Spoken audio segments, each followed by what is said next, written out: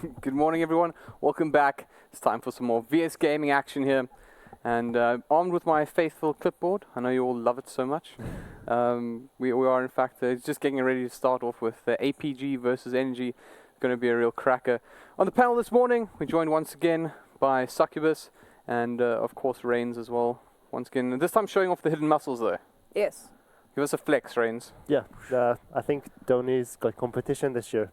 Yeah, apparently it's directly relational to MMR as well. So, you know, you're going to bring up that. Moving on. We're going to have another 7K MMR player here soon in South Africa. And we're going to start a sort of casting team, I think. Yeah, that'll be nice. That'll be good. And we'll embarrass ourselves. Well, I've got a long way to climb for that. I'm 4.5. You're 4.5. We still got We some. do it for the love of the scene. Yeah. We did Let's for do the it. love of the scene. Yeah. We're going to have to spend like the entire year grinding till 7K though. Wow. Yeah, it took me a long time to get there myself, actually. Yeah. It's hard. And, you know, like, because I was helping Donnie out a bit with, you know, when he was trying to reach it. Yeah, you're coaching And, with yeah. that. Yeah, yeah, No, just giving him it's a good. hand, you know. He's getting there, he's getting there. So, obviously, let's do, I think it's worthwhile doing a very quick, brief recap of how we got to where we are today. Of course, we are no longer we were without 4 teams, that being Mythic, Veneration, XD, and Pulse. Yeah. So, unfortunately, those, well, you know, I say unfortunately, I guess we're in the final day, let's be realistic, but people had to go home, and they did do quite a good job at times. Yeah. Some better than others, I guess. But we, of course, then left over with Energy Esports, APG, White Rabbit Gaming, and who am I leaving out? XTC. XTC is one of us. Yo, XTC. how can you leave out a Dustin? Oh, I just wasn't sure which order I had done it The in. Adder Slam. The Adder Slam. The Adder Slam. How can you leave it? Please, Devin. Well, yeah, obviously, later on today, we will, in fact, be seeing the winners bracket final Yes. between WG and XTC. Yeah.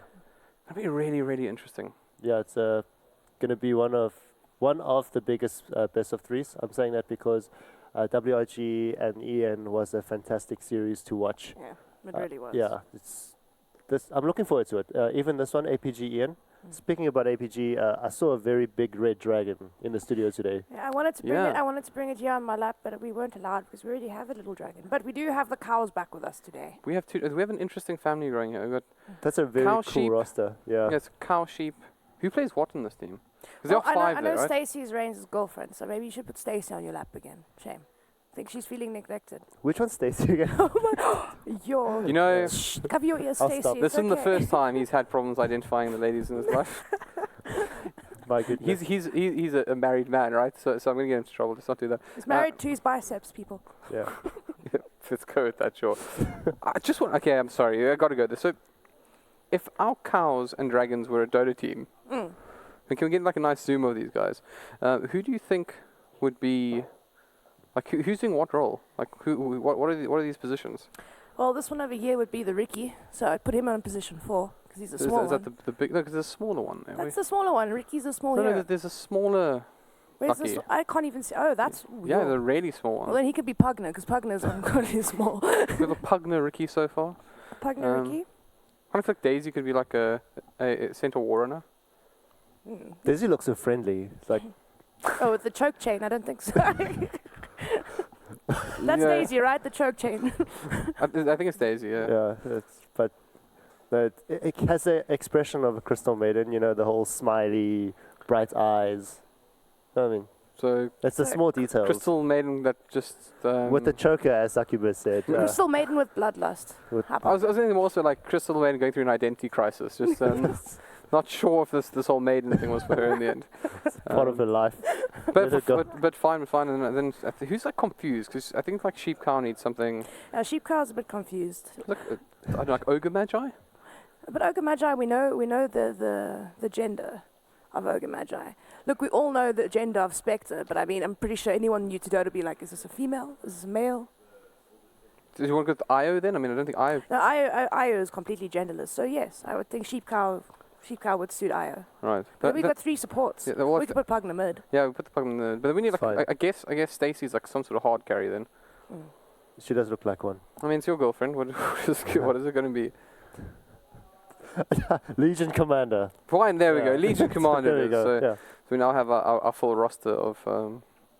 I don't know how you guys feel about a draft. I think we could have done better. I feel like this derailed kind of it. I mean, it's APG versus EN. Because we haven't derailed this weekend at all. Yeah, sure. It's like Guess our main thing. It feels like this tournament is a side sport. It's like what's happening, like just on the side. All right, of our nonsense. Yeah, I actually just think we're the problem. We just we are the. Yeah, no. I say the team that impressed me the most this weekend is probably XD. Really was. They were impressive. I mean, a lot of guys thinking they would end up, if not last, second last. So, beating They proved us wrong, yeah. beating VNR first 2-0 already showed us a lot. Yeah, I mean, to be fair, if last and second last kind of share the same bracket, so in some ways we could say that they came second last if we want to be mean to them.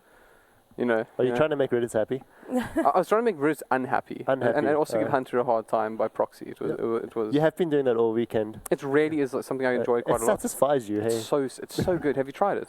I haven't. Just give it a go. I can't. Just insult his Sven. He says his Sven's bad, so. Hunter's Sven is bad. Doesn't it feel nice? Did I just say that on stream? Doesn't it feel good? I want to apologize right now. He said he can't play the hero, so I mean, sealed his own fate there. Yeah, I guess so. This is honest, right? He doesn't like this Sven. He's like, it's useless. You can't do anything with it. Oh, I'm sorry. There's there's a stun. There's like an armor booster. Nah, useless hero. Useless hero. Yeah. Basically, like the old Bloodseeker, from that no one ever cared about. And then suddenly he just became that Bloodseeker is scary to play against. I don't mind playing with the Bloodseeker. Bloodseeker Ags is pretty scary. 2 ruptures. You see, the thing is, Bloodseeker was one of those heroes from back in the day where I remember they used to have a saying for him: "Run and die, or stand and die." Now it's more like GG easy win. Yeah. And the fact that everything's pure damage, every spell he has, also makes him pretty scary. But in competitive play, pub stars, yes. Yeah, pub stars. Pub games, I mean, people like Bloodseekers. That was so funny. If APG is listening right now, it's like, we should pick Bloodseeker. I think that's a very good idea. Yeah. I mean, that's how that works as well. When we do these events, they just sort of these players are sitting in the booths just waiting for the cues from us. It's like, they're ready to pick Meepo. Yeah. Pick them up. Meepo. Pick them up. I don't know. We still have Visage. I think that cancels it out. Oh no, the Visage is. That's not a Meepo. But you still control. Okay. It's kind of bird-like. But you still have to have the micro skills. Yeah, but it's not the same. I mean, if one Meepo dies, your Meepo is dead. One familiar dies, somebody gets 100 gold. Yeah. You're still feeding 100 gold though. That's why I love playing against Visages and pubbies. Just see that thing, my eyes light up. And it's generally a random if somebody doesn't know what he's doing. We expected a Meepo pick in this tournament, and so far it's like 0% pick. Also, the techies, by the way, the techies also 0%. Are we likely to see more techies than I feel Meepos? like techies is fine where it is. Techies must never enter the realm of captain's mode, ever. I'd like to see a chosen one techies mid. No. Oh. I could live with techies if it was like the machine gun build. Yeah. Like you get the Dragon Lance, Mask of Madness. The 250 attack damage at level 25. Yeah, you peck away at people from far distance. Yeah. Eventually you'll wither them down. Why not? Maybe. Why It's like not? a DK, you might be in trouble. I feel like I share Syndren's view on this. Doesn't belong in the game. Just if you look at the hero skill set, it's just compared to every other hero, it just does not belong in the game. I don't know. I kind of feel like he belongs in the game. He's techies. He's part of us. He's like every game has that one hero. I think he needs to suicide and stay dead. No. I think we keep good old techies. He's ours. He's our irritating hero, and it could be worse. I mean, we could be playing LOL and have that other thing that they always moan about. But it's not the problem with that champion. It's the problem that we'd be playing LOL. Yeah. No, we have Monkey King as well. That is the problem. Let's see a Monkey King. Even though it's like pretty much like dead in the scene right now. Is there any Hon Trash with me on this panel today? No. No Hon Trash. I was going to say, there's some nice heroes there that I would love to see ported. Shout out to all the Hon Trash out there, guys. Okay, so let's focus on this game for a moment. APG versus NG Esports. I'm not going to ask you who your predictions are, because I think we could all solidly agree that NG Esports are big favorites in this one. So I'd rather like to focus on how can APG cause an upset. Just before that, I thought you were going to say, because you were trolling so much in the panel, When was we don't need to predict. I think we can all agree that APG is going to win this easily 1-0. That's exactly what I thought you would have said. Would you like me to? Would you like me to go back in time? It's too late. Okay. Yeah, but you are right. The thing I is, think energy is comfortable. I like that trend though, where Devin is completely wrong and we're always right. So I mean, you can always say APG is going to win, and then we'll go, no, energy's winning. I think panel host has to make his own sacrifices, and Devin's doing a really good job at it. I feel like that wasn't a compliment. Like I feel like it was a veiled insult. You know? Well, yesterday you were like, oh, WRG 2-0. We were like, energy 2-1. Well, WRG 2-1. I said energy 2-0, but I felt like I had to go against the trend. I was playing Reigns' role there, and then it almost happened, and I was sitting there like, I'll never let anyone live this down. Actually, that is also a main reason why I think that energy is going to win this 1-0. Well, it has to be 1-0. It has to be a 1-0, Yeah. but I honestly feel like, because it's not the same APG as it was a year ago, energy's got this. I think I'm gonna go against the grain here and say 9-1 to APG. Oh. Yeah. Yeah. So we're gonna have like Strike and everyone else go into APG's booth. We're gonna play against Chelsea. You did it, Trains. You were mean about something. What does that mean? I think so. It was kind of mean. I apologize. I mean, talking about replacing players is probably the meanest thing we've said. I mean, if you look at like Depi, for instance, versus ACG. No context. No contest. Oh, you guys are No savages. contest. Okay, so to protect my dear colleagues here from ruining all their friendships and basically just being hated by several few. Thank you. Let's go ahead and use this great opportunity to jump into a video with one of our players. Take it away, guys. My name is Philip Swanepoel. I captain Aperture Gaming, and to be captain just means to keep everything going in the same direction.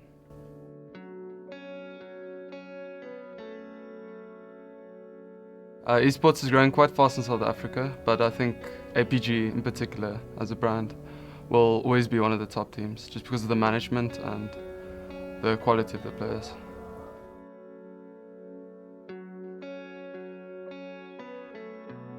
I think we definitely do. I think we have the best pass record against WG out of any teams. So of course we first have to get to them, but I think we have one of the best chances of beating them.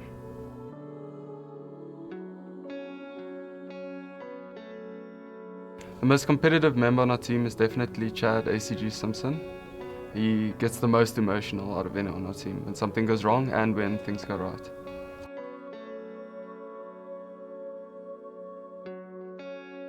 Our greatest threat to winning would definitely be Energy Esports. It's going to be a very tough first round match, but we'll have to see what happens.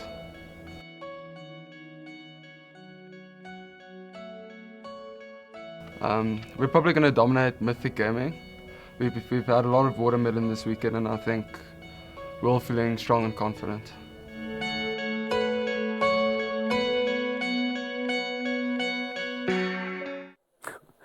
Well, watermelon. Watermelon. Interesting. I was gonna say, like, you know, last time I made a joke about his beard, but you know what else this man has that neither of you do right now? What?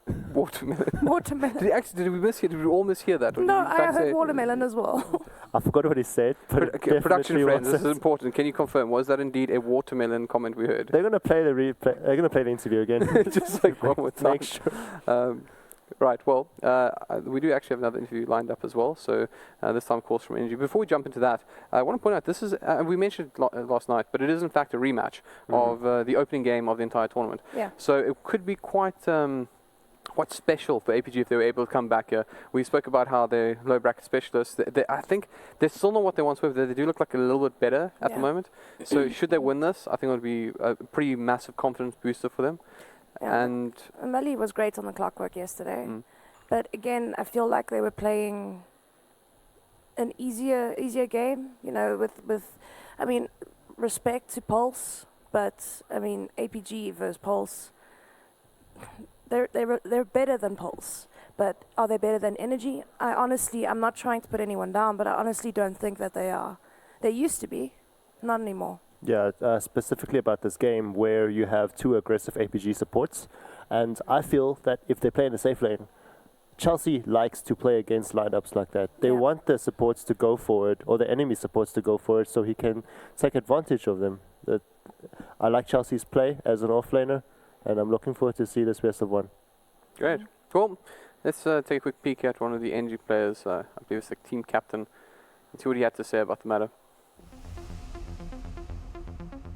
My name is Darren Reinhardt. My online handle is Chelsea. I captain the Energy Esports. And what it means to captain the team, nothing much really. Honestly, in our team, there's no real captain. We'll just, make decisions and stuff. Yeah, doesn't mean anything.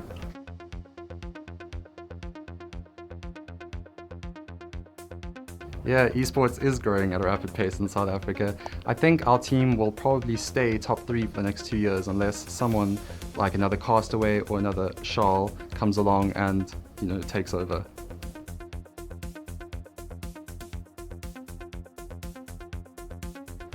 It's hard to say. Honestly, I think we have what it takes to come top 2 pretty easily.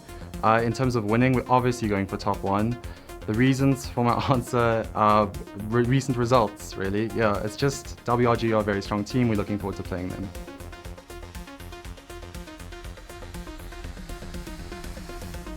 I think everyone on the team is incredibly competitive. Honestly, everyone gets very emotional after losses. I know I got a bit emotional after the WRG loss. Just a slight. We changed drafters actually from that. Yeah.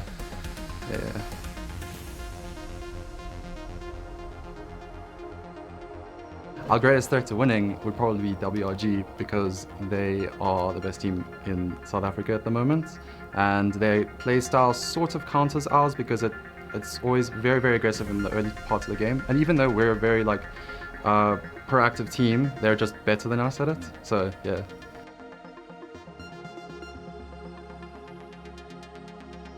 I think this weekend our team will probably dominate APG from recent results, and we're just sort of more aggressive and proactive than them, and they sort of don't really deal with it well.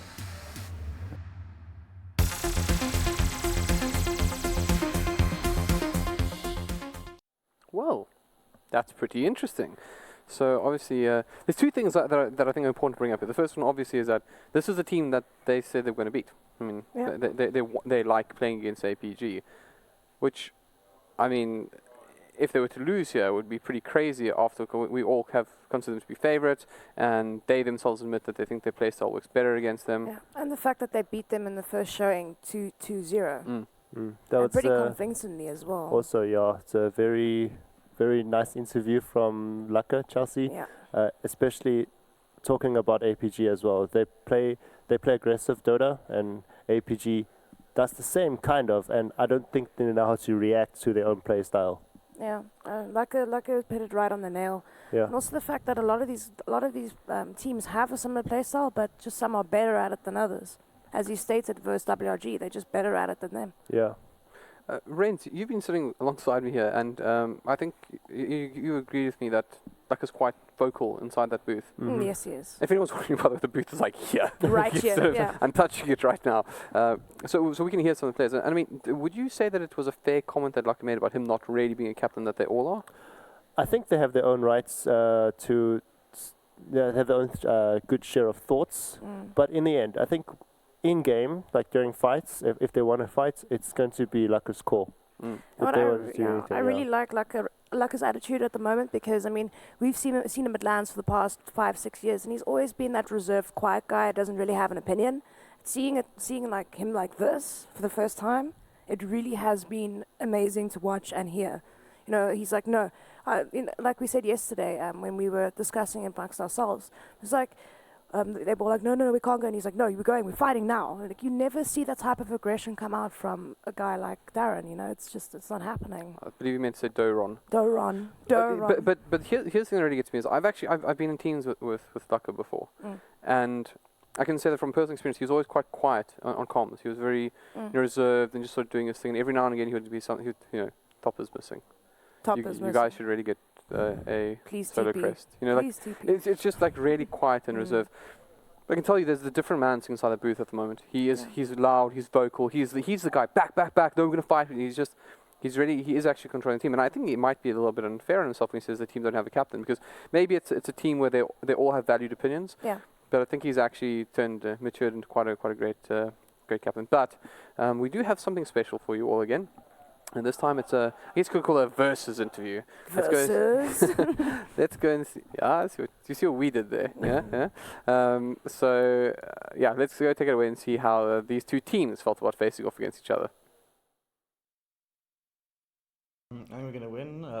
ACG and Voke didn't get Aghanim's 19 minutes. It's quite bad timing, I think. Hopefully we can get the same sort of draft going, same sort of style. I think sort of favoured in the matchup a little bit. I think we've had a bit more time to practice. Yeah. I think we're going to win mainly because we kicked Filthy Frank, so I think we're a lot stronger. He's quite a bad player. I think we got our drafts down, so I think this one's ours. I kind of really want. I really want to comment on something. Yeah. You want to go? No, you first. No, I insist. I'm the nice guy. I'm just the No, panelist. you're I'm not. just here to I'm enable known you. to be the nice guys in You're the not panel. the nice guy. I am the nice guy. And I quote, right? After Mythic get knocked out of out on the first night. Yeah. Right? We meet in the morning, to which we run to Sargon, and we get a classic Reigns. Good luck for your games today. Who are you playing first? Oh, who was you playing first? Wow. Thanks for sharing the outside. Oh, nothing is sacred My here. outside life. Yeah, no, I Reigns did not brain that day. I switch off as soon as I get out of the panel. I just the truth is this is nice kind of like likable guy over here, and then as soon as the camera turns off, he's savage. He's a mean man. No fault, sir. No, it's just. Okay. So as we were saying. So. Shout out to Jadawi. I feel like we need to get like an interview with him and just con him into saying it. He's not aware of it. At least when we first became aware of it, he wasn't. Mm-hmm. So I guess that's just how it is sometimes. But all right. So guys, any particular heroes you'd like to see on any particular player today? I would like to see the Visage again. Okay. Strikes. I like that. For APG side, I would like to see on the Bob Yule's Rubik. It has to be played. He is quite a solid Rubik, and I don't think we've seen enough Rubik. Yeah, we haven't seen enough Rubik, except for that one game. It was like whatever he stole was just good. Yeah, it was like exorcism at once. I was amazed, and also Omni Knight's ulti as well. That I forgot who played that hero, but he was amazing. I was old. Yeah, that was nice. I really liked that, and I think it was against. Was it a Mythic game? It was against Mythic. So it was APG Mythic. It was a Bob Yule's. It was a Bob Yule's, yeah. Right. Well, there's actually been. So these stats are slightly outdated now. They've got a bigger dragon than us, guys. I feel like we got cows though. Yeah. I feel like we have the best dragon though. Yeah. Because I'm taking that one home with me. Rubik was up until Sargon was on the panel, effectively. And I don't think there were any Rubik pickups in that game. There were two pickups on Rubik. But perhaps as we head into the draft as well now, we'll actually see if perhaps we'll be lucky and get to be spoiled by another Rubik. I really like Rubik, so it'll be great to see. Yeah. What I don't want to see is an Odu Weaver. Okay, maybe I do, but I just want him to shine with that hero this time. And I feel like he needs to have that carry that, yes, can go into the real late game, but also can fight early. I feel like that suits his playstyle the best. But that's what I think a Weaver is good at. To be fair, it was against WRG, and I don't think a top clan like that would allow a Weaver to win the early game, and that's why Odu didn't do too well on the Weaver. But as an aggressive team playing against Aperture, I think it is one hero that I think Odu should pick. Could do something, yeah. Yes. Well, I know one hero that I've actually run out of things to say about Warlocks being banned first. Goodbye, Warlock. Goodbye, Kotzel. Lock. You don't even need to talk about him. It's just expected. I'm sure viewers will know it's a Warlock and Legion ban. It's just a Kotzel, but still. Still 100% ban or pick rate so far in this LAN. Love it. I love it. Is he the new Bat Rider? Maybe. That's a good call. Maybe. Oh, like letting through the Legion. The Clockwork's interesting though. Clockwork, because you don't want to. They don't want to play against the melee Clockwork. He was really good on that hero yesterday. Oh, that is a lot of anti-armor very quickly. Ouch. That is. I like it. I like it a lot from Aperture. Is it dangerous picking up the SF so early though? I think if they want to rely on aura, I would let it go. It's like, okay, we've got your mid hero. I think they kind of expect ACG to play either Shadow Fiend or Invoker as well. So it's not. I know what you're saying. But I think it's just there. Like they want this. They want this as core, and nothing's gonna change. And with the Shadow Shaman as well, this is Strike's hero in this tournament. And also, let's not forget about Chelsea's Legion Commander. He's really powerful.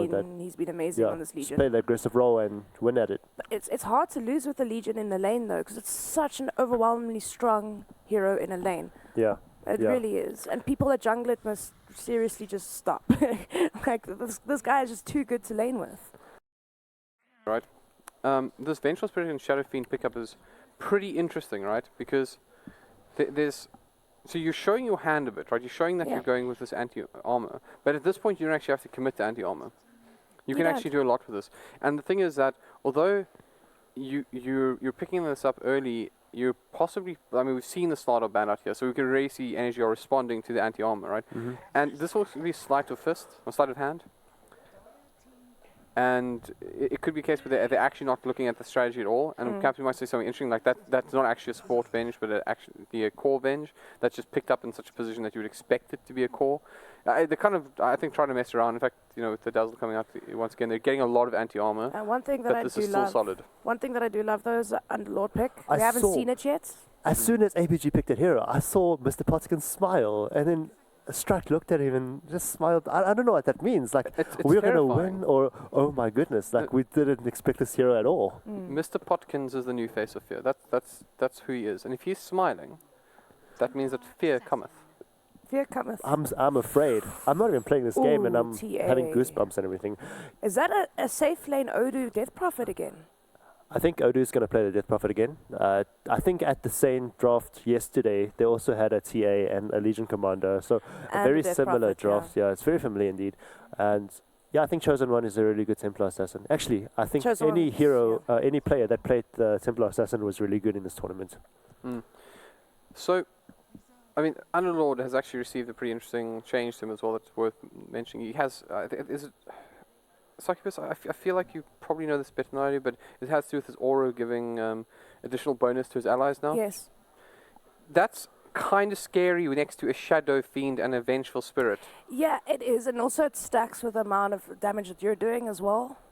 And I mean, that Pits of Malice is, I would say, pretty amazing, because it's not just one route. It's, if you can keep them inside that Pits of Malice, they keep getting rooted. So if they want this to happen, yes, okay, Avenge can stun you once, but then you're stacking disables, which is not ideal. I feel like they need another hero to keep them in that Pits of Malice for long, so Shadow Fiend can get off his combo without having to worry, you know what I mean? Yeah, all I must say, and I guess this is the second shout-out to Demonic of this event, is that every time you say I just want to go, Pit of Malice! Pit of Malice! The only way it's allowed to be pronounced. But yeah, so this is pretty exciting, and this is, of course, a hero that we don't know a huge amount about. We haven't even seen him in competitive play in the previous patch. Yeah. So it's going to bring. We did. Well, I mean, in the Masters legs, we did see him get picked up quite a bit, but it had almost no relevance whenever he got picked up. He got banned or picked a lot, but it was mostly the Slaughter and the Centaurs that had the most impact in that role. Right. They would try to put him there as the big aura monster, you know, the mech, the GG boots, the pipe, the AC. The Vlads, that type of thing. That's what he would normally go for. But, you know, whenever they picked him up in the offlane, it just felt like it had no real impact in the game. And that's because they didn't have anything to really combo, like this type of lineup here.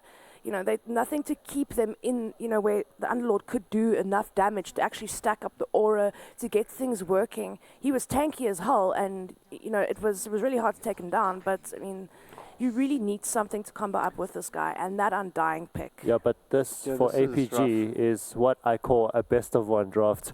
Going all out with the armor reduction. Dazzle's there as well. The weave is pretty strong to go along with the Vengeful Spirit and Shadow Fiend. But yeah, you guys were talking about the Undying, and I agree. This is quite different. This is a scary drop from energy because I like it, but also don't like it at the same time with the Undying pick. Yes, you get the plus 15 extra regen at level 15. That's absolutely amazing. That's like god tier. But against the Dazzle, your decay is not going to really do much because you're just going to heal back the decay. It's kind of any heal versus Undying early game is really it's countered a bit. I hear what you're saying, but to me the problem, the issue for APG right now is how do you fight them? Yeah. They're gonna walk. You have to walk into DPLT. You're gonna drop down Serpent Wards, and you're gonna have a Tombstone. Yep. It is so hard, especially really early is. game. Like sure, when you're big and strong enough, you can do anything. But if these guys get together at 6 and start hitting, there is no other than the Underlord, right? There's no front line area that can sort of get in their faces and actually try and soak up some of the damage. And the biggest thing about that is that they might be able to sacrifice eventually sort of like a swap, but they don't have an initiator that can actually get inside and fight there. So this last pick, Ooh, Tusk. has to be something that can really do some work, and Tusk is going to be. It's a really interesting good one. pick. And also, when you say that Mr. Pottikins is the new face of fear, now I've got no evidence to prove this, but when you mentioned that, I think of Undying. It's You like really his think of final Undying? form. Yeah, the thing is, it is scary. You get a shackle into massive stacks of decay. Drop a tombstone. I mean, if you're running away, you get shackled. You get silenced. You get hexed. I mean, there's no real getting out of it. And early game, I mean, you're not gonna have a Dazzle and Venge trying to right click down this tombstone, the whole time. But it doesn't take much to right-click a tombstone down, to be honest. I mean, if you just focus it and it's gone. But if he puts his positioning right and you have other heroes like a Shadow Shaman, a Legion, a Death Prophet, for instance, coming at you, you're not going to have time to right-click that tombstone. You have to get the hell out, and you're just so slowed. It's rough. It's going to be pretty hard. It's so, rough. I mean, we can both clearly see what both drafts are designed to do. Yeah. They both can be pulled off. I kind of give the edge here to Energy Esports, just because I think it's easier to perform. But I think it is time that you head over to our casters, good old Little Sheep and Riddits. Gentlemen, take it away. Well, guys, welcome back to the final day of the VS Masters. This is, of course, a loser bracket. Whoever loses here is out best of one. I'm Reddit. Joining me is Scarpy. Scarpy, what did you think? Well, listening to the panel, I think it's a good idea that we take over from that philocracy. Definitely, I agree. This is a good time for us to really talk about the important things. This is a crazy draft. We're seeing heroes that we haven't seen from day 1 and day 2, and I kind of expected this coming into the final day. Some surprises, best of one sort of drafts, I feel. Definitely. Looking at the two drafts, though, I mean, the panel had some interesting discussions about the benefits of both of them. I like the APG draft in a best of one kind of scenario. The whole thing about the Underlord being able to, you can play aggressive and then you're disengaged. One of the biggest problems that teams have in a best of one, the Underlord is there to actually resolve that. But before we continue on that, we might actually see our first blood coming through here. Strike gets caught up, and this is going to be the first blood, I think, maybe, yes, no, for the day, for the loser bracket, and it's going to go the way of Phalanx. Yeah, and that's There you go. It just shows you the power of the ice shards now. There's a new cast points on it, so it's a lot easier to sort of trap people. And I think Bobby's there showing that these ice shards can hold you in position for a very long period of time. So really nice pickup. I like it a lot. I want to see how they're going to use it in lane. Yep. And it seems very aggressive. They're going for potentially an aggressive tri-lane here from... Yeah, well, they have to play APG. aggressive when they have an Underlord. You have to be in your opponent's face the whole time and then retreat safely. But looking at the two drafts here quickly, I like I said, APG's best of one draft here, but I think Energy actually got the better of them here. Yeah, I feel the same. I think the Undying was a really nice pick. Sort of, you have to focus down the Tombstone, and at the same time, then Dreamy's just going to eat away at you. And if you do target Dreamy, those zombies are just going to continuously stack up, and it's just a absolute disaster. So it's going to be all about positioning, but it's always about positioning. And then you have the decay stacks on top of the Legion Commander overwhelming odds. Oh, career snipe. Strike. The Empire strikes back. Yeah, this time it actually works. He did strike back. Yeah. He got first blooded, but he's just like, well, you know what? I'm actually going to get the courier snipe in return. So very well played there, coming through. But solo lane Dreamy up against a tri-lane, well, not technically solo. Mr. Pottikins is there. But looking at this, I honestly feel this dual lane should do okay up against a tri. Well, one of the things with Underlord, he thrives in any lane that is not a solo lane. He's got so many stacks, 16 stacks of decay, 16 strength stolen. As if he can get multiple units inside that decay Undying? area. You Yeah, mean sorry, Undying, sorry. He just gets so much. Look how hard he hits PSL there. PSL needs to be careful. Physical damage is extremely Strike high. wants to come up. This is going to be the end of Phalanx. I'm pretty much sure about that. There you go.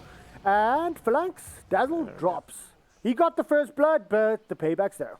nice try with the shards there to try and block them out, maybe reduce the vision, but wasn't going to do much. But look at Pottikins. He can just play so 20 aggressively. stacks. He has 1,040 HP at level 1. I mean, come on. Are you serious? Yeah, at the same time, Venge's only got 440. He's really, really low, and it's a big problem. One of the strengths, Undying is extremely strong in the laning stages, and we can see it here. Now, I honestly think that APG has to think about this and say, is this worth it for us right now? Because they might actually... Let's quickly have a look here. Nope, Mr. Pottikin's just moving in.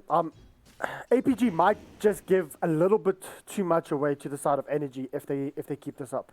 Yeah, I think another important thing to look at here is this 1v1 lane in the bot. Chelsea's going to have a tough time. O'Malley's got 2 points up into his atrophy aura. Chelsea's not going to... He's going to have trouble last hitting. And you can just see the damage. He's on 90 damage already, so last hitting is not a problem for O'Malley. And Chelsea will have a tough time. Chelsea is literally 5-3 up against PSL's 5 or like 6-3. So it is even. For an offlaner versus your position 1, and you're still, going even. It's not the easiest lane for Chelsea, true. But I honestly do think that even if he just trades off evenly against PSL, that's in the offlane role, but PSL being the core Venge, I think they'll be okay with that. Yeah, I think Chelsea also had one of the better performances on Legion yesterday. He looked really good on that. So I'm keen to see how he's going to perform here. This time, I feel like his lane is... He's not dealing with the tri-lane or anything like that, so he's going to be able to get something, like you say. He's also not going to be forced into the jungle, so we'll see how that pans out for him. Yeah, Mr. Pottikins might be in a bit of trouble. There's the snowball coming through. The shards.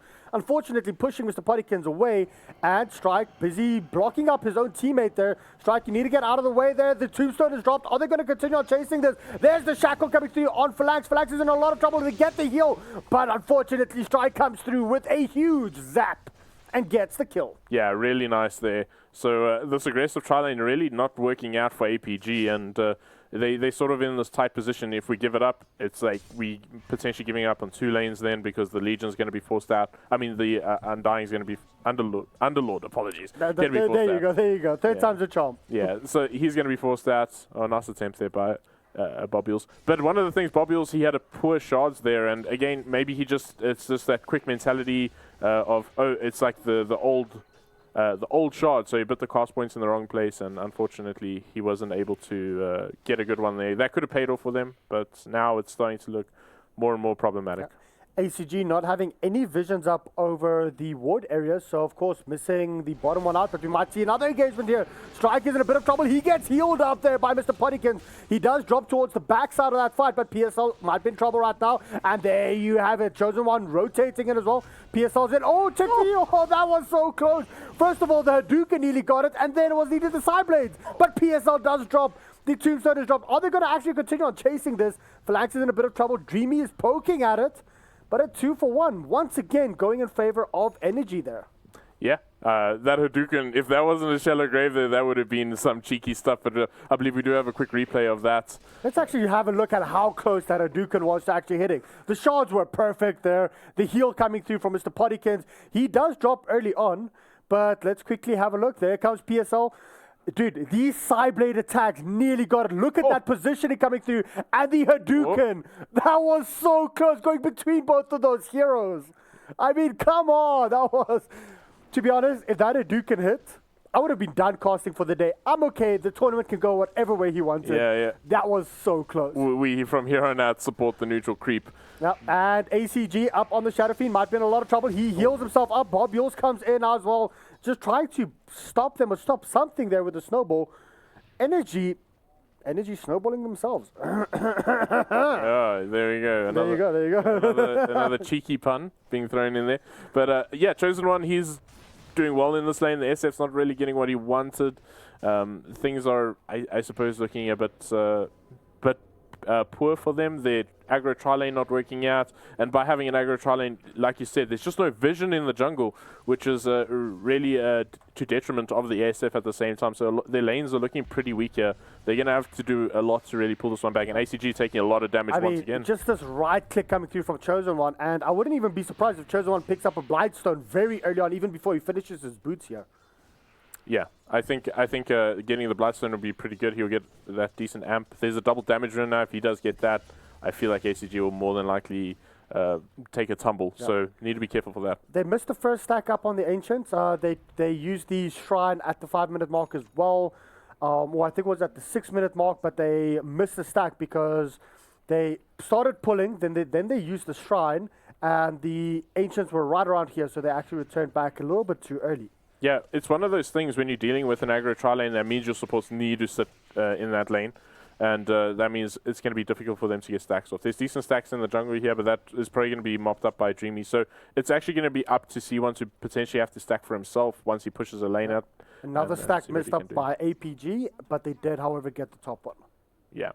I mean, that's fine. I suppose Venge can sort of clear it, but he's not exactly very efficient. He does have Bobules to help out with both Snowball and Ice Shards, but it's not going to be as good as a TA cleaning up. Yeah, of course. Jungle. I think it will just help with a little bit of the experience deficit that they're currently sitting with, the experience issues that they have, or they could just have ACG come in and actually clear that up, because he is sitting on 44 and 6 up against 52 and 11.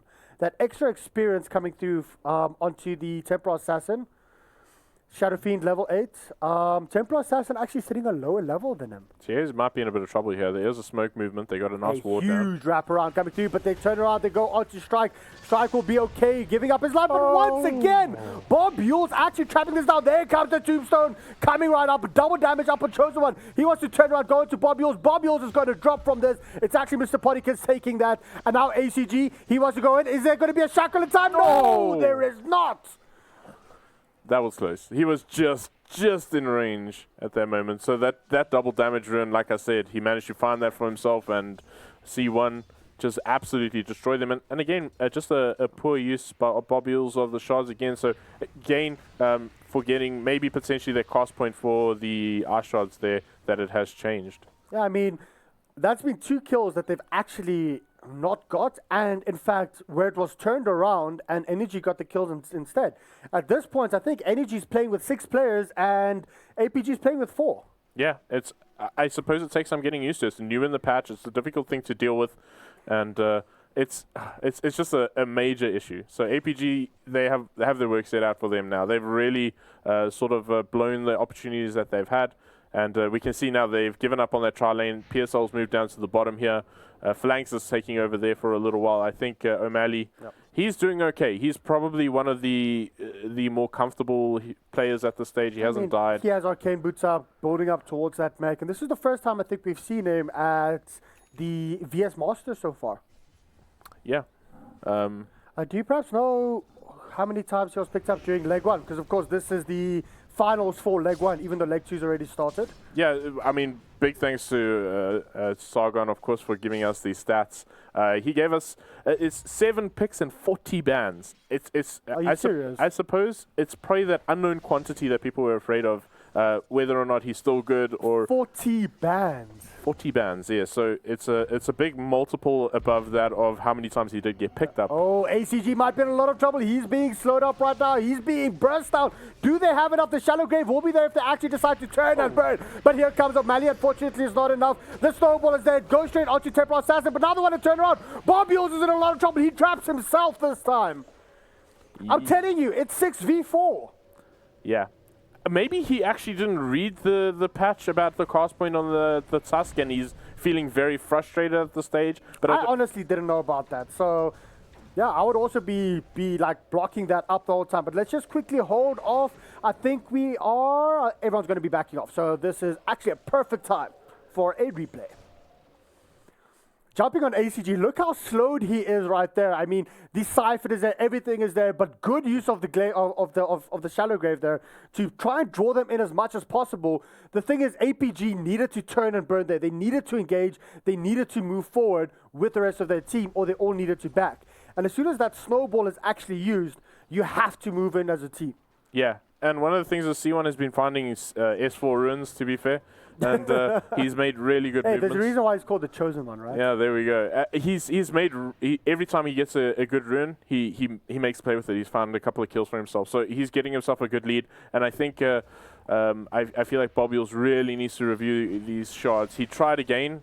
I believe it's a lot easier to escape now with it, but it's still not an easy task by any means. That block there was not an easy one for him to get out of. So fair enough on that one, but we'll see maybe if he is able to recover from how the Ashrod's mechanics has changed. Yeah. Dreamy, there's 3 heroes here, top 4 energy, trying to go on Dreamy. However, they're just going to try and focus his tower down.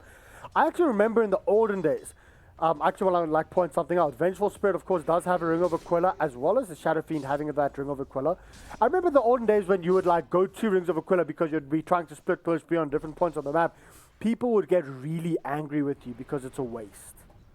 Yeah, that's that is quite true, and I don't know. I still think that's not a bad point to make. PSL might be in a bit of trouble himself. He gets the stun off on the Legion Commander, but I hear something coming in. There you have it. O'Malley brings in 3 people, but Chelsea TP's out instantly.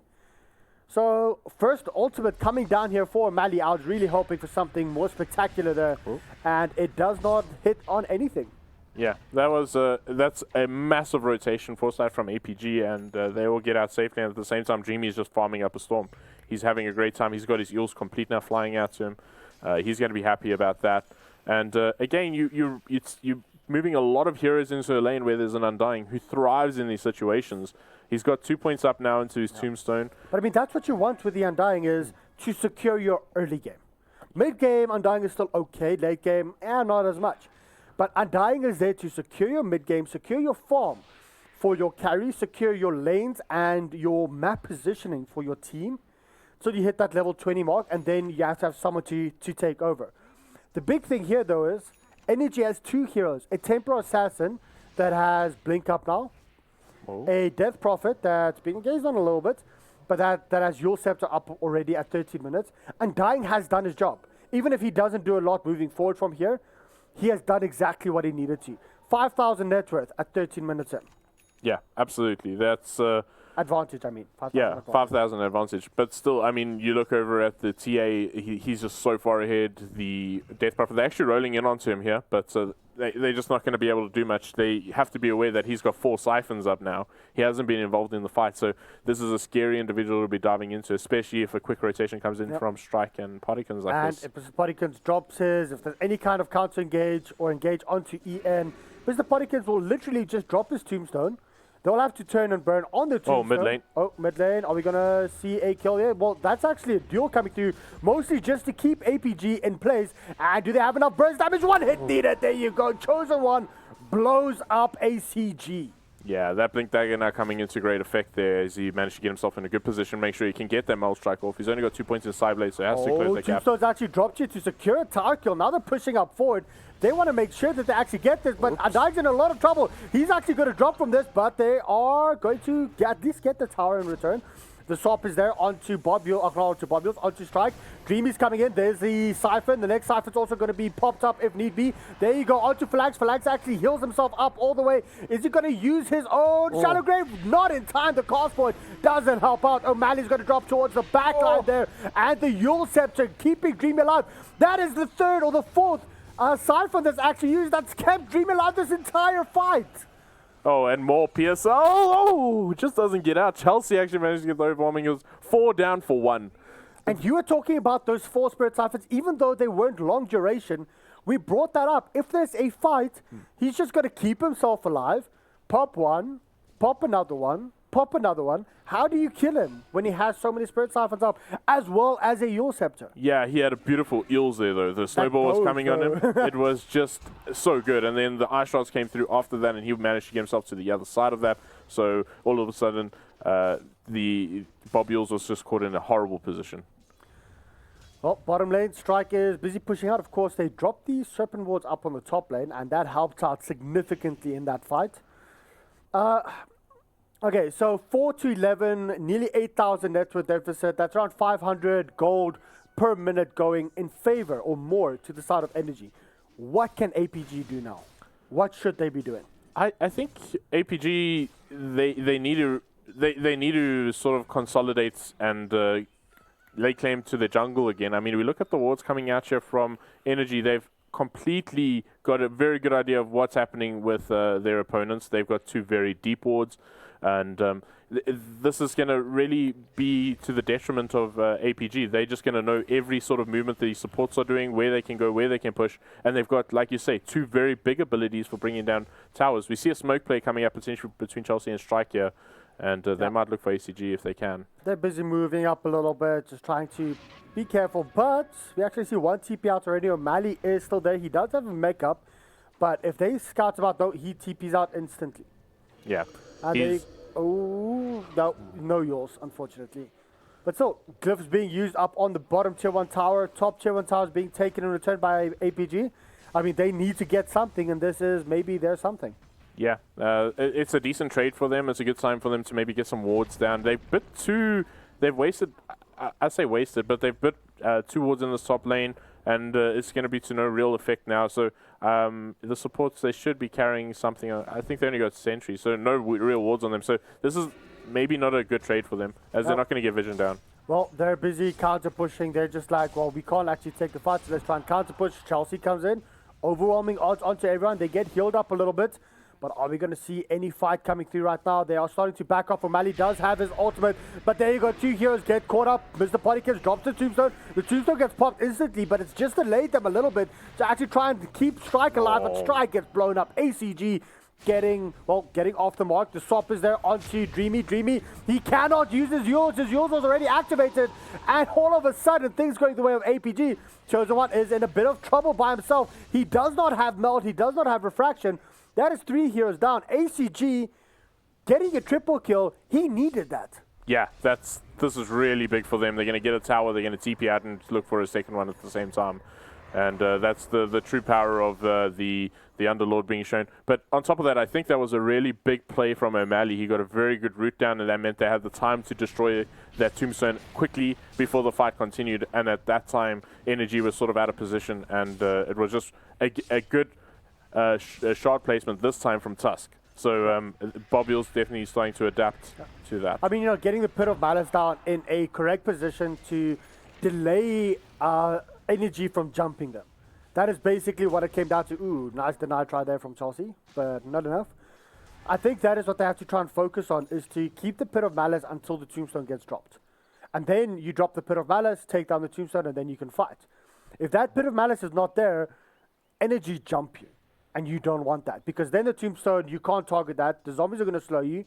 Everything's going to slow you. Everything's going to just take damage. You're going to your HP is going to be removed, or your strength is going to be removed. Everything's going to go wrong for you. That Pit of Malice is so important in these fights. Yeah. Another thing that happened there that we didn't pick up on is that the career was also sniped in that fight, I believe. Oh, disaster. So that's also going to be a decent amount of gold. But a duel now. There's the duel from low ground. Not the best place to duel, but the victory goes through. That is the second victory out for the Legion Commander. Legion Commander might be in a bit of trouble. The Pit of Malice is there. The Blade Mail is being popped up. O'Malley might be biting off more than he could chew. But there you go. Chosen One jumping through. The wards have been dropped here by Strike as well. Now O'Malley might be in a lot of trouble. Dreamy gets that kill. And this is exactly what we just said. You do not want to be jumped by Energy, because they will destroy you. Yeah. Oh, and it looks like Tusk, he'll go down. So 4-for-0 exchange there, really nice. And it's the Deso's now up on Templar Assassin. He's pretty scary. Without that Dark Rift on the Underlord, you can't push. You can't even be anywhere where you think the enemy might be. Yeah. I agree with that. Now, sorry, these wards were just busy farming this camp. Got the last kill there as well. Yeah, it's really nice, and they're also going to find themselves a tier 2 tower. They're so up, so they don't need much more. They have exorcism if they do want to go high ground. I think they'll probably push Rosh here. Yeah, I think Rosh. Rosh is far better idea. They got the exorcism up, and that's pretty useful at bringing down Rosh. They also got a medallion up on Undying, and he'll be able to. So everyone's been talking about the minus armor coming up from APG. There's enough minus armor at this point coming through from the side of ADG themselves. Yeah, both Deso as well as Medallion, really good. If they can get their solar crystal. And then minus strength. Yeah. And then overwhelming odds. Yeah, I think it's a good point to make. Avenge is actually a very tanky core. More often than not, he builds pretty tanky. He does a lot of damage as well. So there we go. Roshan is the goal here. But look at that net worth spike after that one fight that APG actually took, nearly evening out this entire fight, but then APG then Energy just came back, got a couple of kills in return, and just brought the entire game back for them. Yeah, and that's going to be another 2K net worth advantage now in Energy's favor with that Roshan. So it's just consistently growing. And Be given to Chosen One as well. Mm. I mean, this guy's just going to put out so much damage during the next fight. Yeah, Chosen One's just been playing very well. He's going for the BKB next, so he's going to be close to unkillable going into these tier 2 towers. And I think that's the goal. They want to get these tier 2 towers. If they can get chip damage on the high ground, that would be great. But other than that, they sort of consolidating that we're going to just lay claim to the enemy's jungle. Big pickup here from the Shadow Fiend. BKB, 10-second duration. ACG's been keeping up in farm. That's the power of having a Radiant Shadow Fiend. You can farm in the jungle, head back into, or farm in the lane, head into jungle, farm into the lane, head into jungle quite easily. It's a lot more, or it's more difficult to do that on the Dire side. And with this BKB pickup, they are looking for a fight. He also has a double damage rune that is just popped, and they won't find anything. I mean, Energy just, they're like spidey senses are tingling right now. Yeah, I wonder, they didn't go underneath the ward, but I think they definitely know something's up. No one's on the map for a long period of time. Double damage up on Shadow Fiend as well, so that would have been scary. And they show themselves now in the middle lane, so they're going to be pushing in. There's the Pit of Malice up onto Chosen One. Chosen One has managed to blink out of that due to his refraction charges. Just so OP in my opinion. Do you go at that level 25 for the -8 meld or the extra 3 refraction? 100% of the times you go for the 3 refraction in my opinion. The -8 melt's really good, but you're going to have medallion and things like that, and then it starts to scale a lot less. When and you already have a -7 on the Deso, but yeah. I think there are times where if you go up against extremely tanky heroes, Dragon Knight for example, you might actually want to go for that -8. Yeah, Dragon Knight as well as Sven, potentially. He has a buff for his allies, so that it's sometime they Oh, there's the jump forward going in onto O'Malley. O'Malley, of course, does have the Dark Rift if they want to use it. The Tombstone has dropped the one to turn around. PSL does a defensive swap, but there you go. ACG queues up the Requiem. Unfortunately, it's not enough. It doesn't do anything. Can they burst down anyone else? No, the Pit of Malice saves them. That was so dangerous for the side of APG. The Pit of Malice, oh, not the Pit of Malice, the Dark Rift coming up at the exact moment that's needed. Sorry about that. That was a Dark Rift being used. Yeah. But still, but they want more. Wait, hold on quickly. There is the duel up onto O'Malley. O'Malley is down. Not yet. There's the Pit of Malice actually trapping 4 heroes. Very well played, but the Yule Scepter will actually get the kill. If nope, it's going to be Chelsea. Yeah, there we go. So I don't know why I was shouting Pit of Malice. I think I heard Devin or Helbert saying Pit of Malice the whole time. Yeah. And that's why. Pit of Malice! But yeah, Dark Rift usage, amazing. Yeah, absolutely. It was that was a saving grace. Very close though. C1, I suppose if you had the -8 armor multi would have destroyed them there, but obviously. Just saying. Yeah, one of the things is the mech that's up or the GG boots make a big difference. They give a huge buff on armor, so maybe you might consider it. Who has the GG boots up? The Underlord. So, he's going to have GG boots up. Or he should get GG boots. He should get GG boots. Yeah. But actually building up the 2 braces, so... Atos? No? No, or these just casual braces? Because I see he has Shiva's queued up. Yeah, I believe he will go for Shiva's. That's very sensible. You sort of want to... I actually don't mind the Atos here. I really don't. To just try and trap that TA, to keep the TA away from the fight because of the rage. Yeah, potentially force the TA to buy a Manta at that stage. Because he's not even looking in that direction, so if you do, that would be pretty good. But it's another tier 2 tower, and this is exactly what they wanted. They didn't take poor fights. Quite surprised they aren't going for high ground with the Aegis and Exorcism level 2 up. Yeah, I think they don't want to take too big of a risk. I mean, this is a best of 1. You don't want to really go YOLO too early and then you lose Aegis and die again because of poor positioning. And it's very difficult to position yourself when you are opting to go on the high ground. I think they want to secure potentially some more defensive items over on to Death Prophet. In fact, he's got BKB. He's going for Shivas. So we'll see. I don't know. I think they just rather play it safe. And in that previous fight, that was the first BKB usage up for the Shadow Fiend as well? Yeah. So, I mean, that's okay. It was a 10-second BKB. He got his ulti off, which actually saved his team there. The Dark Rift was great, but also the ulti coming out from the Shadow Fiend slowed down their movement speed and slowed them from really getting any kills. Just a little bit of extra movement speed could be the world of difference there. Yeah, even though, like everyone always says, oh, no, your Requiem, needs to put out damage or whatever, but the damage reduction and the slow itself is a big big thing coming in here. And that's why, of course, ACG did do a long range run. Yep. They did manage to catch out a few people. But let's have a look here. Chelsea might be in a spot of trouble. The Shards not going to latch onto him. But they are actually snowballing in right now. Strike is in in a completely wrong position. But no, it's actually going to be Chosen One. He jumps forward. There's the duel onto the Shadowfiend. Shadowfiend is going to pop. That's 2 heroes down from the side of APG. They're trying to go into more Bobules. Will he be able to get the TP off in time? He will. But 2 heroes down once again. 11,000 net worth in favor of Energy. They just seem to be getting these fights every time they need it. Yeah, BKB used there from the TA men. He could just stand in there, put a malice, and just beat away. Yeah. And they Head just of failures. Yeah, there was just nothing he could do. There was nothing they could do to stop this TA. It's at this stage of the game where you sort of, okay, wherever TA is, we need to not be there.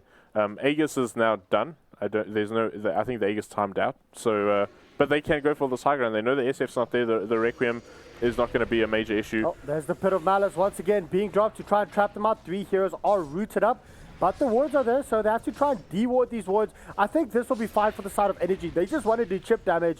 They still have the Aegis up, if I'm not mistaken. No, Aegis was down like a while ago, I think. But there's the blink forward up on Chosen One, trying to go for a quick sneaky kill. Unfortunately, he gets stunned up. He gets controlled up completely. He's in a lot of trouble. He has to be careful. Dreamy moving forward, but he gets swapped out himself now. And there's the Walrus Punch, getting the kill up on Dreamy. The mid-tier 1 tower is about a 49 HP left. Dropping Dreamy in exchange for Chosen One. Chosen One actually getting out of there alive. Yeah, and they're actually going to TP up the whole team up to the top lane. They want to actually get chip damage themselves onto this tier 3 tower. Power Yeah. of Underlord. Yeah, and now they all got to TP back and actually... Rod of Atos is queued up right now. I like this a lot coming up from O'Malley. Yeah, I can agree. O'Malley. Skipping out on the Shivas entirely now, but it's fair enough. The plate mail's more than enough armor. They got a bit of chip damage here, but I think they're doing the right thing here. Get themselves on out. They have weave on them, though, for a decent amount of time. But I think it's pretty high risk to be pushing into the high ground. 5 seconds up on the DP. There is still a shrine available, so even if they take the fight, DP can TP up to the shrine and try and backstab them. A couple of the heroes can. Chosen One can as well. So, yeah, I do agree with this. It's just getting like a quarter or a sixth or an eighth damage on the tower every time they can. They're going to need it. The biggest problem with that fight from Energy, the TA jumped onto the high ground without a BKB. His BKB was on 16 seconds cooldown when I was looking at it. And he just jumped into a Pit of Malice, and the Ice Shards positioned him poorly, and then he was completely useless. He didn't really get too much damage done. When was the Aegis popped? I actually do not know. It timed, I think. I think it timed out, if I'm not mistaken. I believe Most likely, because we will actually see how long Rosh is going to be up for in a couple of minutes. Let's have, or a couple of seconds. There you go. So Rosh is actually a 2-minute like respawn timer. Yeah, 2 minutes exactly now. So that's quite nice. It is quite a long Rosh respawn, so that actually does favor the side of APG. Yeah, I think APG will be happy with that because they don't have very good control of their map. They the only sort of access they have are their shrines, and their tier 3 tower is so low. I think TA can actually just blink up here and kill it. Then they can really get rid of the shrine. So they need to make sure this mid lane is consistently pushed out, or they're going to find themselves in a very tight spot with very, very poor access to the jungle and to Roche. I think one of the big things coming up now is going to be the buyback, to see who on the side of APG does have buyback. And at this point, it's only the Shadowfiend. Yeah. That is problematic. Yeah, and most of them are quite far away from it. 500. I think only the Tusk is pretty close to 70. So, I mean, it's okay. They're moving around as a unit now, but as you can see, mid lane, Energy know exactly what their goal is. Push this lane out before someone is going to be forced to come back and make sure that this tower doesn't fall. But if not everyone's here, the TA can easily just blink and just kill it. Yep. But O'Malley's not the easiest target to do that, especially if TA blinks and gets a toss. But O'Malley can, I mean, the wave clear coming up for the side of APG is decent. They just have to be very careful because of that. I mean, O'Malley had to move forward. He had to right click that. He had to try and force that capital away. Catapult. Capital little bit. That one. Words are hard. Don't worry about it. Words are difficult. But Can you English? yeah.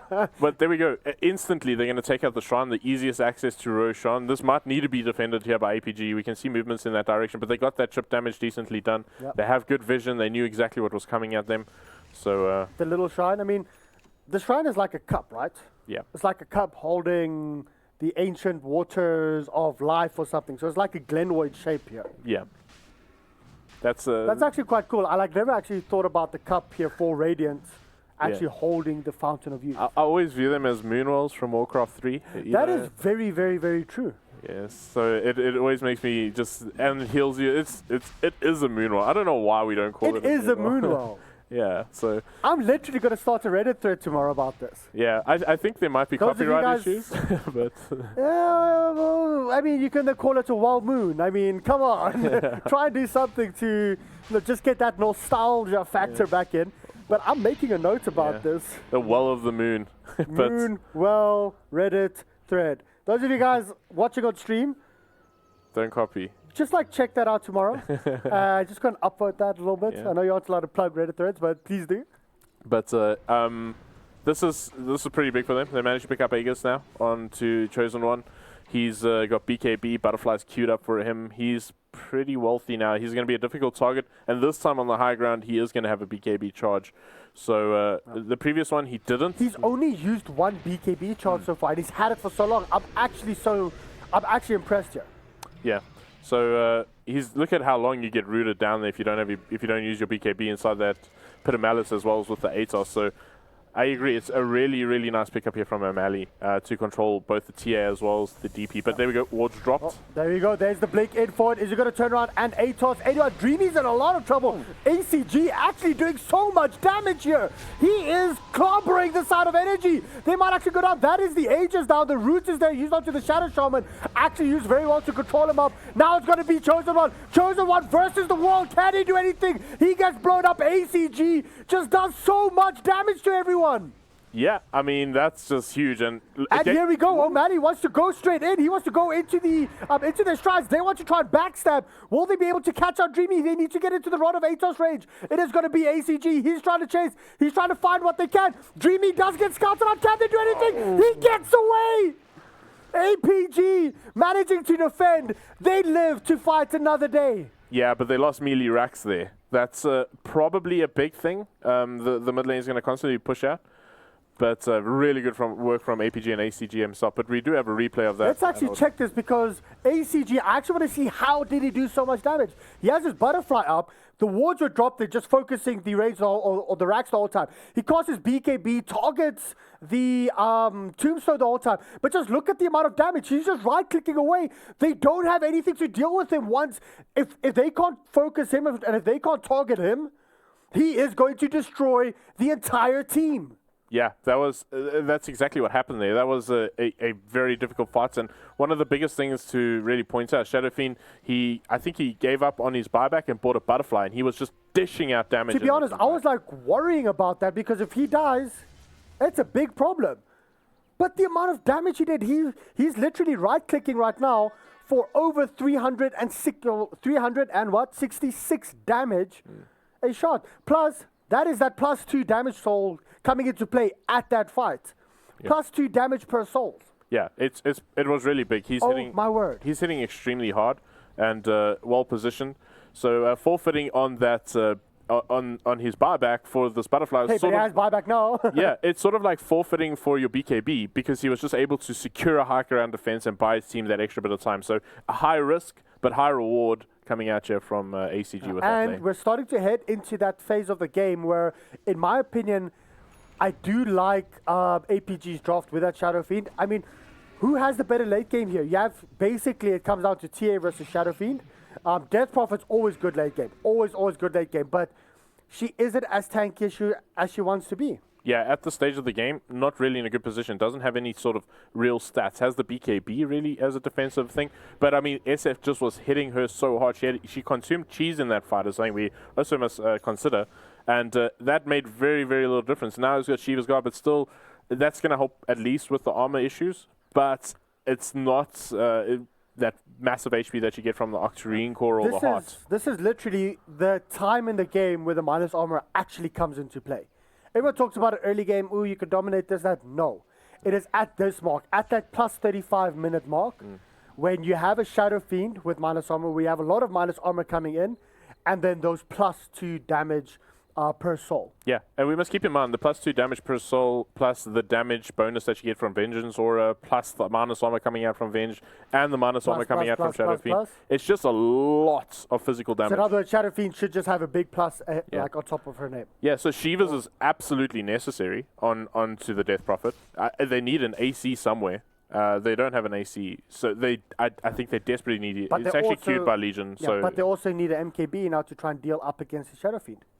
Yeah, I think they do have Solar Crest though, so that's something that we must keep in mind. It does provide True Strike, so if they can get that down on ACG, that will be great. Then you don't have to really worry about getting MKB. But that again, that has to be great positioning by the Underlord, who's a very sort of sluggish hero. Undying, you mean? Undying. Sorry, did I say Underlord? I don't know. Oh, it's early. You've been calling Undying Underlord all the time, but I get it because I'm actually following you, so yeah. That's okay. Don't worry about it. Don't worry about it. Yeah, so I mean the Solar Crest, he's very sluggish. He doesn't have mobility, so he needs to be in a really, really good position. And Undying, literally, he secured the early game for energy. He's going to start fading off, so he has to go utility moving forward right now. And he needs to get some kind of mobility item. A Force Staff, I think, would be great. Not a Blink Dagger, because you might get trapped towards the backside by mistake by Venge or by Underlord himself. You know, there's so many things that could trap you towards the back end. I think you need to get that Force Staff also to help your team out when they are in the Pit of Malice, when they are engaging, or when they are swapped out. You need a couple of Force Staffs up. There is one Force Staff up on the Shadow Fiend, but you still need to be able to get in there, I honestly think, from the Undying side. Yeah, he's getting pipe, so I was going to say Glimmer Cape, but he's already going to have a pipe up, so he's not going to pray. I think Force Staff could be pretty good. Even a Rod of Atos is not poor. But there's BKB, so I don't think if you're pushing up onto high ground, is the Rod of Atos worth it? No, you need vision, unfortunately, so he's going to need to be on the front lines. And then even if you are busy sieging from here and you Rod of Atos someone at the max range, roughly around here, is that really going to help? Yeah, that's pretty much the problem. The thing is he needs to just close the gap so he can get the Solar Crest down. He's more than likely going to die in almost every situation. But he needs to maybe get 1 or 2 decay stacks off, drop his Tombstone, get the Solar Crest off, ulti and go in and die. Pull in that damage. Pull in the right clicks coming through from the Shadow Fiend. Try and force the Shadow Fiend to turn on him, which will allow his Legion Commander, his Chosen One, and yes, that's a Templar Assassin, but Chosen One, as well as Dreamy, to do the damage. He has to absorb as much as possible. Yeah, absolutely. That's his job, his Tombstone and him.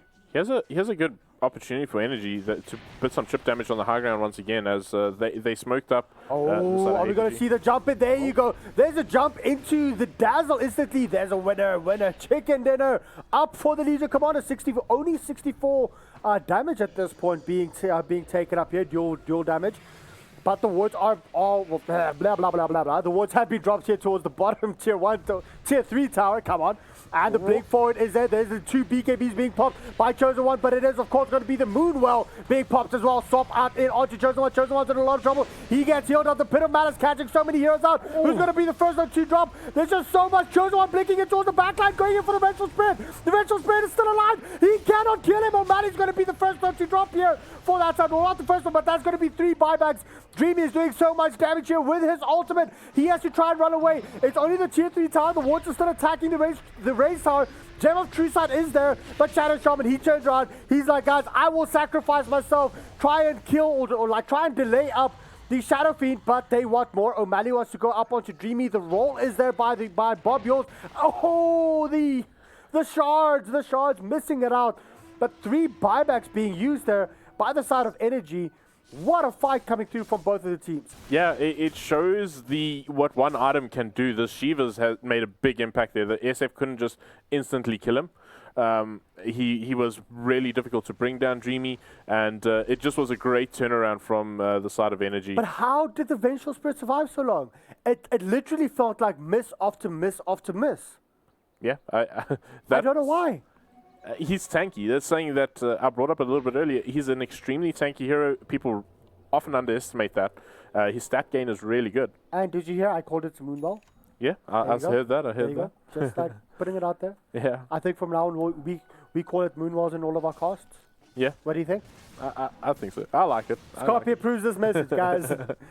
yeah, but it's all right. So I believe we do have a replay. I really That's want to see actually this a replay. long fight. But I want to see how many misses that happened because the wards are dropped. This is perfect. Glyph, everything is used. Dreamy is there, just busy chipping away. The blink forward up onto the Temporal Assassin. And of course, they have to back out. He gets swapped out instantly. There you go. And now they have to decide. Do they turn around, run away, which they started to do? They got trapped out, but then they moved forward again. But look at how many misses were coming up here. He was just trying to kill PSL, but he couldn't. And that's also because of O'Malley. The miss chance, the atrophy aura, everything coming into play there. It was a 4-for-2 exchange. Yeah. With 3 buybacks. Yeah. So. I think it was actually a 5-4-2 exchange there. So I mean, it's really big. And to touch on that, the Tombstone had a big play. There were 4 charges up on the Siphon, which is right now. There's a big fight at Roach Pit. There you go. The Tombstone has been dropped. Pit of Malice to 1 hero, but Underlord is being shackled up. The Requiem of Soldiers is there, trying to destroy the Tombstone as much as possible, but 1 hero's already down. It is the Underlord. They're disengaged. They're everything. Underlord, my Underlord, you are down. Followed up by the Shadow Fiend. This might just be game. There's no buybacks of both of those heroes. Yep. Underlord, yeah, no buyback. Shadow Fiend, no buyback. Game has been paused. Ooh, yeah. Did something maybe happen here? I am unsure. A misclick. Yeah, he's apologizing for a misclick there. Okay, so no shenanigans, no DCs, no nothing coming through there. But Underlord being controlled up. I mean, I actually want to point out the positioning here that came up. The Shadow Shaman was up here, shackled the Underlord, and then they couldn't do anything. The Tombstone was dropped, keeping the Shadow Fiend inside. The Shadow Fiend had to attack that. They had to attack there. It literally split up their entire fight. They couldn't do anything. APG was caught out of position. Yeah, and now double damage. With their pants down. Yeah, now they got double damage on C1. They're just going to mop up the space. It doesn't look like they're going directly for the end. Probably in fear that maybe a decent defense comes out, but they will be able to just secure himself, make it. Oh, there's the duel, and he just gets completely destroyed.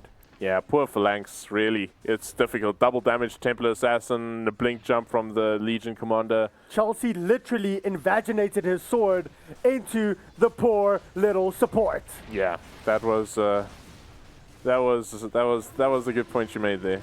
Really nice use of words. But tier 4, this seems to be game. This is going down so quickly. 25 seconds on SF.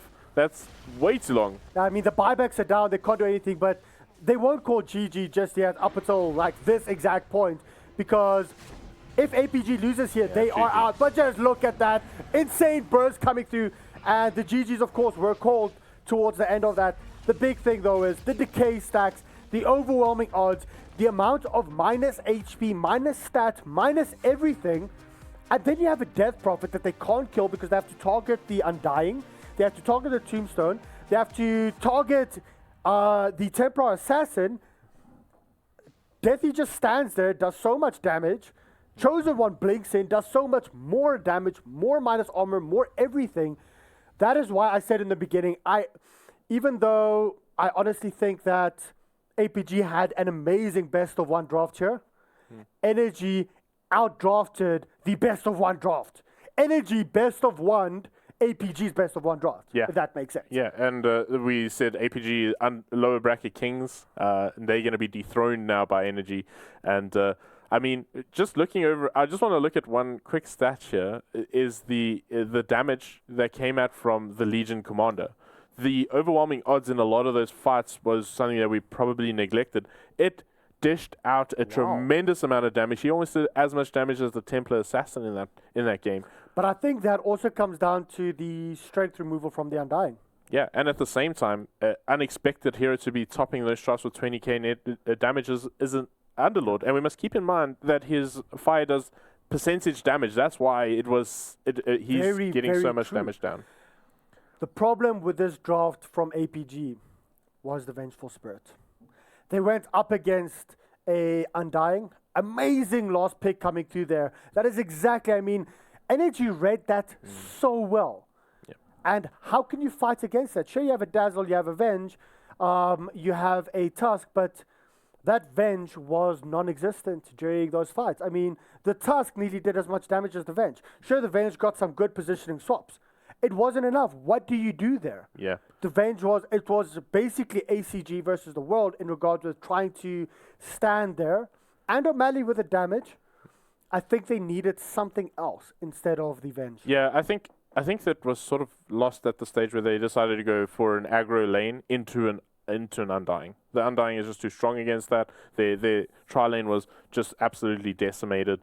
So I mean, yeah, that's pretty much all I can add on to the back of that game. And unfortunately, APG will be out of the tournament in 4th position. Well, guys, on that note, I'm Reddit. Joining me was Scarpy. This was the amazing VS Masters lower bracket game. We're going to be heading back to the panel, and then, of course, it's going to be the winner bracket final, WRG versus XTC. I can't wait. Absolutely.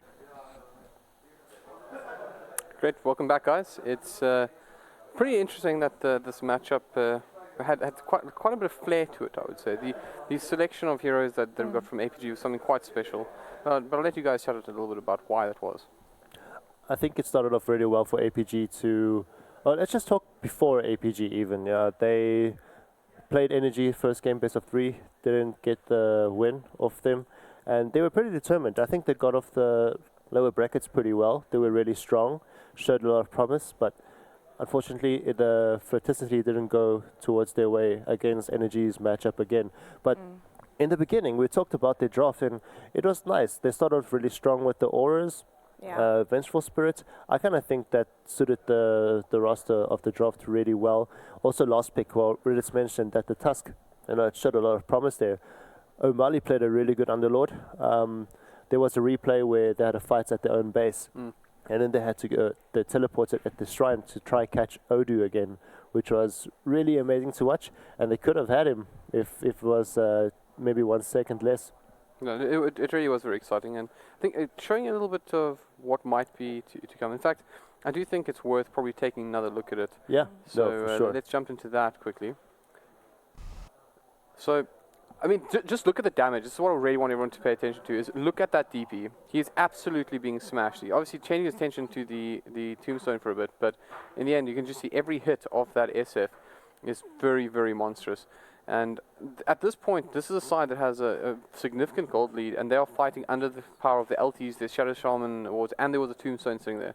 And look at the damage done in the end. It's just, it's huge, and we kind of expected it. But I mean, pretty impressed. Succubus, I'm sure you have something to add. Yeah, definitely, and also like it looked like they could actually bring it back. At a stage, especially since it was getting later and later. I know we look at the draft. I honestly thought that, that Energy had the late game because they had the Death Prophet, the TA, the Legion. But I mean, you have to look at the Underlord. He gets really scary late game, whereas Undying just completely falls off, and it's not fun facing that late game. The PSL Venge was very underwhelming as the later and later it got, but the SF got absolutely huge. And it looked like, when Energy was trying to take the high ground, and they struggled to get a Rax every single time. And as soon as they got the Dazzle kill without the buyback on the Dazzle, that's when it opened up. They took the bottom Rax, I believe, straight afterwards. Another hero got caught as well trying to defend. There's nothing they could do after that. So I think the Dazzle being out of position, getting caught without a buyback, that was the big turning point. But okay, guys, now we can actually take Rax, because they struggled to just take the tier 1 mid. I mean, the tier 3 mid. But as soon as that happened, boom, done. That's your advantage gone. Then they suddenly went from 12k net worth lead to 21,000 net worth lead straight after that. So it was a huge swing. Well, of course, the end result is that APG will be no longer with us.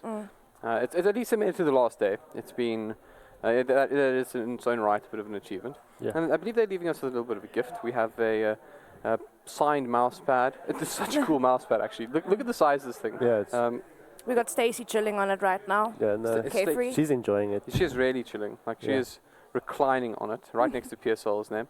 So as you can sign mouse pad for somebody to win, you should take a good look at the social media to make sure that you know how. And obviously that'll be going away. It's also pretty special. In fact, as I understand, we're just moments away from selecting that winner. I guess so at this point I can also say that talking about APG leaving, I think you saw in the booth that they were actually they were pretty like sad that they were out. I think they felt like they could have won it and they didn't. But they surprised me. But I must say that once again, making it to the last day here would be pretty. I think in that's own right, they would have had a lot of fun. This has been a really fun event. I mean, the vibe with all the players and everyone involved, that side has been great. I would say our productions also had some fun. I mean, definitely I think our production manager, I don't know, he was probably dropped on his head or something, or suffered from masopathia at birth, because he's a little bit crazy, but we like it though. Yeah, I think he's suffering from some sort of disease, so I would call him a bit viralicious. He was probably like obtained a brain disease here. Feels like you guys just been to a biology class, came back to the panel. Viralicious. What's your one again? Masopathia. Wow. Disease of what? The ovaries or the placenta? I the believe. placenta. Yeah. Oh wow. So. Yeah. Let's go back to Dota 2. Yeah, let's go back to Dota 2. Stop ripping on a person who works very, very hard and tirelessly and gives us a lot of fun in this panel. So, yeah, obviously, MPG. Sometimes I wonder if this comes through on stream. Yeah, I'm just curious. Sometimes he comes through on the stream. So, hello, Mike. He's ripping us a new one on stream in our heads right now. You shouldn't actually mess with the production guys, right? Just saying. So, Yeah. Mike, go easy on us, please. It was We all love you, fun. Mike. We're sorry. Now they love you. I've always loved you, Mike. Just waiting for like the subtext to change. Like person who's not very good at this. And Oh yeah. It's gotta be nice to the guys. Yeah.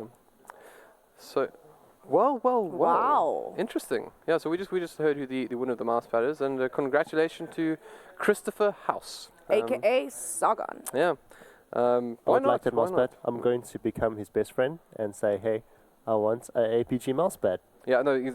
Basically, I know what I'm doing after this. I'm going to hunt down the APG guys and try to get my own signed version of this. So That'd be congratulations. great, Yeah. I mean, but that's nice. 'Cause that's really cool. I guess on that note, let's do say one final farewell to the person who's not very good. I feel like I set myself up for that as I drop my notes. It's not working out here for me. Sorry, we said we have viralicious. Wait, and very you're- important. Can we have something for Sakibus as well? She was in on this. What was I on again? What was it? I feel like, in fact, if I may, this was her idea. Just let's see. What do we give her? Oh no! What am I? They're Not sure. revealing secrets, guys. I'm scared. Shall we reveal some secrets? Just so you know, Sakibus, I've got I got nothing to do with it. this. I don't think her hair is truly red. She's not a natural red. No, I am not. I am half German and I am half Dutch. I am blonde with Right. blue eyes. The stereotypical. Right, so Succubus, not natural redhead. Yeah. No, I mean Right. if you look at my arm hair, I don't know if you can zoom in on that.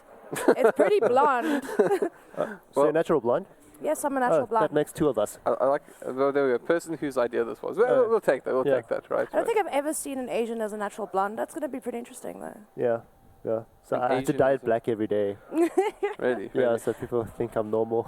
Gotcha. Yeah. You can see actually on the hairline a bit of the regrowth. I look bald because my hair is actually blonde. Aren't the lights great for that?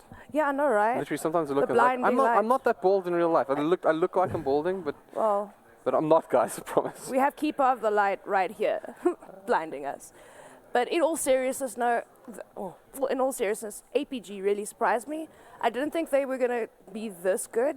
With the way that they contested energy, they won. I mean, they didn't win in the end, unfortunately, but they really did surprise me. They actually, looking at their performances throughout the last couple of weeks has been not so great.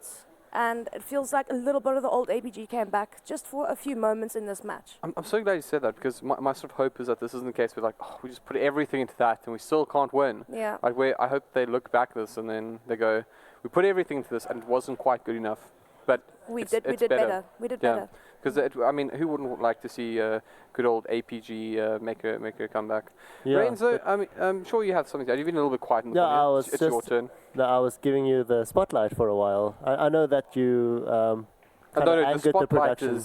is we have enough of that It's right now. already So all please, here. please Yeah, go for sure. it. Yeah. No, I was just going to mention that as panelists in the background, we predicted, I think it was WRG, XTC, Energy, APG Yeah. as top 4.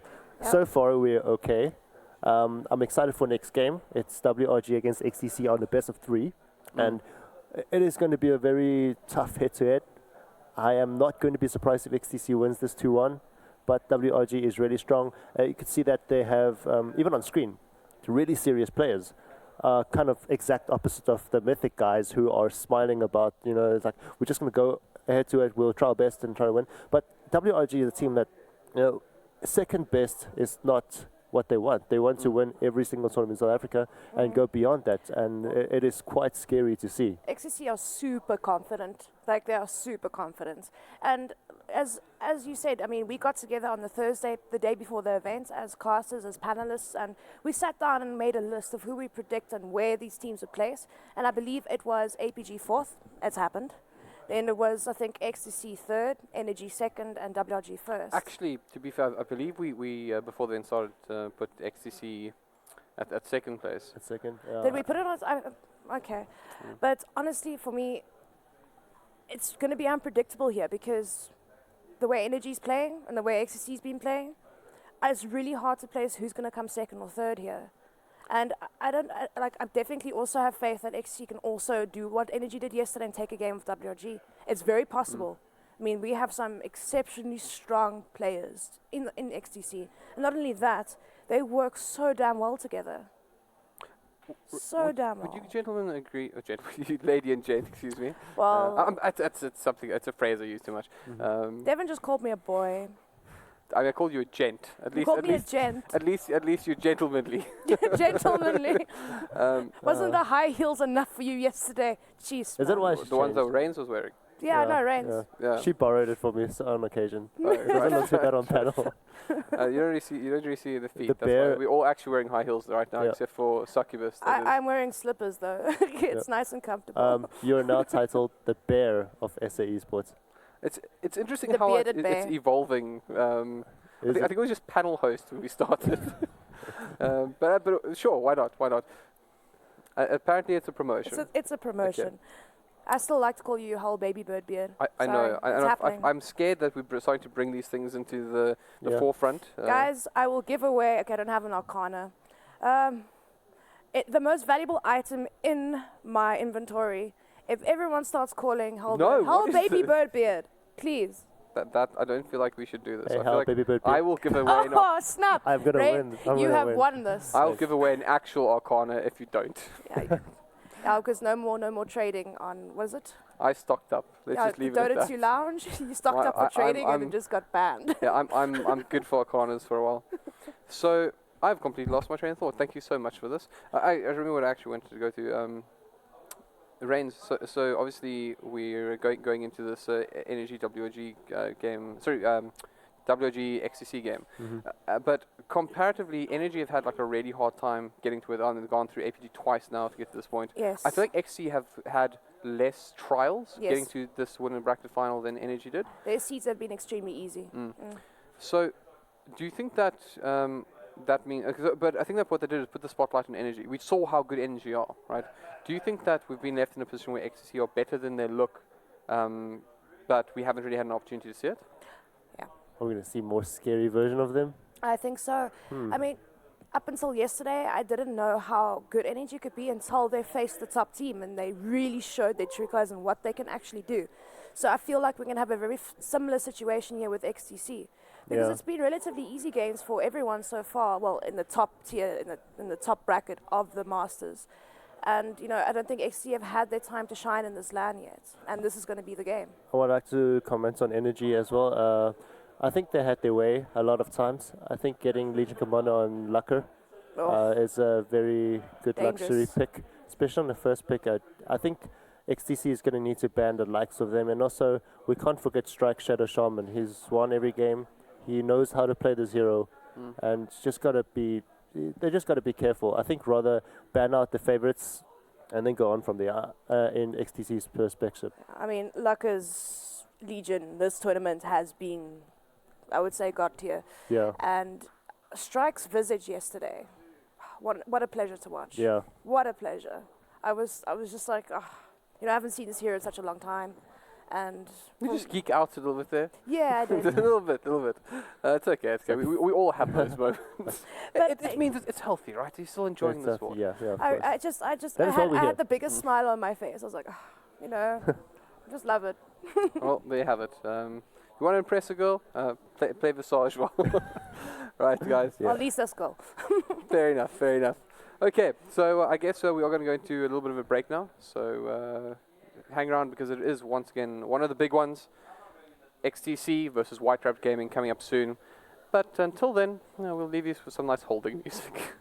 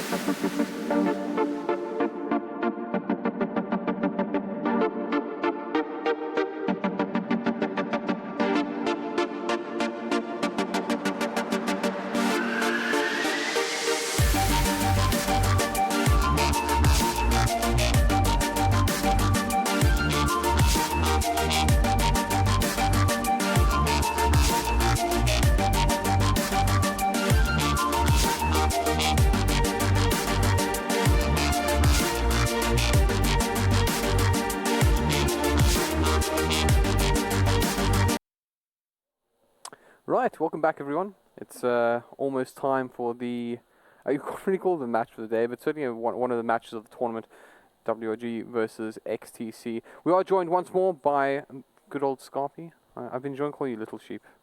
It's really been unusually pleasant for me. But yeah, welcome back to the panel. Always good to have you. How do you feel about the last game? The previous game, it was entertaining. There was a very entertaining draft. I think we saw some new stuff. We saw the Undying and the Underlord, which I kept on mixing up a little bit there. But they both showing that there is pretty good use for these heroes, and it's expanding the hero pool of this tournament. I mean, we were saying just yesterday, I believe, how many heroes have been picked so far. I think that's grown quite a bit.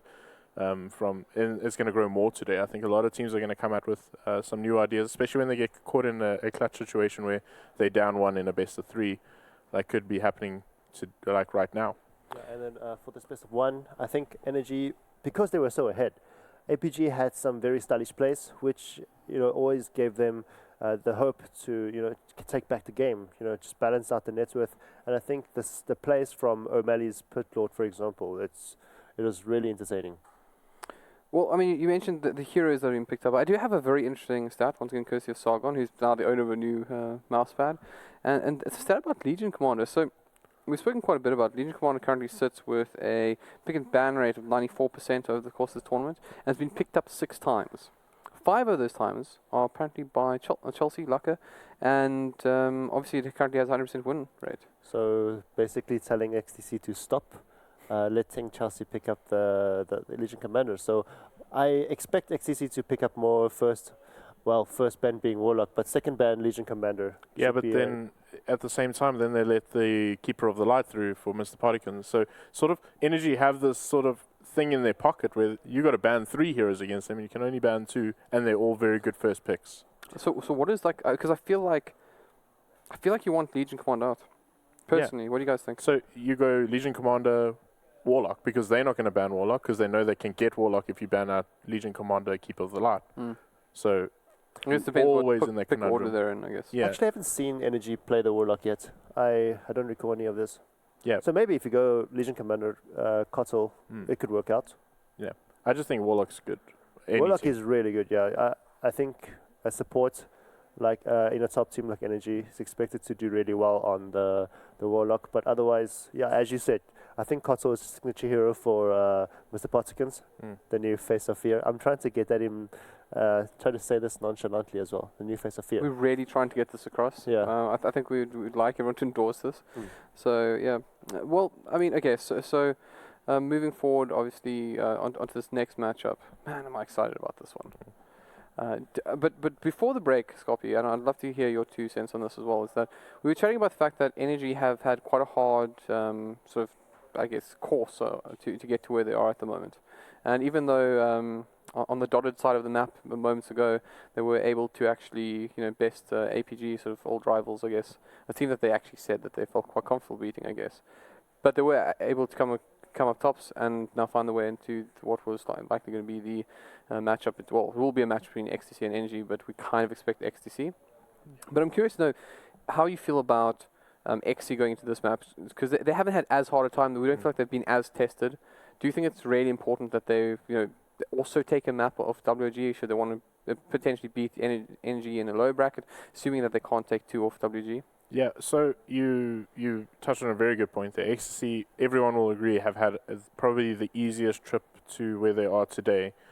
So one of the things that we must keep in mind that complacency, a lot of people might be thinking that, but if you really go and sit and see Adestam and them, they're sitting down, they're constantly talking about drops, they're fully prepared for even teams that many people would feel, okay, they're definitely going to win this one. I don't think complacency's kicked in. I think they're very capable of taking this map. Well, I mean, obviously, we point out again, like we always keep talking about W as like the sort of the strongest possible team in this tournament. And we did see them bleed against Energy Esports, and I guess what we really want to see is can they repeat that, or can they do one better? But before we get too much further into that, let's actually hear what the gents from WG had to say with a quick player interview. So I'm Ryan Chidawi Lancaster, play for WRG. and I am the captain of the team. Being the captain means you handle the drafting and most of the mid-game calls and just set the flow of the game in general.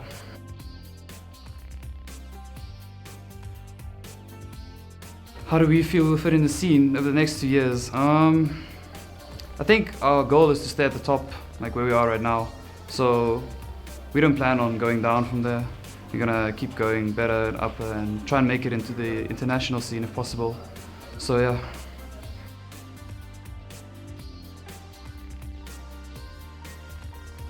Definitely, I think we have the 5 best players in the scene at the moment, and we put in the most effort, so I don't see a reason for us not to take this one home.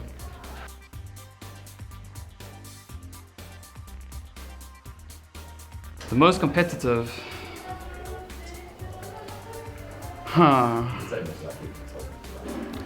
I think I have to say Travis Castaway. He plays the most, puts in the most effort, so I guess in that sense he's the most competitive.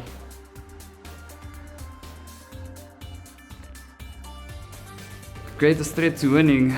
Okay, I think Energy or XTC. Those 2 teams are, on the good day, they're really, really good and they can take a game of anyone, so Energy is the biggest threat.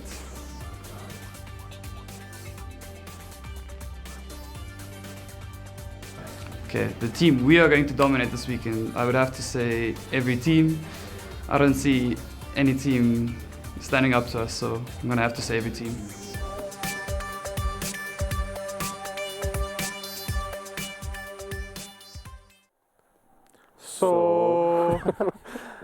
So I think I actually really like Shadai. He's one of my favorite players, to be perfectly honest.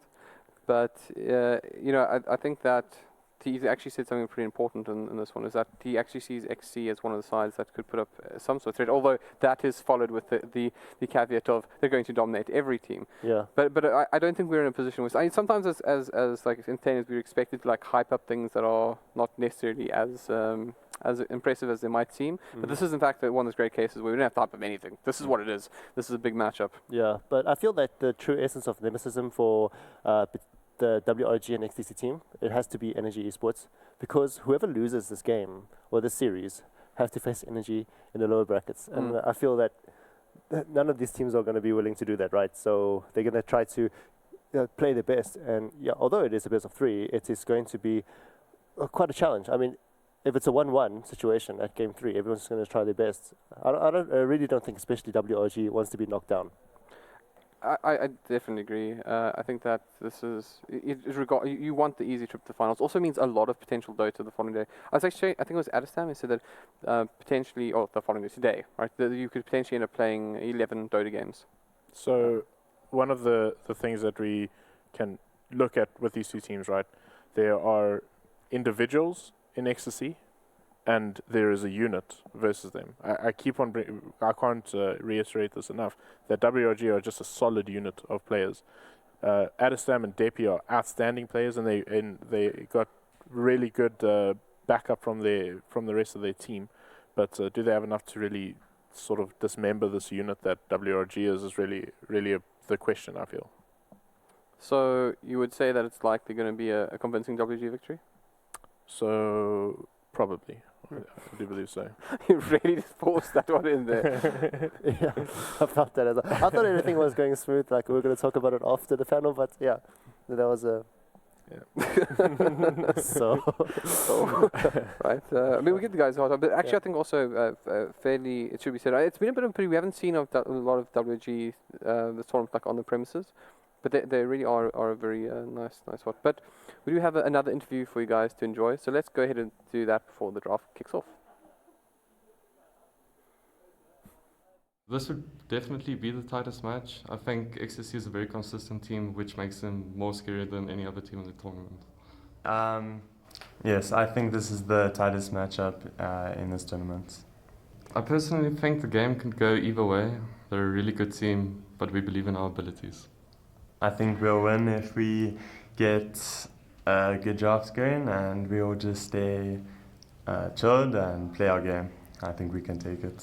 I'm not afraid of anyone on the team for XCC. I'm confident all our players who match their roles are equally skilled or better, so I'm very confident in our abilities to win this match. Wasn't that like really pleasant? I felt like that was the most friendliest versus interview I've ever seen in my life. So it's just sort of, you know, Reigns, I do believe that our team has what it takes to defeat yours. However, you are certainly a remarkable team yourself. And I feel that this could go either way, but by no means that we'll be able to win this 2-0. I mean, I personally appreciate the kind words coming from an opponent like yourself. It's certainly something quite special. I think Scarpy's wondering what's wrong with us. We call this improv. Okay. Easy game, easy laugh. It's just XD. I feel like a 1v1 triangular series is coming up, guys. Yeah. And Scarpy, I believe our aim was higher than yours actually. Easy life. Yeah. Huh. Okay. We'll see. 1v1 challenges. Let's go. Also, I'm friends with like all the big solo mids, so I will actually not be there. It's just the shitty. I never remember Halberds Evoker being this good. But okay, anyway, let's chat about somebody else's Evoker. Let's go ahead and go into the draft and see what the players will be picking up. Great. So WG, I mentioned the Invoker. So The man who will be playing my Invoker in our triangular. I'm just gonna cheat and get Castaway to do it. Do you think there's a possibility we will get a Castaway Invoker, or XC is going to respect that too much? Well, means that I don't think XTC is going to ban Invoker first. So if a Castaway wants to play the Invoker, then by all means pick it up first, because I don't think that he's very counterable on that hero by the standards of South Africa's mid players at this moment. But yeah, with all due respect, I think a Castaway will play either Tinker or Invoker. I think if there's anyone that has a decent understanding of what WRG could be doing, is going to be Adestam, and he's drafting here. This time. I feel like they just drafted as a team, but I'm sure that they'll say, okay, they'd have to get rid of the Warlock by all means. You can't give it to WRG. It's just going to be a slaughter. And then another thing I want to see is potentially a Chen again on Santo. It's just so overpowering for most teams. I would like to see how he manages up against Ecstasy with that. I don't know if they'll pick it up, but the Invoker question, I think WRG more than likely can pick it up. I think their first tier bans are we've sort of consolidated a meta in this tournament, and people need to ban out certain heroes. So if Ecstasy ban out Invoker, it leaves a very big opening for WRG. And surprise, surprise! Look, let's guess who won't be taking part in this game. Like what? I really like to have creative ways of talking about heroes being banned out, but that Warlock, you're dead to me. You'll never see the light of day again. You're a new Batrider, and you're both red, and I see a trend. Yep, I agree, especially with Energy, WRG, and XTC, with these teams remaining. There's no chance, as Scotty said, they'll bring out the Warlock ever again. So yeah, I'm sorry that you're disappointed, but it's how it is now. It's a standard ban, say. But WRG banning out the Kotal, that's a really good one. I think it's pretty messy, because you get Doom Bunny, for example, who can stay back, just try to get the blind in, and then, for the likes of Castaway or Whelp, just harsh. I must touch on something though. When it's necessary to ban out Warlock every single game, it's always a major advantage to have first pick, because you don't need to ban out that Warlock. You're going to force your opponent to, because you're going to have the potential first pick. So it's a very big advantage, and WRG starts with this advantage. And this game won. I wonder if they go for the Legion Commander here. I feel like it's the other big performer so far. Mm-hmm. And I mean, once again, Shidawi said in his interview, and he's probably arguably correct in many ways, that he feels that they have the best 5 players in the tournament. And if you can live up to it, if you can win all these matches and tournaments, it's hard to find a reason to call you wrong. So I can imagine they're having some scary offlane potential there as well with the Legion Commander. I think Legion first pick would be good. I'm just thinking why they're spending so much time to pick Santos Crystal Maiden. I love him on this hero. This, aside from Fury's Crystal Maiden, this Santos also has a very aggressive playstyle on this hero. And yeah, that first pick, it took a while, but I think they decided on what they wanted. This is pretty surprising, because I believe, I'm actually going to bring up the stat now, but I believe that there was a case of CM being picked up pretty much exclusively by a particular Fury. Yeah. So it's kind of interesting that we now see this hero being picked up as, outside of that, or rather by a different team, but also as a first pick. How do you guys feel about that? A first pick, it's pretty good. I mean, before this patch came out, it was the most picked. I think even in the previous major, it was up there most picked with Treant. So that's something that we can keep in mind. So they definitely still think it's pretty strong in this patch, and I can agree with that. I think he's got good sustain for his team, a good root lockdown, and other than that, I think all the other tools that he brings to the table are extremely strong, and the tree is pretty decent on Crystal Maiden, so that's something to keep in mind. I think that Night Stalker pick is a very nice one from XTC. I don't think White Rabbit expected Night Stalker. I think it's like, okay, we give them the Legion, let them pick it. And here comes the Night Stalker and a Jakiro. So lane control, pushing, it's sorted for now for XTC. A bit of deja vu. They ran this against XD as well, and they ran the core Night Stalker and a support Slardar. Yes, they did. Correctly. Yeah, it was offlane Night Stalker. Yeah, so that could be pretty interesting if they do have to go that way again. A lot of teams not really, they find something that works and they don't really want to go away from that. So we'll see if they do that as well. Yeah, prediction also went completely wrong against me. Right against me with WRG picking up the Ember Spirit. So we're neither seeing Tinker or the Invoker for Castaway. It's pretty interesting. But even in the whole draft, it does have quite a few interesting things. I mean, the TA still in the pool at the moment. Darkseer being banned out, I guess that's fine. Sven also getting someone ignored, and these are a lot of heroes that have had a lot of love early up in the drafts. Yeah. And just being completely ignored so far. I mean, we still do not have a Legion Commander ban just yet, and no pickup on that offlane. So it is pretty interesting.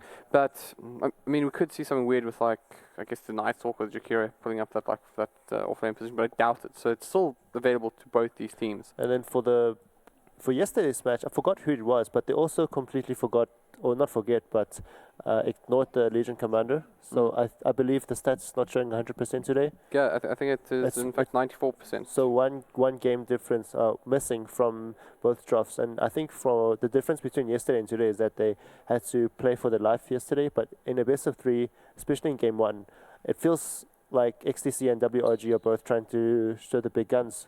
Speaking of which, I don't think we actually did a formal prediction on this matchup, and I'm giving you guys a little bit of a cheating start here. Scarpy, your prediction for this game? For this game? Or for the series? The series. I think WRG take this 2-0. I agree with him, mainly because they let the Ember Spirits for Castaway through, and I think he hasn't lost a game yet. It's been really strong on that hero, even against the Shadow Fiend. So 2-0 WRG. Yeah, I mean, frankly, I tend to agree. I think this is. I mean, I think we were surprised by Energy's one game that they took off WG. Yeah. I think it's actually kind of important that XC can at least repeat the same thing. If they lose 2-0 here, I think it'll be a little bit demotivating going into the low brackets. So, let's see what they can do. But banned so far, we also have the Ursa and Lycan banned out by WG, as well as the Timbersaw and the Bloodseeker banned out by XC. Gents, how do you feel about this Bloodseeker? Yeah, I was actually gonna say something about that. The red race car is an interesting ban. I think it's the first time we've actually seen his ugly face be reared up again. But I must say, it's actually not terrible. They got 2 roots, so you can easily get his silence down, the blood right. So that is something we can keep in mind. Yeah. And then you just run down people, and Ember Spirit forces you to run away, and you can't afford to run away when you got a Bloodseeker up against you. They can sort of deal with you trying to TPing out by blowing you up very quickly. That is very true. Against an Ember Spirit, I'd be scared to have a Bloodseeker in the game, especially against a team like XTC. But I'm loving the draft so far from them, though. Getting the Bane back, how Energy used the Bane yesterday as well. So they have the offlane and 2 supports, and they still have to decide what to give for Depi and Adestam. And I think leaving these 2 as last picks is always a mystery. Doesn't matter what team you're from. Yeah. Yeah. They still have TA, I suppose, which is okay. I don't think the Ember matchup's not very good. SF, I mean, Depi is really good, but they pick up the Abaddon. Abaddon, man, it's interesting. I'm surprised that we're actually only seeing him now. he's quite strong, I feel. I don't think there's a reason for him to not be picked up as much as I was expecting. Yeah, they used Disruptor more. They made use of getting the fight controls in. And yeah, you did mention the TA, which I felt was very good for XTC. Depi alone, really good at this hero. And they also had the Jakiro and Bane to support such a mid lane. But OD isn't bad. I think Depi played OD his first game of this tournament. Could be wrong, but it has been picked. I can find that off you in a second, but I can also say that this is the first time that Abaddon has made any sort of appearance. Yes. No picks, no bans. This is his absolutely first one. Suddenly, the last 24 hours of the day, they just showed a lot of new heroes, which was quite great. The Visage especially was amazing to see. But this Abaddon role, though, this actually actually provides supports for the Ember Spirit for quite a bit. Because then you just get the shield in, he initiates, he still lives for a few damage, I think up to 400 even, and then you have to Luna. Wow. Okay, so that is Space Creator. Yeah, so this is amazing, right? So this is the first Abaddon we've seen, it's the first Luna we've seen, and it's the first Outward Devourer we've seen. It's the first OD. Wow. But I do recall Depi being a very, very good OD player. And with the Luna being first picked in this whole tournament by WRG, that is really scary because that is what Raping Ninja or Whelp would be playing. Yeah. I can say another thing that WRG sort of have here is they have two heroes that are going to just be blowing up individuals, and then the Abaddon Luna in the mid game, buildings really suffer. Once Luna does have Manta up and the Curse of Avernus is on the tower, they hit extremely quickly, and buildings just melt very, very fast. So it's actually quite a nice drop coming out from WRG. The fact that OD hasn't been picked up this tournament, I suppose, is also quite a surprise. It's usually one of those sort of go-to heroes when you're unsure about a meta. So I'm quite surprised. I would like to see how Depi's going to do. I mean, this is actually probably one of the stronger mid matchups that we're going to see this whole tournament, is Depi up against Castaway. And in high skill is what I mean. I think still Castaway has a slight edge over him, but it's Depi's definitely up there. Yeah, OD is quite a difficult hero to challenge as an Ember Spirit. But there are rotations. Strings is known to rotate to the mid lane a lot. And if you have a hero like Abaddon, I think it is great to have that shield in. And there's the constant heal if he needs to. So Ember can just, with the aura of Crystal Maiden himself, it's just get the mana up, try to spam out the skills whenever. And I think he can actually take down the OD. Oh, well. Good old bearded gentleman there joining the fray, Kunkka. Actually, guys, I think that might be the first Kunkka involvement as well. Yeah. So the top teams are, are the ones bringing out the new heroes. Yeah, let me just confirm this. Yeah, I think that's quite true, and I think Admiral Kunkka is really good here. They got decent roots. We spoke about that a little bit earlier. The ability that you have now with the Ghost Ship is that you can position it exactly where you want it, so it's far easier. If you poorly position with Kunkka, you can still land a decent ship. You can throw it from the trees, so it's always that sort of advantage that you have. So I think it's quite a cheeky pickup here. We'll see how it pans out. I don't know how he does in lane still at this stage.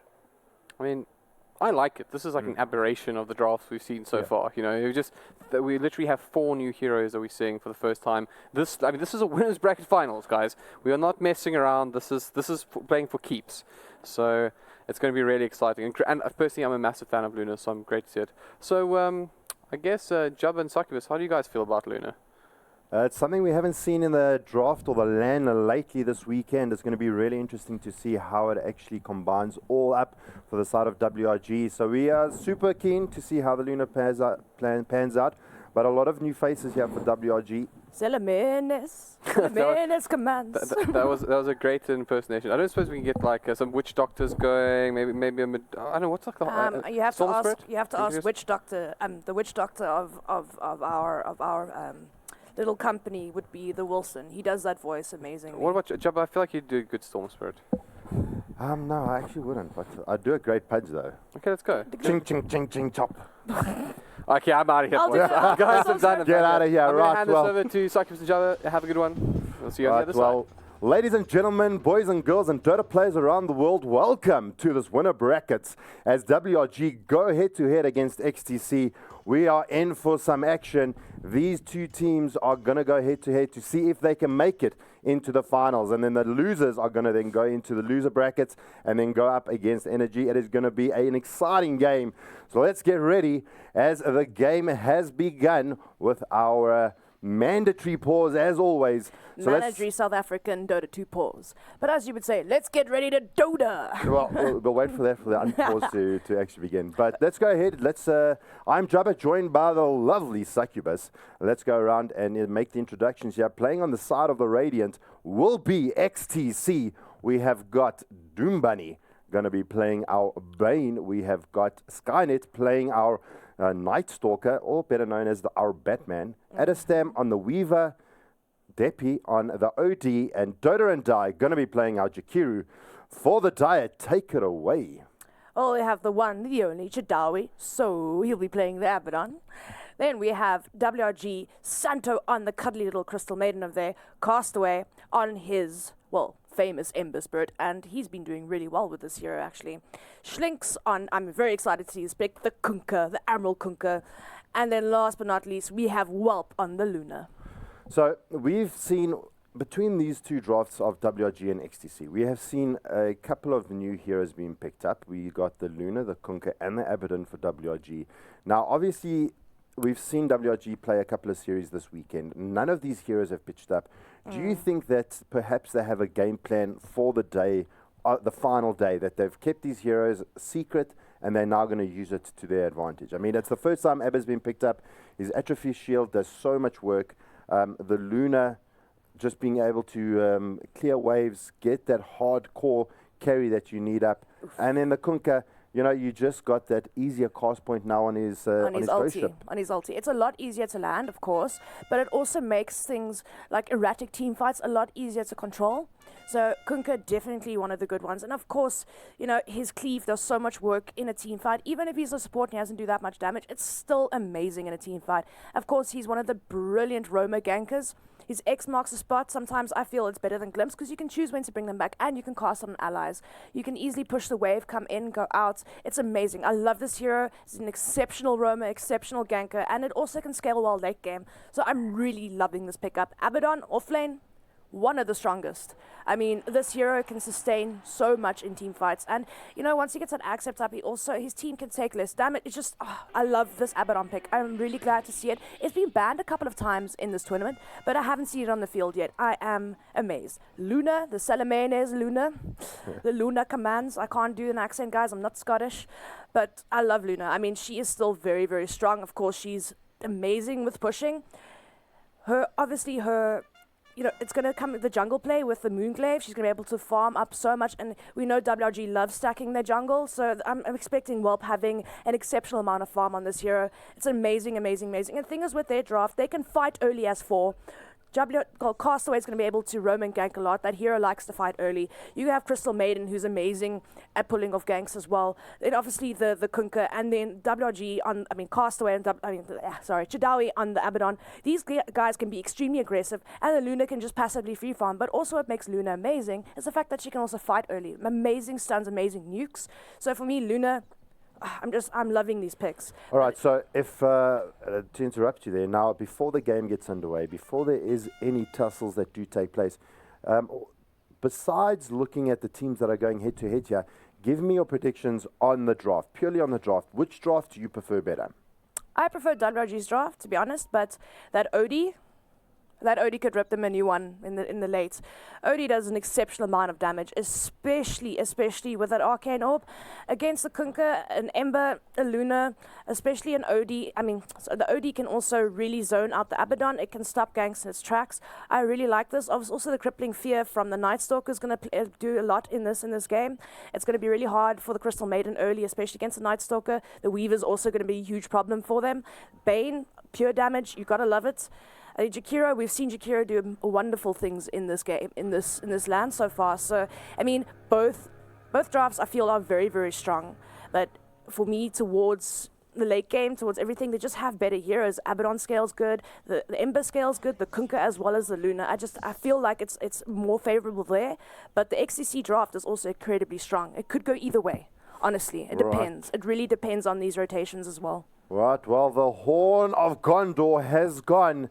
Let's get ready to Dota, as it is going to be XTC and WRG in this best of 3 to try and keep themselves in the finals or get themselves into the final bracket. And wishing both teams the best of luck. No, both teams actually have gone long legs here to get themselves this far. It hasn't been an easy road for either team. So best of luck to both. Well, I feel like XTC have had an easier time at this LAN with the teams they've faced. This is their first showing of a team that's somewhat on their level as well, so they're going to really have to prove themselves and where they stand at this LAN in this game. But I think the first blood is going to go down onto Skynet if he's not careful. That was very, very close for him. Well, he's got protection. Dota and Die is in the vicinity, but nice little frostbite coming out from Santo. I mean, the showing we saw yesterday from Santo on that Chen was absolutely amazing. I'd have expected maybe to see another Chen. I mean, especially with the jungle upgrades and the jungle buffs, you'd expect something like that to take place, but not happening. He decides to put himself onto that cuddly Crystal Maiden. Also, quite a pretty little Arcana there for him. Is that even an Arcana? Excuse me? The Arcana, is that an Arcana on the Yes, Crystal that's an Maiden? Arcana on the Crystal Maiden. It Oh. definitely is. So beautiful. It is beautiful. I sold mine to get more games. It was a Steam sale. I was weak. I was like, I need the money. I really want some of these games. I'm just going to sell my Crystal Maiden Arcana. But now Chadawi, dropping exception, does have that shield, though. I don't know if he's going to be able to survive through it. It does pop. Can they close the gap? One more right click. Is it going to be good enough? First blood, baby. Going in favor of Doom Bunny. And just making easy work of the bot lane. Abba can't be too happy with that one. He can't be too happy with that one, but to be fair, he was very far in the lane, being extremely aggressive on a Dastum there. And Weaver, unless you have detection, you have proper lockdown, you can't really be aggressive on this hero. I know he's squishy early game, but he's always gonna escape from you. I mean, and then of course he's got the support of Bane, who's got the lockdown to sustain. And obviously, like, you can't just be that aggressive this early on a Weaver if you don't have a reliable stun or sentries for that matter. I mean, he needs another hero here to secure the kill on a Dastum. It's kind of cheeky. Well, I do want to ask a question. Now, we've got that time lapse from the Weaver that can actually bring him back or replace his HP 5 seconds ago. Now, Castaway's got the root built in. We've got the CM. Do you think they have enough to actually bring down Adestam later in the game with everything they've got? Or do you think they're going to have to itemize certain things to actually try and take down Adestam? Look, they've got a lot of root. They've got a bring back. They've got some pretty significant nukes. They've also got good dispellers for Lincolns later. So I feel like Dastum's going to have to watch out on his positioning here. It's an easy takedown for a Weaver in this game. They've got a lot of disable and a lot of catch. So it's a dangerous game for a Weaver. It really is. He's going to have to maybe rely on the Odi to imprison him. It's really hard. But the thing is, imprisonment doesn't remove X marks a spot. So it's just... Yeah, for me, positioning here, Dastum's going to have to be really careful. I mean, he's going to have to watch out for a lot of these heroes. He's going to have to watch out for the Ember, the Luna, the CM, and of course the Kunkka. It's going to be hard. It's going to be very hard for this Weaver. Well, taking a look at the mid lane, Castaway having a little bit of a tough time at the moment, does root out Depi, almost being able to make some easy work here of Castaway. He bottles up, going to keep himself alive, although... Castaway sitting 21-6 versus Depi's 14-8. It's gonna be who should win this matchup mid? Let's just hold on the top lane though. Gee-oh-wee. Dota and Dark going down to the likes of Welt. They're now trying to take him down. Can Skynet close the gap? Yeah, he's going to pay for this. He wound up. He gets torrented out. He's going to be held in position. One more right click. Pops the Fury Fire. Boom, baby.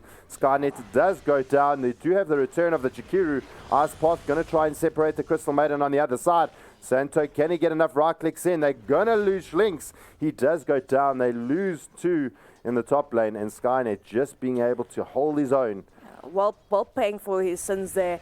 Getting the kills, like, yeah, we're going to kill you. But I mean, big ups to Schlinks for trying his utmost best, landing that torrent, trying to save his carry. In the end, it didn't work out. And then he got himself caught between 2 supports that have easy disables, easy nukes. And unfortunately, taking the fall with his carry. It's very unfortunate. I mean, the respawn times are so damn fast at the moment. You can't really stay aggressive for too long because those heroes are going to be back in lane exceptionally fast. Yeah, what I did really like there is that our twin-headed dragon actually threw an ice path in this direction. We had our player sitting on the other side of the jungle over here. He was, the Kunkka was punished while Crystal Maiden was in this vicinity over here. Couldn't cross that boundary and completely zoned out the Crystal Maiden. Let's take a quick look in the mid lane as our Mr. Kunkka is actually getting up to a little bit of shenanigans. We do have the Night Stalker. Skynet, he's got 1 level up in Crippling Fear, of course the 2 in the Void, and already in Hunter the Night. But this route, the Torrent not landing just on the edge. Deppy's in a huge trouble though, gets brought back. Skynet thinking twice of it, was thinking of diving the tier 1. He decides against it. Doom Bunny can't get close enough to do enough damage, and they pull out, back off. Well played. And they're gonna say, right, well boys, let's just take it easy. Top lane though, Jakiru does go down to the likes of Whelp and the assistance of Santo. Easy kill. Jakiro up against Whelp on the Luna as well as Crystal Maiden Santo. Easy kill for them. Skynet's a bit more of a challenge though. He's going to be a little bit of a challenge. It is night time. He does have increased speed. Pops out his wand. Almost going down. Yeah. I think he was pretty comfortable. I don't think he was in too much threat there, knowing that he can actually get away. Looking in the bot lane, it looked like Edistam getting a little bit frisky with our Chadawi. Not going to happen. Now, they've pretty much put Chadawi against Edistam, not giving Edistam that easy time that most teams do. Look, it's actually a relatively easy lane for a Weaver here, up against a solo Abba, and he's had a lot of help here from the Doom Bunny as well. So I mean, it's not like he's not going to get harassed, but he's gonna pretty much free farm this lane on the Weaver. But I don't think they really care about that. Look, at Chadawi is actually in a lot of trouble here. They do have a Nightmare available, but decide not to use it. I suppose it's because Edistam does not have mana for another Sakuchi, so they can't really do anything. Shrine is available though. He's going to Shrine right up. But yeah, I must commend the Skynet on his mid play there, getting into the mid, silencing up Castaway, because I definitely think Deppy would have died there, even though the Torrent missed. But as we say, that Torrent lands again, just a little bit of harassment coming out. No way to make a kill off of this. But as I was saying, I don't think they really care about... Oh, hold on. We have another little engagement here. Santo now in a huge pile of trouble here. Torrent catches denied by the creep, Santo. Oof. Angry ancient stack. I mean, and there's a lot there. So for them to actually have picked up the kill, how many stacks is that? It looks, is it 3 stacks? Looks like 4. 4 stack. Looks like a 4 stack. But I must say, I mean, coming in at the right time at the right place was, of course, Schlinks. I mean, if he didn't land that Torrent, that scene definitely would have gone down to the enemy team instead of getting off the deny off. Ooh, Chadawi. He's popped the LT. He has the borrowed time down. TP rotations are coming in, though. They did lose Skynet in the top lane to Whelp, but the action is bot. They did try and make a move on Chadawi. They did get the rotation in from our Crystal Maiden. She didn't follow up anything. Looking back in the top lane, Skynet looking for a little bit of revenge. Can he find any? He may just actually back off here a little bit. Schlinks is in the vicinity. Now, we've got a Night Stalker. It runs extremely fast. We've got X marks the spot. Going to be able to control out the Night Stalker as well. I mean, this is going to be a really interesting play, how Schlinks actually decides to play his Kunkka. Yeah, but I mean, he's been at the right he's been at the right places at the right time. I mean, the Santo was very lucky though that he was at mid, so he could get the creep deny off. Because definitely without that Torrent landing, she would have gone down to the right clicks there. But at the same time, we lose Skynet again to this, well, quite, I would say, a powerful lane here with the likes of a Luna as well as Crystal Maiden, and of course the Kunkka rotating in and out of mid here. It's a very, very hard setup, but I mean, if they catch Skynet here in the trees, they're looking for him. Well, they kind of know where he is. Oh no, he's going to run straight into Schlinks. He kind of wait, they spotted him. And they found him. Santo, can he close the gap? Whelp, he's in hot pursuit now. 3 versus Skynet. They're going to X marks the spot. Slow at Whelp. He gets torrented out. I don't see a way for him to get out of here. And right click goes to Whelp. Such easy combos. I mean, that's like... You just die in that lane. There's no way you escape that. I mean, how did the side of WG know that was Edistam there? diving Chadawi all the way to the tier 2. One more right click. Can Edistam make it close? The X is there. They're going to pull him back under Torrent. And Edistam pays for his sins, being a little bit too greedy there. The bank manager did not want to give you a loan there, my boy. That's really unfortunate. I mean, quick TP rotations coming out yet again from Schlinks, and of course Castaway coming there for the free kill and XP. But luckily he was actually in the jungle picking up the bouncy rune, and he was right there, just using a remnant to get in. But yeah, as I was saying about the Weaver, they're really not worried about this Weaver free farming against the solo Abba with the Hane, with the Bane helping him, because guess what? They've got a lot of catch, a lot of lockdown for him later on, and I'd rather prioritize the Luna lane than worrying about the Weaver. So sacking the bot lane, making sure that Adestam's not really a non-starter. Let's just take a look at the bot lane. Shadawi, okay, no, he's just being a little bit frisky. So they're not really worried about Adestam. They feel that they can actually control him and deal with him pretty easily. They got X marks the spot to control him. They've got the route from the Crystal Maiden. They've got the route from Castaway. Probably things that are going to be really easy to deal with him. But as soon as he gets his Lincolns up, maybe a little bit more difficult. I don't think so. I think they've got a lot of spells that they can just, basically go, okay, we can use that, and we've still got a lot of catch and lockdown to deal with this Weaver, and we've got a hell of a lot of nukes, so I don't think they're going to be worrying about the Lincolns too much, to be honest. I mean, they've got Torrent, they've got X marks a spot, they've got Crystal Maiden Freeze, they've got the Searing Chains coming out from Castaway, and of course they've got the Lunar Luescent Beam. So, I mean, they've got so much options to deal with this Weaver, it's not even funny. And of course the Abaddon can pitch in there from time to time. He can also just casually use that Mystic Coil just to pop the Lincolns. It's not something that he's leveling up at the moment, and it's not really relevant at the moment. So, I mean, definitely, they've got things to deal with the Lincolns. It's not going to be an issue. Well, Deppy having a quite an interesting time, mate. Pretty much going equal net worth against Castaway. Yeah. Building into that hand of Midas now as well, going to accelerate his farm.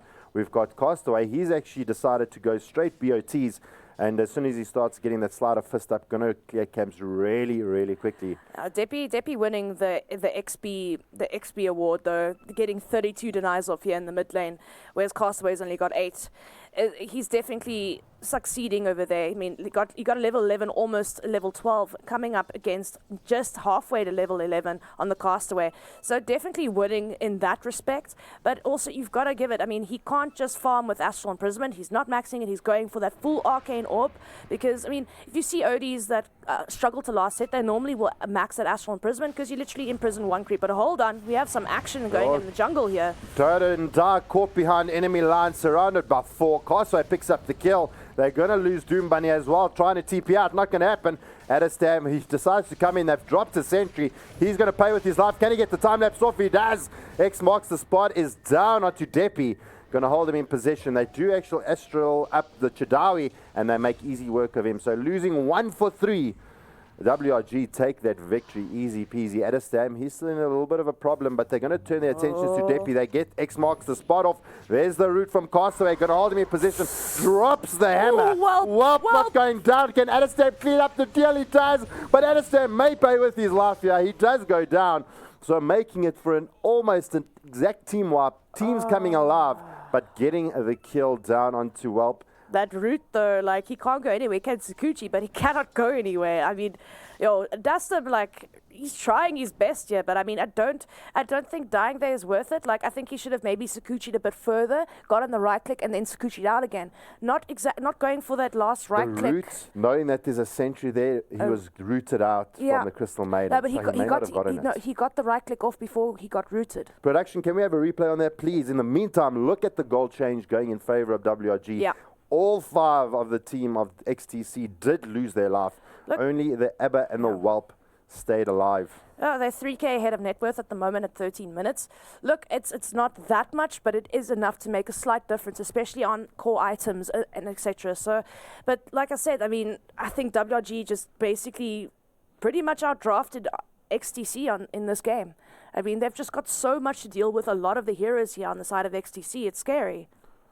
Well, I mean, you've got Abaddon is such a good debuffer if anything does land on him. And what's really good with the Abaddon, we haven't spoken about, is the Atrophy Shield. If Bane actually enfeebles any of the heroes, enfeebles Welp, enfeebles Castaway, you've got that shield to actually debuff the enfeeble as well. So if Nightstalker throws his silence down, you've got the shield from Abba. You've got all these things to can counter these abilities that the side of XTC has brought forward. Definitely. I mean, it's one of those things that we've been theory crafting about the fact you pick up a Warlock, And then how do you get rid of the fatal bond? So you've either got the Legion that will be able to throw down his debuff. You've got the Abaddon that can throw down his shield and debuff you from those abilities.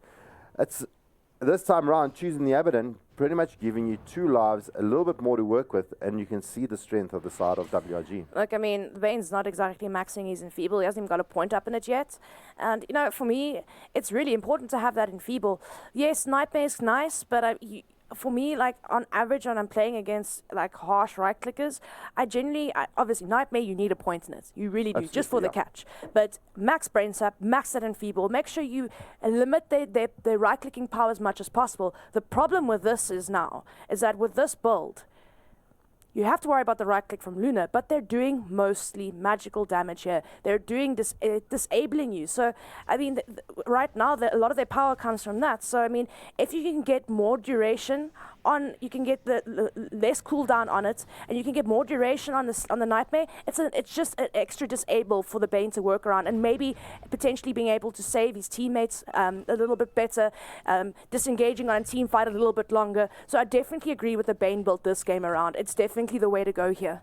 Who do you Nightmare up to make sure that they can't actually get away, or to try and take out of the team fight? You focus and say, right, we're going to Nightmare up. I would definitely say early game Castaway needs to get disabled. Castaway is the big problem in the early game, and the Kunkka as well. Here we go, bot lane. The Fiend's Grip comes out, holding Deppy in place. It gets cancelled out. Castaway picking up the kill onto Deppy. Yeah. Now they're trying to find more. Adestam has actually Sakuchi'd up. And those little bugs being a little bit of an irritant here for the side of WRG. They're going to try and find down Doom Bunny. X marks the spot's going to be good. The torrent comes out. Root is some good. And they do actually bring him down mid lane though. They're trying to see if they can find Dota and die. Schlinks TP's in, pops the smoke, not going to get away. Throws on the ice path. X marks the spots there. Santos says, come at me, baby. Throws down the freezing field. And Dota and die. I suppose he's just dying at the moment and very little dodoring. Yeah, I mean, like, you know, see, this is why you need to max that Nightmare now. You need to either try get your Nightmare onto the Kunkka and have a longer duration so you can disable the Castaway with the Fiend's Grip for longer, because there's always going to be someone to cancel your ulti. It's either going to be a Luna that's going to stun you, it's going to be a Crystal Maiden that's going to freeze you, or it's going to be the Kunkka that's going to X-Mark stunt or torrent you because you're standing still. So if it's only those two roaming and ganking together, at least then you can Nightmare the Kunkka long enough for you to disable the Castaway with your Fiend's Grip so that you can do enough, it can do as much damage as possible before you die. Because let's face it, when you're standing alone, channeling a spell, you're an easy target. Yeah, no, absolutely. So, I mean, it's got to be one of those escaping heroes that we're going to use the Fiend's Grip. That we did get that usage out from Doom Bunny. It just wasn't enough. There wasn't enough in the vicinity to actually make it happen. Looks like Adestam is having a little bit of a tussle here with Chadawi. Not going to happen. Adestam's going to TP out. Skynet is in a little bit of a position here. You know, normally when you see a Night Stalker, especially Skynet, you kind of feel like, okay, we're going to struggle this game, but it feels like the Night Stalker's been very underwhelming in this game so far. He's not getting much done here. And you can say thank you to the rotations from Santo and Schlinks. I mean, they've just been everywhere on this map. I mean, more so Schlinks, but Santo's also been their key moments to freeze up people, to do a lot of damage. I mean, that ulti of his is amazing early game as well. And it combos up so nicely. But Chadawi now taking on the first tower here and maybe going to get punished. Well, he does take it down, doesn't get the last hit, but 3 here for the side of XTC. Going to try and see if they can slow him down. Shield pops, Fiend's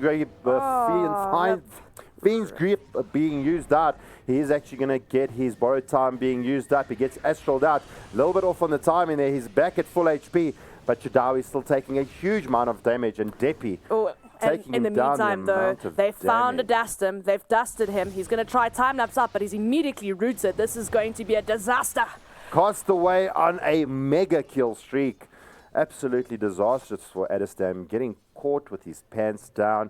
There has to be some kind of aerostatic movement here from the side of XTC to kind of balance this game out just a little bit. And now we see why they let poor Chadawi die. They were hunting a Dastum. Yeah. But also, Good work, guys. like Santo ooh. getting frisky, throws down his ulti, but it gets cancelled out. But DotA and Die, we do get the TP in here from Welp, taking a little bit of damage there. Slink's very low HP. He does actually get nightmared up here. Doom Bunny, can he actually survive through it? Flame Guard doing quite a bit of work. Chadawi, he's not scared. He's going to lead the attack The with TP's that on shield. cooldown. He hasn't got mana to TP. Come on, Magic Stick, Doom Bunny, do it. They There do we not go. have vision. They do not have vision of the Doom Bunny. He's going to get out. Yo, he's lucky. He's so lucky. Because I mean, like, he didn't have mana to TP. It was on cooldown. Like, there's Things nothing. just weren't. This weren't going his way. He's just really lucky to get out of that. There's something I want to chat about quickly that I haven't spotted yet. Is the Mask of Madness on Luna? Oh, it's back, definitely. Mask of Madness build on Luna. Like, I used to love doing this, and it's back. I mean, you can disassemble Mask of Madness now, and she loves picking up that Satanic later in the game, and the fact that it gives her free attack speed, extra damage, and of course lifesteal in the early game. It's nice to take stacks with. I love the Mask of Madness build now. It's very viable on her. She can disassemble it now. I feel it was like modded just for Luna. It wasn't. It's amazing on Luna right now. But I must say, can I just one thing about that fight? Yeah. The damage on Deppy when he dropped the hammer. It did a lot of damage. I mean, you cannot count not count an OD out of the game at any point. No, I mean, you cannot, and geez. especially, I mean, look at this. Deppy is actually higher net worth than Castaway. So, I mean, we can say that he's doing really well. Castaway is jumping into the jungle. And wait, let's just take a look here. Skynet's going to run into Santo. A little bit of a hug-a-tug here. Instantly gets voided out. Going to TP out. In the meantime, Castaway picks up the kill onto Doom Bunny. And that's what I wanted to point out there about Deppy. He might have higher net worth than Castaway, but he's also been a lot more passive than Castaway. Castaway has been making plays around the map, and this is what you need to do with an Ember. Otherwise, you might as well not play him.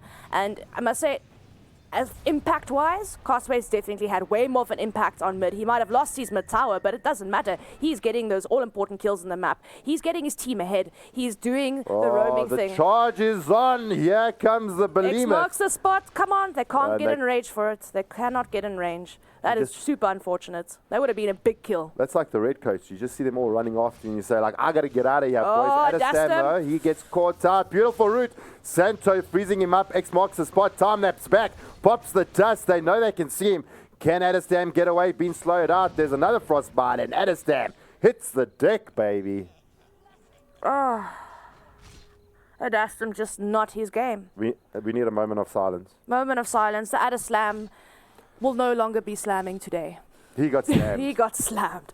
Man, this is just, I mean, he can't find any gap on this map. He's trying to take any advantage he can, and he's just not finding it. I mean, the rotations of WRG are insane. Let's take a look at that replay, and we can see exactly what happened here. He got torrented up. As he runs away, you'll see a time lapse any moment now. Oh no, that was after the time lapse. So he missed the replay. It just came in a little bit late. But he time lapsed back straight into dust, got called back, and Adestam paid with his life, unfortunately. Yeah, he really did pay with his life. What item do you think we're going to start seeing Deppy go into? We've got the Belt of Strength locked up. He's going to finish up his trades, but what's his next big luxury item here? Maybe a Yule Scepter or Rod of Atos, something. I don't think he can go straight into Sheepstick. I actually like the Rod of Atos. I know it's better on strength tiers at the moment, but he needs more lockdown on his team. No, it's for the Ember. Yeah, I really Ember. like it for the Ember. He can't Remnant out of roots, so it's definitely good. But top lane though, Chadawi immediately pops the borrowed time. Stop using your ulti on the Chadawi. He's just going to ulti it off. They're going to turn their attentions to Santo. Isn't enough to bring him down. Does actually wind up. And Adestam cleans him out, even with a little bit of healing help there from Chadawi. Yeah. In the meantime, though, Schlinks and Welp got a very, very, very, very easy kill onto Skynet there. I mean, they used the Kunka boats combo. It was pretty much over for him. I mean, Deppy was there, but there's not much he could do for Skynet. Skynet tried to use his E and fly into the trees, but when you have X marks a spot, it's not going to help you out that much. So, I mean, two big kills happening here, but I would say definitely the better kill going to WRG. I mean, Night Stalker, Crystal Maiden, definitely better. Yeah. Well, we are 22 minutes into this game one of WRG versus XTC. Kills are sitting 18-9 in favor of WRG. I mean, let's take a look at the XP graph, see how they're looking at the moment, and things are looking pretty bad for the side of XTC with net worth difference of around about 7,500 in terms of XP, sitting at almost around the 10K mark. The things are, what does XTC do at this point in time to get back into the game? I mean, Deppy's getting there. It's not unwinnable when you're 7K behind. It's not unwinnable, but they seem to not be able to deal with the steamroll of WRG right now. I mean, the heroes are getting caught out of position. They're not fighting together. The Night Stalker's just not doing anything on this map at the moment. Skynet's trying, but I mean, it feels like he's just a non-issue in this game.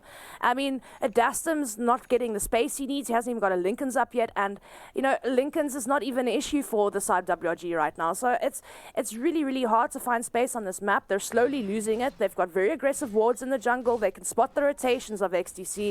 It's just, it really is a disaster right now. Like, how do you stop the steamroll? Yes, Deppy does a lot of damage, but it's not enough. He can't take on all of the heroes. Not only that, I mean, look at the defensive items coming out here for the side of WRG. They do actually have the Solar Crest up onto Tudawi, just going to be able to be helping out his teammate. We've got the Veil onto Castaway as well as the Million. We've got Manta up onto the Lunar as well. Some big items coming out here for WRG. Almost BKB there as well. But I mean, look at this. 2 Midases on the side of XTC. Maybe a little bit greedy here. Look, I feel like they actually need some of the Midases just to catch up on the XP and levels. And obviously, look, it's still good. I mean, it gives you more XP now. Yes, it's 100 gold more, but it still gives you 200 gold every time you use it. It gives you a little bit more XP. It's definitely worth, and it can escalate your hero to the point where you need it to get. But 2 Midases is a bit greedy, but I feel like Night Stalker definitely needs it, especially since he doesn't really passively farm. He needs to get that Aghanim Scepter up. He needs to be able to do something on this map. So definitely just to secure his levels, because he's not always in lane, he's always roaming. Midas is somewhat needed on him. But like I said, I mean, there's not much they can do at this point to steamroll. I mean, Adastum's trying to find a gap. Every time he tries to go for something, he dies. Deppy does a lot of damage, but it feels like he's kind of like, you know, wandering around this map, farming, not knowing what to do. He got caught out. Doom Bunny's gone. Oh, Glimmer Cape's not going to save you. What is he doing there in the first place? Why? Maybe visiting the trees. I mean, he got his ward off there by the shrine, right? There's a nice little observer ward. Okay, that's not even a newly placed observer ward. I mean, in this area over here, it was probably the home of his of the American Naval Reserve. What is he expecting to happen? He was visiting his Yamatas, you know. Bot lane though, gets the root up onto Deppy, decides the better of it. Gets out, blinks back, TP's out. Can Skynet close the gap? No, he can't. All right, that was a little bit exciting for a very anticlimactic end. Deppy, though, he's building into that BKB. Now, how do you feel about the BKB? We do have the big Lunar ult. We can still get... does the route from Castaway still go through the BKB? That's the route from... No. Once he's got the BKB up, the route from Castaway will not be affected. BKB is definitely needed here for him. Hold that thought though, because there's an X marks the spot. He's able to actually get Astraled up, so Deppy cancelling out the X marks the spot, but he's going to pay with his life. The route is there. They're going to throw down the freezing field as well. So they're going to lose Deppy. Big kill here for the side of WRG. Look, one of the highest net worths here for XTC, and they are going to pay. Looking in the top lane though, Adastam chasing out Chadawi. Pops out the shield. Adastam once more. Doom Bunny trying to get closer. Can he make it happen? Skynet, can he close the gap? He doesn't have nighttime available to him, but Adastam wants it. He wants it hard. Gonna jump deep. Denies himself. The plays, Chadawi, the plays. Adastam got jabber baited. He got jabaited again. Yes, he did. He got jabber baited. Okay, fair enough. Did you see what I did there? Yeah, I see what you did. Cool. No, but honestly, the BKB is needed. I mean, there's a reason why we get a Veil of Discord on to an Ember Spirit. All of his spells, except for, of course, Sleight of Fist, that's physical, but all of his spells go through spell immunity. So, I mean, just to do the max damage possible, you go for that early Veil of Discord. So, BKB definitely going to help him, and especially against that root as well. So, I mean, there's so much spell damage on the side of WRG. It's just like you have to get BKB. I mean, even the Weaver's going to need to go BKB Lincoln's. I feel like Lincoln's just not going to be enough for him here. But speaking about the Luna, big pickup BKB now. Full 10-second duration. They're looking to take Rush here. They can't really contest Rush. So, I mean, this is practically free Roshan for WRG. But once Luna has BKB, she can't get silenced. She can't get stunned. Odie's ulti's not going to do much, but the only thing that can really do anything is the Bane, but I feel like if he's just standing there channeling his Fiend's Grip, he's just going to die. I mean, his ulti's going to last like 2 seconds, and that's that. He's just going to get focused by Kunker or Castaway. Oh, here we go. Castaway got silenced out. Is this enough to actually bring down the big red beast? It's not going to happen. Castaway actually wants to jump in. Adestam going to quickly Sakuchi out, get himself out of there. Castaway looking for more, not going to be able to find them. The rotations from the WRG does come in. They do spot out Adestam. It's going to be too late, and he's going to be able to get out of there. I have a mechanic question for you. A mechanic question? Yeah, something that, you know, that kind of questions me. Now, the Mask of Madness actually mutes your items and mutes you. If you BKB and then use Mask of Madness, does the mutability not affect the Luna because of BKB, or does it still mute you if she's BKB'd up? What do we mute? The Mask of Madness mutes your abilities. Yeah. So if you BKB up, will it still mute your abilities? I think it depends if you... I need to test that mechanic out, especially with the new Mask of Madness. I haven't actually been able to play the patch, but before we play the patch... smashes the deck. They're actually trying to heal up under the shrine. The boat comes in. Gonna hold Skynet in position. While BKB's up, taking the Fiend's Grip to the face. Works through BKB, but they're gonna lose Doom Bunny knowing where he is. Santo throwing down the hammer. Gets that freezing field off. The Adestam looking to see if they can pick up. Santo has been shielded up. Chitawi playing the flip and protector here for the side of WRG.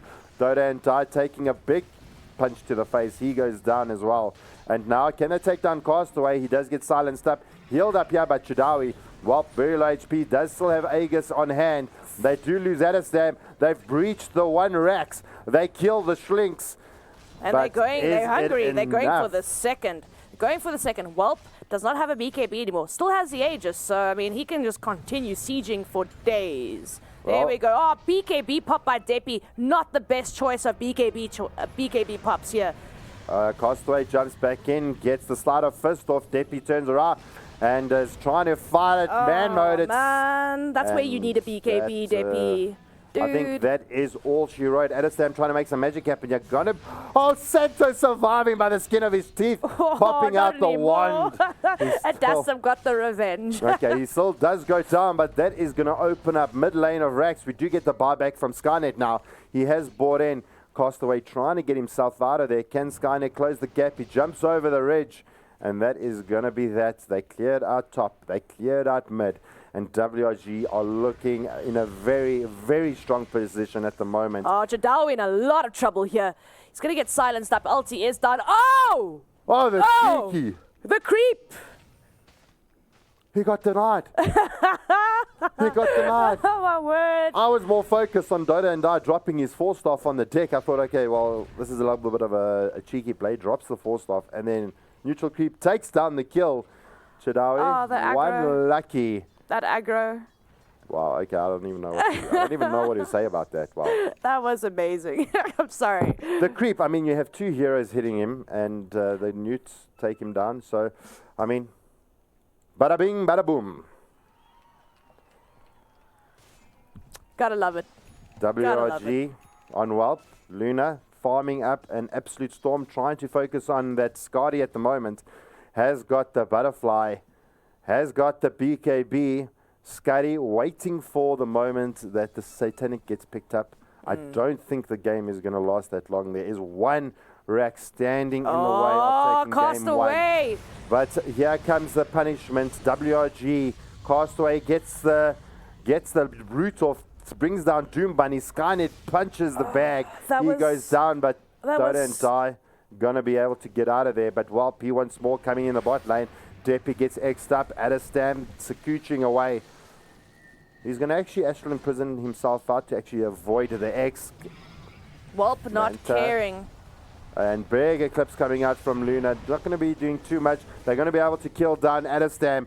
And I think 3 down for the side of XTC. Things are getting very, very sad here for the side of XTC. Bottles on the deck. Castaway being a little bit cheeky there. Deppy does try to invis up. It's not going to work. Root is there. GG has been Has it actually been called out? It hasn't been called yet. They're just going well played, well played, well played. But it is game, boys. This is. I There's do no coming back apologize. from I this. have got players muted, so You are at almost a 30,000k net worth lead. It's done. I mean, they're at your tier 4s, bang hammers. I mean, right. Well, WRG are knocking down the throne. Wilson gonna have is some giving us fun. the boot, and WRG jumping the Wilson. throne. They are going ham. The boat comes out. Chadawi is dominating. Whelp is wicked sick. And this game is pretty much Castaway done. having fun in the fountain there as well. This is game. I mean, what can I say? XSC outdrafted completely, utterly. There's nothing they could do. There's nothing they could do. I mean, they had some strong picks in the beginning of the draft. They banned out some legit heroes, but in the end, I mean, WRG going, hey, we've got a strat against this. Well, we don't care. Well, I mean, looking at the scoreboard over here, we have Castaway. He went 10 for 0. Deppy had a very good mid against him. He got farmed, and then all of a sudden, Castaway went with a 10-0 for 14 KDA. Absolutely ridiculous. Whelp on the Luna went 11 for 2 for 12. I mean, the scores from XTC, it felt like this was a schoolyard beating. We had 2 creep kills there, man. We first had Santo go down to the Ancient Stack, and then Chadawi getting that lucky regen stater, man. Denied as well. I mean, it feels like the creeps were on their side as well this game, and just everything went so well for them. No, absolutely. So XTC, they have got a chance in game 2 to actually they're gonna get have to themselves rethink back it. into it. I mean, it is a best of 3. Yeah. It's going to be a very exciting game. XTC have to pull something out of their hat, and it feels like WRG constantly in control of the game. It seemed like there was a little bit of a point where XTC had a little bit of an advantage. Yeah, very early. But I mean, that was pretty much it. Things started going in favor of WRG. I think that's just because of the Deppy net worth, that little spike, to be honest. They weren't in any way winning any of their lanes except for mid, but they didn't care about that. I mean, if you can say winning mid in the last hit and deny thing, but again, WRG won mid with the rotations because it doesn't matter. You don't have to outlast hit your opponent at mid so much. I mean, the Castaway rotations won them the mid. He was the guy roaming and ganking, creating the space, with Schlinks. I mean, Schlinks and him were the A team. They were just completely ripping the map. I mean, Luna got the space to farm. It's just everything just went wrong for XTC. What was super frustrating that I saw that happened a couple of times for the side of XTC is Doom Bunny kept on Fiends gripping onto the Abaddon, and then once the Abaddon was held down, all he did was borrow time, and he couldn't actually do anything. He used one of the big ultis to actually lock down Whelp, lock down Castaway, but I'd keep using it on the Abaddon. Rather knock him down, use the Astral Imprisonment, keep him in position. Once they kept him in position, then they could then kill him afterwards once his borrowed time had worn off.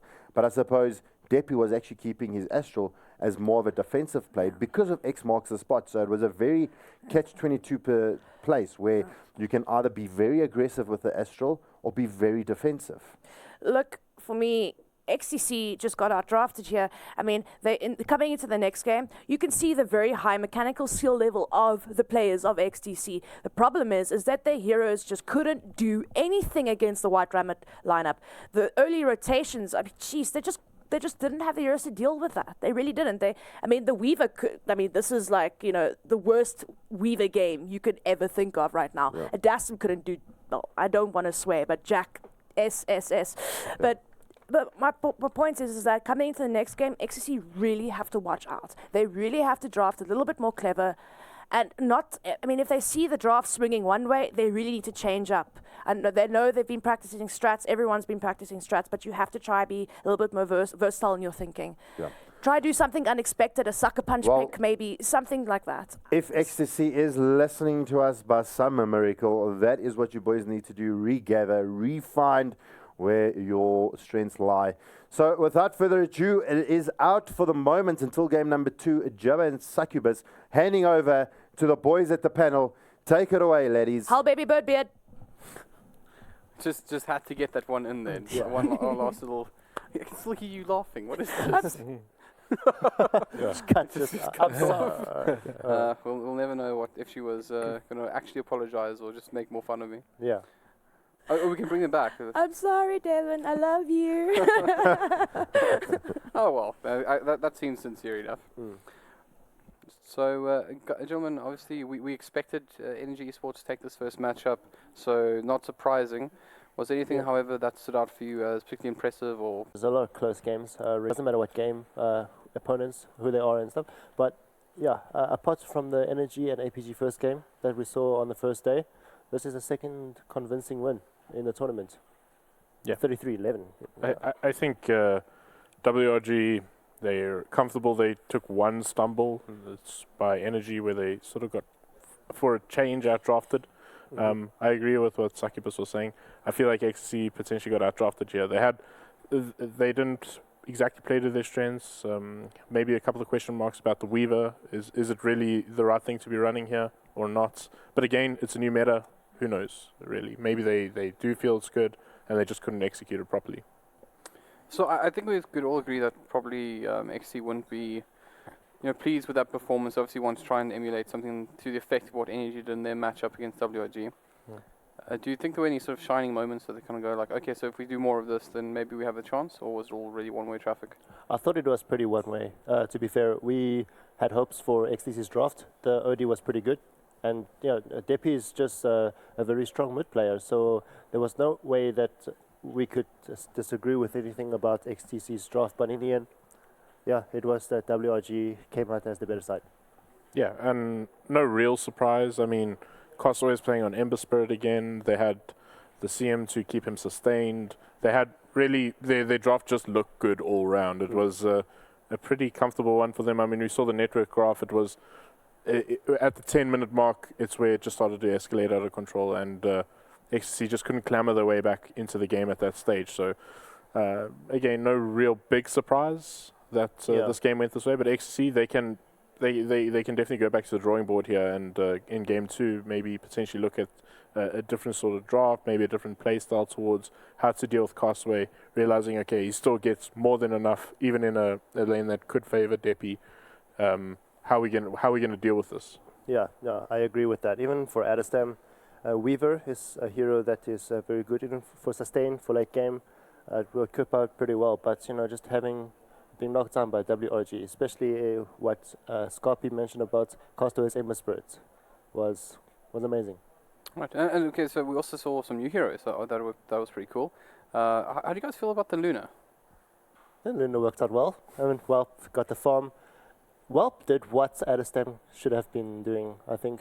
Not get close down and have the supports, but as Scarpy also mentioned that Santo played a very good Crystal Maiden there, just to keep the guys in lane. Well, the Aura does it itself, but she was always there to support.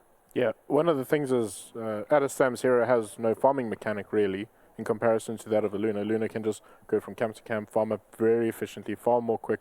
What Adestam was looking for is we need kills, we need to get objectives, we need to force this Luna into sort of a situation where he has to split push and we can trade objectives for his farm.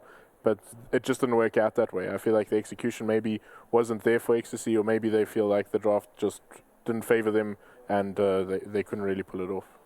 I've always found Luna quite an interesting hero because in the past we've seen that a lot of times when the hero almost seems to disappear from the meta, suddenly it just comes back. We just see like just one random game where people pick it up and they try to get something a little special out of it, which I find it kind of curious because obviously the mechanic of the hero is quite good, right? It's a fairly aggressive carry. It has a very good team fight ulti, and it's a fantastic pusher. Or at least once you have a Dragon Lance off and you get some glaives bouncing around. I mean, one of the most beautiful things in Dota in my mind is when you get down a tier 3 and you just start causing absolute havoc with like a man style up on Luna, just glaives absolutely everywhere. So it's quite nice to see that hero sort of getting some sort of love. Yeah, I want to follow up with that as well. That goes the same with the Kunkka, where as a support you set up the kills, you start with initiation, X mark the spot. And then there's also the Ghost Ship, where in this beta it's exactly where you target it to be. So, great pickup. Do you guys think, on this note of like these heroes are being picked up, WG, they've picked up heroes that no one else has now, and we haven't seen a huge amount of them, but I would say this would be one of the matches that they would be taking seriously. So, How much more do you think is in the bank? How much more WG surprises do you think we're going to get? I think for a team of their caliber, they have a big pool. I don't think there's a limit. I think every team that's going to go up against them can come in with whatever plan they want. WRG are going to have a pretty decent answer to them. So I don't think if for the teams that are going to be going up against them, you don't want to draft to beat WRG, you want to draft to your strengths. I think that is something that everyone should emphasize on. I believe that's potentially the only way that you are going to bring them down, and I think that's how Energy did it. I think that was pretty much the recipe for success from them. Bringing out the DP, catching WRG out. Yeah, you're right. And also, WRG has a lot of plans up the sleeves. We can see that. They picked up the Weaver, they picked up the OD, but still they managed to take care of it. Although the OD was 4th picked, they still managed to, let's say, Weaver, for example. They've got the heroes for it, and you can counter the Emma Spirits of Castaway, but is it possible? It's all about the in-game mechanics, and Castaway definitely has the upper hand. Yeah, you hit a point there. I mean, you can counter out the Ember on Castaway or whatever, Invoker, whatever you want. At the end of the day, they're going to create space from it with Whelp. If they then Whelp's going to get a lot of farm, then you're going to want to shut him down. And in that time, Castaway is going to find tremendous amounts of farm and catch up if necessary. So here's a terrifying statistic about Castaway. At the moment, this man has 53 kills, 7 deaths, and 65 assists with a KDA of 16.86. I don't think that death actually increased much. Yeah, he didn't die in the last game. Yeah, so that's 7 deaths since Friday or Saturday, but still that's pretty amazing. That's like 8 times more kills than what you have in deaths, and that's not easy to have. It's pretty horrific. And just as a comparison, I think we'd all sort of agree that the star player of the XT lineup would be Adestam. Yeah. And he's sitting at 46 kills, 15 deaths, and 45 assists with a KDA of 6.07. 3 times the sort of KDA, which, I mean, and obviously the kills aren't that much higher, but he's getting the same amount of, he's getting more kills and giving away less, but in a big way.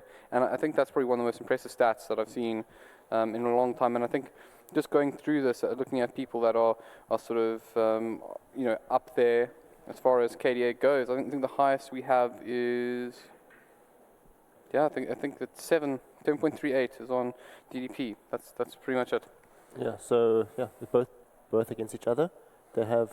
I think Depi has the capability to do what Castaway does, especially, how they have Adestam and a Depi on XTC, Castaway and Whelp on WRG, and if they have good farm, if they get a good early game, they have a very strong mid game, and they could just win. But with I don't know, I think just WRG, as Chidawi said in the interview, they have a very solid team, and he believes they have the best players in the team, and so do I. Yeah, I can only agree with that. There's not much more you can add on the back of that. I mean, WRG just outright the favorites. I think their statistics are very interesting, though. I believe probably most of those deaths are going to be from that energy game on Castaway, as also it's like one individual game that could have meant a massive difference in probably some outrageous stats that could have been coming out in his favor. Well, it's just pretty crazy because everything else looks so tame compared to. I mean, as the second runs up are both from XTC, but they're just nowhere near it. But right, I mean, it's interesting to leave us on some stats for a bit, but we will be taking a very short break. We're going to the lobby. Never mind. No break at all. In fact, we will be going straight into the lobby in about a minute. So. It's going to be a very interesting game. We're going to have obviously XT that really wants to change things around, try to bring down this KDA ratio in Castaway in a big way.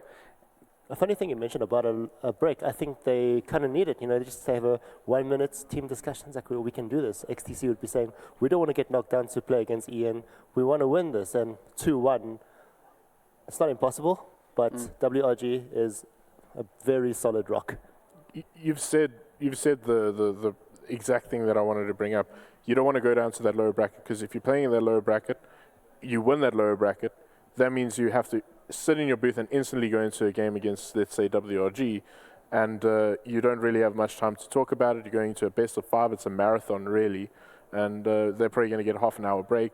The lower bracket is definitely a difficult place to be in. I think they go in with 1 game disadvantage if you are coming from the lower bracket, so that is something that that can sort of have an effect on the players in the sense. I mean, it's a full-on marathon from lower bracket best of 3 into a best of 5 almost immediately. You know what? I think I want to believe in XTC to win this game. Not necessarily the series, but if they do win this game, right, they have the confidence to take game 3 as well. Potentially, but just to go back to what Scarpy said, it's pretty scary. I mean, think about this for a second, right? I think often tournaments you'll find is have a winners bracket final the day before, right? So this time having it on the same day means that if you lose this match, right, you have BO3 potentially 3 games, then you have another BO3 in your low bracket, which is another 3 games, and you have BO5 after that. It is winning this game is probably the single biggest advantage any team can get in this tournament. And of course, with WG just one ahead, it is pretty insane. And as Scarpy mentioned, there's a game advantage on top of it. Yeah. So a lot less Dota, a lot less fatigue, and you're 2 wins away from winning the entire thing. And what I think it is, I mean, we're not talking about sort of a small event that we were hosting. This is the inaugural VS Gaming event, if you would, since it is the first sort of branded VS Gaming event. And you get to be that sort of champion. Maybe somewhat fitting that the Masters champions from last year could be the ones to take it. But they still have a bit of a road ahead of them, and XC will certainly not be too keen to give them that opportunity. Yeah, it's a tight road, these 3 teams. I'm going to say that with my predictions, XTC is probably going to take it 2-0. I mean, no, sorry, WRG is going to take it 2-0. And yeah, I think, as you said, it's a big advantage to get to the grand finals. Sitting up top, waiting for the lower brackets finals to battle it out against each other. But yeah, this is a tough one. Yeah, well, I think we have something to show you guys. So why don't we jump to that quickly and enjoy some words from XTC. My name is Dennis, Dota and Die. Play for XTC, I'm the captain. What it means to captain this team is a lot. Worked really hard to get into Masters, worked our way from the bottom, and yeah, now we're top 3 on the log, so it feels great.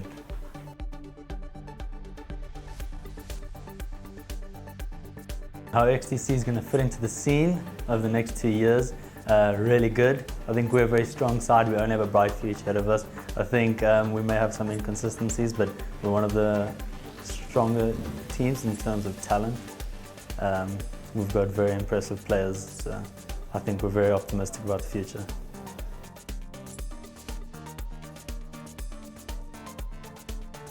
It's a tough question, especially for a captain to answer. You can't say no, we don't have what it takes.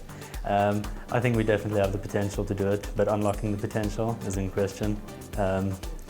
We've only been together for a few months, and this is the first time we've actually all gotten together and met one another. So we're a relatively new side, but obviously that's no excuse. I think top 2 is very realistic, and I think we do expect it. But first place, we'll just hope for the best, go in with as much confidence as we can.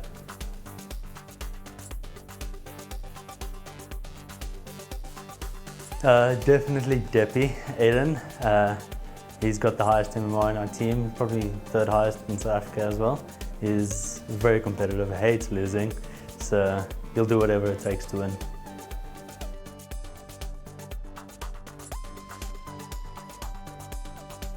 Probably Energy.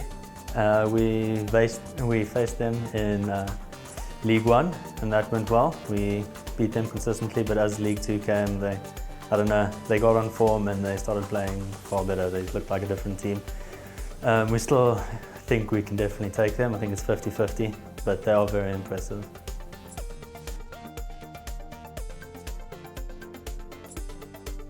Who are we going to dominate? Definitely Pulse and whoever comes up next.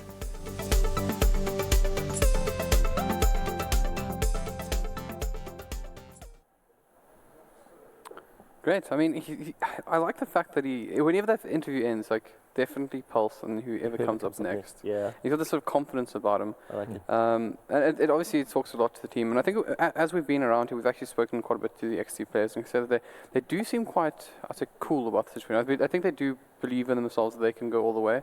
It's almost like, I would say, it's tainted by realism. They know how good WG are, but certain guys just want to. They're not here to come second. They're certainly not here to come third. So one way to make sure you're not third, well, that's who you beat WG right here, right now, right? Yeah, it would be quite a surprise to see XTC waiting in the grand finals for WRG and Energy battling it out in the lower brackets. It would be one of the treats to watch, but as you said, the taints of realism definitely in this tournament, WRG the favorites to win this. So it's very unlikely, but I am going to stick to what I predict. It's 2-0 to WRG. You don't get to change it anyways. It doesn't work that way. Cool. But we are about to jump into the draft, and we'll see what these two teams have in store for us. I still really think that there's a couple of heroes that are really I'm quite keen to see get a little bit more love, and I'm hoping we see it. Is the likes of Sven. I think Sven's actually been, I'd say it's been considered. It's been given a 63% pick and ban rate, which is certainly nothing to shy away from. But we've only actually seen 3 games where Sven actually picked up. So it'd be nice to see a good Sven game make it through in this one. I think Adestam would be a good Sven. Well, actually, Walp as well. Man, it would be nice. Second game of the series, picking up something that just deserves to be seen as well. I mean, we've seen. I think it was Kotza that played really well. Just communicate with the team. So with a hero like that, you can get the armor boost, you can get the stuns in. So a carry with a disable, something that's very useful for us as a team as well. But as we always say, it's always going to be a Warlock first pick, and then with the Trents and Kotza out there as well. Oh, banned out as well. There's a Legion Commander out on the loose. I think the Sven, and you talk about Adestam and his potential Sven. I remember reading a tweet that he wrote before this patch came out, and he says, "Please make Sven great again," because he really played that hero quite a lot, and he had quite a good success rate on it. So I would like to see XC pick it up for themselves. I think that could potentially be the one hero to sort of turn this best of 3 around, put them into 3 games. We must also keep in mind that XC could potentially be playing 10 games in a row here. 10 games of Dota in a row. The mental fortitude is going to have to be really, really there for them. Man, 10 game does sound a lot, actually. Because you're coming into this tournament, right? And then these are our 3 key drafts, for example. But you have to play 10 games, which means you got to pick out a full strats in one of the, let's say, 1 in every 3 games. Very, very good first. There we go. Position 4, Shadow Shaman. What are you going to do next? XDC doesn't know. Yeah, Shadow Shaman's really good in lane because he's sort of like the ranged treant now. He hits really, really hard. I think he's hitting like 70 physical damage. He's also got pretty decent lockdown. I think he's actually been one of the favored support picks in this tournament. So, I mean, it's a really nice opening. But, there we go. We see the Slardar. We saw it run on support for them yesterday. We'll see if that will happen again this time around. Yeah, good initiation hero, I must say. Oh, it's a Night Stalker once again. I think they're just going to stick with what they have, hey? They played this last game. It didn't go well, especially in early game. But if they can fix that, they can take on WRG early game and then try to make the best of it. Get the Agnum Scepter on Night Stalker, for example. Make it fun. Yeah, they ran. How dare you, sir? The Agnum Scepter on Night Stalker isn't fun. It's fun. It's a horrible thing to do to somebody. Well, it's fun for XTC. Yeah, sure. Well, they kind of need to win for this no game, one else involved. Fair enough. Fair enough. I feel like we've seen these 2 blue friends together quite a bit though, Slardar and Night Stalker. Seems to be they quite like picking them up together. Both pretty fantastic chasers. I guess that's part of the strategy in this case. Yeah, to start off with, you kind of have the vision from Night Stalker, and then that just allows your initiator, gives him so much ease to find a hero. Cat of Shadow Shaman, for example, and then 4v5, and I don't think White Rabbit Gaming wants that. They're a very strong 5-player initiation, and everything is key. But losing a Shadow Shaman is probably not what you want because he's got so much disable. It's also scary to draft into a Night Stalker sometimes because he does have a long duration silence at night, which is a bit of a concern. And I believe they run the position 3 Night Stalker and the position 4 Slardar. The Abaddon once again. This is, I don't know, I feel that XTC should have, this is hindsight, but they should have seen the Abaddon coming. If not the Abaddon, it's the Dazzle, which is also a very good Slinks hero. But nonetheless, it's being picked right now. 2 supports, and then the offlane over there by XTC, and then also banning out the Ursa. So there we go, Adestam Ursa gone. It's quite scary so far. Yeah, I think the Ursa ban is quite nice. We saw Adestam sort of crash with that a little bit. Yeah. If there's some sort of chance, maybe Abaddon could be going into the offlane. I don't think Shidawi struggles with that hero. It's sort of a hero that mans up and can fight. So it's interesting. The draft so far, but like you say, it's more than likely going to be Schling's hero. He can debuff, I think, the silence with his shield. He can debuff the slow that comes out from the Slardar.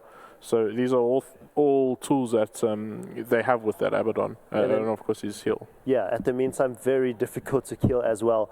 So yeah, this is, I think, XTC's time to just, discuss what is going on here. Why, not why, but what we have to do with banning out the Enigma is also a very good thing. Just taking out the AoE. And yeah, with the Enigma, Ember Spirit combo, that'd be pretty harsh. And then now with the Lifestealer ban as well, just to counter the Adderstam picks. I don't know if we actually had a Lifestealer pickup. We did have one. Adderstam with that long tail on the skin. It's really cool. So he's still getting a fair bit of love as far as bans go. I think it's more so when they start seeing the possibility for some Lifestealer bombs that it would be particularly effective. Yeah. But it hasn't actually been picked up too much. No, there hasn't been a Lifestealer bomb yet in this tournament. Wow. No, that's cancelling out as well, yeah. This is a deja vu draft again. I mean, I think Ecstasy, I don't want to sound like a downer here, but I feel like they're saying, okay, if we don't beat WRG with this draft, let's at least not expose our other sort of drafts that we have in our back pocket to Energy, who are sitting outside watching this game. They're drafting a very similar draft to the previous one, and I think that might be their plan. I don't want to say they don't feel confident in winning this, and I don't want to pull out those strats to beat WRG, but I also don't think they want to give away too much because they might have a long day. This is still, I mean, as you mentioned, we've seen this before, but I think we've seen this not just from XTC. There's like this trio seems to be quite popular at the moment in general, so there's always something to it. Well, the gyrocopter coming out now as well. The last time I think we saw the gyrocopter was when Cotter played it. Yeah, and also losing with the gyrocopter. I'm not sure, we'll check the stats later, but for now, I believe that Whelp is going to farm up just as well as he did last game on the Luna as now on the gyrocopter. I mean, it's a very farmable hero where you have also a reliable Santo on the Shadow Shaman running around just trying to grab at whoever's keen to take down Whelp of WRG. But here comes the Lycan. And I feel Lycan is a very suitable hero for Adderstam. And, with the support to disable like Jakiro and the silence from Night Stalker, this could work out really well. And I can't forget about Slaughter's Crush. Lycan as well as Night Stalker, of course, a very good combination. As in nighttime, your Howl gives double the damage, double the HP. So that is something that we must also consider. So, and I mean, when you have a Night Stalker, it's night more than it is day. So they're going to have that potential for push. They can utilize that. They got a Jakiro as well who can siege buildings pretty well. So, but yeah, that just happened. I feel like sometimes as opponents, just sort of brace yourselves for it. Yeah, I love discussing the drafts, and then suddenly Invoker comes out for Castaway, and then it's done. Yeah, everything is done. Yeah, but as you said, you're right about the Night Stalker Lycan combo. Lycan being picked 4th pick is the correct option for XTC as well, because they're just targeting Adderstam bans, and if you pick Depi, then Adderstam has to go last, and then there's just so limited heroes to pick. But for now, I'm keen to see what they want to pick up for Mr. Offlaner on the WRG side. I got to say, it really is like a quiescence, just you let this, you don't ban out the Invoker, and you just passively just okay, accept it. It's going to come. Yeah. We're going to have to deal with this at some point. Yeah. And sometimes you get lucky almost, and they pick up the Ember Spirit. I say lucky, but it sounds ridiculous, right? But this is once again a person we were just chatting about who has such a ridiculously large KDA in comparison to everybody else in this tournament so far. Yeah. And we spoke about Energy having quite a hard trip to I guess technically to the low bracket, but partially that was through WOG, and so it's not like WG have just had to play with some of the weaker teams to get to this point. They've actually played one of the sides we consider to be one of the strongest. So Castaway is scary, man. Castaway is very scary. Banning out the TA for XT Gaming, so there goes the Depi TA, the more popular pick for him.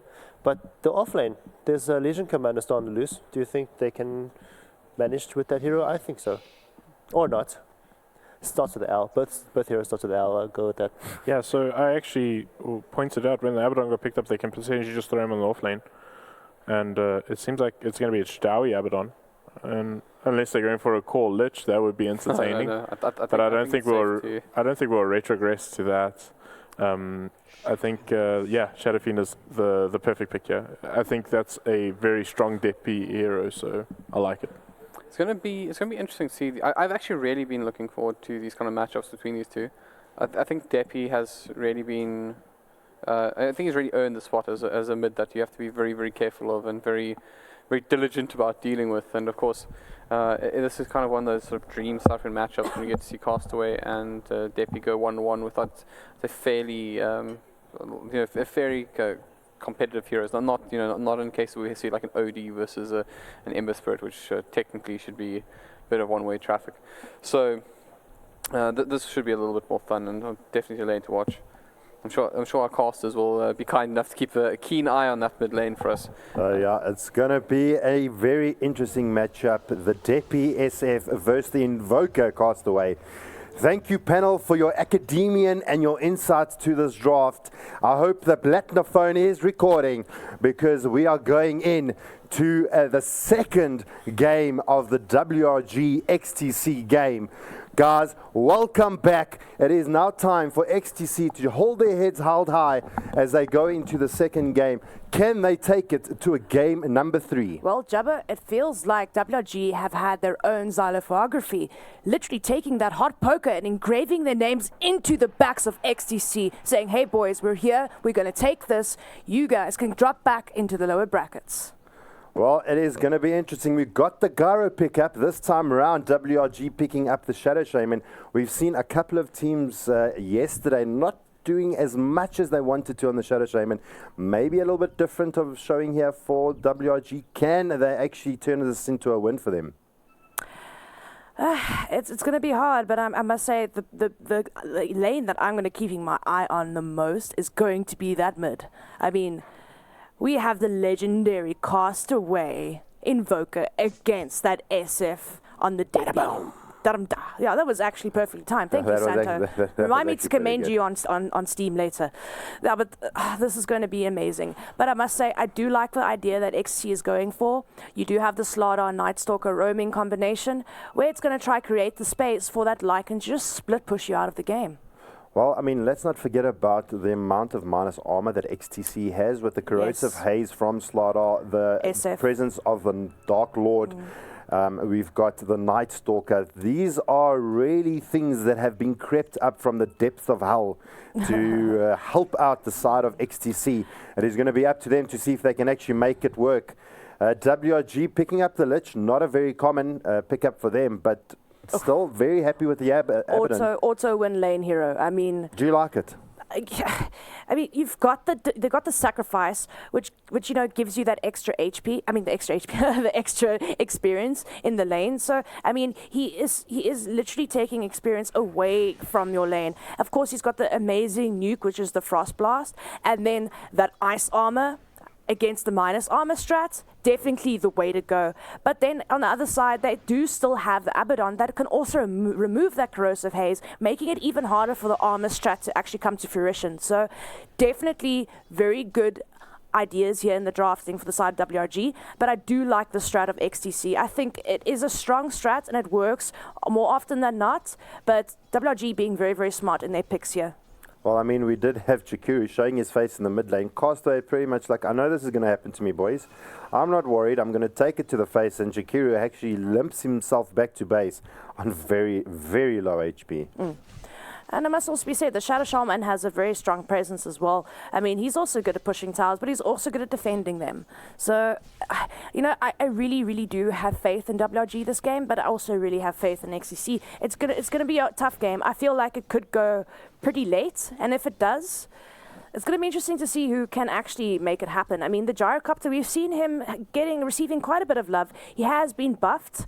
He has gotten that 20% cooldown reduction, which makes his flak cannon viable again. Of course, the homing missile having a less delay on its charge, so it's a bit easier to get off and a bit harder to right-click down these days. So definitely a nice little change-up. And I don't believe I've seen WRG have a Gyrocopter before. It's going to be interesting to see how Welp will play this hero.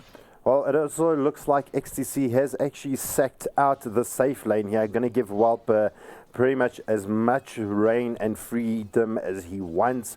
And Skynet's jumping into the jungle, going to actually farm that up. So, Walt going to pretty much have an easy lane. It's going to also allow the Shadow Shaman to get some rotations happening. He's going to probably just farm the jungle or get his rotation on and his roam on and try and help out mid.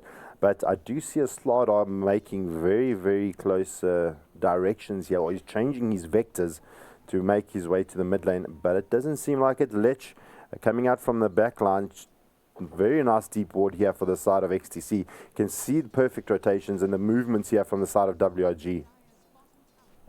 Now, the rotations from WRG are going to be great, but I'm actually quite impressed that we haven't seen a first blood here in the first 3 minutes. There is an invis rune down towards the bottom lane, so if someone could pick that up, that could be the game changer. That could be the time where we actually get to see the first blood. Skynet again on this Night Stalker. He was pretty underwhelming last game on this hero. Maybe he can bring it back for his team this time around. But it looks like we do have a bit of touch and go here with Jadawi and Schlinks here doing the dual lane against the tri-lane thing. And I must say, it's a pretty easy dual lane for them. I mean, Abba does well against tri-lanes, and Lich does incredibly well against tri-lanes as well. Coupling those stuff together, get extra experience. They are definitely getting more experience. They're getting way more out of this lane than this tri-lane, and they're going to have to, get a lot of stacks in this jungle here. Dota and DotA going to struggle with those levels for the rotations. I do believe once the Night Stalker gets a few more levels, they can start rotating this combo. But as we say, that Doom Bunny is probably going to go down. This will be your first blood.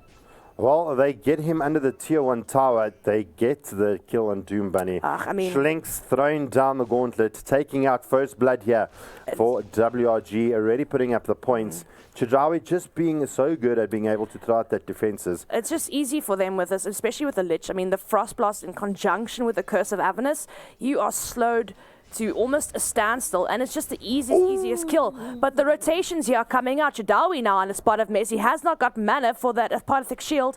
Schlink's coming and trying to defend his friend here. Oh, Schlinks gets shielded up, takes off that stun buff, and he is out of it and out for free. In the mid lane, though, while that action was happening in the top, Deppy almost killing Castaway with a beautifully timed rise and then right-clicking him on the uphill. Castaway back at base. Back at base indeed, but I mean, I must say, Schlink's going, hey, I'm here, boys. I'm Bates here. I'm here. Santo, he gets spotted out with the likes of Skynet and Deppy. Whoa. Deppy making very easy work of him, already adds a couple of Necromasteries to his name. He is now hitting really, really hard at this point in the game. He's doing 120 damage at the point in the 123 damage versus Invoker's 100.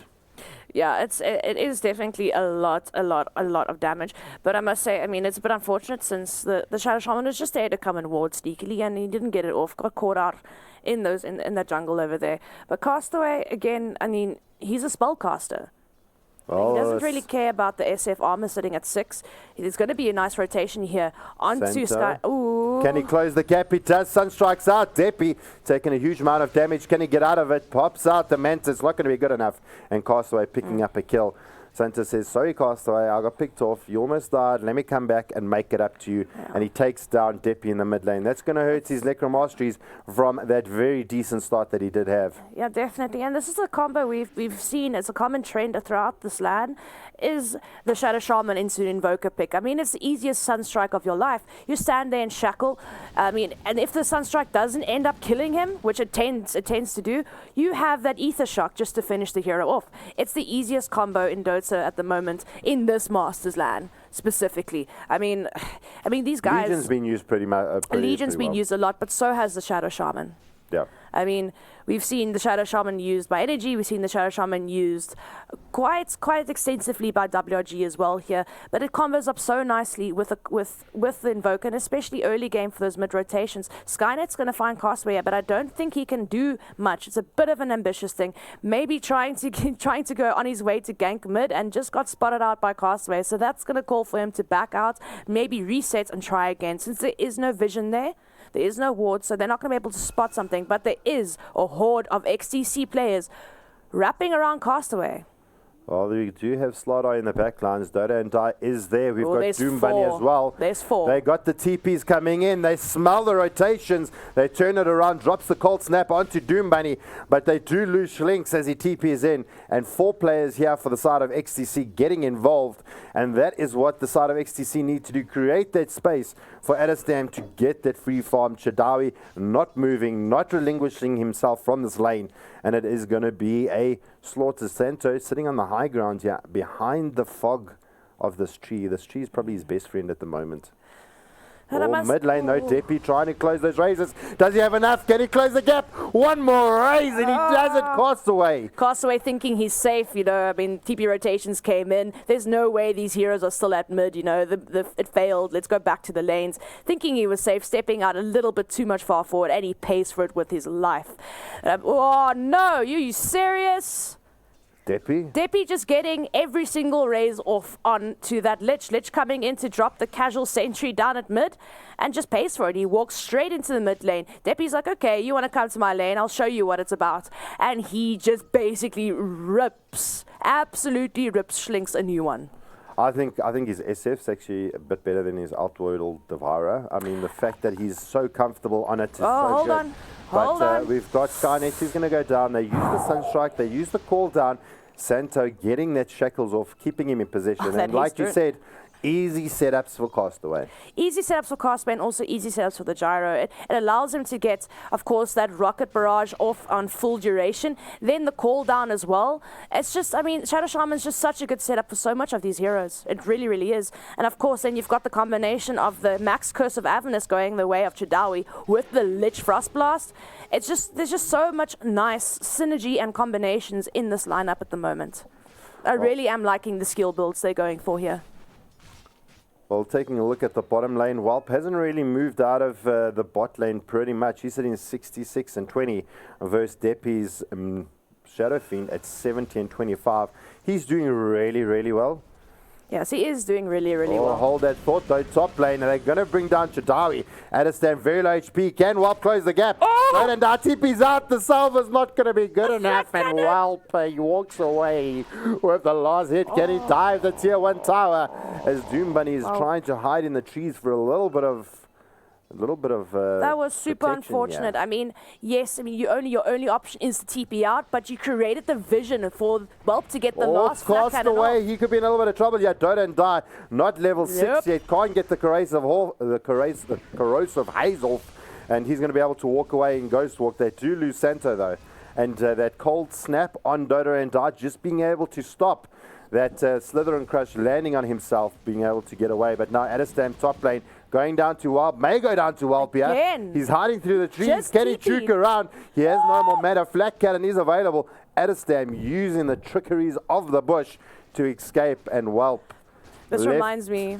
Left walking with an empty hand. This reminds me of one of the best dukes I've seen in Dota, South African Dota, is when Adassim was, I can't believe exactly what LAN it was. I think it was one of the ball events where he was on the Lone Druid. You know when Lone Druid was exceptionally strong? Was a thing. It was a thing. Yeah. He just juked through the trees with his bear as well. He kited almost the entire enemy team. And he got lucky because Gyro went the other way around, but still a very, very good duke. But I must say, I mean, the Shadow Shaman going down in the mid there, not so much of a bad thing. I mean, the Castaway got out. I'd rather have the Shadow Shaman dying than your mid Castaway. So definitely a good trade there. But I wanted to say though, when Whelp just decided to YOLO TP into the top lane there, they would have actually gotten out if Dota and Die wasn't TPing right in the vision, because he gave the gyro vision to get the last flak cannon off to kill off Adastam. I mean, if he just ran with Adastam, I don't think he would have had the range, or he wouldn't have had the vision to get the last flak cannon off, because it was very, very slowly timing out. I think they should have all just ran away instead of one TPing. That was extremely unfortunate there. Well, the pings do come out. Dota and I spots this rotation from WRG. While that's happening top, they're going to try and push down mid. XTC committing to the mid lane. Castaway is getting pinged out. He drops the ball. Adestam changes to that werewolf. And he's actually just not going to actually engage. They see the likes of Schlinks. and he gets away. Dwayne The Rock Johnson Erstam. Thanks, production. But Depi is not too scared, dropping a couple of the razors. They're going to be able to take down this tier 1 really quickly. Top lane, though, the Walp and Santo going to try and make a maneuver here. They're going to commit the snakes, so really want to take objectives here for WRG. At the same token, in the mid lane, it does fall down to Depi. He picks himself up a decent 200 gold. You know, they really are trying to defend these fortresses of theirs. These towers, you know, you can't, it's not like a Balestier where you can, you know, hide into your little window cave and shoot your arrows from the tower. It's not like that. It's exposed, and it's really, really hard to defend this. I mean, the Shadow Shaman being sneaky, trying to split push into the tier 2s, you don't see that often, especially with something as squishy as that. But, I mean, it just makes it so easy. I mean, yes, they got the tier 1 in the mid, but, I mean, they're almost losing their tier 2, having to rotate, and then, again, creating space for WRG just to do whatever they want. I mean, Chadawi now again, I mean, he's here harassing Skynet. Skynet's supposed to be roaming around the map. It's nighttime, boys. I mean, and he's not. He's stuck here, like, you know, trying to hold off Chadawi. I mean, this is not ideal. These towers are falling. I mean, you having the heroes that are supposed to be roaming and ganking, not roaming and ganking. Chadawi is just like, you know, going ham. He's like, I don't care. You can cripple me all you want. You can try put your silence on me. I've still got my ulti. I'm pretty comfortable right now. You know, I mean, unless they rotate more than one hero in, they're not going to kill off Chadawi here. He's just going to keep being a nuisance. Well, it's going to be really tough to actually bring down Chadawi. They don't have too much lock. They've got things to kind of slow him down, and the only lock they really have is a Slytherin Crush and the Ice Path here from the side of XTC. Is it going to be enough? Well, we're going to have to wait and see. In the previous game, Chadawi had a magnificent game. They were forcing out Bane ults just to make him use his borrowed time, and then hopefully coupling that up with the Astral Imprisonment, which didn't happen. And that kind of went lame. This time around, XTC going for a little bit of a different draft, and maybe they can deal with the Abba this time around. Hasn't been as effective as he was in the previous game. And this time around, Skynet not getting the roam and ganks off that you'd want, but he has got his hand of Midas up, so we're going to start seeing him rush. It's rushing for that Aghanim Scepter, yeah. And it's super important for him as well. But, I mean, it kind of feels like it's falling into the trap of last game where, yes, you pick the Night Stalker, it's amazing, but it's underwhelming again. I mean, Skynet just doesn't have the space that he needs. They're slowly losing advantage on the map. They're slowly losing their space on the map. And a Night Stalker needs that space. You need to be able to provide that roaming power, especially when you have a Slardar. I mean, just to create space for the Like and the SF, just to split push, maybe win some team fights. It's just not happening for XCC right now. And it feels like they're going to need to fight this team 5-on-5. And you don't want to do that against this lineup. There's just way too much wombo combo on the side of WRG. You cannot fight them 5-on-5. And I mean, I don't know how they're going to stop this. They cannot stop this push. They cannot stop this escalation. Well, they know something you do, because XTC, they are going in. Instant TP's coming out from Santo and Walp. In the meantime, Schlinks is going to be the one that takes one for the team. They do drop the ball. It's bouncing between Depi and Erstam. They're going to play a little bit of basketball, yeah, baby. And eventually they do get out, forcing the rotations from XTC, know exactly and do exactly what they want. Going to be able to open up the mid lane here. Skynet's the only one that's fast enough to react to this and maybe push him off. Maybe they can push him off this tower. It's not going to be enough. Walp is hiding here in the sidelines, waiting for his teammate Castaway. He's gonna drop the hammer. He's gonna land on Skynet. It's not gonna go down though. They drop the Macrofire. Now Dota and I trying to work onto Walp. Walp being very aggressive, hiding here in the bush. Can the rest of the team help out? To be honest, there's nowhere else for him to go. I mean, behind the tier 1 tower, there is no ways that super aggressive. Mr. Schlinks or Mr. Invoker can actually help out. Yeah, he was being super aggressive, and I mean, he's going to pay for that. I mean, let's take a look at the positioning of the rest of WRG as that all went down. They were nowhere near. I mean, look, Walp was in the sidelines. Invoker was making his way up mid. Drops the Ice Path, drops the call down. Macrofy coming out, and look at this. Walp is on the other side of the tower, and you can see on the minimap, Lich and Castaway trying to get there. but they call it off. I mean, he's behind the tier there's 1. nothing The they can force do. that would have to get involved there. Look, completely out of position, trying to make a very ambitious kill on his own. Didn't drop out the rocket there, the homing missile. I mean, Night Stalker gonna fly over the trees, losing the vision of him as well. It's just greedy, and he's gonna pay for it. There's no way a team like XSC is gonna let that slide. But as we say, that Chudawi now in a bit of trouble. Okay, Skynet wants it. He pops the ult. Okay, no, I think that was just a false alarm, guys. False alarm. Back down. They're not going to actually follow out Chudawi. Too much expended to actually bring him down, but let's just stay in this area. Skynet may not give up. Do they use a scan to actually see where they are? In the meantime, while that's all happening in the mid lane, there's a little bit of action happening here. They glyph out the mid tower. Do they have enough to actually take down this tower? Well, he's sitting on the front lines. Corrosive Haze been thrown out. Cast away. He's casting like a beauty. Throws out the cold snap. He's got Sunstrike available to him if he wants to use it. Drops an exiting ward as they decide to get out. Corrosive Haze, you can't fight under that. Plus the presence of the Dark Lord. It is sitting on level 3 at the moment. Sunstrike. Well, that's what you have your Abaddon for, to get that Corrosive Haze off your heroes. You have Lich to counter with the Ice Armor, now at level 2, leveling it above Frostblast. I think this is very smart. You really need that against a minus armor strat. You just need to pile on the armor, boys. Dota and Die hungry, looking for a kill. Well, he jumps in. Dota and Die trying to close the gap. BKB up by Depi, called down from Whelp. Can they do enough? 3 of the XC players fighting under their cooldown. Castaway and Schlinks in the backlines getting frostbited up.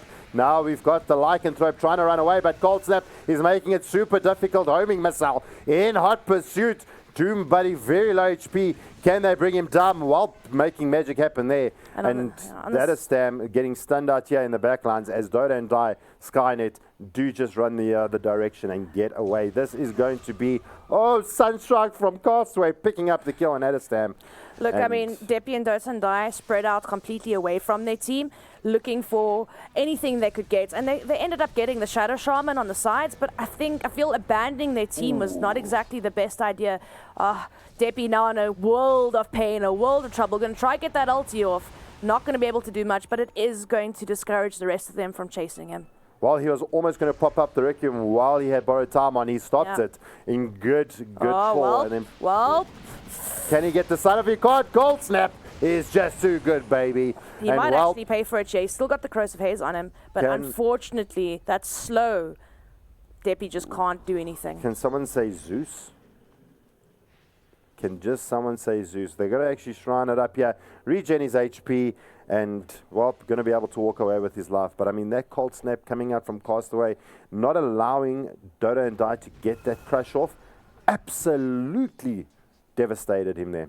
But, I mean, that Ice Armor is doing so much work at the moment. I mean, it's adding 7 armor to these heroes. Not only that, the enemy movement slow is 30%, and the attack slow, really important, is also at 30. So it is doing a ton of work right now. That Ice Armor Lich, I mean, this was a very, very smart pick. Not only are you going to auto-win your lane, which evident, they auto-win their lane, but it's so good. I know I'm harping on about it, but look how cheeky Chudawi is here. He's pretty much alone in the top lane, surrounded by the XTC players. I mean, he's creating so much space. He's going to die for this. If he can TP out of this. Okay, they're going to crush him out. They're going to actually control him, and then he goes, pays the price. Too much burst. Okay. Too much damage. Dota and Die says, listen, take the damage back. Let's just control you. Let's not juke us through the trees. And they perfectly control him. I don't know if that was actually a space creation moment, and they didn't really take any objectives with that. But I suppose it does delay out those creeps. Yeah, I suppose it does delay the fight a bit, and I mean, he's back in 24 seconds. They can viably defend the tier 1, and they've got a shrine available as well. Oh, but they're popping. Okay, that's a bit of an early pop on shrine. I feel like if combat ready. That's the game plan. They are combat ready. Combat ready. They're combat ready. HP but they can, up, mana up. Yeah. But they can also force a fight onto the tier 1 here top if XCC decided to push, and then kind of bait them into the shrine and fight under shrine. That could have been the play as well. Oof. We've got Skynet super close to his eggs now at the moment. He's got enough to actually pick up his one item, and then he's going to finish it off with his Blade of Accuracy, and then done. And then he's got his eggs, going to be producing so much vision for his team.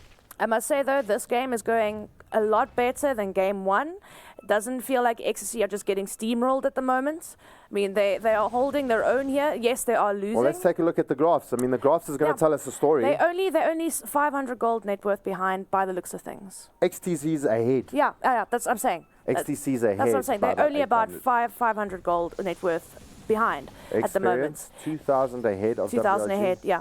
So they are doing better than they were in the first game, but Castaway getting jumped on, throws down the tornado. Chadawi getting held out here by the ice path, and I think XTC, they're going to maybe want to try and call it and get themselves out here. Macropie is down on the deck. Donovan and Die goes down. Whelp takes down Edistam. Deppy, he's going to take a brunt. He's going to pop his Requiem. Sing it, Mozart, sing it, baby. And they drop him now as well. They're trying to chase on further, but our Doom Bunny gets out. And instantly that gold swing now with a 2,000k net worth lead onto WRG just from one team fight. And this is going to be very dangerous here. This is going to open up a tier 2 for them. Yeah, they're going to take tier 2 in the meantime. Take us to their replay. Yeah, show us what happened there.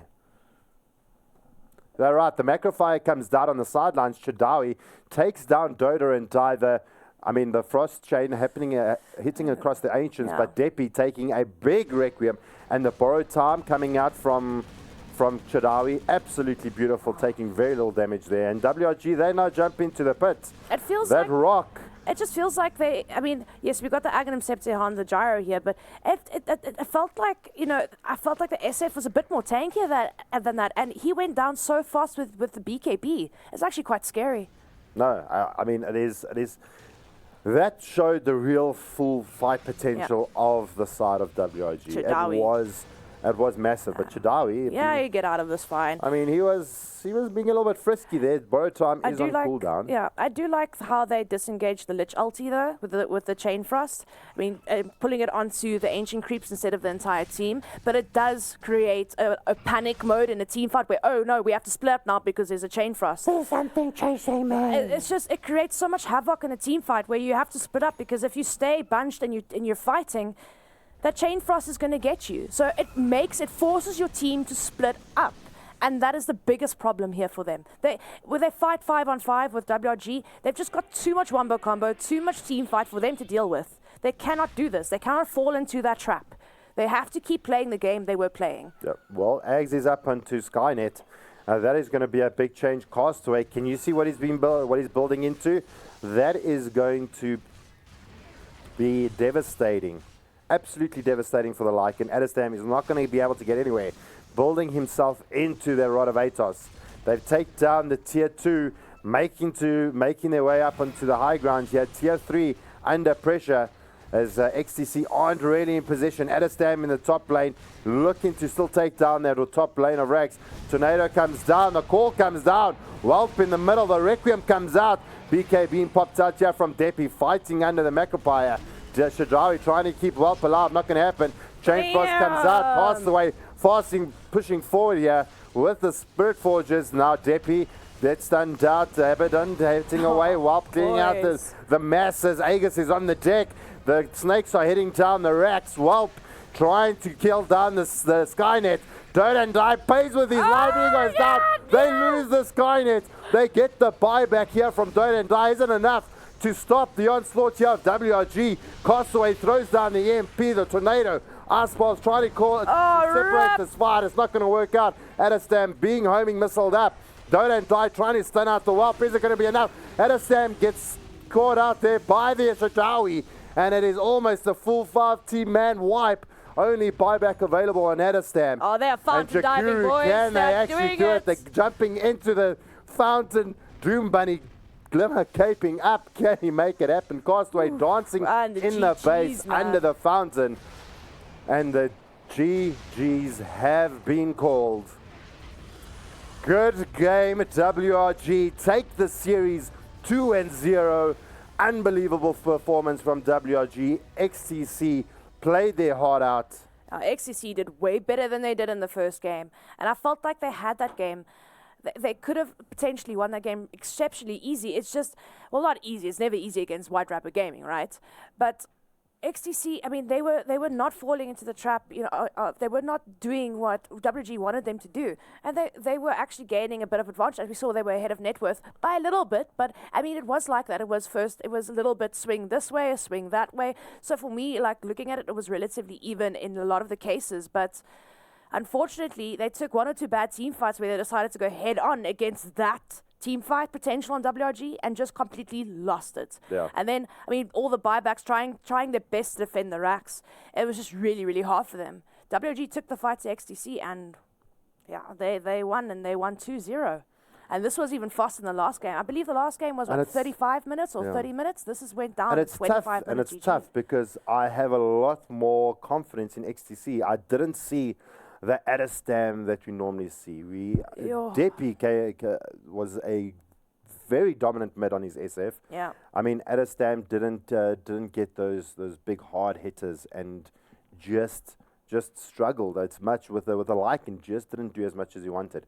He got caught out, he got shut down from the side of WRG.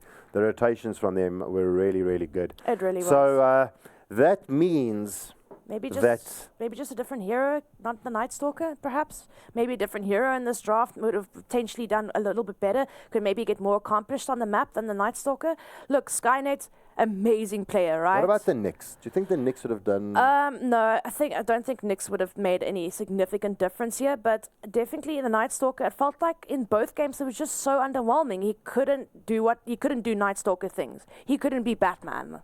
Yeah. You know, and for me, like, I just honestly feel like a different pick would have been more justifiable and maybe gotten them to the later stages of the game or allow them to split push a bit more. Yeah. Well, we've got Welp on 8-for-1. I mean, he pretty much had a free farming late bot. His net worth was 15K, sitting highest of the charts, then followed by Castaway. Had a very tough mid, had a lot of rotations coming out from the side of XTC. But Welp dealing out the damage, sitting with about 19K, just under 20K worth of damage. Looking at the side of XTC, Depi holding his head, sitting 7-4-3.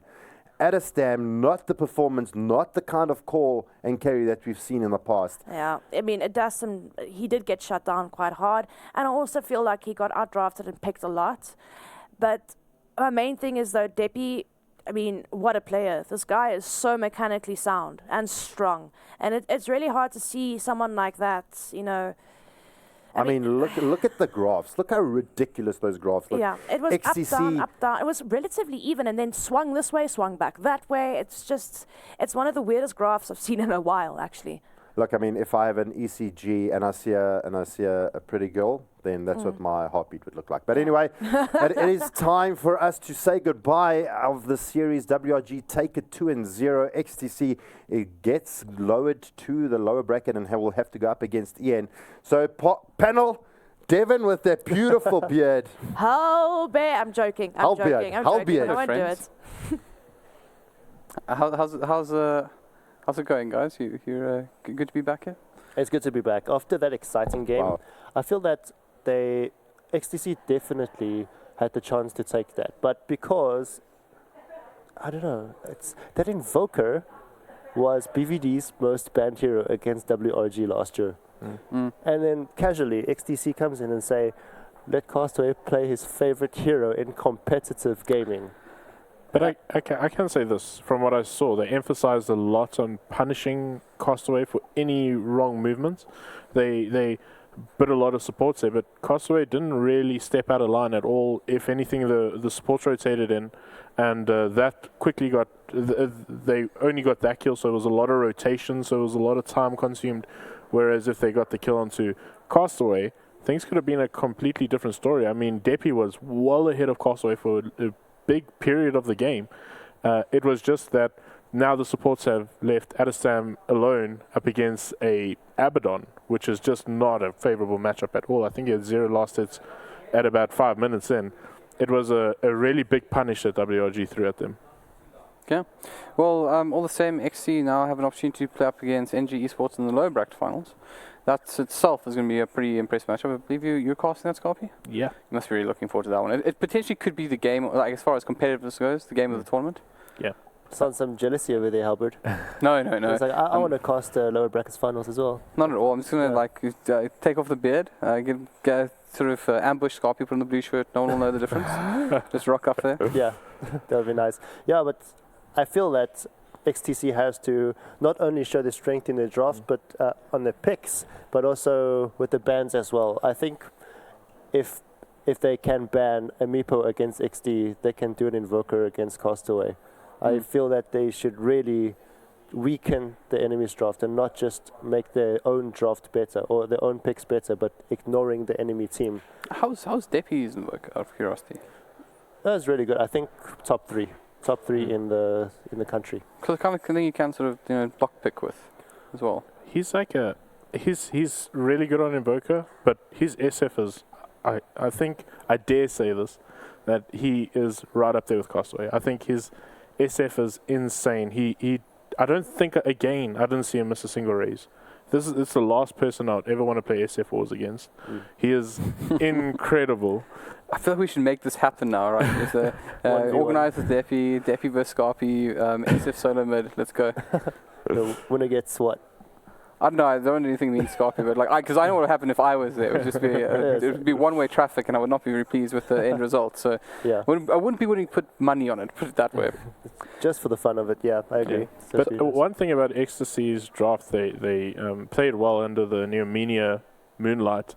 When it was dark, they sort of utilized that space that they created by restricting the vision, buffing up their heroes, and they bought a lot of extra time for themselves in this game. So that was probably their goal, shut down Castaway.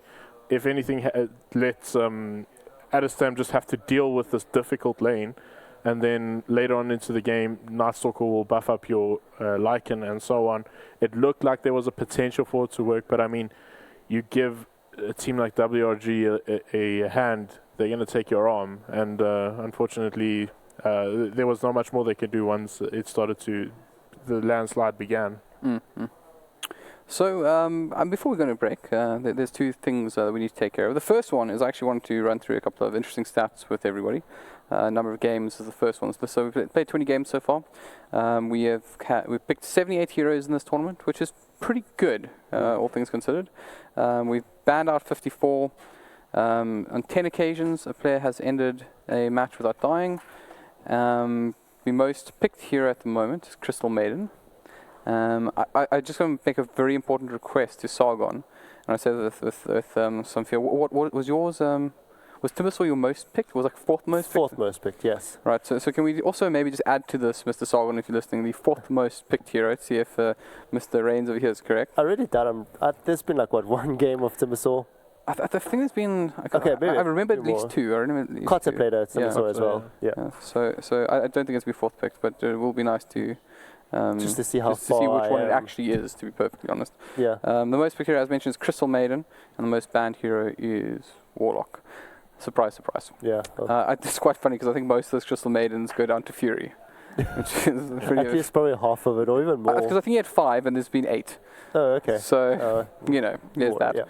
Now, one particular stat that definitely has a really soft spot, or I have a really soft spot for, is probably one of the most wonderful moments of this entire event, and I'm sure you can all appreciate it. It was when Ecstasy's side were looking really, really good, and a particular player was really, really close to getting a rampage, and then a particular Dota and Die just said no, just shut that door down. So number of rampages denied was 1, and that's hey, there's no tablet here. There's no tablet here. No cheating. There's no cheating here, right? It's on the brains. There's only my clipboard, my faithful clipboard. Busted. No, I'm just kidding. So yeah, the one, and that is impressive, Sargon. So we have live stats, by the way, and top 10 most picked heroes. So why don't we go through it, and we'll get this out the way. So from top to bottom, it's Crystal Maiden, Jakiro, Darkseer, Shadow Shaman, Warlock, Legion Commander, Troll Warlord, Invoker, Juggernaut, and Shadow Fiend. No Timbersaw, unfortunately, Mr. Reigns. Quite a couple of supports. I kind of like that. I think Shadow Shaman's one of the big surprises for me of this patch, as it were. It's sort of doing very well. Yeah. The last order of business, though, before we go into the break, is to announce that apparently, if you want to win a prize, you need to either be a former player, a statsman or a shoutcaster that is inactive on this tournament. So congratulations to Snare for winning the Ecstasy signed shirt. I promise there's no nepotism involved. And yeah, I'm sure he'll love it. He's, I'm sure, a big fan of Ecstasy himself. Yeah. So congrats again. On that note, guys, we will be back a little bit later with that low bracket finals as mentioned. NAG Esports versus XC. It is really going to be something pretty fantastic to watch. Once again, this is where you need to be right now. If you're anywhere else, you're making a mistake, cancel those plans, don't care what they are, come watch this game. It really is something you don't want to miss. But for now, let's go into a quick break and we'll see you a bit later. Cheers and goodbye.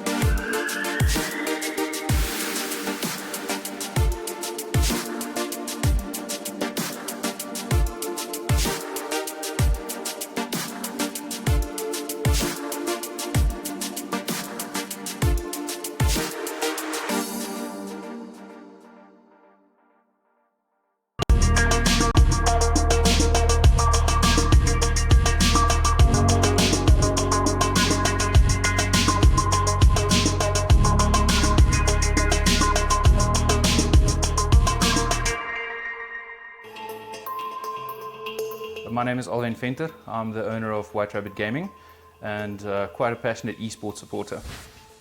DGL has always been the competition in which everyone wanted to play. They've pioneered the competitive gaming industry in South Africa, and what they've done for the scene, I would say, in the past about 2 years has really been significant. It had a major impact. Larger prize pools created a way for other people to get involved and also show that importance. And the support that they have shown the MGOs so far, the support that they have shown the players, and the platform that they have given them is actually quite good in order to take gaming to that next level. So VS Gaming actually came as a surprise, I think, to everyone. We didn't see that coming. I do think that it's a really good branding opportunity in terms of separating the two entities, because you now have an entity that is completely separate almost from a parastatal. And I think what that means for brand image is really good. It feels closer to the gamer, it feels closer to the industry, and it actually feels like something separate, something standalone, and something a little bit more powerful. And I think it's going to be really, really important to just define that brand a lot more and actually make it a lot more meaningful to the gaming industry, and then just pushing that and creating that whole what can I say, the whole environment around the gamers. I think for the Dota side, we're definitely prepared. We're ready. We're ready to take on all of our opponents.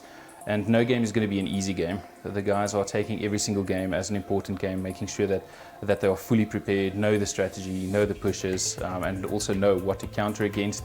Also knowing the opponent's favorite characters and what they generally play. So picking out those weaknesses. I do think that we are sufficiently prepared in order to take the cup. And on the CSGO side, we've recently made some changes to the team. The new announcements will be, or the new signs will be announced quite soon, probably within the next week or so. And from that point, we're just building the team at the moment to ensure that we've got the strongest player possible. On DotA2, it would definitely be Energy Esports. They've got a very strong side at the moment. They've been yielding some good results, and when we compare against all of the other NGOs, really consistently as well. Second team that we would definitely be mindful of is Ecstasy. What Mark has done to that team is really admirable. He's made it very, very strong, and the guys are yielding fantastic results. But overall, I think we're prepared. We can take them on. Not really too worried about it, but just making sure we play careful. Having managed the Dota team in the past, I would say that Miracle is probably one of my favorite players to watch. Him and Sumail, even though Sumail hasn't had the best of games recently. I really love watching the players play and cause some really good upsets in terms of the way and the play style that they have. On the CSGO side, being recently exposed to that scene, I would say there's quite a few players that I like. Freiburg, I think is a favorite of everyone. I really like his play style as well. And then pretty much, yeah, I would say the whole Ventus Pro team. Quite a fan of them as well, and the way that they approach business and the way that they approach esports in general. In terms of personal dream and what we want for the organization, we want these guys to go and represent us at a major. We want these guys to go and represent us at a major platform like DreamHack or the International, any really big event where they can now make this impact to actually solidify South Africa as a tier 1 contender overseas.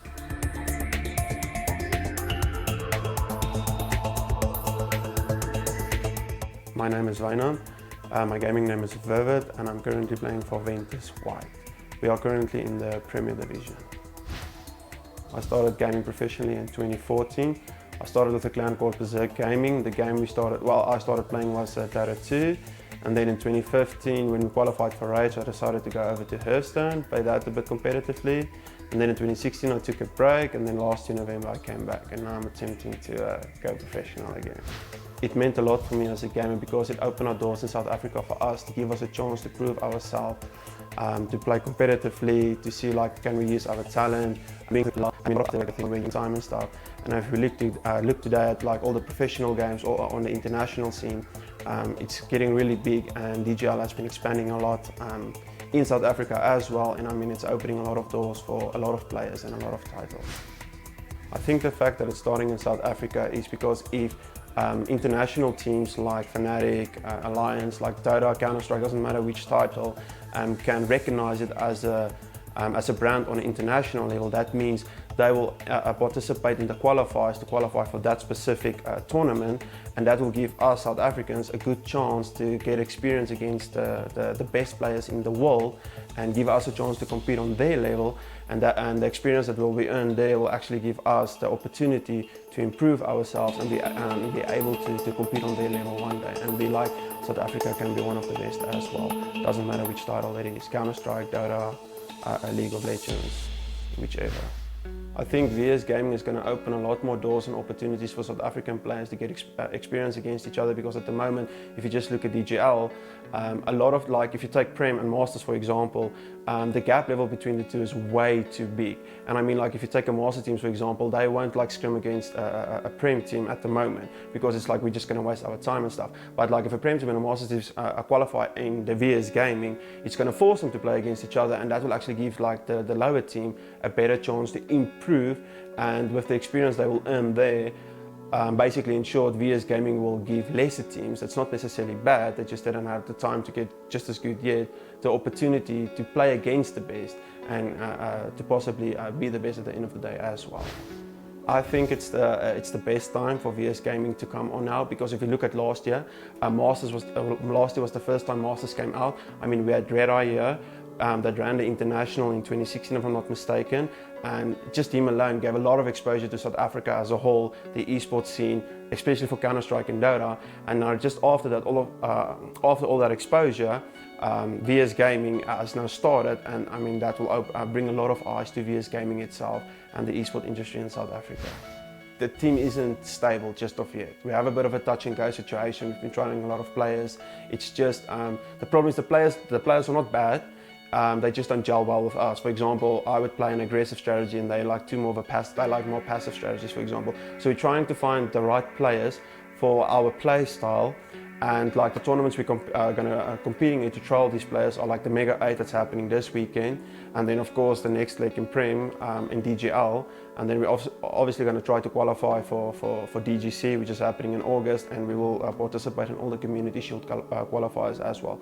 But for now, as a moment, when we practice, we usually do it on EU ranked, because it's basically the best to practice against EU players. But I think that would be the best way for us to improve.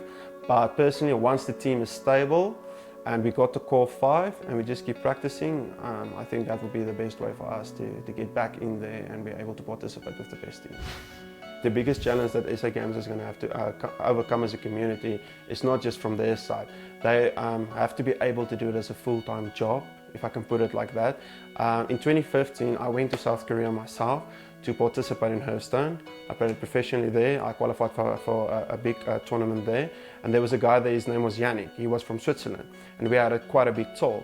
And it basically boiled down to, because he did very well at the tournament, and it boiled down to he's doing it as a full-time job. There's a company in Switzerland that's paying him a full-time salary just to game all day. And then we actually worked it out, because at that stage I practiced about 2 to 3 hours of Hearthstone a night, where he did 10 hours a day. So what I basically did in a week, he did in a day. So I think the skill level is definitely there. It's just the amount of time that the SA Gamers can invest. If we can break that barrier of giving them more time to invest into gaming without having to worry about a job, paying the bills, because if their time in gaming itself, just by practicing all day and doing well, can pay all their bills. I think if we can overcome that barrier, we should be able to compete on international scene and do well really fast. I would basically tell them now how much money you can make with gaming. Like if you take Dota2 as an example, I mean last year the international prize pool was $20 million. I mean if you tell them that, they're going to be like, what are you talking about, $20 million? I mean for playing games all day. A lot of people don't understand, like they think gaming is a fun thing, as a hobby, but now it came into a generation where it's becoming a sport. So the sooner you need to kind of convince them that it's not a hobby anymore, you're not doing it for fun, it's not a break, you're not breaking away from the world anymore. You're doing it now as a profession. You want to be the best at it, and you want to compete against other teams around the world so that you can be able to make a living of it.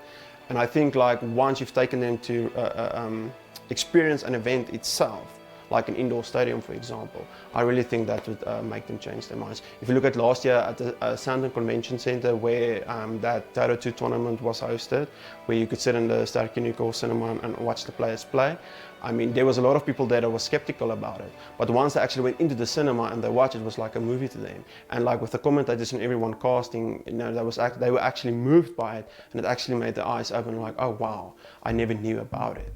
So the best way, like in my opinion, don't tell them, show them. let them see it with their own eyes, and then at the end of the day we're like, oh wow, I never knew about this, I never knew this existed. So I think that would be the best way to give them, like you have to physically expose them to it so that they can experience it, get the goosebumps and everything, and they're like, oh, okay, cool, wow, that's quite an experience. That's what I would do to people that doesn't know what gaming is.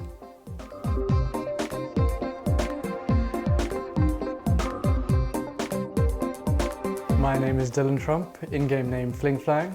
I play for Ventus in the Premier Division for DotA2.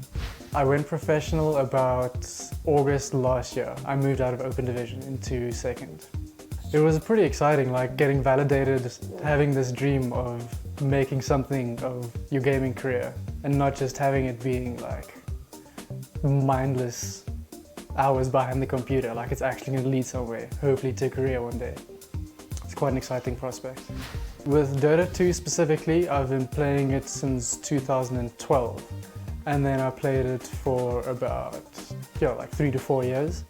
And then in that time, like you get things like the international and you see all these like superstars overseas, like these guys are famous. So that obviously like motivates you. So I guess it was in the course over the previous, since 2012, you call it 2013, 2014. Then the ambition started to grow. So Telkom DGL I would describe as like the backbone of the gaming community in South Africa and the whole of Africa. So them introducing this VS dedicated company it makes me very excited. The first challenge I think any team faces is to find a core team, like a dedicated 5 players who are willing to put in the time, who don't get mad at the losses, who just like stick to it. That is the first step. And then after that, like get good. And then basically establish yourself in the community as a force to be reckoned with. And our plan to do that is, at the moment we're in Prem, but we are dropping down to first, I think, due to whatever reasons. But the way, like my team specifically, like we've got a bit of a weird story. We were playing in Open Division and then we got promoted to second. And straight from there we got an offer from Ventus to play in Masters, which was like, it's amazing, but at the same time very stressful. You're under a lot of pressure to perform. So now we've established a core 5, and now we just need to do the grinding. Our practice schedule is from Monday to Thursday, starting around 7, and we play from 7 until about midnight-ish. Personally, I try to put in at least 6 hours a day. Like, if you want to be the best at anything, you need to put in that practice. Because if you don't, there's always going to be that guy that's losing sleep, putting in the hours that you're not. So the fact that you can't dedicate the amount of time in South Africa that the international players dedicate to their play, like it's like a legitimate career. You get paid for your time. Whereas here, you need to supplement your gaming career with an actual career, like putting in money. Like there's playing professional gaming, I just don't think there's enough money in it for most of the teams. I know some Masters teams, like they've got gaming houses, which is like pretty cool. I think the biggest people for my team personally to look out for at the moment is Sinister 5. They are the first position in Premier Division, but having ambitions further than that in Masters. The top ones would be WRG, White Rabbit Gaming. Yeah, those two are the pretty like scary ones. I think the rest are manageable. I think what the top teams have that other teams strive to achieve is the commitment that the players have to their team. Like the top players have people in that team for the past 2 years, and no matter what happens, you just stick to it. As a Dota player, it's very easy to follow like the international scene. Like you got your big teams from America, from Europe, from Southeast Asia, from China. So most teams, like I'll follow them and their 5th position. Like I'll watch their perspective and see what they do. The prospect of becoming a professional gamer in South Africa is looking increasingly promising. With the introduction of VS Gaming, it's an established business dedicated to professional esports. And I heard Supersport, for example, they are introducing like a dedicated esports channel with Counter-Strike and Dota. So I think definitely like 5 to 10 years down the line, you can say I've got a full-time career in professional gaming.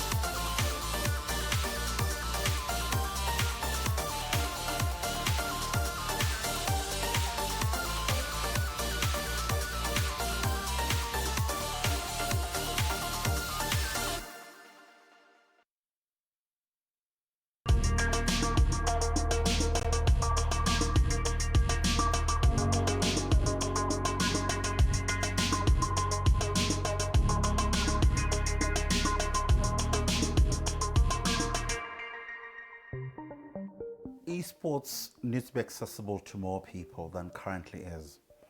We know the games are very popular. We know a lot of people are into gaming space, whether from the Pac-Man days or you play on the console, but we have not really formalized it in a way that they can play with other competitive people who've played for a very long time. So a kid from a township should have an equal chance of playing.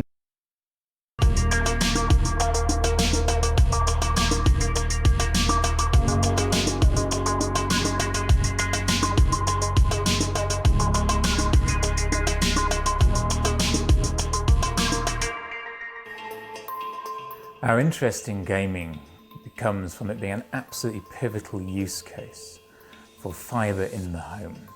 So the more people we can get gaming, the more fibre we can sell across the country.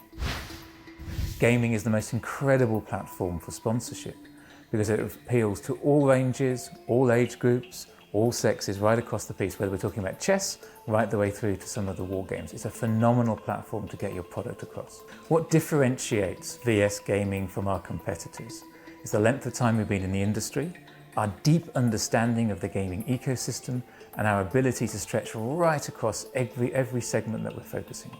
Gaming offers so many career opportunities for people, whether it's about coding and creating the apps and the games themselves, or it's into event management and sponsorship. Right across the piece, gaming has a very rich ecosystem for careers. Gaming is proving in many economies to becoming as big as more recognised sports like cricket and rugby and soccer.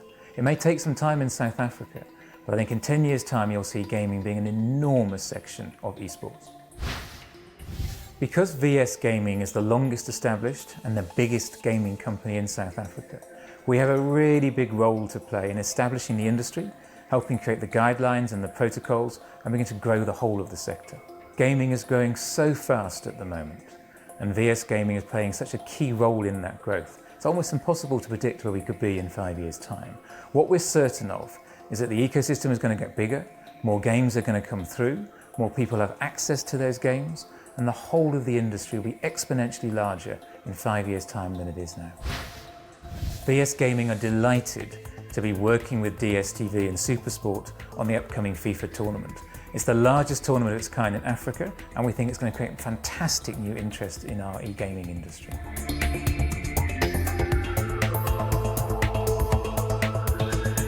I think the change to VS signals a new era in gaming and esports. It signals a move towards just be more than gaming. The gaming league, as you know it as DGL, is very important to us, with our key competitions being Dota, DotA2 and Counter-Strike, Double Offensive. Those are really critical for us. But we know that to grow gaming, we have to be just more than the league itself. It's going to be much bigger and appeal to more people, and to grow the sport. I think our big agenda in this gaming thing, in the gaming fraternity, is to grow the sport, make it accessible to more people, attract more clans, more titles, and that's why we actually went to change the name from DGL to VS, to signal that bigness of our strength and the bigness of our ambitions. Because as a standalone company, we've got the freedom to grow the gaming fraternity, to really popularize esports with more focus, more resource, more people, and then more capacity to do more. VS stands for Virtual Sporting Games, but it's just more than a name. It really is an attitude. It's a movement. It's where people really come to play games and have fun. And that's really the depth of it. Beyond just the name is the experience that we're going to be creating for the gamers, for the viewers, for the streamers, for the broadcasters, and most importantly for our clans. To change the name of an organization to VS, we feel it's the right time to do that. We've seen an explosion in number of titles, number of competitors, and number of new companies who are in gaming. And this signals our ambitions by actually renewing ourselves and refreshing ourselves. We almost see it as a way of refresh and remaining contemporary and relevant. The change to VS Gaming, or the launch of VS Gaming, has not changed at all. Any of the titles we will be offering this year, it has not changed at all. Any of the competitions we've announced, it does not change at all. Any of the league fixtures that we've announced. So everything remains the same as what we've announced in January this year. The goal of VS Gaming is to grow esports in South Africa, single-mindedly, working with other people, interested parties, the gamers themselves, the professional clans, the broadcasters, other competitors and interest stakeholders to grow the esports game in South Africa. We believe there's a huge potential for growth, but we all have to work together to grow it. VS Gaming is looking forward to working with other people and other stakeholders and title holders who are already in the gaming space to grow this entity. We cannot grow by working in silos, we cannot grow by not working in cooperation with others. And all the interested parties within the gaming space, we want to work with them. VS Gaming is going to grow gaming in 3 ways. Number 1, very strong competitive Masters League with Counter-Strike, Dota as really the cornerstone of that competition. Number 2, bringing of more commercial partners into the space. Number 3, working with others interested parties and stakeholders into this thing to grow it up. And when you talk about the commercial partners, broadcasters, sponsors, suppliers, etc., coming into there, because we need to do that in order to grow the audiences.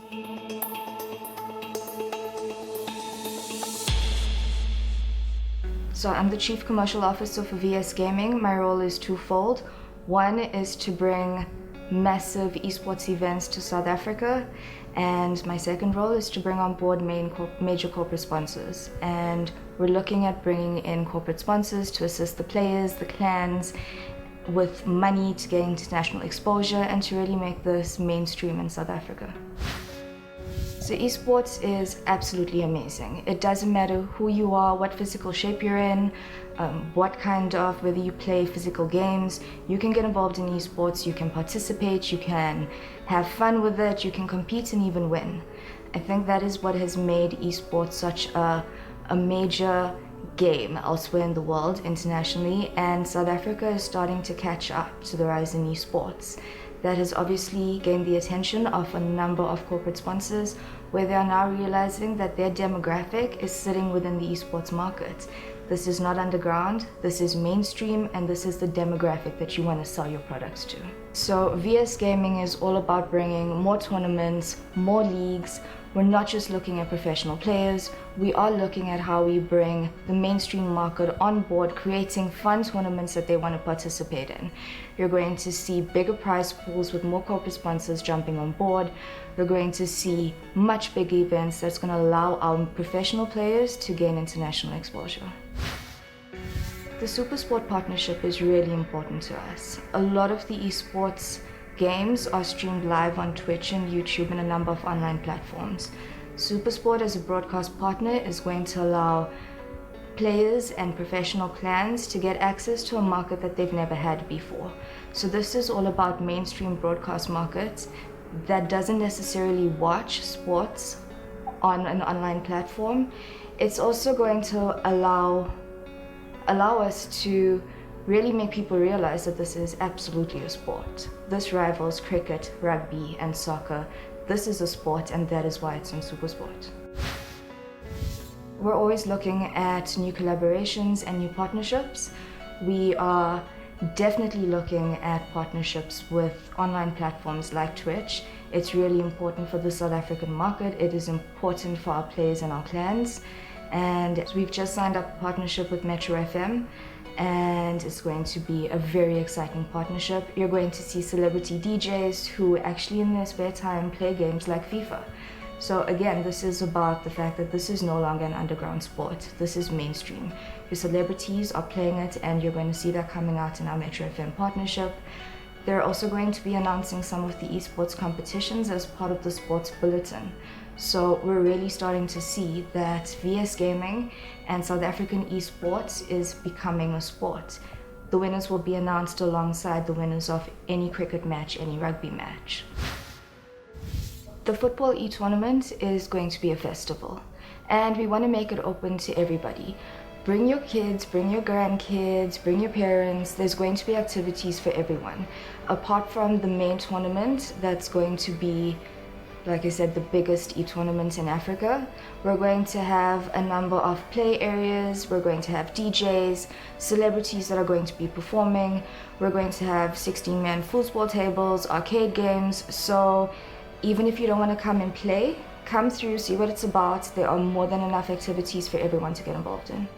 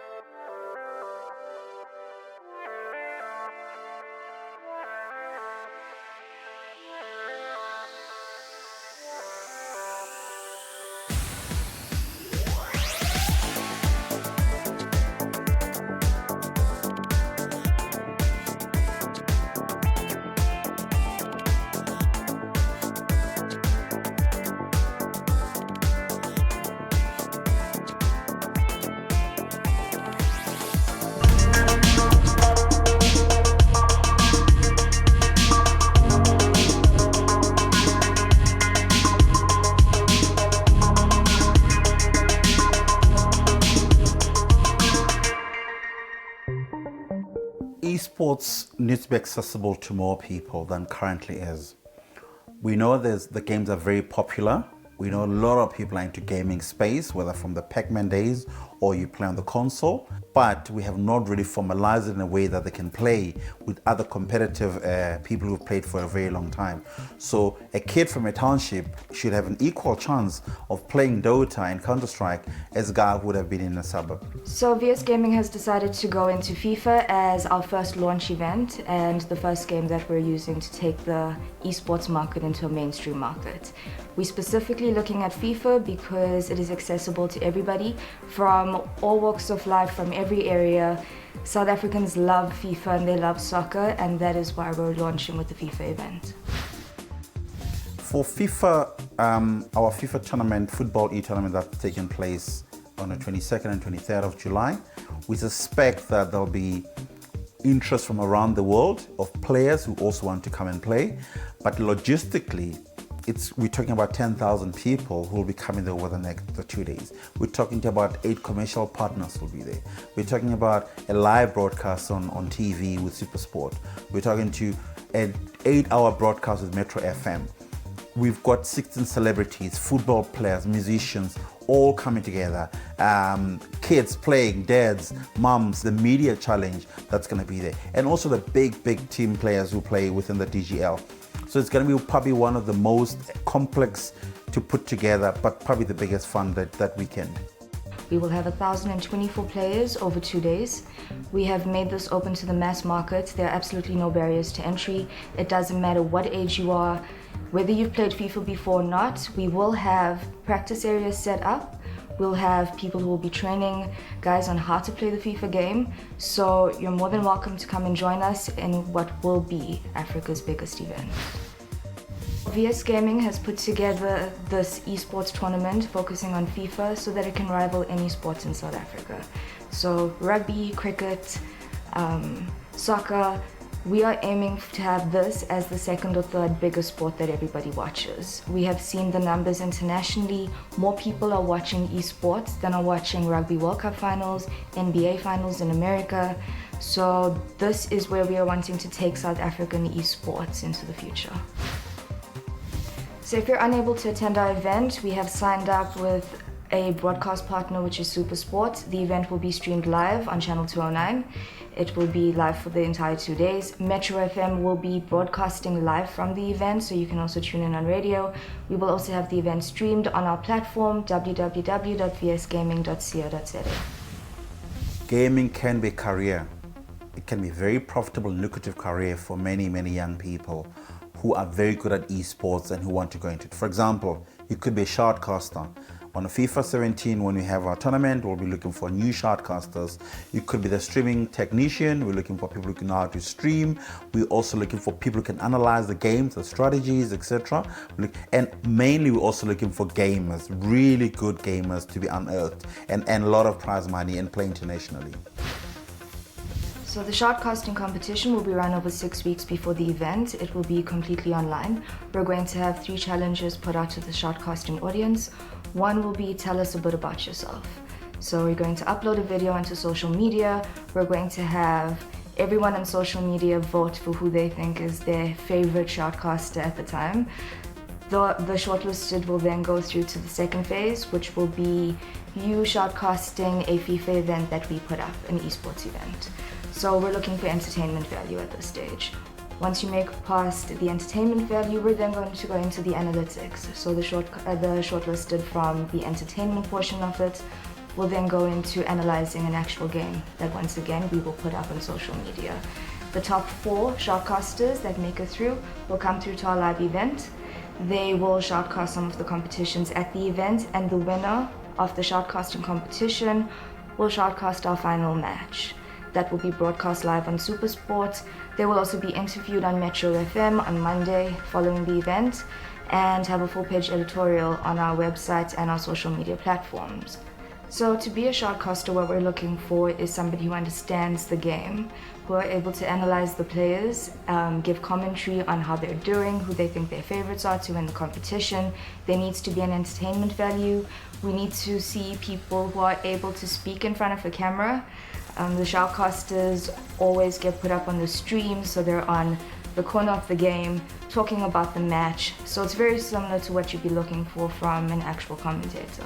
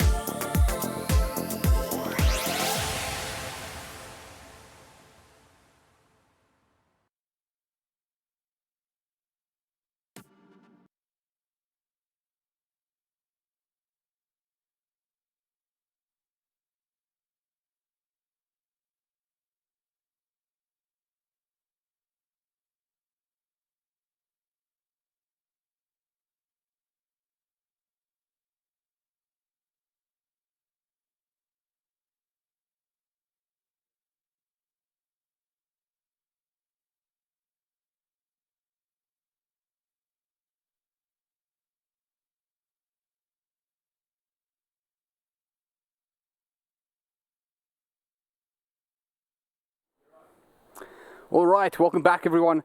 It's one of my favorite times of an event, low bracket finals. There will be 2 remaining afterwards, but one of them secures himself that second place spot and an opportunity to face WOG in the grand finals. Gentlemen, we do have we actually should, I guess, introduce one of these gentlemen. Jabba, welcome back. Thank you, good to be back. I hear you have taken up a recent career in rap. I have, you've been misinformed. Are you certain about it? Because I heard that you were also Pitbull now. Mr. Worldwide. There we go. There you go. I was waiting for that. The pits off throw. And it's also fitting. that was actually before fitting, you arrived, but now it just seems even better. It suits Jabba more than it suits us right now on this panel. Yeah. I guess we just hand it over to you. The show is yours. Welcome to right, the Jabba. well, guys, welcome to the panel this afternoon. We are ready to get into the discussion between Energy and XTC. XTC had a little bit of a tough time going up against WRG. This is going to be Energy's first game. So how do you think that's going to actually pan out? I feel like you're casting this thing. It is. Casting our panel. I thought it was pretty good. That was really good, actually. Yeah. Sorry, I'm still in the mode, man. Yeah. Everyone's excited, I guess. I mean, you're asking questions. I mean, not making fun of your guests. I mean, that's a pretty good way to go. Feels like I'm the guest here right now. You should ask me more questions. Well, we'd like to welcome Reigns to the panel. Well, thank you. I feel like everyone's just excited for this one. I mean, as Albert said, it is lower brackets finals and XTC versus Energy. I mean, they're quite the beasts of teams, and they both mentioned in interviews that White Rabbit Gaming is the threat in this tournament, right? And whoever wins this gets to play, well, the champions of 2016. So, interestingly, I had a little chat to Adestam. His claim after the previous matchup was they actually want to be the team that got to send Energy home. So they just simply decided that they'd lose the winner bracket final so that they could go ahead and just drop out Energy out of the tournament. I don't know if I believe him though, but at least they're confident they're going to drop Energy out of the tournament. I really feel that Adestam, he does really well when he gets the space to farm. Well, it's a really difficult situation to say, oh, okay, he's just not doing well, right? But meanwhile, he has to give his supports, some gold. You got to get your 4-staffs on Crystal Maidens, for example. So with that, it can affect his farm. But this is okay because they've got Deppy, who I think is at least a top 3 mid in South Africa right now, and he has the stats to show it. And that Shadow Fiend last game against White Rabbit was good. It was really good. Loved it. You were casting it, so I'm sure you were even more excited than me, right? So it was Deppy actually performed really well against Castaway in the mid lane. Did really well. Yeah. Put Castaway on the back foot a little bit, but it just didn't seem like Adestam could actually get ahead and get the space that he needed. He finished off the match with, I think, 1 in 4. Wasn't the best showing that I've seen from Adestam. Yeah, it's just when you try to lock out the Lycan, like who else is going to save the game, right? You get your Shadow Fiend who relies on the carry to, just take over him later in the game and then, try to win it. But WRG getting 2-0, waiting in the grand finals for either team to win. I think XTC has the chance to show it against EN, but it will be very tough. Yeah. It's interesting you bring up the Shadow Fiend. I think he's suffering from dactylomalology, but he's just not, even with those big fingers, he just wasn't able to grasp that victory. So, I don't know though, it's interesting because who was it? Was it Scarpy that said that they felt that he was pretty much the best SF player, or at least on par with Castaway? Yeah, on that specific hero, I won't say Castaway is bad on an SF. I rarely see him play on such heroes, but I would say if you have to play a 1v1, I think I would put my money on Deppy actually. Not too much money. Like I wouldn't say he's a certain win, but so you wouldn't put your Steam account? Yeah. No, definitely not. I've got really nice things on my Steam account. Just kidding. I've got like 5 rand value or something. Well, yeah, it's pretty interesting because it's funny. I was actually also indeed chatting to Castaway. And Castaway was telling me that they're not the biggest fans of SF at the moment because they feel that there's greater importance on heroes with mobility in the current meta, and that they sort of feel that the current scene in South Africa is not really punishing people that can move around very well. And you likened it back to the days of the old Bravado, where they spent a lot of time split pushing, and that's I think how we always saw those like great comebacks from the previous Bravado. Is they would split push out, and then even though they were behind, they'd just always be able to keep the pressure on those other lanes and effectively, bring themselves back in by just getting that additional amount of XP and farm and then defending the high ground.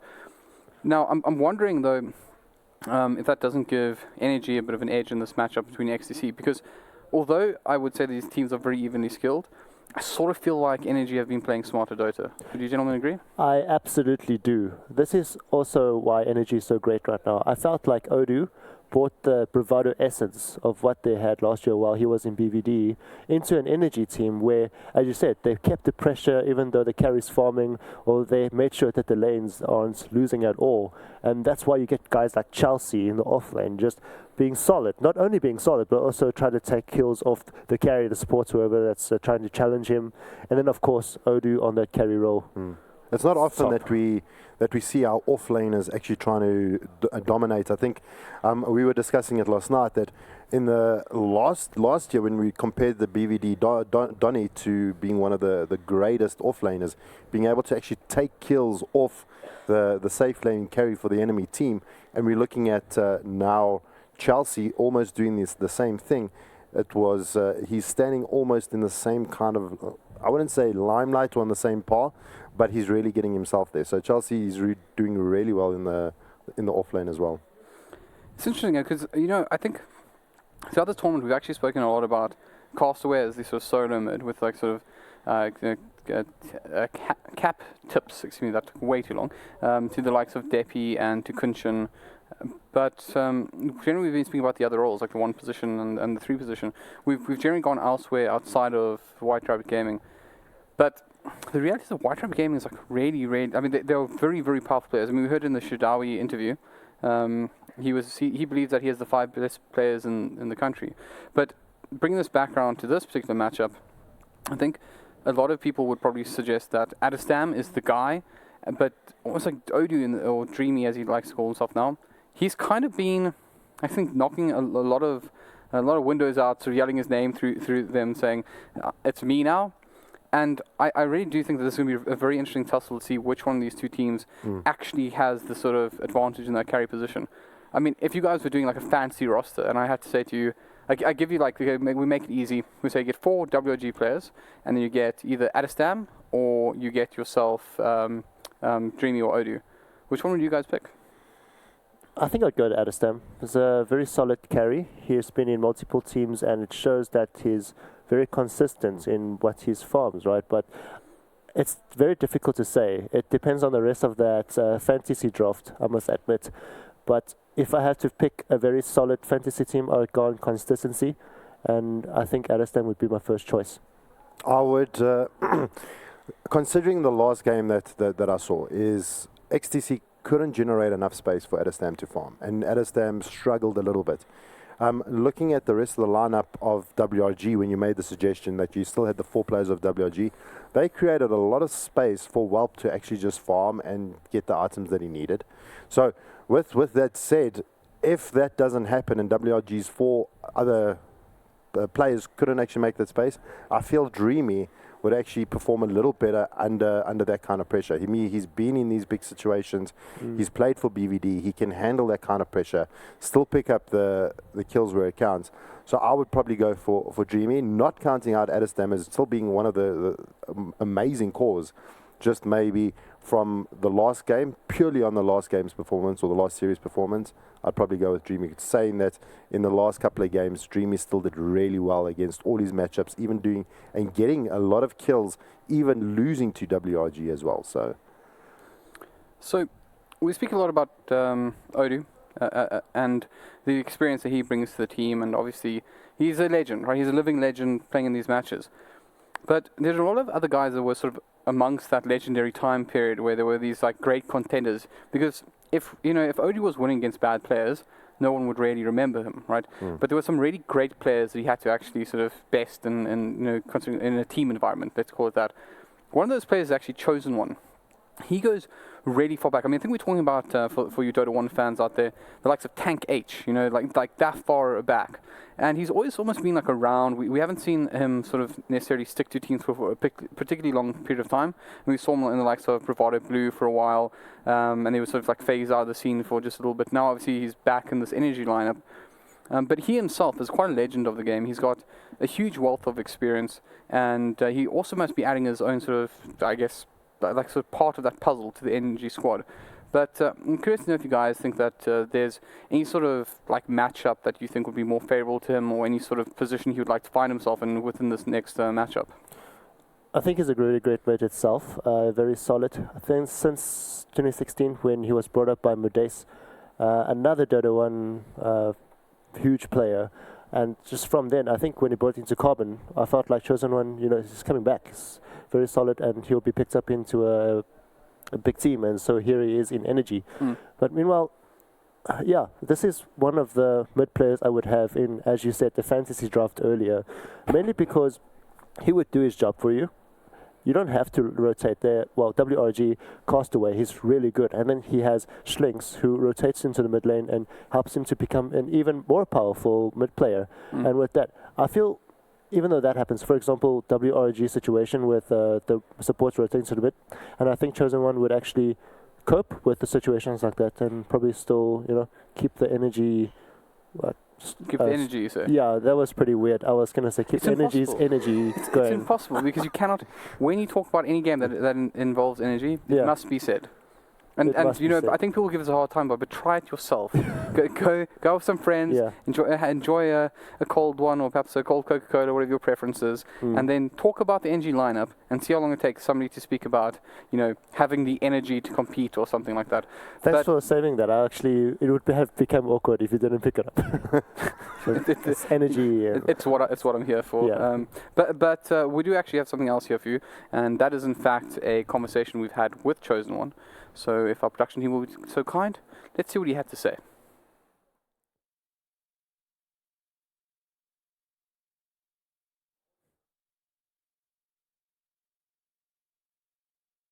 My in-game name is Chosen One, and I came up with it when I was like 14. It was from the movie Kung Pao. I really don't like the name anymore, so now I just shortened it to C1.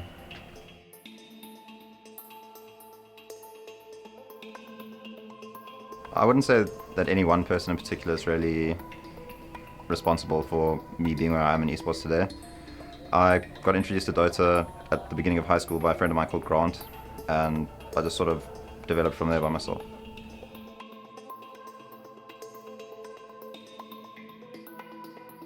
I think the future of professional gaming in South Africa is looking possible now. Like, I mean, it hasn't really been a possibility.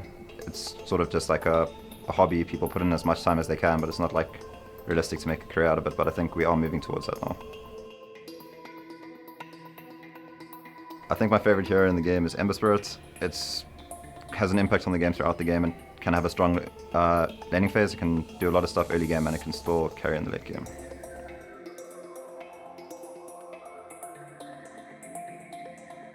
I'd probably say Whelp from WRG. Like, if you give that guy too much space, he can do a lot with farm. So you really have to keep an eye on him and keep him under control.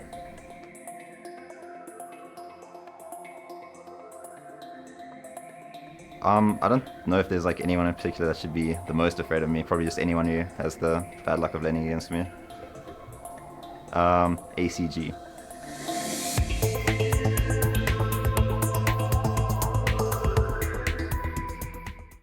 Great, that was fun. I think for a moment our production team took my request a little bit literally. You know, let's see what they had to say. Straight up. it was a good fix. It was a good fix, really. So yeah, obviously Chosen One, as mentioned, quite a impactful player. And once again, he's like really old school. And I feel a little bit unfair when I say this kind of thing, but he kind of is from the school of Scant. You know, there's sort of group of players that played a lot with Scant in the past, and I think had that Scant had an effect on. But the thing that I quite like about Chosen One, and a criticism I have always had of Scant, is that when he was captaining sides and drafting for them, he was very often, doing so in like this sort of sunny day kind of environment. Every player can play every hero. This is the best possible hero to play against the potential lineup he's facing, or this is the best at performing a particular role. And often I felt like he was stretching his players quite thin. With Chosen One, he's more so reserved in that way. He still adds a lot of value to the drafts, but he does, at least in my opinion, he drafts heroes that his team are more comfortable with and that they have better opportunities to execute with. So I really cannot understate the value that I think he brings to a team. Yeah, and it's made easier for him as well, because every time we see a team play against Energy, I think Chosen would be like, okay, we're going to first pick Legion Commander and we're going to have Laka play it. And then from there, it's so strong. I think XTC, especially from the interview, Chosen One's favorite hero is Ember Spirit. So Ember Spirit ban, Legion Commander ban, and you might stand a chance. That's a very good point. Maybe they've given a little bit away. I think that's part of the fun thing about having stats in front of us. We can look and go, oh, right, so these sort of Legion Commander player, this tournament has indeed been Laka. And if you can get that away with them, maybe put them under a little bit of extra pressure. Let's say they do ban out the Legion Commander. Is there any particular heroes that you gentlemen think would be like a good fit for Laka? Have we seen any besides the Legion Commander? I think it's like 5 out of 6 times was Chelsea's Legion Commander, but I feel like he's a very solid offlaner. He can play, whatever suits the draft. Actually, just play around it and just go at it. Just like his Legion Commander, he didn't necessarily have the DPS, but just get the duel in and have your team do the rest. I think XTC really needs to really consider banning out the Legion Commander for Chelsea. He's such a botherless on that Legion. He's that rock that his team can actually play around, and if they don't ban it out, they're going to have to somehow deal with it in some way or another. Yeah, but that's, I think, the problem for XTC right now, because you ban out the Warlock because you have to, unless Energy does it. But if you ban out the Warlock, you ban out the Legion Commander, you're giving the likes of Keeper of the Light to Filthy Frank, aka Mr. Pottikins, and that is still going, the new face of fear. We're driving that one in, guys. Halbert's teaching me slowly. It's just difficult to play against Energy in drafting, and on top of that, as you mentioned, Chosen One is a very, very good drafter. So XTC really needs to show their strength in their picks and strategically ban out what they want to counter Energy with. Do you think it's fair to say that I think this matchup is really going to come down to draft? I think skill-wise and experience-wise, they're kind of all on the same level. Do you think it's just going to be the draft that's going to actually be able to see who takes them through to... I think the draft is going to be very huge, especially for XTC. If they can outdraft Energy, they stand a chance. I won't say by too much, maybe 55-45. That's because alone, Energy, they can have a very bad draft and still manage to make a plan for it. And that is what we said a few moments ago about having the bravado essence and just pressuring no matter what you have. Right. Well, talking about XTC, I know that there's or rather talking about EN, who are playing against XTC. There's, of course, also an interview from their side. Perhaps we could hear what Adestam had to say. My name is Adam Adastamur. I play 4 experts at Total Chaos, XTC, and I am the carry position 1. My in-game name is Adastam, not Adastam. So I came up with my in-game name. It's a mixture between my name and my brother's name, Dustin. So we kind of made a Adam crossover Dustin, and we came up with Adastam.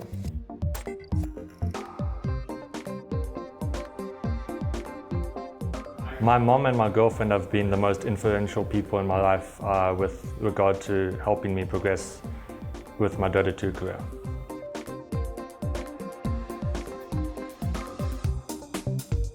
I'm beyond excited about the future for Dota 2 in South Africa with the growth of esports. I couldn't be more excited and amped, and I love playing the game. It's definitely Wind Ranger. I just love that hero. There's so many skill shots towards her, mainly the shackle shot. For some reason, I love that ability so much. Just getting the 2-man shackles feels good, man.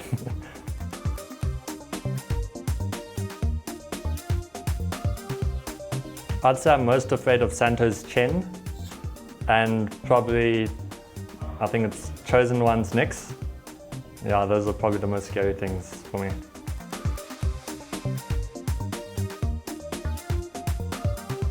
I think Deathy from Pulse should be most afraid of me. I'm going to solo kill him so many times in my lane.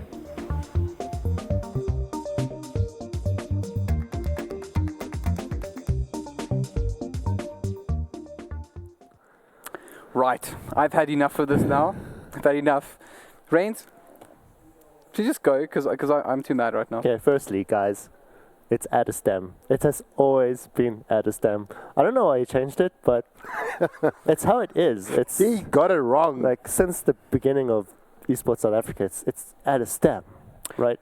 Do you know that I spoke to this man before this event, right?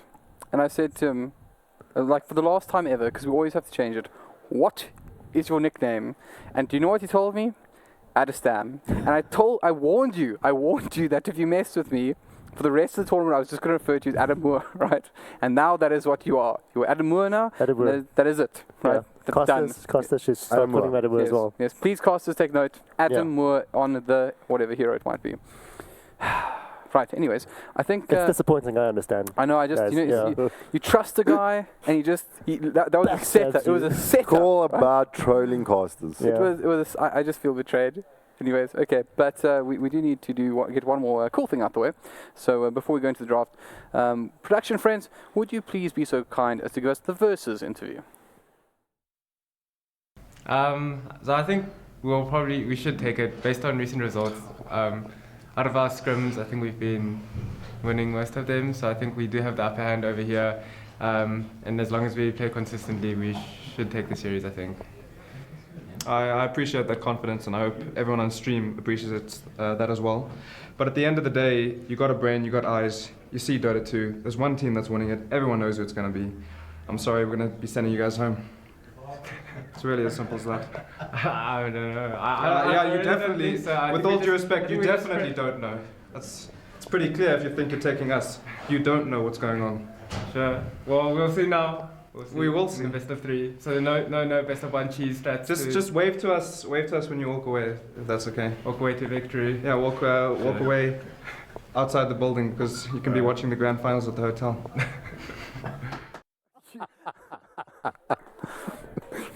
Guys, what just happened?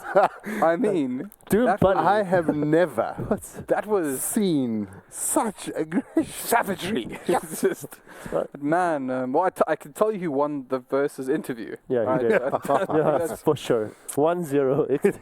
Yeah, can we just give them a map? Can we have a already? replay? Can we have a replay? Yeah, that was really good. Replay, slow motion, critical analysis of how this all went down. I did not expect that from Doom Bunny at all. I know, he looked, you start things out like, nice guy. No, we have a sensible lad on the one side, based on recent events. Yeah. I feel that our team has the upper hand here, straight into just, He's more Doom, less get Bunny. absolutely schooled. Wow. Man, that was good. That was good. I would have been so scared if I was Strike. I don't know if you want to make that man angry. I don't know if it's like Probably. the brightest thing to do.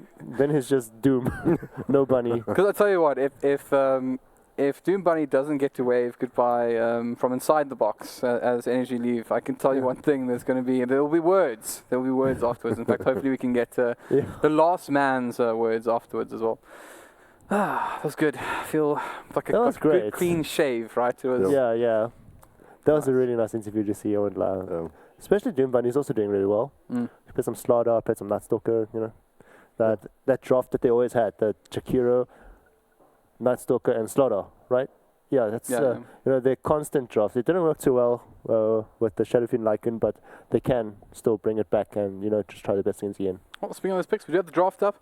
Let's see how it goes here. If you're just tuning in, this is of course XTC Gaming versus Energy Esports in the low bracket finals here at VS Gaming Masters.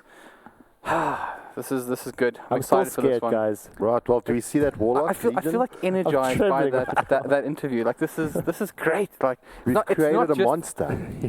we have. It's not just a low bracket finals anymore. It's now a grudge match too. Yeah. I'm blown away. You've left me speechless, lads. Doom Bunny has thrown down the gauntlet. I have never. I feel like the show is just about Doom Bunny right now, and I like that. Right? I wish I can go back in time and talk more about the man. This is how he looks like in real life, and then suddenly. The draft and comes up. Sorry, Raid. What the best part about it was as you were sort of picking it up, it was like following your hand. So apparently what it looks like is a draft, and yes, it does. Let's get back into it. So. Nick Sasson, first one banned out here. Energy Esports have a chance to respond. Interestingly, they haven't banned out the two heroes that we spoke about, being, of course, that Legion Commander and Ember Spirit early off the bat. So perhaps this does mean that at least one can get through. And they will, of course, be getting the second set of picks here. So they do have to be a little bit careful about that. Does this maybe banning out the next show that XTC wants the Kotl? I think the first ban next is, what you said is absolutely right. And also with XTC having first pick, it's a high possibility that they're going to go for, what they want more than countering Energy Esports, which is not exactly what they want right now. Well, the Warlock has been banned out. Still got the Legion. I don't know if they're going to be able to. Well, we agreed we're just going to accept that there's only 3 bans in the first phase now. That's how it works. One team only gets one. It's a new thing. You have the first pick or you get 2 bans. Yeah, exactly. Because, that actually might be a smart idea one day. I kind of like that concept. Anyways, I think it wasn't like that before something. I remember the banning phase. Back in Dota 1 days, it was like first pick, 2 bans. You're right. And you had to type it out yourself because of Warcraft 3 days. Yeah, plus, minus, 11. Yeah. There was good times. By the way. Yeah, with our such advanced technology back then, you had to write down on a piece of paper the picks and bans. Yeah. I feel like XTC just fell into the pit there, getting Chelsea that Legion Commander once again. I mean, he hasn't lost a game with it. And the Shadow Shaman. Like, And this the is a Strike Shadow very Shaman. strong opening. Yeah. The for thing is, energy. they must have expected this to come out. Do you think XTC has a plan against this? I think mean, they that's- kind of let them pick it up. That is the problem. You don't let Castaway pick out Invoker the same way you don't let Chelsea pick the Legion Commander. I feel like they just, well, if they expect it, they really need to try really hard to win the game from having, Energy pick the best heroes. Well, which I think is falling into the pit there. Yeah. Well, to try and let the team have their best heroes and trying to beat them off of the back of that, that's going to be really tough. I don't know What do you if go to next, though? I mean, maybe that's the player. Maybe XTC are saying, give us your best, we're going to beat you with your best, and then once we've done that, what's your next go-to? Well, Adestam does get his Ursa, had a really good bout yesterday. So maybe it's enough. It could be. I mean, that's counted to Legion Commander, right? But that's assuming he gets the Fury Swipes before he gets the duel, I guess. But otherwise, Jakiro ban. That's one thing that I feel right now is respect for XTC, because they run, especially on Dota and Die, really well on the Jakiro.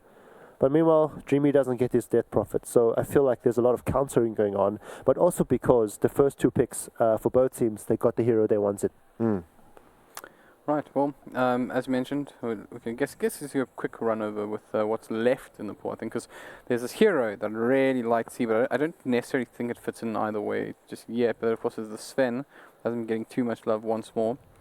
And we're definitely not seeing a Meepo, which makes me sad. Yeah, once again. Well, Dreamy did actually pick up the Slark yesterday. Did really well on it. Because you like the Slark, right? Well, the question is, he's often picked or he's often banned, and we haven't seen him this whole event.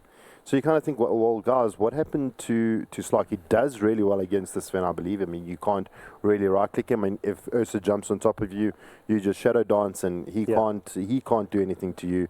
If you get your Shadow Dance off before the Legion Commander even jewels you, could do really well. So, and Dreamy had a really, really good performance with him yesterday. Well, maybe we'll see how NG opt to go here. Mids though, lads, and anything you'd like to see from these two teams? And there's still quite a few tasty ones in the pool. Yeah, Invoker's a very popular one to go with the Legion Commander, and to support that, there's a Shadow Shaman as well. I almost said Rasta, by the way. I wonder why. Because you're old school. You're old school like me. Yeah. That's why we should start referring to quote unquote Chelsea as Kez Lucker. Kez Lucker. We go all the way back, boys. We're playing Dota 1 now. Back in the days.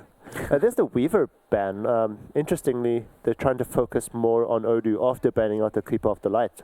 So I think they're okay with dealing whatever Filthy Frank is going to pick. But yeah, I'm also clueless right now, because if XTC picks a push strat, they could easily go for the Undying, and we see how well Filthy Frank plays it, or Mr. Partican plays it. But it's very open right now, and they're just focusing on the cores, like the Shadow Fiend being banned out for DP. But they'll take quite a bit of time with this first pickup in this phase. Obviously, taking quite a bit of time to figure it out for themselves. I do like the Invoker pick, I really do. They go for it anyway. Yeah. Range have been pretty good today. I'm hyped. This is a very good game. But I feel like I need to bring you back down to size for a moment by a particular stat. You guys just keep going, don't mind me. Okay. Because we know what's coming, so it's like... oh, you know exactly what's coming. So the Undying, a very good pick. It's like trying to, being secure about it. Okay, so if they manage to pick out, let's say, a Depi Invoker or something, and then just try to push, there's always an anti-push from them for the Undying. Also really strong. Not necessarily just for anti-pushes, but in team fights generally, because you've got your lockdowns from Legion Commander and the Shadow Shaman. So XTC, I think right now what they should do is pick out the core. Do you think their core? I was thinking maybe pick up their second support. Pick the second support first? Okay, they actually That's do. an Adestam Vengeful Spirit, if I'm not wrong. So well, there's an Ursa here as well, so it could actually be a position for Vengeful Spirit. You're right. It's going to be definitely a support. An Adestam Ursa, Vengeful Spirit on position 4, and Autry on position 4. Could probably fit into both positions. I maybe would have looked at maybe a Crystal Maiden instead of the Vengeful. The Crystal Maiden could be nice. I mean, the freeze could work well with the Legion Commander and then the Shadow Shaman as well. But I felt like the reason behind of me trying to say that they should pick out like Depi Smith, for example, is that they still have a ban slot. So they ban what they want and they pick what they want. And right now they have the Magnus. And Chosen One is a very good Magnus. Unless it's even Chosen One playing the Magnus right now, because they have a Legion Commander, which can deal a huge amount of DPS with the help of the Empower of the Magnus. Yeah, that is actually super scary. I'm liking this draft for energy, actually.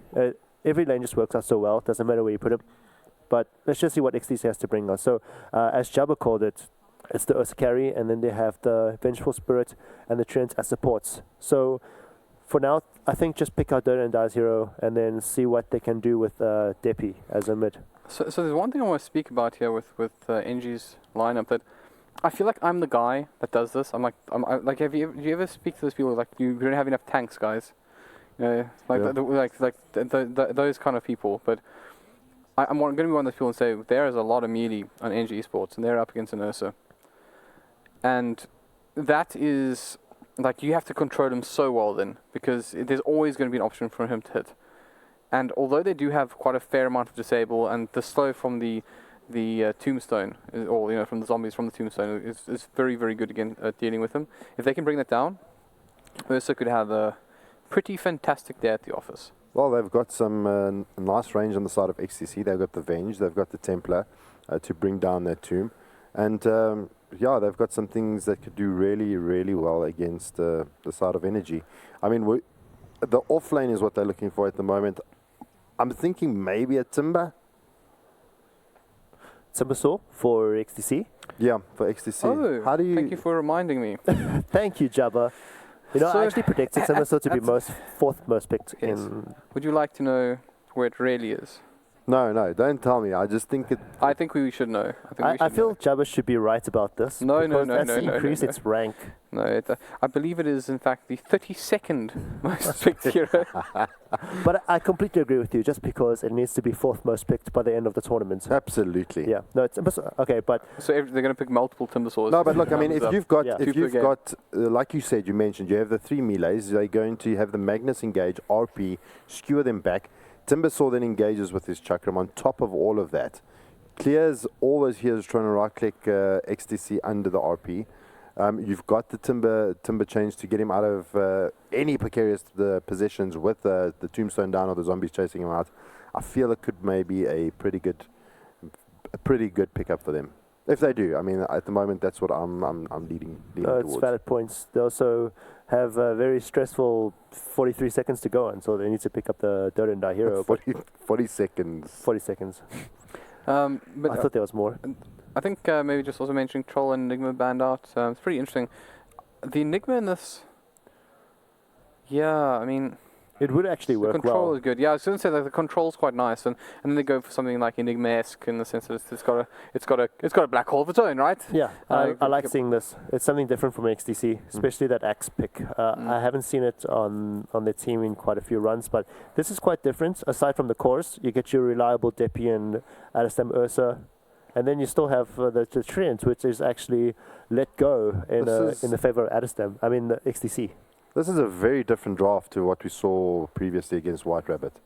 Do you think XTC was expecting the outcome from WRG, and they knew they were gonna actually come to this point? Well, I mean, according to Adestam, they dropped on here on purpose, Jabba. Well, according to who? Adestam. They're here by Adestam? Adam Moore.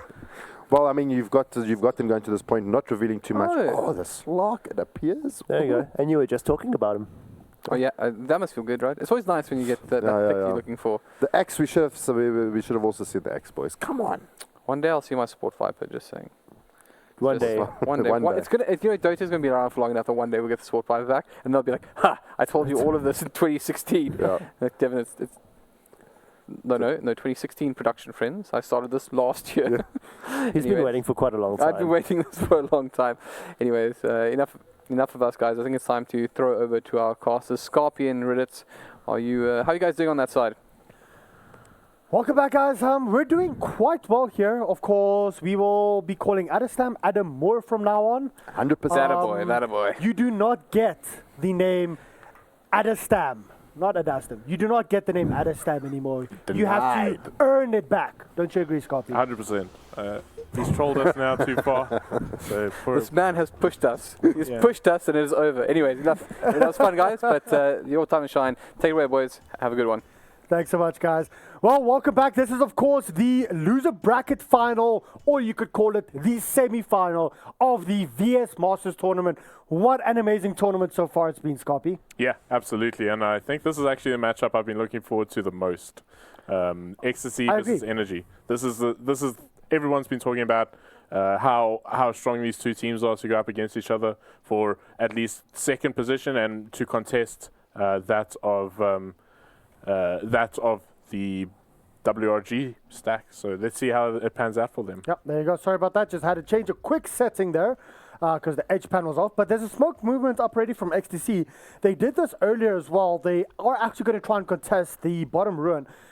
With this lineup here, I actually do like it. They do have the stun. They do have the lockdown. Let's see if they can actually get that first blood to try and put them on the board and actually, get their nerves calmed down a little bit. Yeah, stun duration is pretty good from the bench, so that can really set up for a route.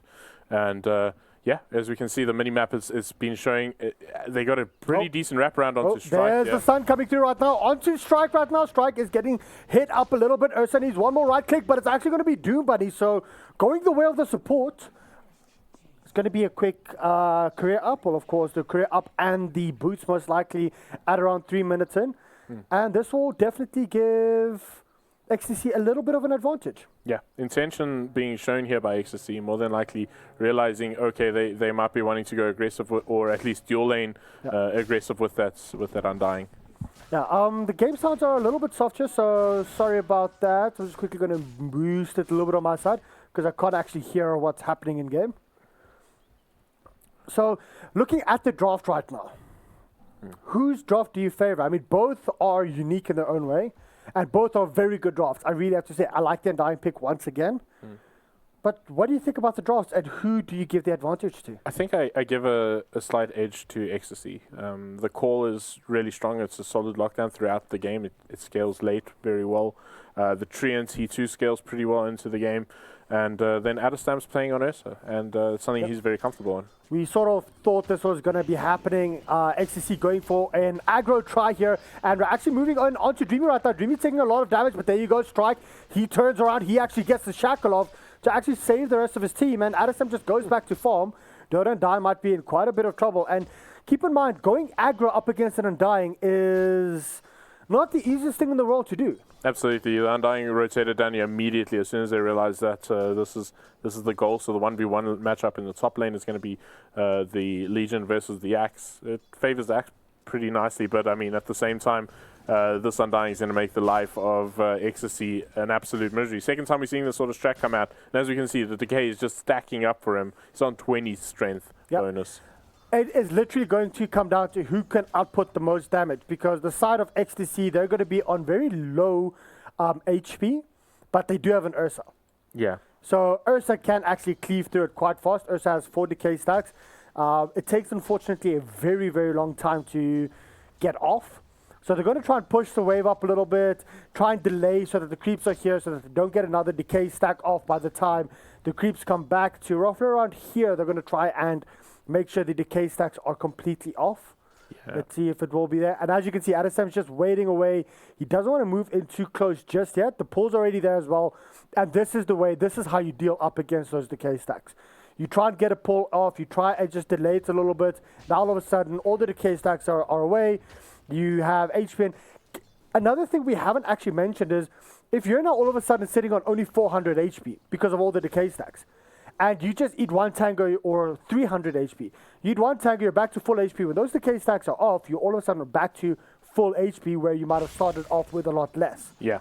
There is that mechanic that could also work in their favor. Of course, when you got a low HP pool, you're going to get a lot more out of these set HP regens. But I think that another big story here is that the mid lane is definitely going Zepi's way.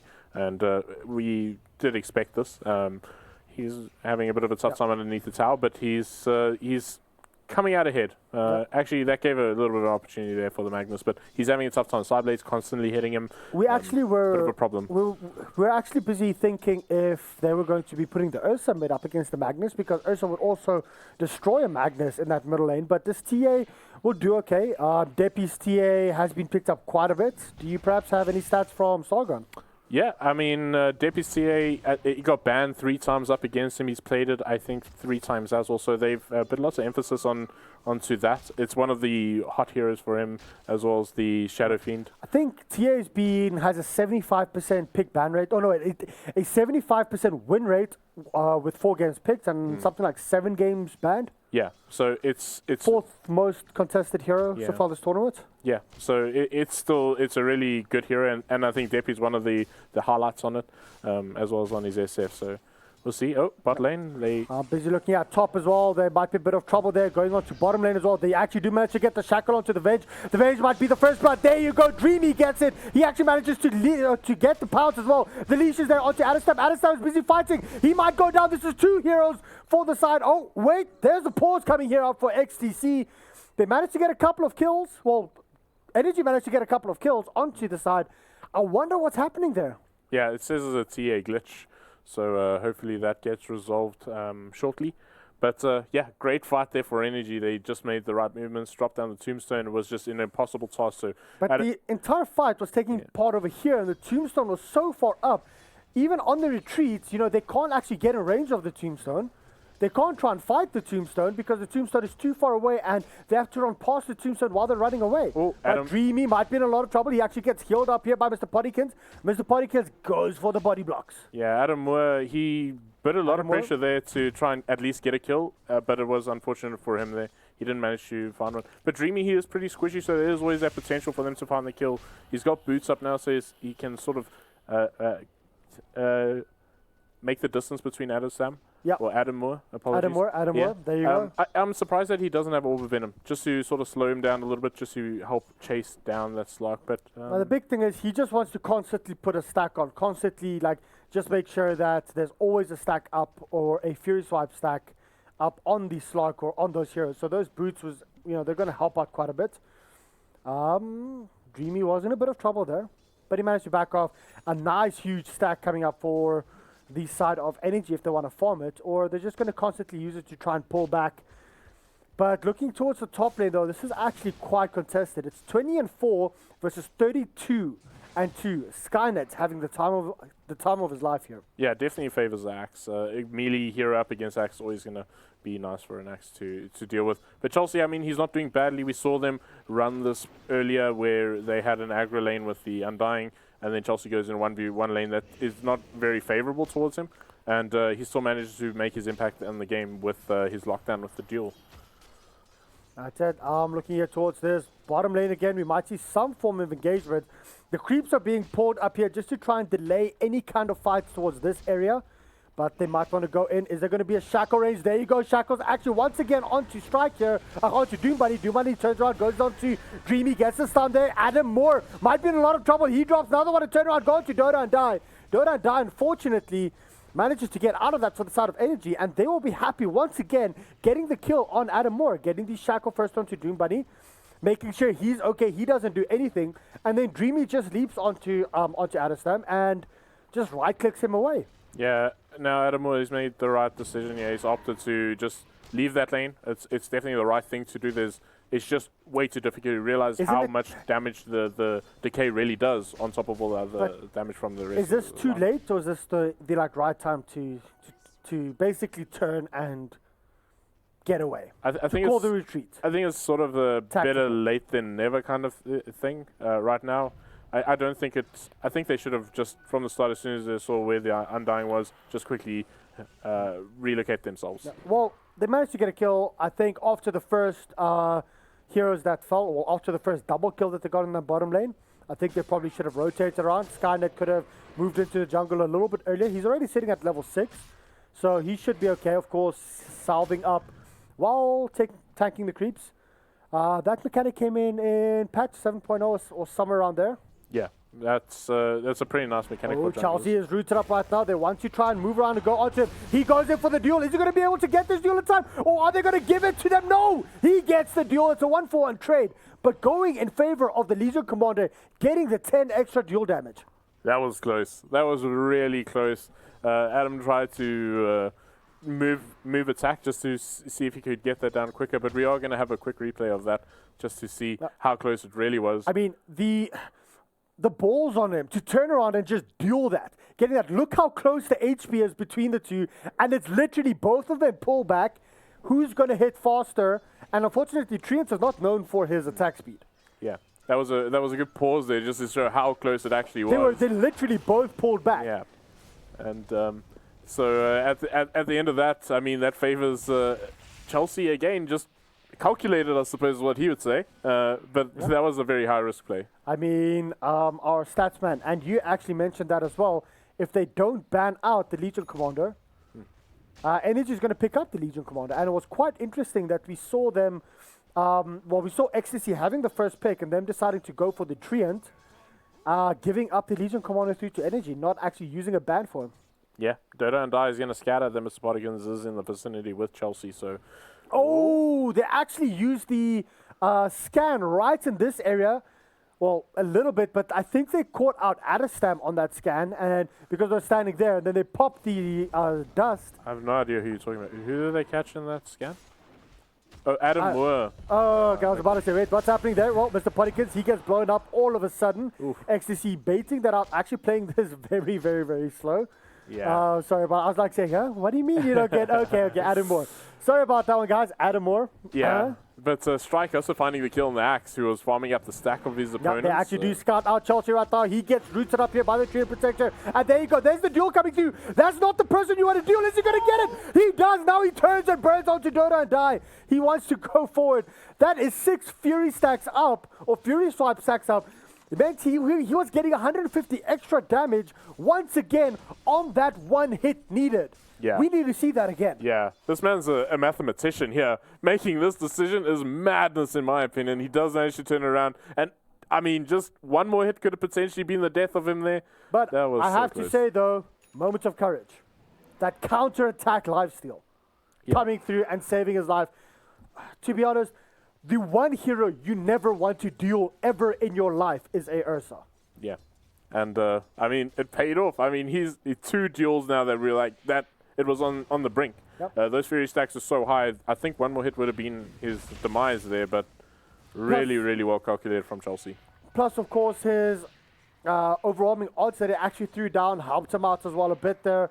It was just very well played. And now we know, oh wait, there's the RP coming in from Chosen One. The Tombstone gets dropped as well. They want to turn around onto Deppy. Unfortunately, they don't have, well, they might actually have enough with Strike coming in. He gets the shackle off, but Deppy's still alive. Now there's the dust popped onto him, but the support is coming in. The body blocks. Are they going to be able to kill him? They do. They want more. Mr. Pottykins, Strike, they're busy moving forward. There was a shackle in range there, but unfortunately, they decided to back off.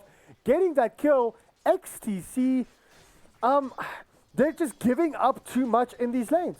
Yeah, the zombie managed to get the last hit there on him. That was really, really close. Unfortunately, they weren't able to kill that one zombie. So, but hold on quickly here. Look at the net worth. Yeah. It is still favoring the side of XTC. Yeah, that's largely to Skynet. He did a great job in lane. He's farming up the stacks. He's farming up the enemy's jungle. Sorry, Chelsea, they want to move on to him. They were trying to get the root by with DotA and DI.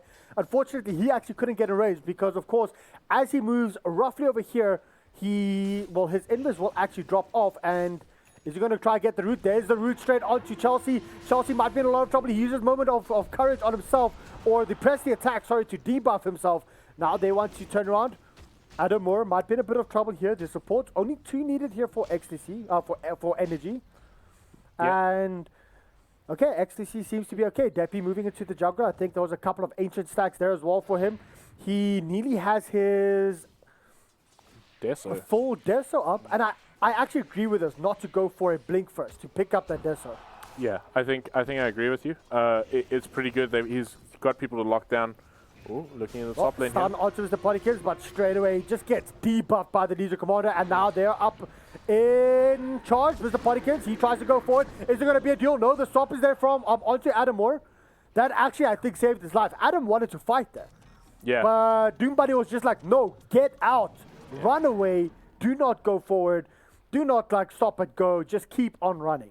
Yeah, really good defensive plays there just to make sure that Adam... Oh, Strike goes straight forward. He goes and gets the shackle. Unfortunately, it gets debuffed straight away. There's the call by Skynet. He's going to get the first dunk. However, they want to turn around. Adam was in a lot of trouble. Dreamy's coming in, but Dreamy's taking a lot as well. The amount of damage that the Templar Assassin is putting out with this double damage to it. He gets dueled up. Is this going to work? He gets another duel, but unfortunately, it's not enough. Skynet wants to go for it. There's the dunk. There's what you needed. It's a 3-for-1 special going in favor of XTC. All of a sudden, they're just like, we are okay with this. Oh, look at this. He's denying his wards with the wards. He's just not getting any of them. This is it's the most entertaining thing to watch. Oh, yeah, well, it's fine. You can have the last two. Very well played there.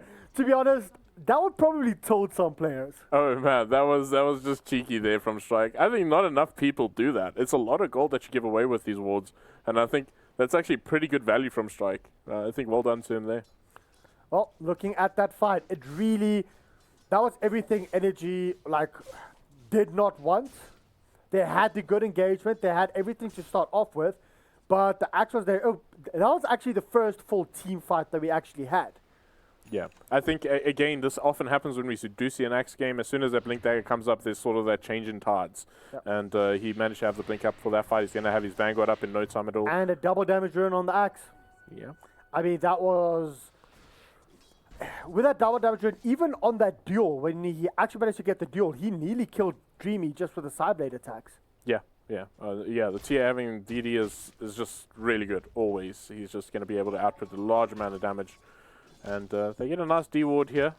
And one of the things we must keep an eye on, the CA with the early Deso can get an early Roshan as well. Yep. So that's something that as you could can happen. see, he's already trapped it up.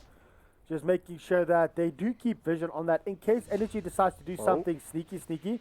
Chelsea got a kill onto Dota and Die here. Where was that? That was top lane, yeah. Another successful duel there for him. So that's... Sentry ward plays down. Very good placement. Yeah, that's really nice. And... they also saw the RP, so it looks like they're going to commit to at least a tier 1 tower here. This is 15 minutes into the game. He has 40 duel victory. We were actually mentioning this beforehand, that sometimes duel is used not to get damage, but as a zoning kind of ability to keep that person locked down for a set duration of time. Yeah, absolutely. But, quickly, wait, we might see an engagement. There's more TPs coming in here towards the bottom lane. Dreamy wants to come in. There's a blink forward from Skynet. Actually, he goes in towards this area. There's 2 entry points into the jungle. You can go around here or around here. And then there's one tree, and they've actually just cut that down.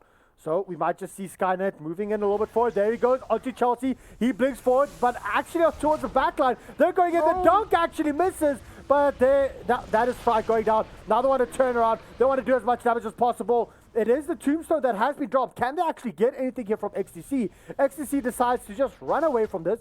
They don't yet want to fight, but Adam Moore, he's coming in. There's the RP onto the Treant Protector. Treant Protector is down. Now they want to turn around.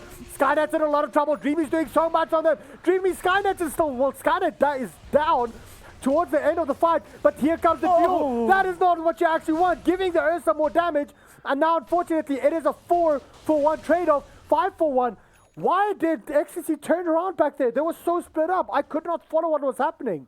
Yeah, that was a disaster. Can we see that again? Yeah. Oh, perfect. Look at that. I mean, they first started moving back towards the backside. The tombstone was dropped earlier on. And everyone from XTC jumped in, but they weren't focusing the same targets. They were very lucky to actually get a dual victory there for themselves. But I'm not quite sure why they did... they like jumped in on 3 different places at the same time. I'm not sure what happened there. Yeah, as a matter of fact, I think Energy will be happy with giving away that duel. I think if the TA was free to pick and choose who he was going to start hitting, that fight could have gone a completely different direction. Good use of Sideblades could have turned things around there. So I think even though it's a lost duel, I don't think Chelsea made a misplay there by any means. He managed to lock down that TA pretty well.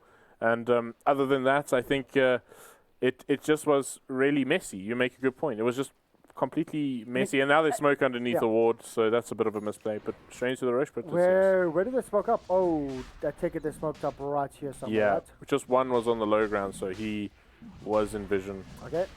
Well, I think this will still be a free rush up for them, even though the Ursa's not there. But here we go. Mr. Pottykins does get scouted out by Doom Buddy. Doom Buddy was smoked up, so they might actually know what's happening. Is Energy going to try and contest this? Or are they going to go top? I do like this. They're leaving the Ursa away from rush, because normally you would say, no, yeah, sure, Ursa's going to be the one to rush. Yeah. Oh, Deppy might be in a bit of trouble right now. He actually went straight in, the Templar Assassin. Well, there's the duel. Who's the duel actually onto? Deppy is just going forward, actually doing so much damage with this Desolator. He still has Aegis. Unfortunately, the Aegis gets popped. They did go in, but it wasn't enough. Strike, he's in a bit of trouble himself on the Shadow Fiend. Is there going to be a call? The double damage rune is on the axe. That doesn't really matter, but there's the dunk. Unfortunately, it was Deppy that actually got the kill. Now they actually want to go for more. It is going to be Mr. Pottykins, or nope, they just make sure that they destroy the Tombstone. Now they want to move forward. Is there going to be a call here? There's the call, and that is going to be 3 heroes down for Energy. Yeah. Let's see how they jumped in there, because I was busy looking towards the top. So let's quickly have a look there at that replay. They went straight in, and that was Dreamy doing everything that he needed to.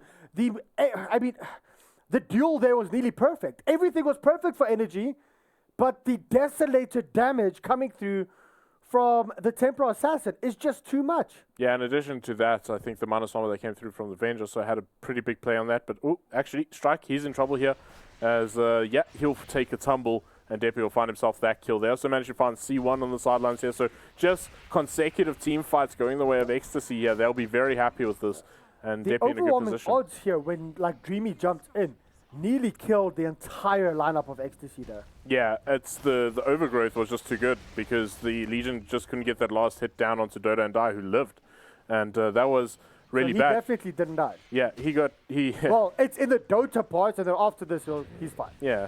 Okay, I get it. But he's got bonus 10 damage on the tree, and that's a decent amount of damage he's dealing. They're going for a tier 2 tower now. Now they'll just let Deppy siege this the whole time. The Tombstone does get dropped, and they decide to back off. Of course, the Tombstone and the zombies will just chow through the refraction of the Templar Assassin.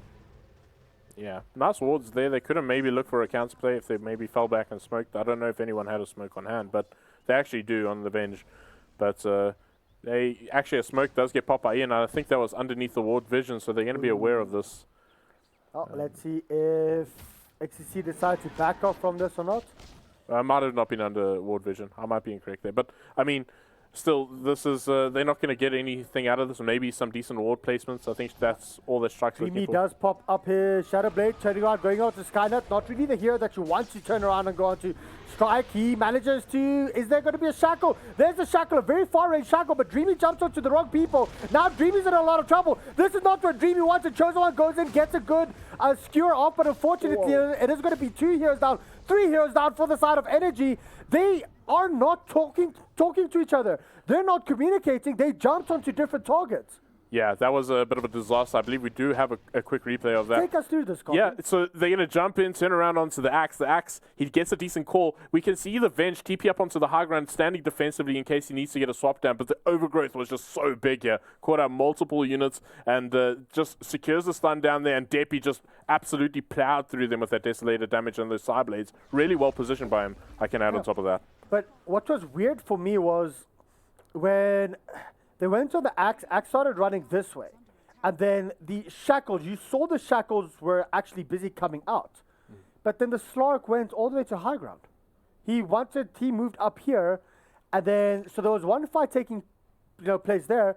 The rest of the fight was there, and then everyone moved in. And those kind of fights favor an Ursa and a Templar Assassin, which, if the fight split up and you can't control them, they will control you. Absolutely. So, I mean, Dreamy's not exactly having a great time if you compare him to the likes of Adderstam. But, I mean, the real story is this TA. TA is now going to have Blink Dagger up. He's already got Dragon Lance queued up with the Protetia Hurricane Pike. Timing going to be pretty good. He is going to be very mobile, dealing a lot of damage. And the same time, the Slug's pretty squishy. If he gets called, he can't get anything off. He's going to get blown up very quickly by the TA before he can sort of get out with invisibility. 8,000 net worth in favor of XTC. All of a sudden, this game turned around on its head, even though they were ahead in net worth for quite a while. In regards to kills, we might actually see an engagement coming through here. It is just going to be Chosen One, or Chelsea, sorry. Dropping, not even a lot happening there. It's just the amount of damage that Templar does is just ridiculous. Plus she has 10 as well. Yeah, that's just, it's going to happen now. This is part of the game where Energy need to be very careful about their movements. Warding is going to be essential. But on top of that, they're going to lose buildings, and there's not much they can really do about it, as this Treant's placement has been so good. He's managed to get such good overgrowths, and but it just hasn't been enough. Yeah. Oh, well, there's the RP! The blink forward from that RP, now it's a swap onto Templar Assassin. Templar Assassin decides to turn around. There's the overgrowth, catching onto 3 heroes, the one to turn around. Unfortunately, Energy, they're just demolished. Well, they're just being demolished at this point. Adestam, he wants to go, he wants to move forward. He manages to get rid of the tombstone. Meanwhile, towards the front side, they actually want to turn around and go onto the Slug. Slug might be in a bit of trouble. He gets around. There's the duel onto the Axe right now. The Axe is also under the Serpent Wards as well. This is going to be the duel, but unfortunately the duel doesn't latch. Dreamy might be in a bit of trouble right now because they're turning around themselves, but it's still a 3-for-2 trade-off in favor of XCC. Yeah, that was a pretty decent fight for them. However, they did manage to get the Axe. They'll be pretty happy with that. The Sluggus and not dying is a Once big again, plus. they split up the fight though. The fight started off here, then they moved up, and they moved around. And I think this time it favored the likes of Energy because the majority of them were around this area over here.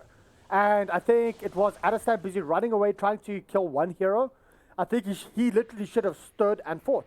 Yeah, and another thing, the Dire also managed to kill the Courier, which is a decent bit of gold. So, I mean, it's probably pretty favorable for Ecstasy in that sense. So, a good fight for them, and that whiffed, or it wasn't a whiffed RP, it was just a quick reaction from Depi. No, but how quick was that though?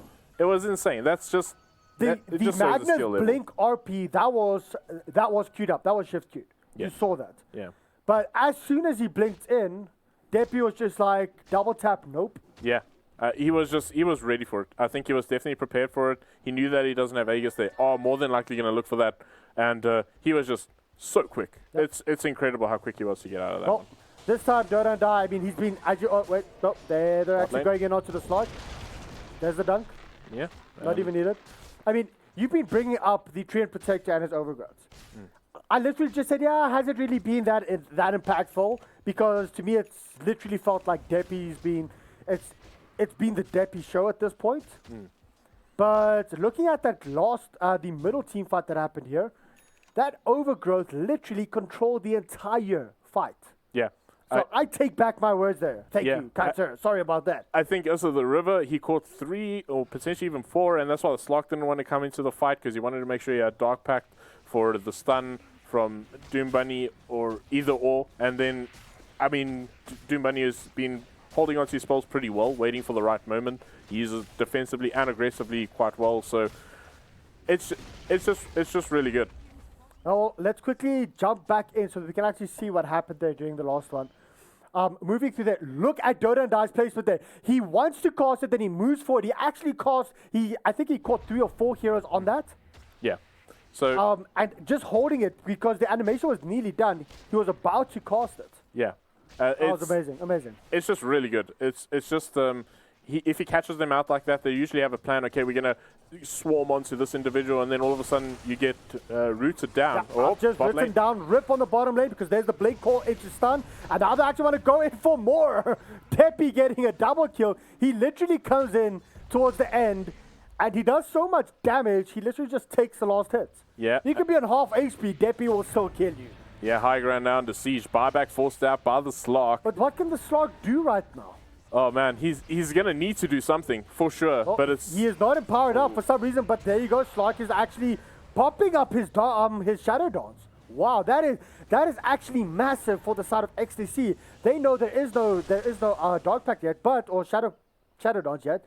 But then they scout out Rosh and they're like, okay, that's fine. You can stay on bottom lane because now Slug's going to be very cautious. He won't actually want to take a fight now without that. Yeah, one of the reasons for him popping the Shadow Dance there is that they had no vision outside and they had no idea where Doom Bunny was with his Venge. If he got swapped out there and then into a call, he's just dead. His entire duration is... He just can't escape. So he had to pop it to make sure that he doesn't get caught out. As we already see now, quick D-Wall coming out from Strike. just to make sure that they can sort of reclaim their jungle in this little bit of time that they have. Okay, so let's quickly go through the item progression here for the side of Energy. Slark has his Shadow Blade up, he has his Echo Saber. He needs to, well, you know, the Empower needs to be kept on him at all times during the fights. But he doesn't really have that much. He's sitting below the axe in regards with net worth. Legion Commander sitting still below that. Only Blade Mail and Blink. He has 40 dual victory damage. He had 40 dual damage at, what was it, 14 minutes in. Yeah. So for the past 13 minutes, he hasn't got a single dual victory. In fact, he's given up to the likes of Temporal Assassin. And Treant. To the likes of the Treant. And if I'm not mistaken, anyone else? I don't believe so. No, so it's only those two, but still. And there's going to be an Aegis for them. Undying, which works out pre-10 minutes, right now hasn't actually been able to do anything. Magnus has a Hand of Midas, so that does actually help out a little bit. Well, Chosen One does manage to get caught out a little bit. There's the Tombstone being dropped. I think that's more of a defensive one. They will back off completely from this. Yeah, they'll be happy with that. They forced out the Tombstone. Now they know once that Tombstone is down, they can definitely push into it. And Flesh Golem also. Yeah. So this is definitely Ian now having to defend the high ground. There's no way that they're going to be able to defend this tier 2 at least. And Temporal Assassin, sitting with Desolator up, full Hurricane Pike, does have an ultimate orb building into a Lincoln Sphere himself, sitting with 6,000 net worth above his opponents in mid. Interesting. They're back out of taking the tier 2 tower, considering they have Aegis. I'm not quite sure why. Just low mana on the Templar, so they want to just make sure he has Refractor. They don't want to throw away Aegis, and he's got a full Lincoln Sphere purchase up. No mana boots up because Venge purchased up the Aetherlens. Yeah.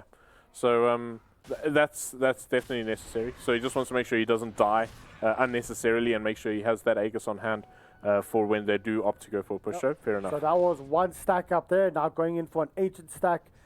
Skynet is going to be really happy. Look what Skynet's building here. Shadowblade. Yeah, I like it a lot. I think it's actually pretty meta to be picking up the Shadowblade. It allows him ability to get into a very good position before he blinks. It also sometimes gives him that possibility for an escape. Ooh, haste drawn up. I'm literally going to be following Skynet now. To be honest, Skynet has been improving in leaps and bounds every single time that I'm casting him, every time that I'm watching him. He's just been getting better and better. Absolutely, and if they just see someone now, that could be their demise. Yeah. Like you say, Hatred up on him with you the don't need smoke. to catch out multiple people though, do you? Oh? TA? TA? Oh, the Axe Call and the TA missing. If they could just catch out one, that is probably Rax. Yeah. And I think that was their plan. It's just to try and find the one call. Yeah, absolutely. And now, high ground, that is more than likely the goal for them. They do still have the Aegis. They got the Lincoln Sphere as well on the Templar Assassin, so very defensive items. BKB is queued up for him, so he won't be too concerned about that. Do you think that they should try and push for high ground, considering TA will have his her buyback up in like 200 odd gold as well, or 300 gold, and she has an Aegis? Do you think they take that chance, or do you think they just push out the lades again and just continue on farming, considering they have the advantage? Well, I think they have backed out. 50,000 net worth advantage. Yeah, they have backed out, and I think you're quite right there. I don't think they want to give away anything.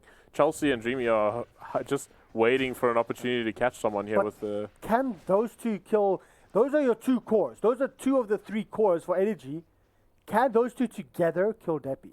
No, there's a Lincoln Sphere. You just don't have the lockdown on him with the duel, so they're forced to just... Even without the Aegis? Yeah, there's no way. I don't think they... Even if they do, that means that the rest of the lanes are just going to be pushed out. As we can see, bot lane Ecstasy are just marching down there. Looks like they actually might want to go for the high ground, identifying that Dreamy is up in the top lane. He does have TPs on him, so they should know this. Well, the Aegis will be expiring soon, so they have to either make use of this or just back up, but there you go. Lincoln Sphere actually popped onto the Temporal Assassin. Is there a secondary Lincoln Sphere, or is that... She threw it on herself. Oh, she threw it on herself. Okay.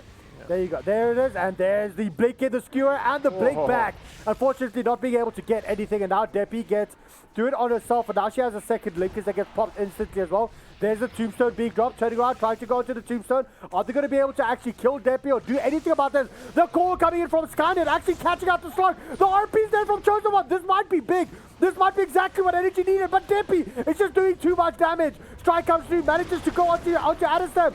Gets the shackle, but Adestam just cleaving to everyone. Adestam goes crazy. This might actually be it. There's the first time. There's 4 heroes down. Is this going to be another one? Triple kill up for Adam Moore. And Deppy is beyond godlike. well, there we go. They actually called GG. And, yeah, Energy, they take a tumble here. And this was a great game. We're actually going to get a quick replay before we get out. This is GG, but I want to see that again. I want to see actually what happened here. This was insane play coming in, getting the hand, but just look at the damage that's being put out there from Adestam. He also had the cheese. He popped it instantly. Deppy and Adestam, I mean, well, except for the dunk there. Yeah. But Deppy and Adestam just doing so much. Yeah, absolutely. And they just realized now they're just too far behind. They lost the Shraks. They're going to lose the Shrines. That game was pretty much over. Fair enough for them for getting themselves out of that one. Just prepare themselves for game number 2 now. I'm sure they have a plan going into that one. Okay, give me your quick analysis about what went wrong for Energy there. Well, I think Energy, they went for that aggressive lane with the Undying. And at the same time, Skynet, he just was finding the farm. He found his Blink Dagger in great timing. He got his Vanguard very shortly after that. And then once that was online, that's all they needed. And at the same time, Deppy just had a favorable matchup. I don't think you want to really be giving Deppy a favorable matchup. Look at this. This game for Adestam, or for Adam Moore, was below average for him. 7-4-12? Yeah. That's a... I suppose. With I mean, 531 GPM, this is a hero. Below average. It's a hero he plays a lot of. But at the end of the day, I think it was really Deppy who was just doing all the damage. The Ursa was sort of that one hero that they can't kill. And then all of a sudden, Deppy has a Lincoln Sphere, so they can't duel her, they can't control her. And that was one of the key points that we actually, I pointed out in one of the team fights is, okay, they locked down Deppy, and that's why they had a 5-man team wipe up against him, because Deppy couldn't select the heroes that he wanted to attack. He might have won a duel, but it wasn't necessarily a bad duel to lose, because he secured a 5-man team wipe for his team. But the Lincoln Sphere turned that around very quickly. 2 Lincoln Spheres, of course, Adestam throwing it onto Deppy, allowing him to push up, getting triggered once, getting triggered a second time as well. They could not deal with that. I have to say, for me, what went wrong here was Energy. I don't know if it was a lack of communication, but something happened where all of a sudden they weren't targeting the same heroes. Yeah. And that happened at the bottom shrine for Dire, where the Slark blinked up towards the top side. That's actually, I think, where they went onto the Ursa. Well, no, it was onto Skynet. Yeah. Strike actually went onto Skynet, got the shackles off onto Skynet, and Dreamy went off on his own way. The other guys went off on somewhere different.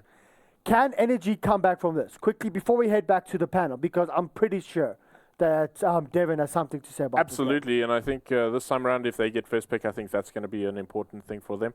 But I definitely think Energy have the potential to come back for sure. These two teams are pretty evenly matched. I think this time around, Ecstasy just outplaying them a little bit. So we'll see, game number 2. And of course, we're going to go over to Perfect. So panel, back to you guys. Any thoughts on Adam Moore and his team taking the win? I think most importantly, I'm just pleased that you've gotten his name, as we have now agreed. It is in fact Adam Moore. And even more importantly, I would like to have an audience participation moment, right? I'm keen to see what the stream would like us to rename Adam Moore, since I think he does need a new nickname since Adestam has been revoked, or however he chooses to pronounce it. Gentlemen, welcome back to the panel. Obviously, quite an exciting matchup, but I think most exciting is that so far, Doom Bunny is, in fact, living up to his claims. Yeah, so his confidence definitely showed it in that game.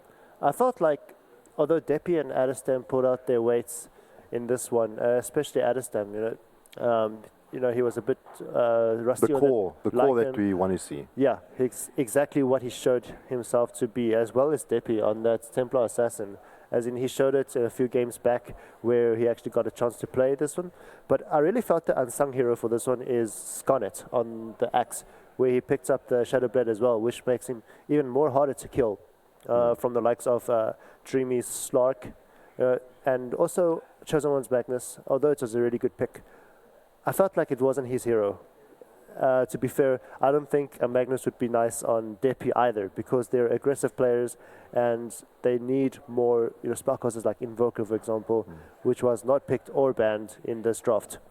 So maybe what you're suggesting is Chosen One didn't actually have the damage mid hero that he normally plays, and rather put him on more of a controlling hero, as opposed to maybe seeing him play an Invoker, something that can actually then help with team fights and also output the damage. In a sense, yes, because, although you get the RP, which I think is a lot of control, but after that, you're going to need to empower the Slock, for example, which makes him, you either have to empower yourself or the Slock, but, in the end, it just didn't work out too well for Energy Esports.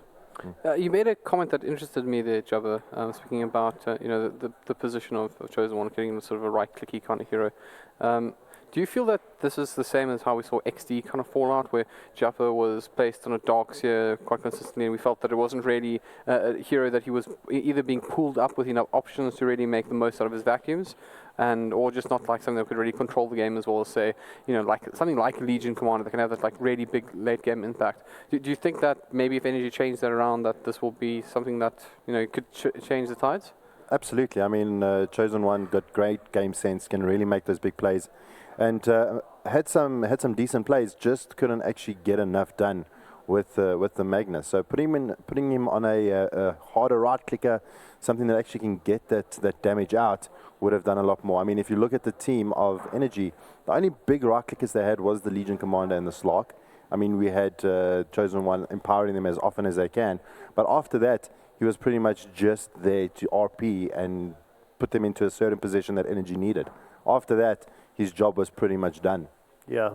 Empowering the likes of Legion Commander is pretty scary by theory, but against an Ursa, I think it's one of the weaker lanes to go for, and they went for the Ursa a lot in that game, which kind of hurt the Energy cores for quite a bit and then slowed them down in order for XTC to come up on top with the net worth as well. Yeah. And that I still focus. I think that the Axe last pick also was a very good one, although you did speak about the Timbersaw, which I also feel like it would work very well, but I think I wasn't sure if Scarnet is comfortable on a Timbersaw, but in the end it worked out very well on the Axe. Absolutely, the Axe did unbelievably well, and I think the biggest thing that gave XTC the advantage was just their item choices. I mean, you mentioned the Axe picking up the Shadow Blade, we had Adam Moore picking up the Lincoln Sphere, we had Deppy picking up the Lincoln Sphere, completely eradicated any option of duel, and then you'd have to use the Shadow Shaman to then actually break the Lincolns,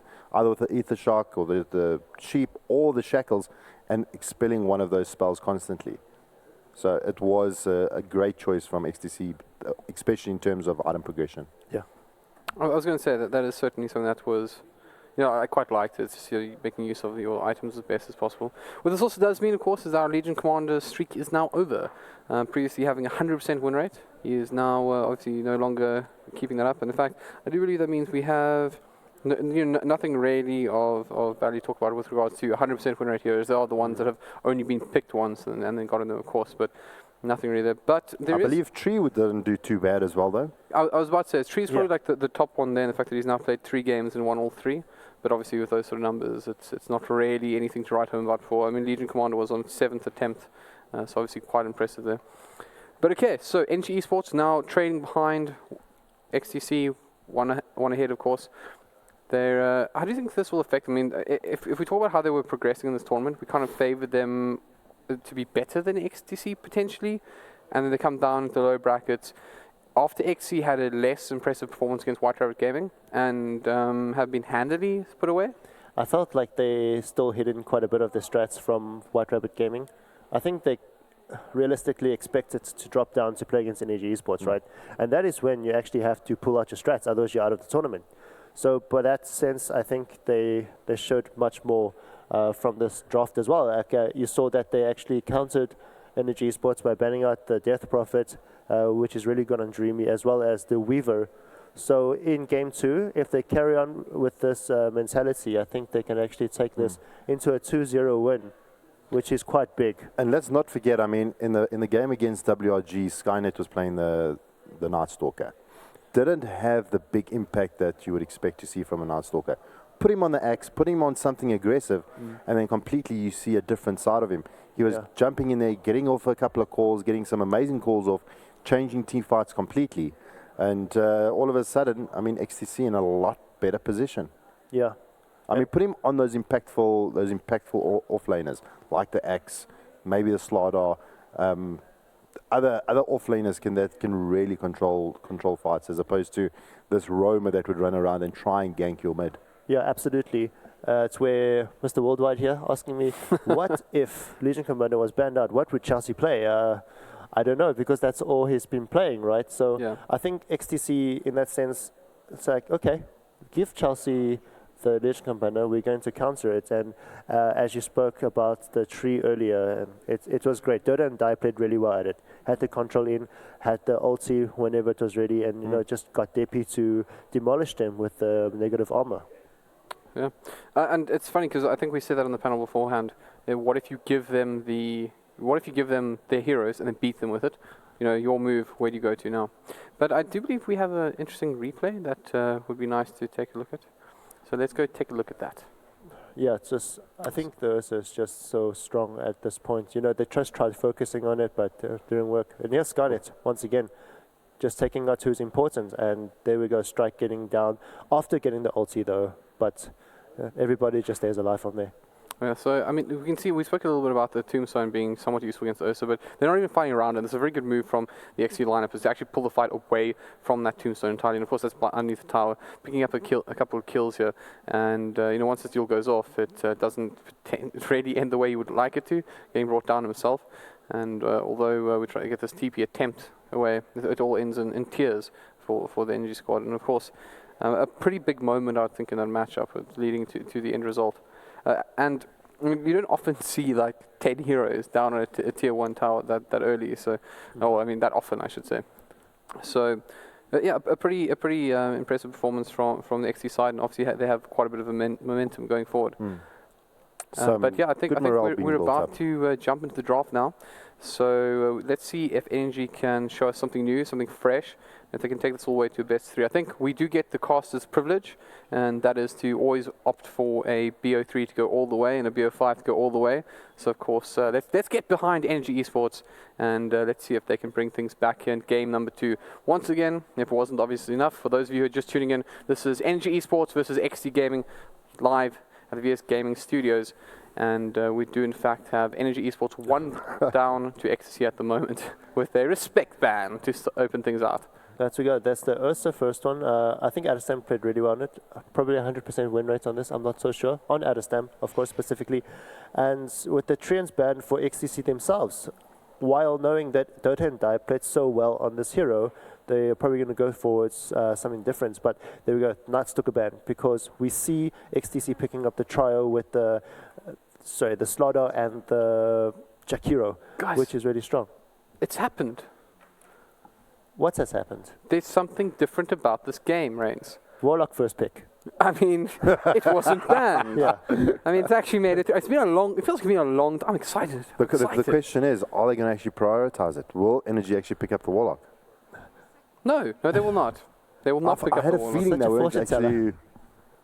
But I feel like you jinxed that. You're just waiting. They're like, I was like, I knew they're not going to pick it up. It was almost as if they were kind of maybe baiting them into trying to pick up the Warlock. The XTC actually had a plan, considering that they actually banned out the tree. Well, did you go for the Venji? Now we've seen this run in a couple of different positions here. So this is actually a really nice way to open up your draft because your opponents are sitting there going, could be anything. Could be anything indeed. It's also one of the solid picks, the Vengeful spread for the XTC Gaming team. But yeah, there we go. Jabba calling that after the Clockwork pick. It's just one of those abilities that the teams are starting to abuse, denying the cogs, getting that extra necromastery up. It's a really good pick. I mean, a couple of the teams did try and run this combo. Some teams had success, some didn't. Yeah. I mean, now does this call for a Darkseer pickup here on XTC? Strike Visage, I mean, he had a good run yesterday. Triple kill in the first 5 minutes. This is a great duel so far for Energy Esports. As Halbert did mention, this could go towards Strike. Not Strike, but it could go towards Odu, or one of the supports, Mr. Potikins. But I don't feel like Venge is a Mr. Potikins hero. Yeah, I hear you. So it's mind. I mean, it does at this point feel like an Odu hero. Yeah. So might say. But I did want to go somewhere else. You mentioned where do Energy go to their offlaner now? And we have in fact multiple times spoken about the interaction between Clockwork and Darkseer. But Lucca has one of the stronger Darkseers in the sort of Masters teams. Now, admittedly, I haven't actually seen him play Darkseer for a while personally, but I can recount many times he's been very, very effective on that. But Legion Commander is still in the pool right now. So it's going to be interesting to see if they decide that, you know, the value in being able to sort of disrupt the entire flow of the Clockworks game is worth it, or if they're going to go back to Old Faithful. Yeah, I think I would predict Energy to go to a Legion Commander if it's still available in the pool in the end. I think it's a very good counter to what Shadowfiend or the Clockwork. But here comes the Warlock, and it's a third pick. So, as Albert mentioned, it is a very different vibe to this draft. But in the first game as well, it was very unpredictable, and it shows that they are, well, Energy picking up the axe themselves. So that's 2 out of 3 heroes. That was XTC's first game pick, and now going towards Energy. It's kind of interesting as well to see this position where there's this, you know, sort of like lesser value being placed all of a sudden on heroes that we've seen with such prevalence. I mean, the Darkseer, the Warlock, and the Legion Commander have basically been the big 3, I would say, of this tournament, with a little sort of side note to Trees being banned out a lot. So it's interesting to see that we're actually down now to the 4th pick for both these teams, and we've only just seen Warlock come out. And these other heroes are still in the pool. Warlock's a great hero to have, especially. It's funny, so normally teams would pick up a support and offlane and see where the draft goes. XTC comes in with strong Clockwork and then straight into DPS hero, and then they pick up the first support. So, well, okay, that is new, right, guys?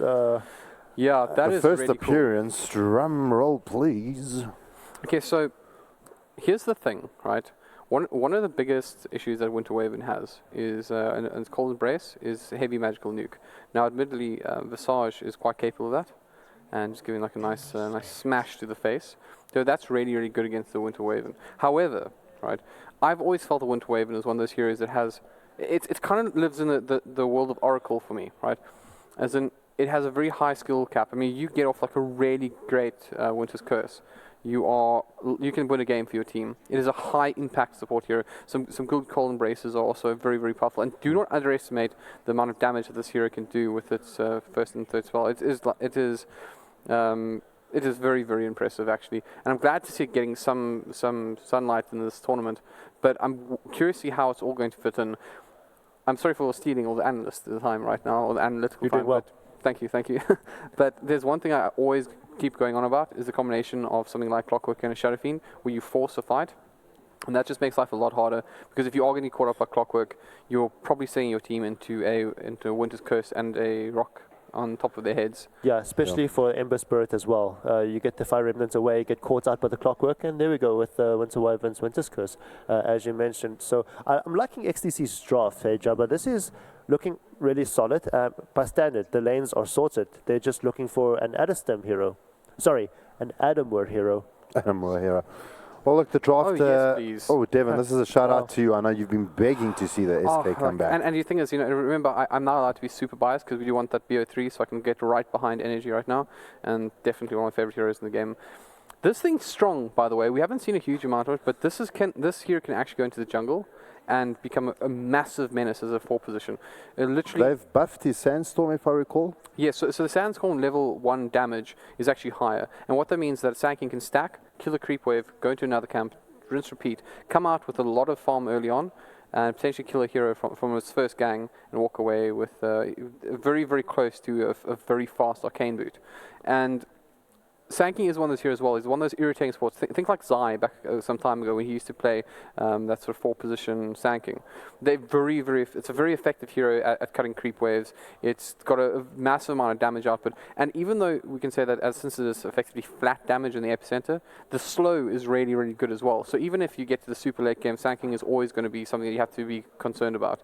It's not necessarily the highest value hero in the game at the moment, but it's definitely a hero that if you have somebody who's very comfortable on it, can get a huge amount out of the hero. So I'm really excited to see what somebody from Energy can do with it. They can do quite a bit. They've got Axe disabled, they've got Venge, who's assumedly going to Odu, and they still have a Visage for it. So in the early game, I think the Vengeful and Sand King dual lane can take out the Clockwork pretty comfortably as well.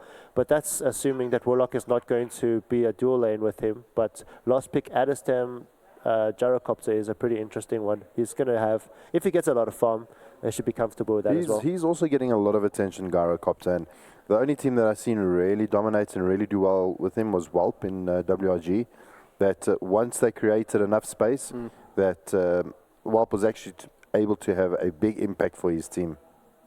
All right. Well, yeah. I mean, I just want to ask you a question over there, Reddit, as you enjoy the picture-in-picture, frame in frame.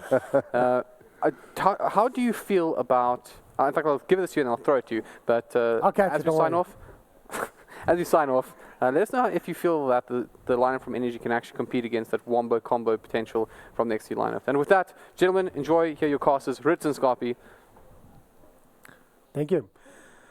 Interesting draft coming through here from Energy, from XTC as well. The Sand King pickup, I was actually thinking about the Sand King pickup, moving forward, because you can get a pre-10-minute mana boots and blink if you can jungle the Sand King sufficiently. Yeah, he's a very good aggressive pos 4.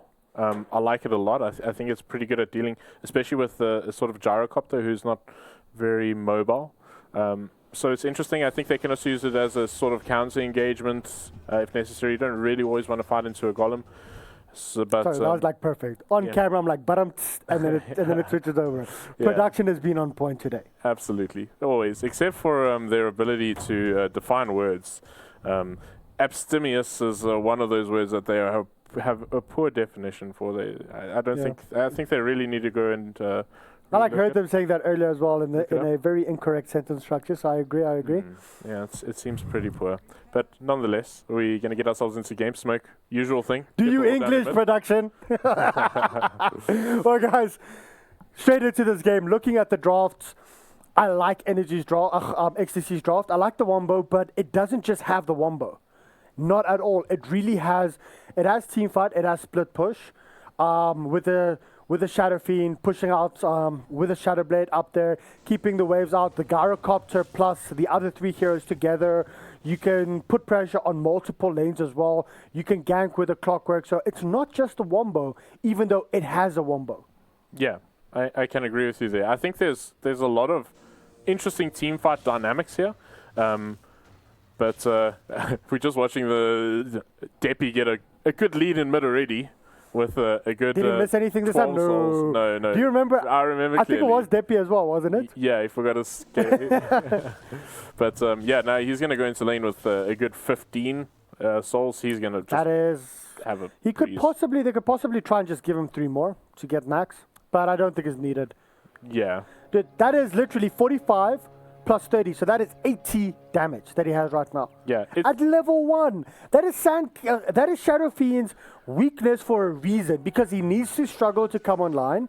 Otherwise, he just dominates too hard. Yeah. But this is going to be nerfed, sorry. Yeah, I think it could. It's been around for very long, though, so it's not a new thing. But a lot of teams are only using it now, but we'll see a very early attempt on killing the SF, because you want to get rid of these Necromasteries.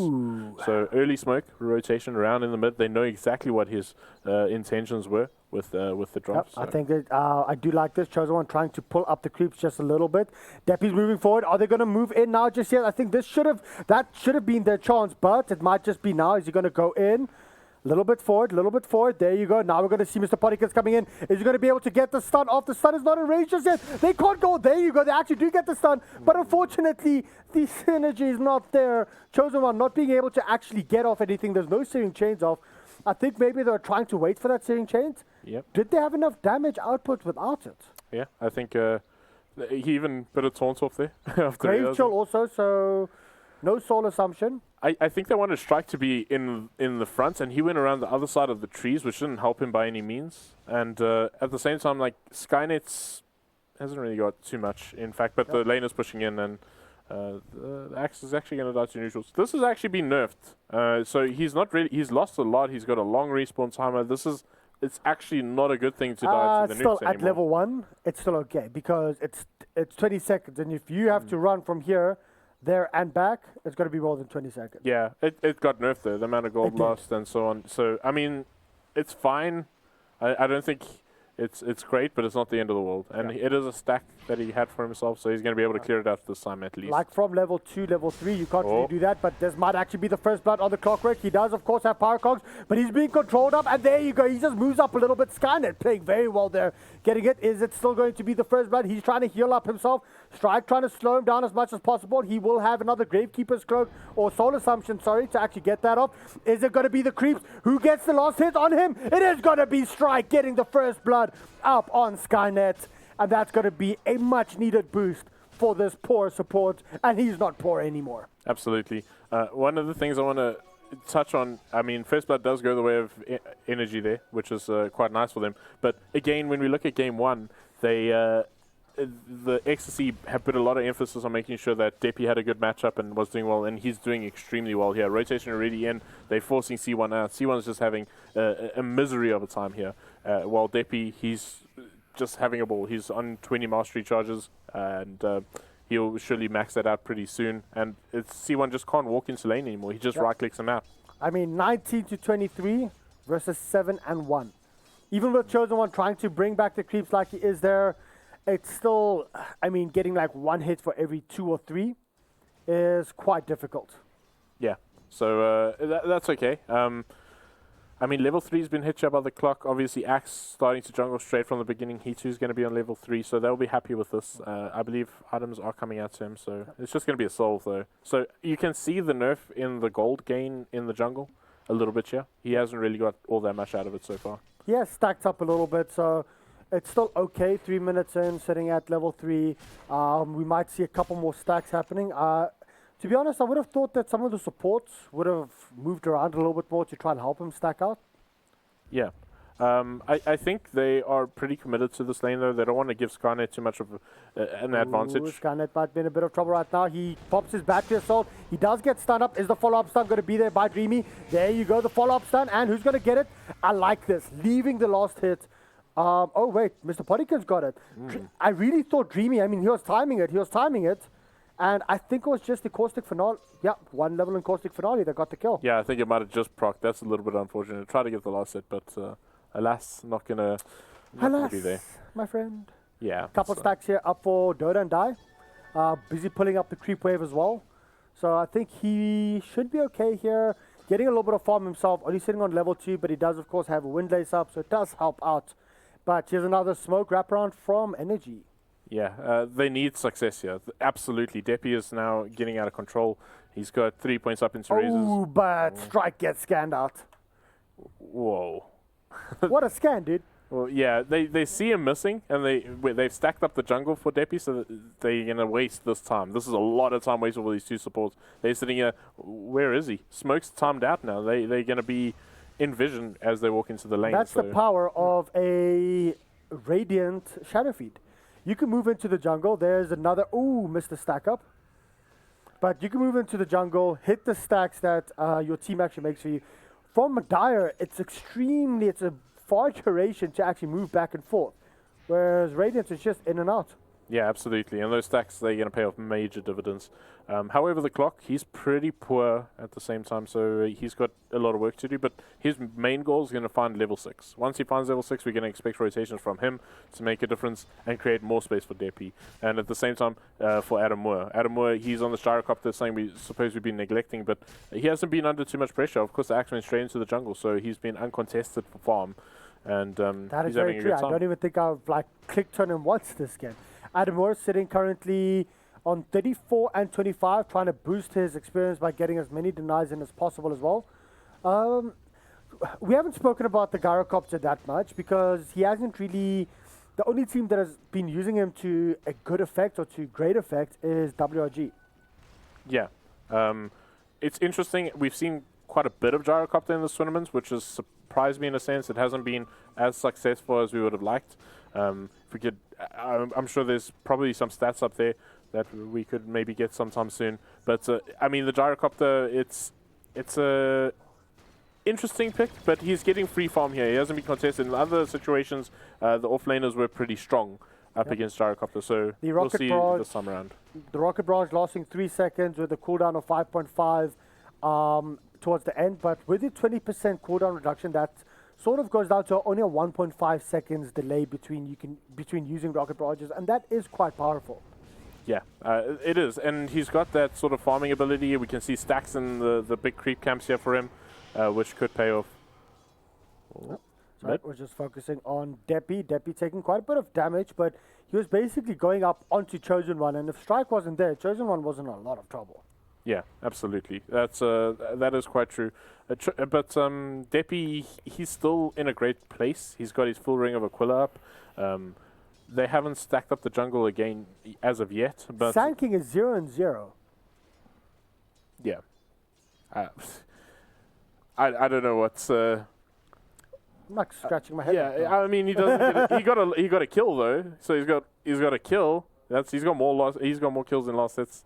But I think he hasn't. I think the Avenge has been farming up every time they do a pull. So Dreamy's just trying to get as much as possible out of these lanes, realizing that they under a little bit of a cosh. But at the same time, there's an Axe who is farming the jungle, so they Axe is doing actually very well for himself, sitting on 63-0.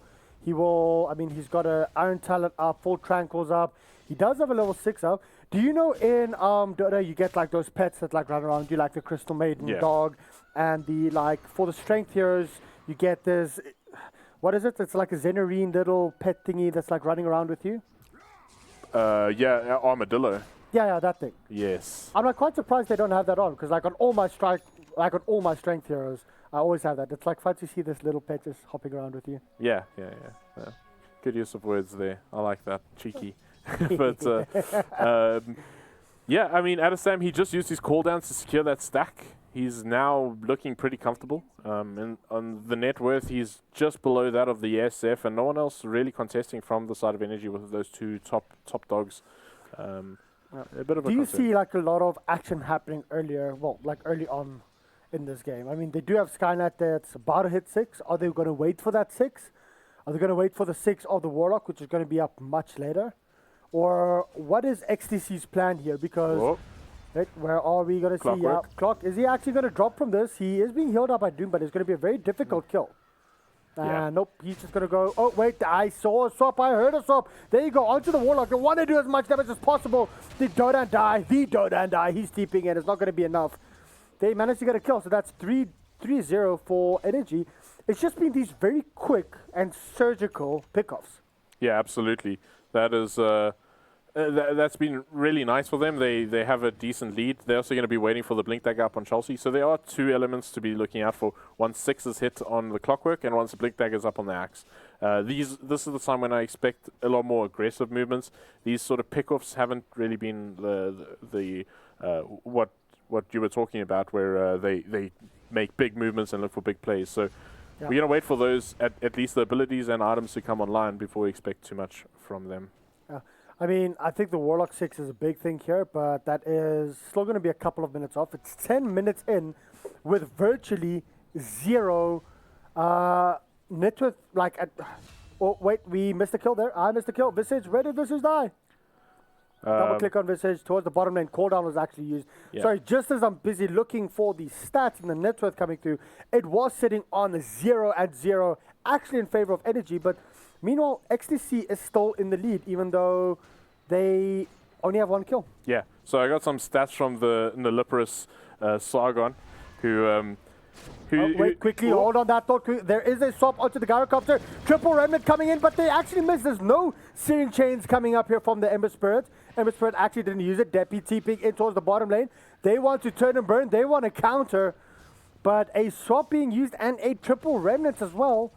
Without anything happening, a little bit of a misplay there from Energy, not actually managing to time that up. Yeah. So we got the stats in before a potential fight comes through. So 3 picks, 3 bans on the Gyrocopter, 30% ban pick, and a 33% win rate. So that means 1 win in the 3 games he was picked up, and that was obviously from WRG. And that's a bit of a rough one. Oh, the hook shot misses, and the cooldown misses from XTC. And Adam Moore, he's just like, meh, I'm not even going to do anything about that right now. He basically just gives up on life. Yeah, that's a bit of a disaster. 2 big abilities down. Like we said, we're waiting for that level 6 to come up on Clockwork to see if he can make some sort of a play around that. And unfortunately, it was whiffed and Dreamy walks away healthy, and cooldown being expended as well, so Ecstasy won't be happy with that outcome. Imagine if this Shadow Fiend's talent tree at level 15 was 2 damage per soul extra. That would be broken.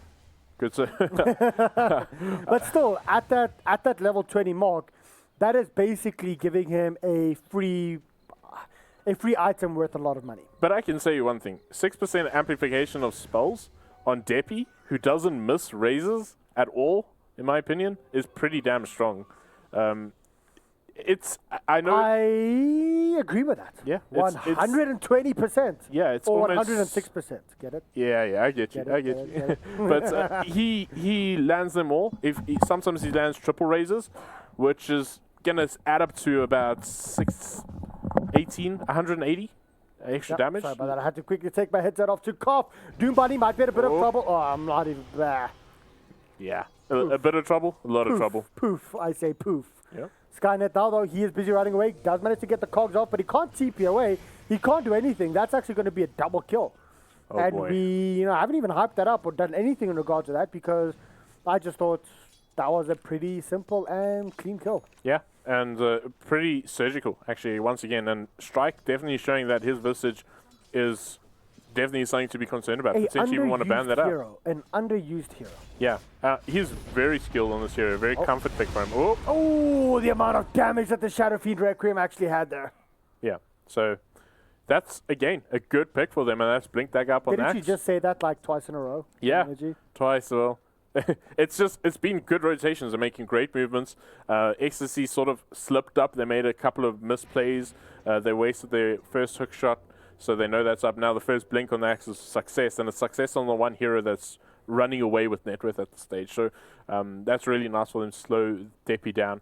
He's got to go farm up some souls. He does have Shadow Blade, though, which is something When is the 6 coming up on Doom Bunny? Ecstasy needs this. Their fights, or they need to team fight. They want a team fight in the start of the game to try and gain control, to be able to start pushing and then ganking a little bit more. But at this point, they're just letting Energy do exactly what they want to do.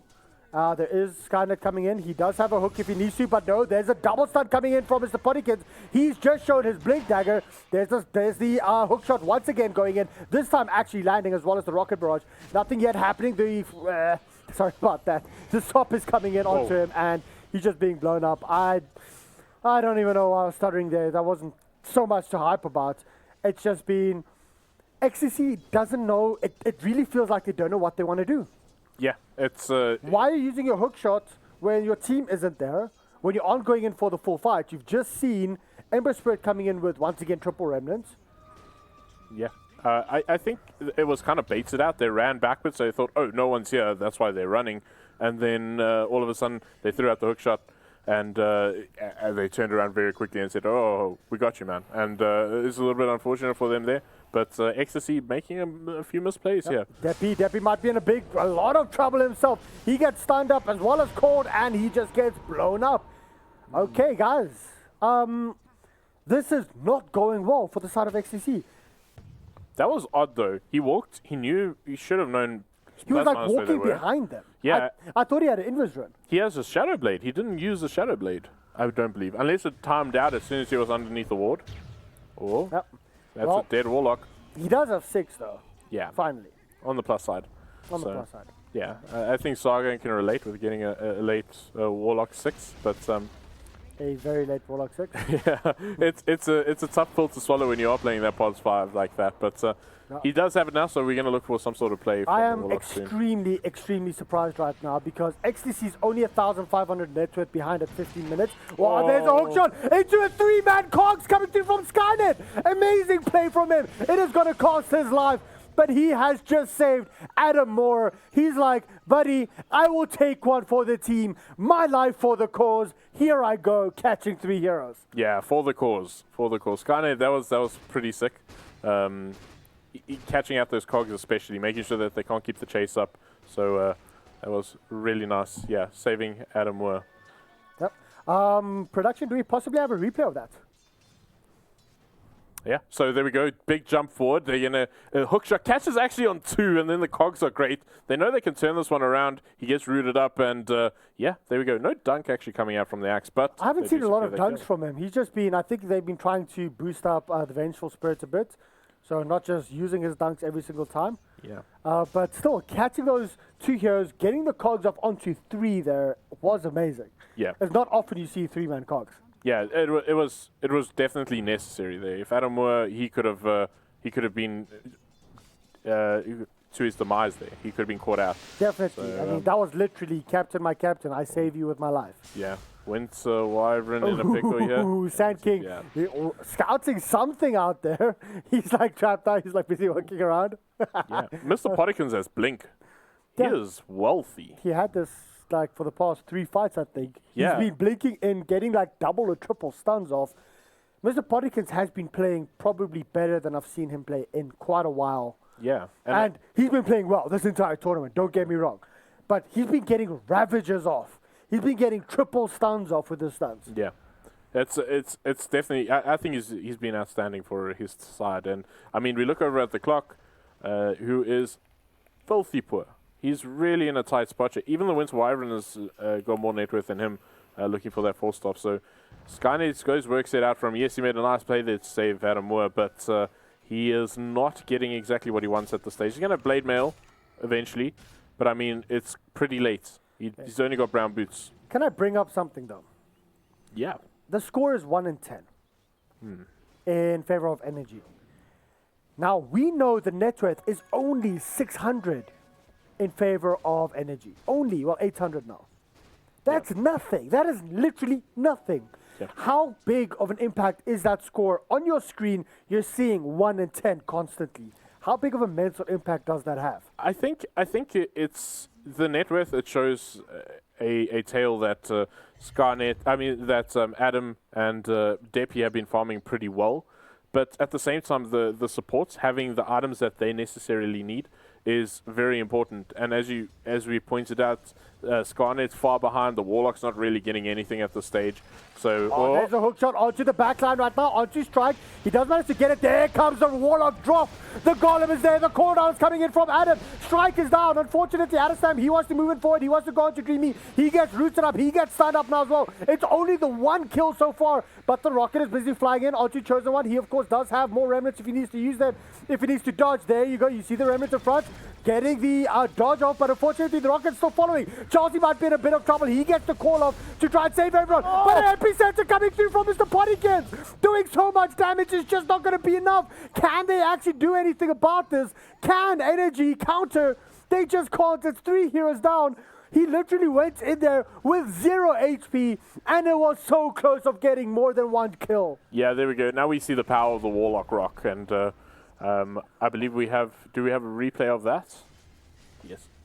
And yeah, we can see they look to turn around on that. The Clockwork had a great engagement, but that Rock catching out 3, call down, doing a lot of work. That meant they can chase down. Adam having pretty good itemization means he's pretty tanky. They couldn't do much to really deal with him. And this was just run away. And unfortunately, C1 couldn't turn around. He had that Rocket constantly following him. He tried to juke it out, but there was no way around that one. And it just went hay from there. Chelsea, he tried to save his team. Mr. Potikins came in, seeing if he could do something. That's where you really realize how farmed Adam Moore is. He's got a lot of farm on the back, and it was very difficult to bring down. Well, considering he has a Dragon Lance up, a lot of stats there, very cheap stats, and a full Sanjay and Yasha. I mean, level 15 Gyrocopter means he has his 15% magic resistance up right now as well. Yeah. That was actually a very good turnaround coming through from the side of Energy, but they'd already lost a couple of their damage dealers. They didn't have the Visage there to just boost that damage. Cancel the TP. Wait, towards the top lane. No, on C1, he actually cast a rocket, and C1 was just standing in the lane, and he was about to TP somewhere else, and then the rocket hits him. So he's alone here. He has Boots of Travel up, and he does not have a Remnant up, so quite surprised that he's actually going into the river without the Remnant. Yeah, they can scout this. They can see that he's got 3 remnants in hand, but it seems like he's going to play this one safe. So can you actually see how many Remnants the person has? Yes, you can see how many your opponent has. That is broken. Yeah. Well, I mean, you can have a Remnant up and then it come off cooldown if you get your Octarine core. I think he also has a cooldown timer. So, yeah, 20% cooldown reduction at level 25 though. So, I mean, it is pretty broken, but you also know that he has an escape, so is it worth it to go on him or not? True. Okay, so 4 and 10. You're still behind on the score sheet, but you're 2,000 net worth up for the side of XTC. Yeah. I mean, previously we were talking about the impact. Before I talk about that, XTC, they want to go in onto Chelsea top. Will they get anything? And DotA2 scouts out Chelsea. Oh, the blink jukes are there. They are real, and he'll get out of that. I mean, we're talking about the mental impact that it has, seeing that you're 1 and 10. Yeah. Now you're 4 and 10. You're like, yeah, guys, we've come back a little. Do you think you've come back a little, or do you actually think right now you're in the lead? I think if you have someone of the caliber of Adam Moore, he knows they're ahead of net worth. He knows this. He knows exactly what items his opponents has. He knows that they've been investing a lot of money into their supports, both Mr. Partikins as well as Strike, as it's pretty important for them to have good items up. So he knows that they've had to sack something, but for the trade-off of both the Gyrocopter and the SF having a tremendous amount of farm, they seem close to unkillable. BKB up on the Gyrocopter is going to be huge, and that's not too far away for him. Yep.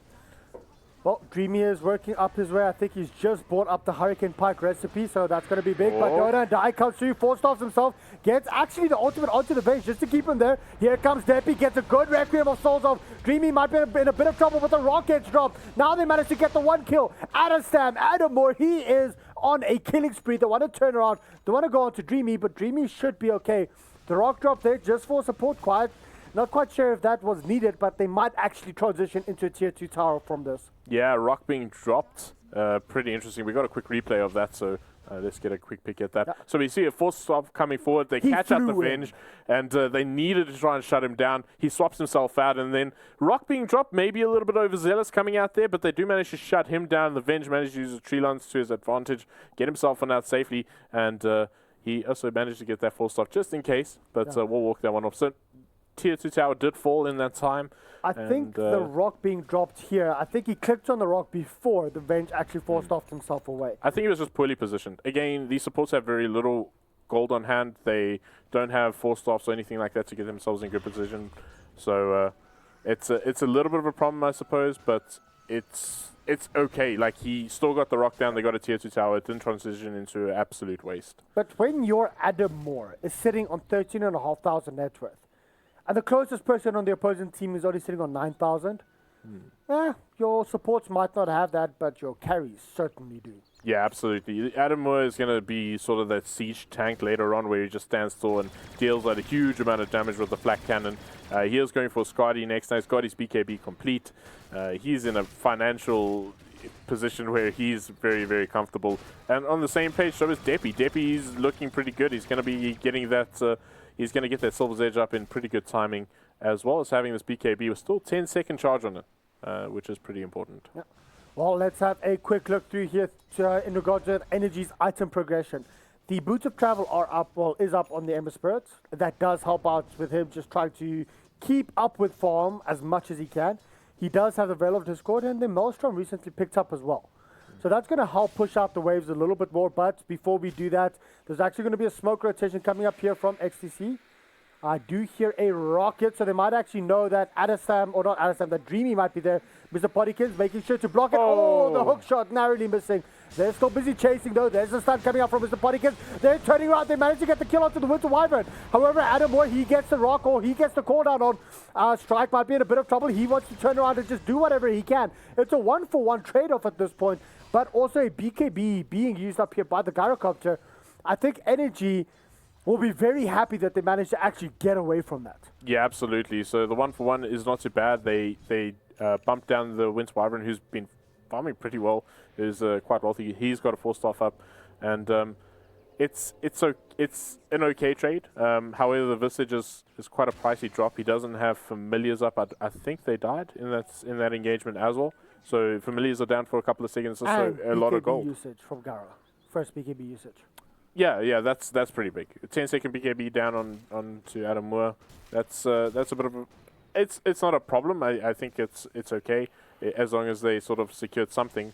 But but I mean, better the thing safe than is, sorry. Yeah, you want to use your 10-second BKB in a long, drawn-out team fight where you fight the whole time, where you're completely invulnerable, so to speak, and you just want to go crazy, go ham. So not having that, sure, now it's only 9 seconds, you think a second difference isn't a lot, but that 10-second is a big deal. Yeah, I can agree. I think that's often the argument with late game BKBs because they're so useful. But Doom Bunny's actually in a good position. He can drop a rock, force off, and swap. He's like, Mr. Puddykins, come here. Yeah. Swaps him out, but Sand King, of course, just TPs instantly. Yeah. So that's okay. 3,000 net worth advantage to the side of XTC right now. ADG still sitting with a kill advantage. But we also see Gyrocopter, the Ember Spirit still split pushing up. He's actually going up for a full Shiva's Guard. Well, he has that queued up right now. Is the Shiva's Guard going to make a big difference in regards to the team fights? Yeah, we must keep in mind Shiva's got obviously a decent amount of magical damage. It's also good up against the SF, who does have the minus armor. So having himself get the buff in armor is definitely going to help. As well as the Wave of Terror, so the negative armor coming through there. But do you think that might not be too late? By the time you get that up, you have a carry Venge, which in most cases you don't want to go to ultra late.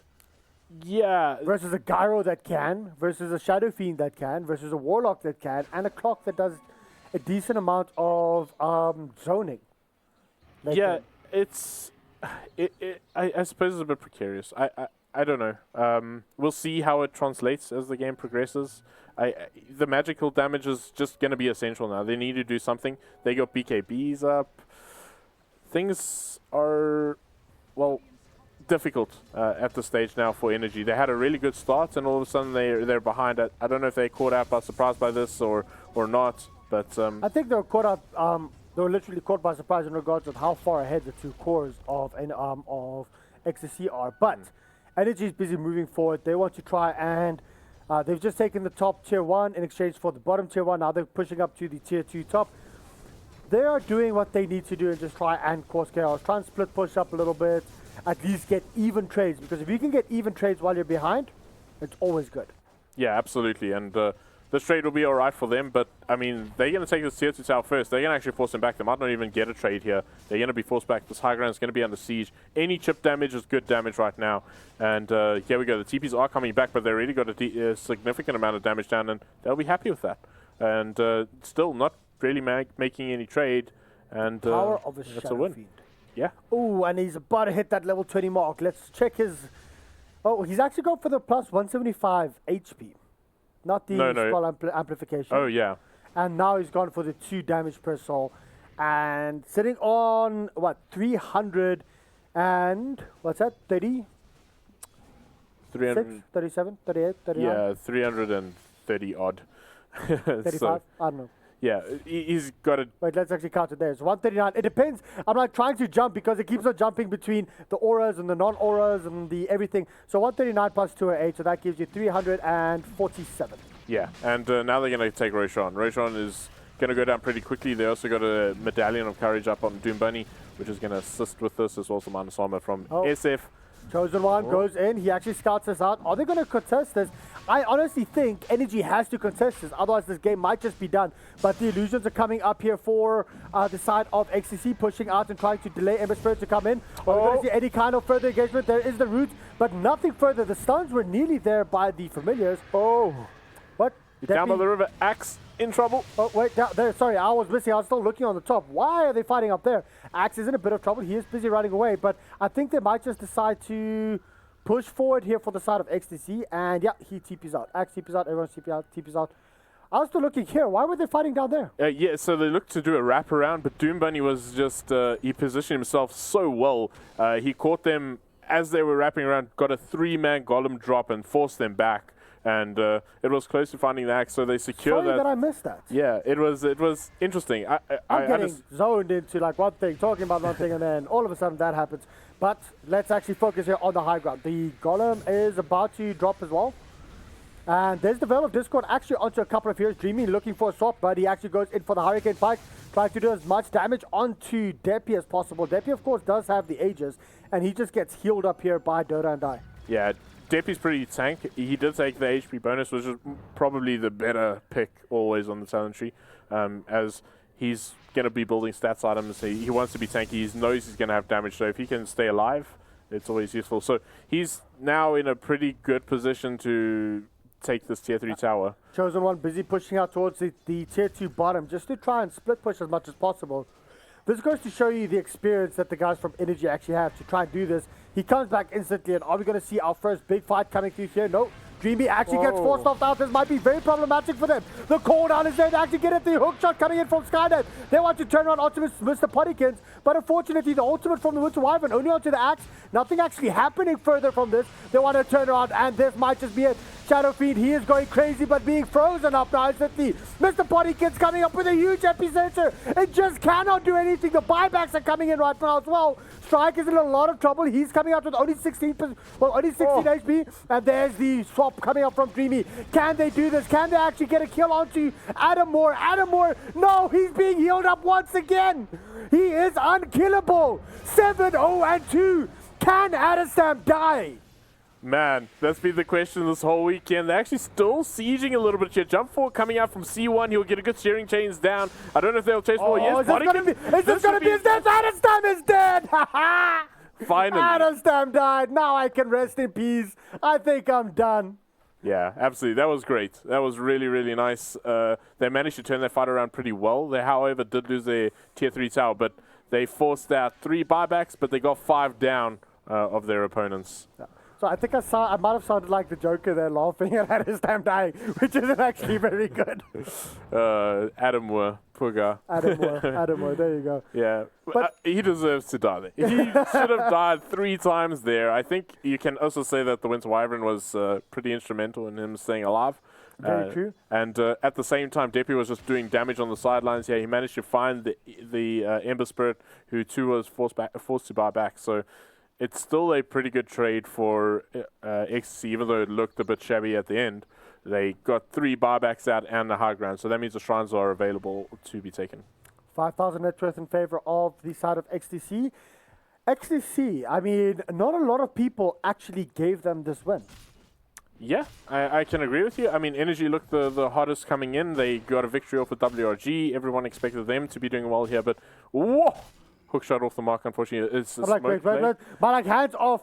My hands off the keyboard. I'm busy looking at you while you're talking. You're like, what? I'm like, wait, what's happening? What's happening? Did I miss something again, as usual? Yeah. No surprise there. Reddit's cost. Hashtag. Yeah, another just off the mark hook. I think it was blind. He didn't have vision at that stage, so a nice attempt from Skynet. But he's done a great job. Considering where he was, he's still quite low on the net worth scale. But his zoning has been good. Precisely. His impact on the team fights have been substantial. So at the end of the day, Skynet, even though he had a terrible time, is still not in a great position. He's having the impact that they necessarily want. Well, the bottom lane is being pushed out here by XTC. Do you think they just get the shrines, farm up, wait for the next Aegis, or do you think they still try and go for high ground again? I think Aegis is going to be vital for them. They realize now that there is a chance that they can turn those fights around. They saw what happened to them on their retreat. So I think they will want to secure that Aegis. I mean, without that Aegis, that high ground push would not have been successful. Let's have a look at the Ember Spirit. Ember Spirit, boom. There he gets a little nick, a little nudge from that rocket flying through. Nearly having the full Shivas up on a high ground defense has a major impact on a fight. Yeah, the Shivas is going to help out a lot. It's going to slow them down. It's going to be the extra magical damage that we're going to see, as well as the Veil on top of that. That's going to help his... There we go. He's actually completed it now. So he's in a decent position to help with the high ground, as well as Mr. Pottykins. He's going to be a very, very important... Keep in mind, he bought back, player. So that's why he just bought out now. Yeah, absolutely. I think it was him, Mr. Pottykins, as well as Dreamy, who bought out. So pretty much their core heroes. You are correct, sir. Yeah. And you aren't even looking at the buyback status. I'm so proud of you. I'm a smart man. you see, when both of us laugh, then you know. No, I'm joking. But the rest of the items coming through here from the side of Energy, the big one that might come into play here is the Sand King not the Sand King BKB, the Sand King 4-staff. Having that Blink Dagger and that 4-staff to actually be able to get in and get out, get those stuns off, it's basically zoning to jump in, get the stun, and then force off yourself out. I think that will actually have a big impact because that will also allow him to position himself a lot better when it comes to using his epicenters. Yeah, I think it's not only that, it's going to sort of save his team from situations. They got a lot of slow, where the Warlock gets his overwhelming upheaval, sorry, overwhelming. Wow! A new hero! Overwhelming odds. Are you playing ability drafts here? As soon as you see upheaval, you want to force off your teammates out of that, because it's just a big problem. On top of that, you want to get people out of Cogs, because Cogs is just too strong. We've seen Skynet be on point with that, so sort of it's absolutely necessary up against Clockwork more often than not. I actually want to say that Warlock's Upheaval is probably one of the strongest spells to either break high ground or to defend high ground, because you can stand from the low ground, you can stand here, and you can just throw Upheaval over this entire area, and they can't move, they can't engage in you, they can't do anything. Yeah. Ooh, smoke's actually just been used, and okay, that was actually a radiant scan as well, just to make sure no one's on the high ground vision, or on the high ground. And they're busy wrapping up towards the top. They might just catch out Strike, but I don't know if that smoke is actually worth it just for a single support. This is a very odd rotation it's here. A smoke into warding. It's a smoke into Rax here, actually.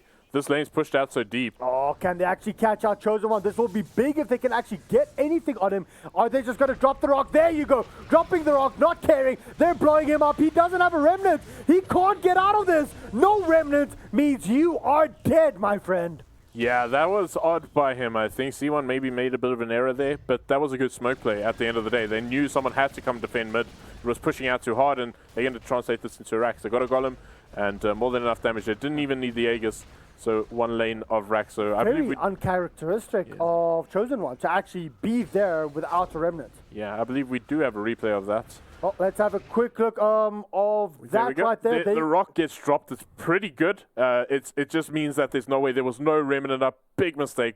Great smoke play. He gets a remnant out late, but there was just no way. He was too slow. Oh. You know, the fight is continuing. Dreamy is busy killing up Sand King right now. Is he going to be able to finish the job? No, he can't, but that's two heroes are down for the side of XTC, and they do, however, get the top lane of Rax as well. So a little bit of a, oh wait, here comes Deppy with his BKB being triggered up. What? That's his second BKB usage. He's going crazy to Chelsea. Chelsea, will they actually be able to get the stun from Mr. Pottykins? Unfortunately, not enough, and Deppy's killing spree ended. Strike getting that, of course. I think, was that with a soul assumption or with just a normal attack? A soul assumption there. So, I mean... Pew pew. Yeah, it's still bad for energy. They managed to catch some exit kills, exit frags, as some of the people might say. But on their way out, this is not CS. This is not CS. Yeah, I'll take that back. Go back to your CS. You are going to be kicked off this casting. It's not a casting couch, but off this casting desk. I apologize to all the trauma I have caused, but yeah. Okay, well, energy right now. Oh wait. The game is being paused. So I think they heard what I said and they're like, we got to go have a word. Let's just go back to your very ridiculous CSGO terminology being used in here. I actually cast CSGO, like when I started casting CSGO a couple of times with Burning Red back in the day, I actually would say gold instead of economy. So I'd say, yeah, well, you know, he has 4,750 gold, so he could just buy an orb, and everyone would just can themselves laughing at that. It was always fun. But back into the game is unpaused right now, so Energy just pushing up mid, they need to push this. They need to go for this. They need to try and force this buyback up on Shadow Fiend, but it's not going to be the easiest push because I honestly don't think that XTC need to buy back. They have enough wave clear. They can actually do what they need to do here.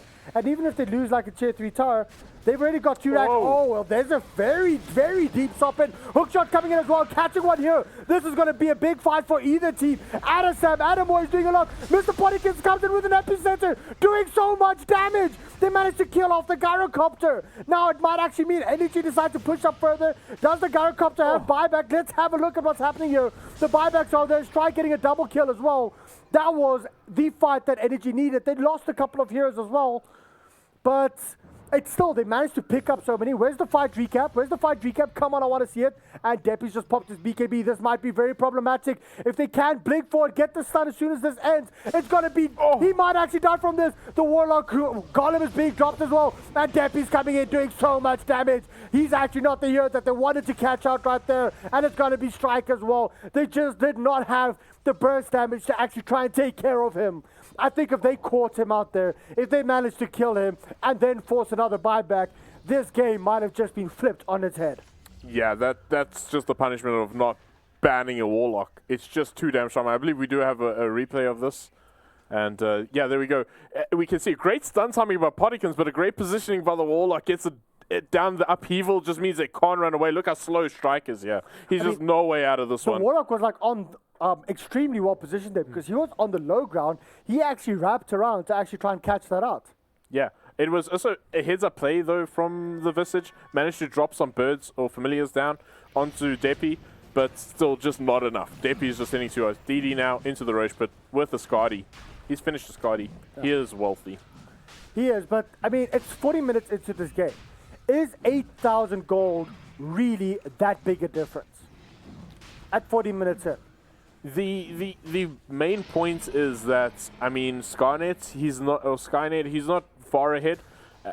And why do we keep on calling him Scarnet? He used to have his name Scarnet with all the Scarnet. Yeah. What is up with the XCC guys changing their names? I think he's actually Skynet. He's just been called Scarnet for so long. I'm just so used to it now.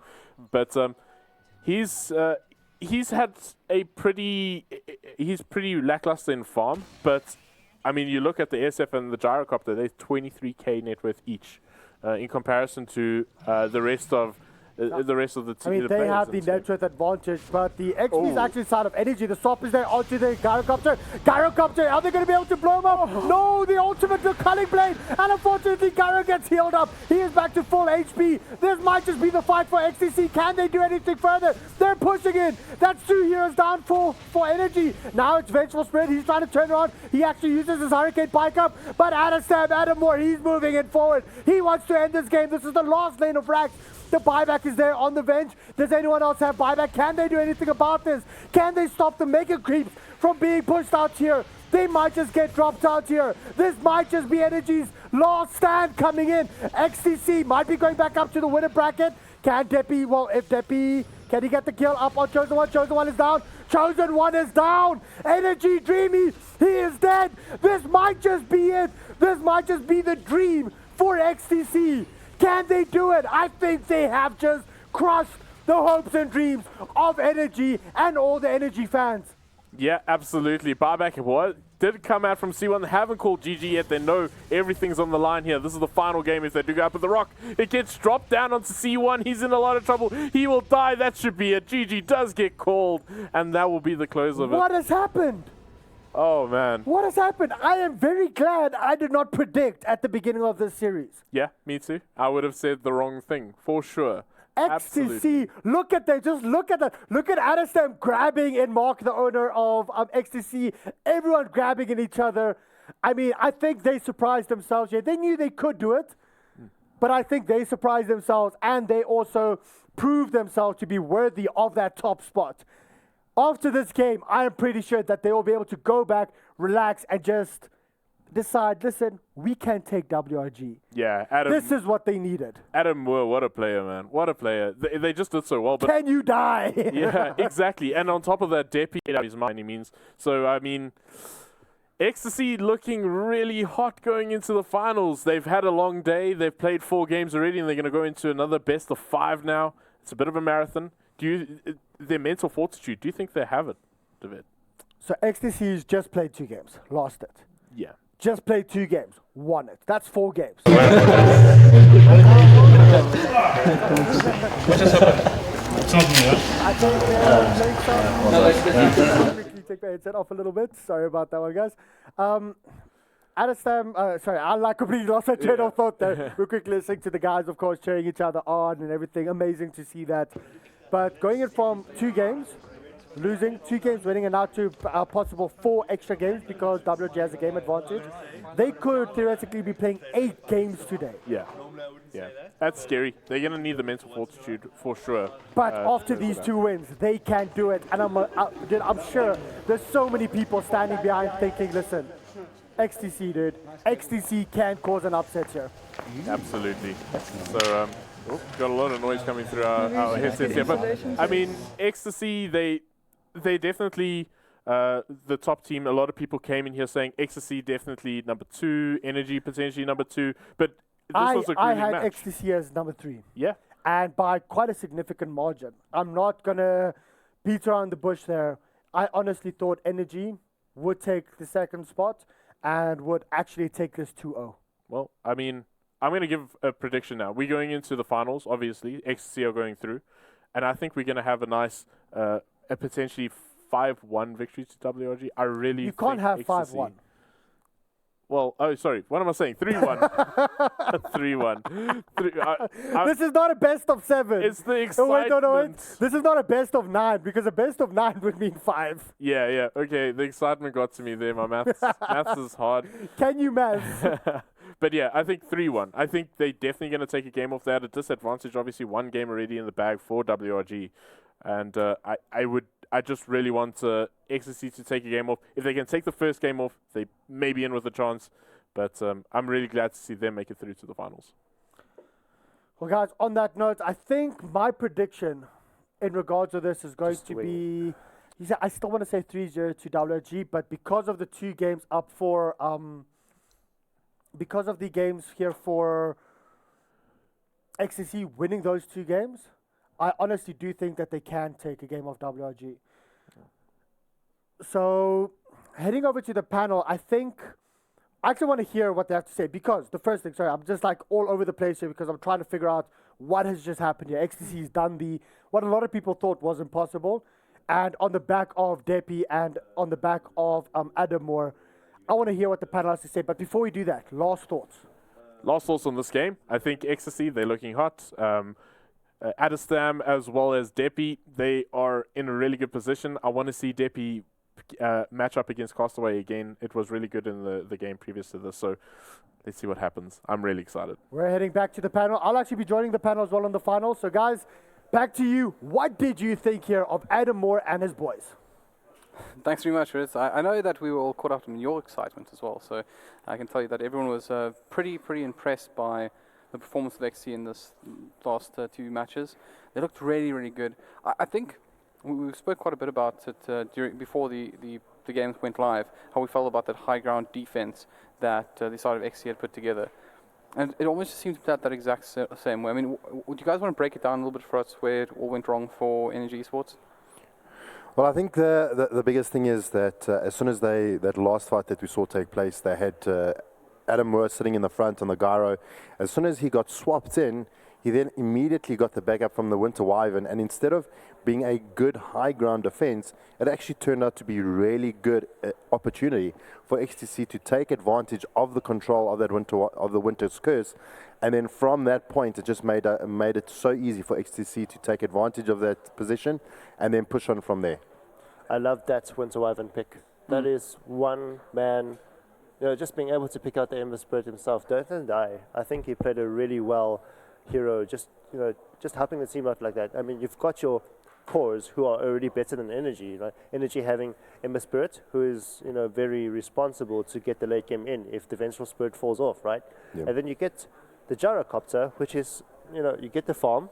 That's all you need to do. Rock up 60 minutes later, and then you still have Depi on the Shadow Fiend, he didn't even need souls in order to take down, the high grounds on the defense, right? So with that was XTC played that brilliantly. I mean, when you were mentioning that, as Ian was actually pushing up the high ground, and the SF came back, when Depi came back, having those less souls, still hitting like an absolute monster. Yeah, and that's when you mentioned the Warlock's Fatal Bonds. They played such a big role there. Yeah.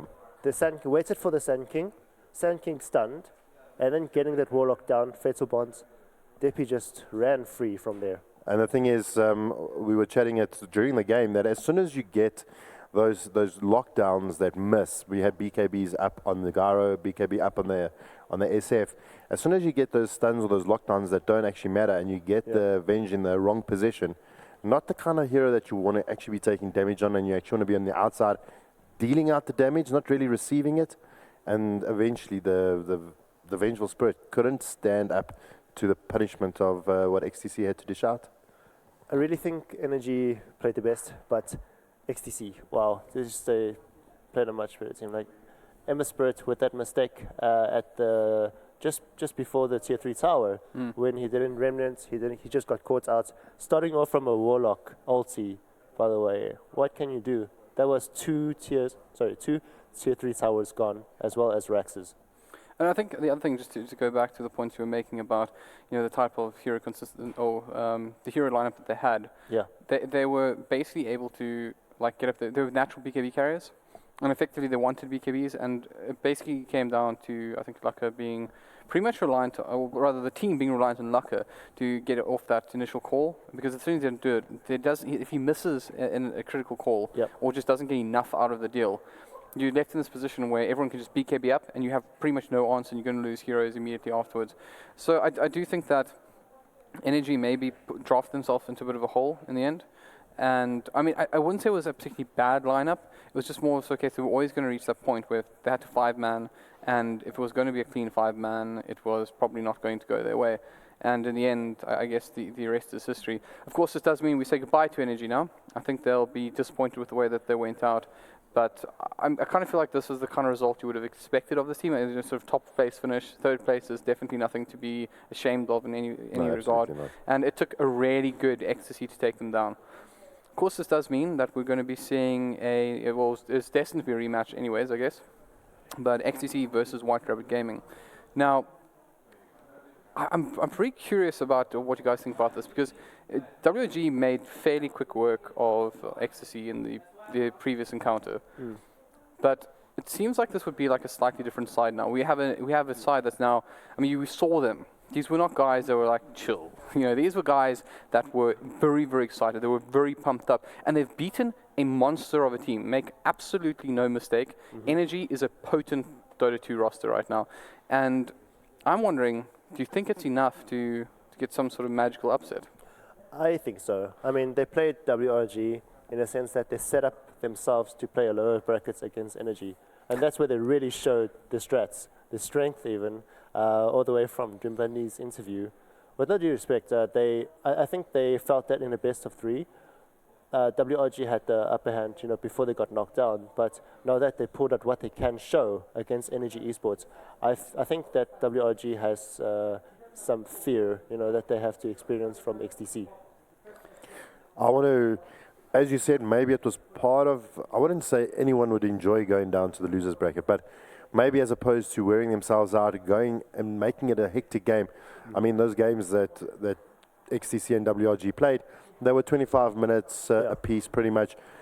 It was a heavy game. I mean, the guys still had to play it, still had to go through that mental anguish of going up against WRG. It didn't last long, so they kind of still in the position where they're not too drained. They didn't have a huge game in the beginning of the morning. They've now played against Ian. A little bit of a battle, a little bit of a tough time. But compared to the draft that we saw against WRG, to the draft that we saw now against Ian, I would imagine completely two different teams if you just were looking at the drafts alone. Yeah, no, I feel like the strats really shined out from when they started to play Energy Esports.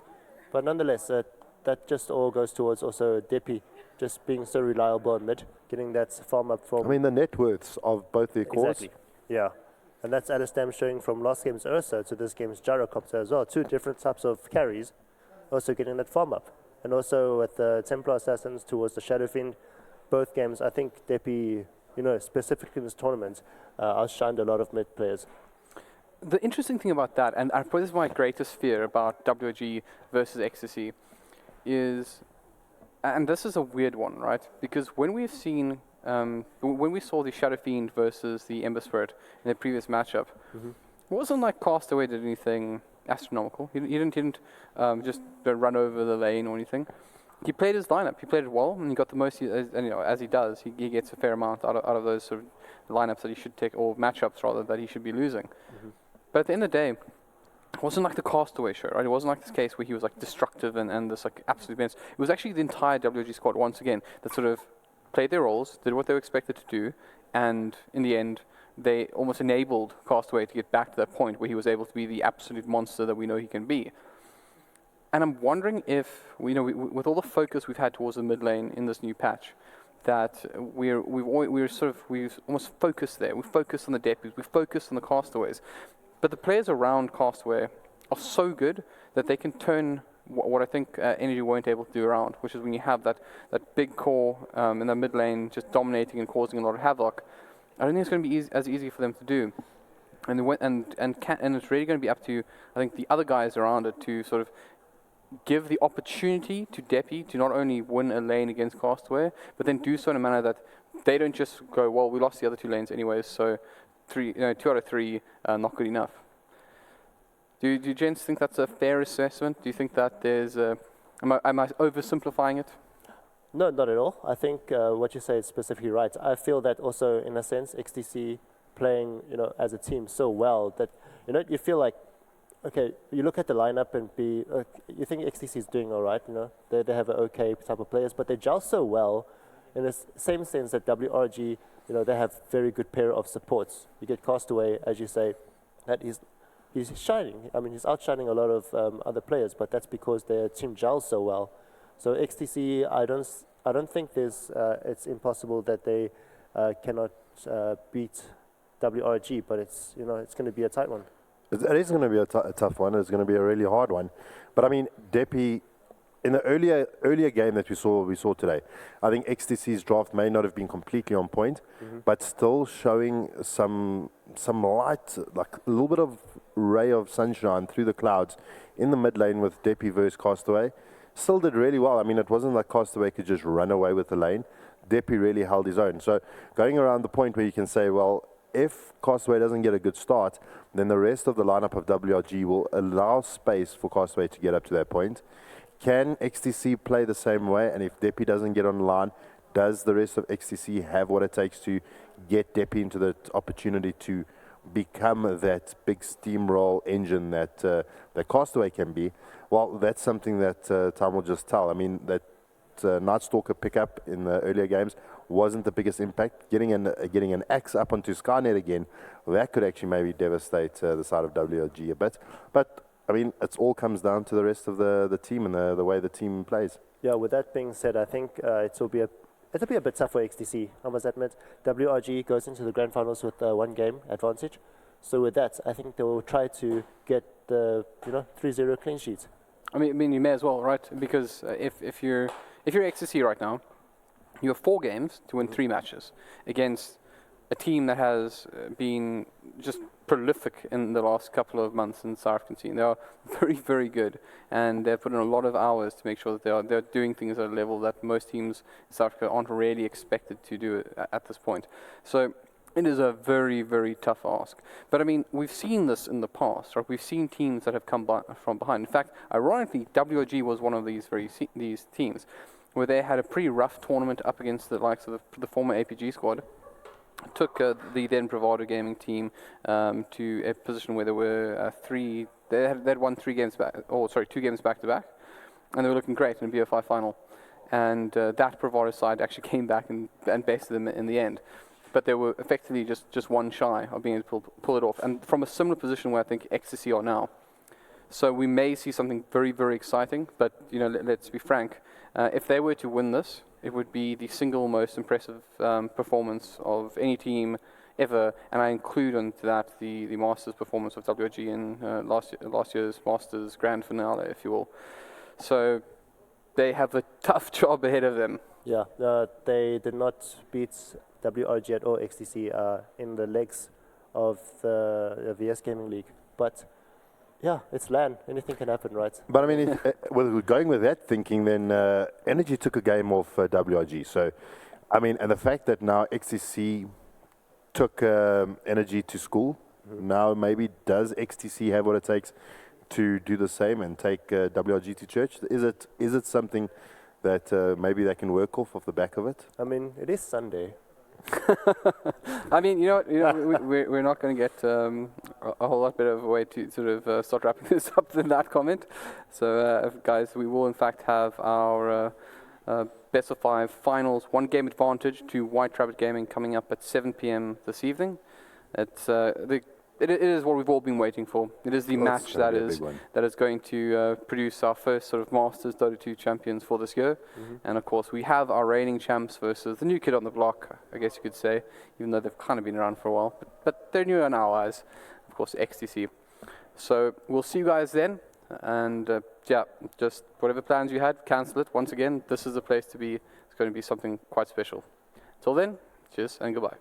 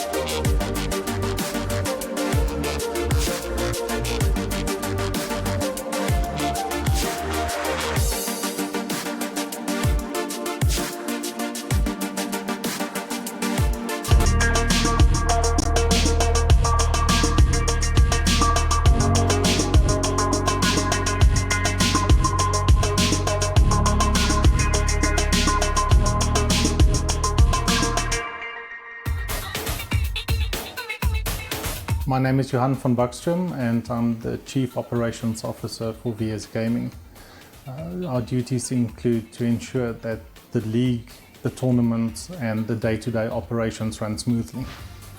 In our quest to make the games more professional and the league more professional, there might be a possibility that we are going to review some of the rules, but no decision has been made on that as yet. These are all decisions that the team will make, and we will then revert back to the community as soon as we have more information available. With our aim to grow esports in South Africa, we are always looking at different ideas and concepts to make the league even more accessible to people. So currently for the 2018 season, we will not be introducing any other leagues or titles. For us, it has always been very, very important to take the community and the players and to elevate their status into that of superstars. So basically professionalizing the industry and making celebrities of the players. And having a wonderful studio as the one that we have available will give us that opportunity to, on a regular basis, take these players and take the clans and introduce them to the community and to the country as at large. Gaming is a movement in South Africa, and by having the studio and making it possible for more people to watch and be introduced to the players, we feel that the movement will grow considerably if you make this more accessible, and the viewerships will grow as people find this most entertaining new form of sport. Undoubtedly, esports is here to stay. The team has been involved in esports for quite a while, and the growth that we've seen is phenomenal. If that growth continues, and the more companies that get excited and passionate about this, the more sponsors that get involved and back the leagues, the teams, this is a movement that is here to stay, and it will definitely be one of the, it will surpass traditional sports. You can take that to the bank.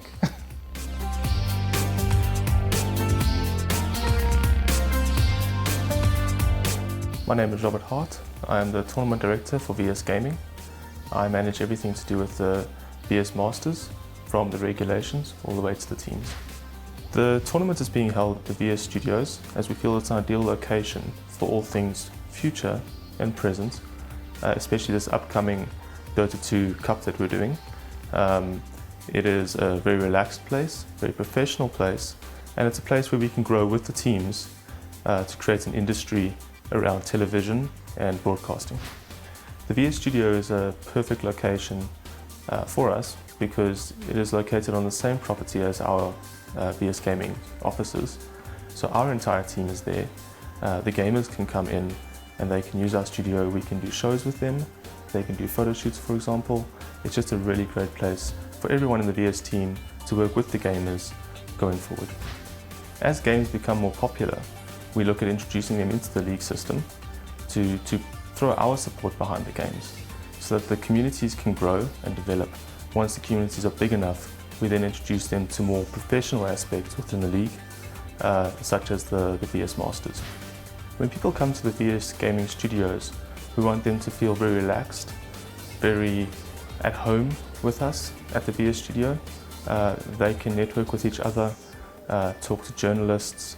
If we host nightly shows, they could come in, play in our state-of-the-art booths, on our state-of-the-art PCs, and with our very experienced admin team there to guide them along the way to make sure the matches are as professional and well run as we possibly can manage.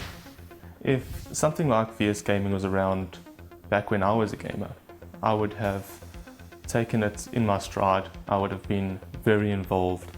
I would have been terribly dedicated to my team because I want to be as good as I can be, no matter what I'm doing. Now, as a tournament director, obviously my path from competitive gaming has changed a bit, but I'm still part of competitive gaming. And I feel so honored to be a part of the scene and knowing everyone in the scene, the players, the managers, the people on the VS Gaming team. I'm just incredibly honored. And I don't regret anything at all. I feel like I'm totally in it, and I think I'll be here for a while to come. I'm just so honored to be part of the team. I've had a chat with a lot of the teams, some of the players as well. The teams are incredibly supportive of us. We've been doing this for almost 8 years. Although we're a new branded company now, the people behind it remain the same. And we're all extremely passionate people, gamers at heart, competitive gamers as well. And some of the people playing in these tournaments I played with back in my day. And so we have a very good bond and we're able to work together.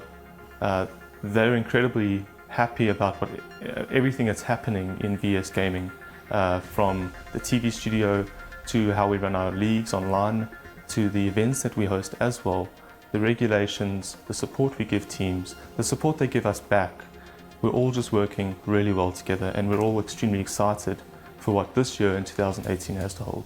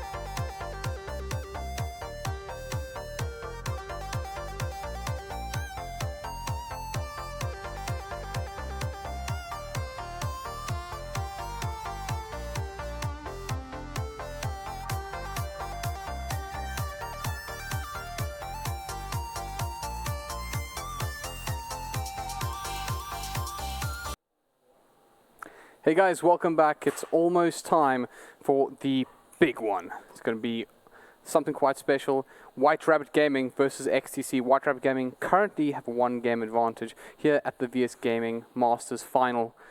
We are going to be joined this time by none other than Ridit. Ridit, welcome to the panel. Of course, as usual, Reigns. I kind of feel like I've introduced you enough to say like sup. So many times. Yeah, sup friend, how's it going? Hashtag no bias. We'll see as we go through things to see if that is the case.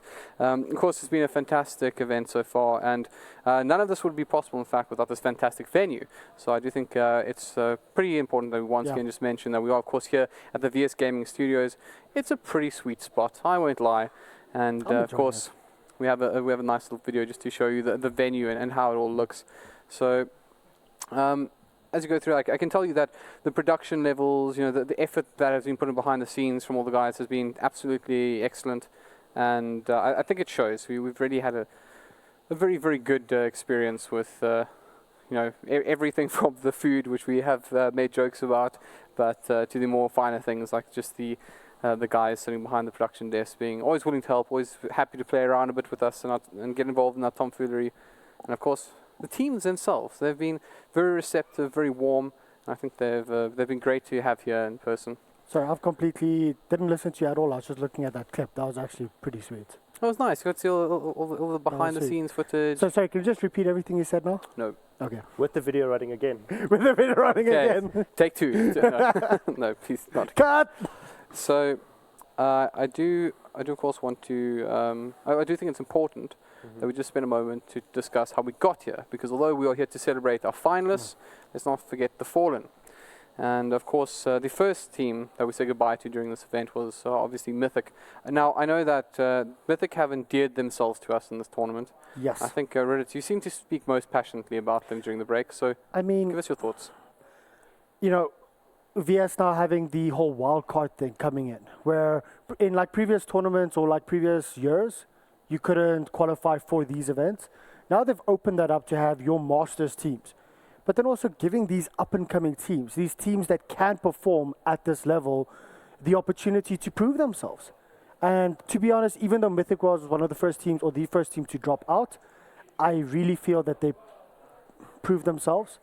They went through the qualifiers, and just having a look at how much fun they were having playing here, they knew, listen, they weren't at this level yet. But they still made it. They made it. Sure, they got dropped out early, but at the end of the day, they were hugging each other. They were shouting. They were laughing.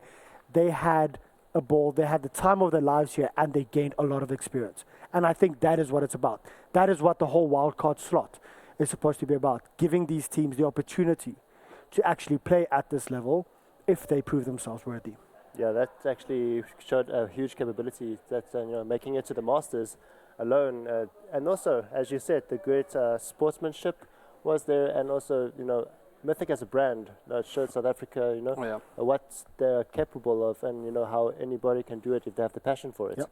I think that's the big thing as well. When you start on the isolation and you go, well, the side got knocked out without winning a game, you go, who are they really?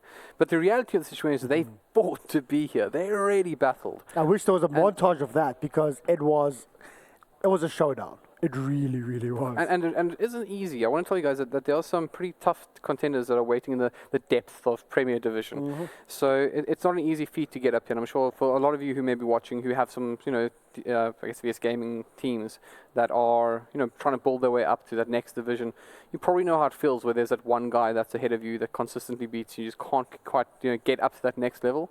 And I can say that there are guys like that, just like that are sort of in the way of all these teams trying to get there, but you can. If you commit enough time and you put in the hours, you can be the next Mythic Gaming. And I think that's a really important sort of point to leave this off, is that these guys may not be the present, if you would, but they probably are the future. And I do think that, although Wilson said it somewhat, I do sort of be theatrical about it, saying that in 2019 this would be a team that is going to win Masters. Yeah. I tell you what, there's some very talented young men there, and I think that in 2019 we'll probably be used to seeing Mythic Gaming at these Masters. And just last thing is also giving the younger teams experience on this kind of stage a lot earlier than giving them this kind of experience only later, you know, once they've qualified for Masters, once they've been performing, and then throwing them in this kind of like setup, this kind of scenario, you know, then you literally dump them in deep waters.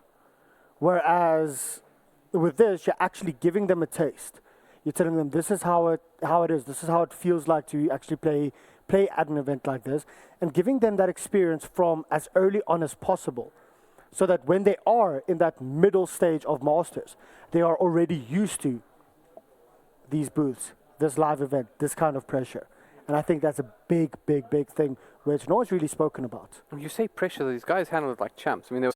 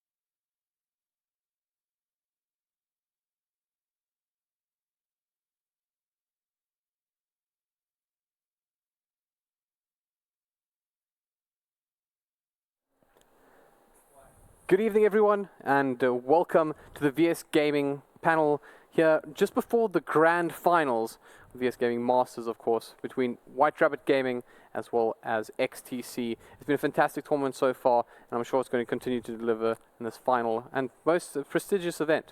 On the panel today, for the final one, we of course are joined by Riditz. Riditz, welcome to the panel. Good to have you with us. Hashtag no bias.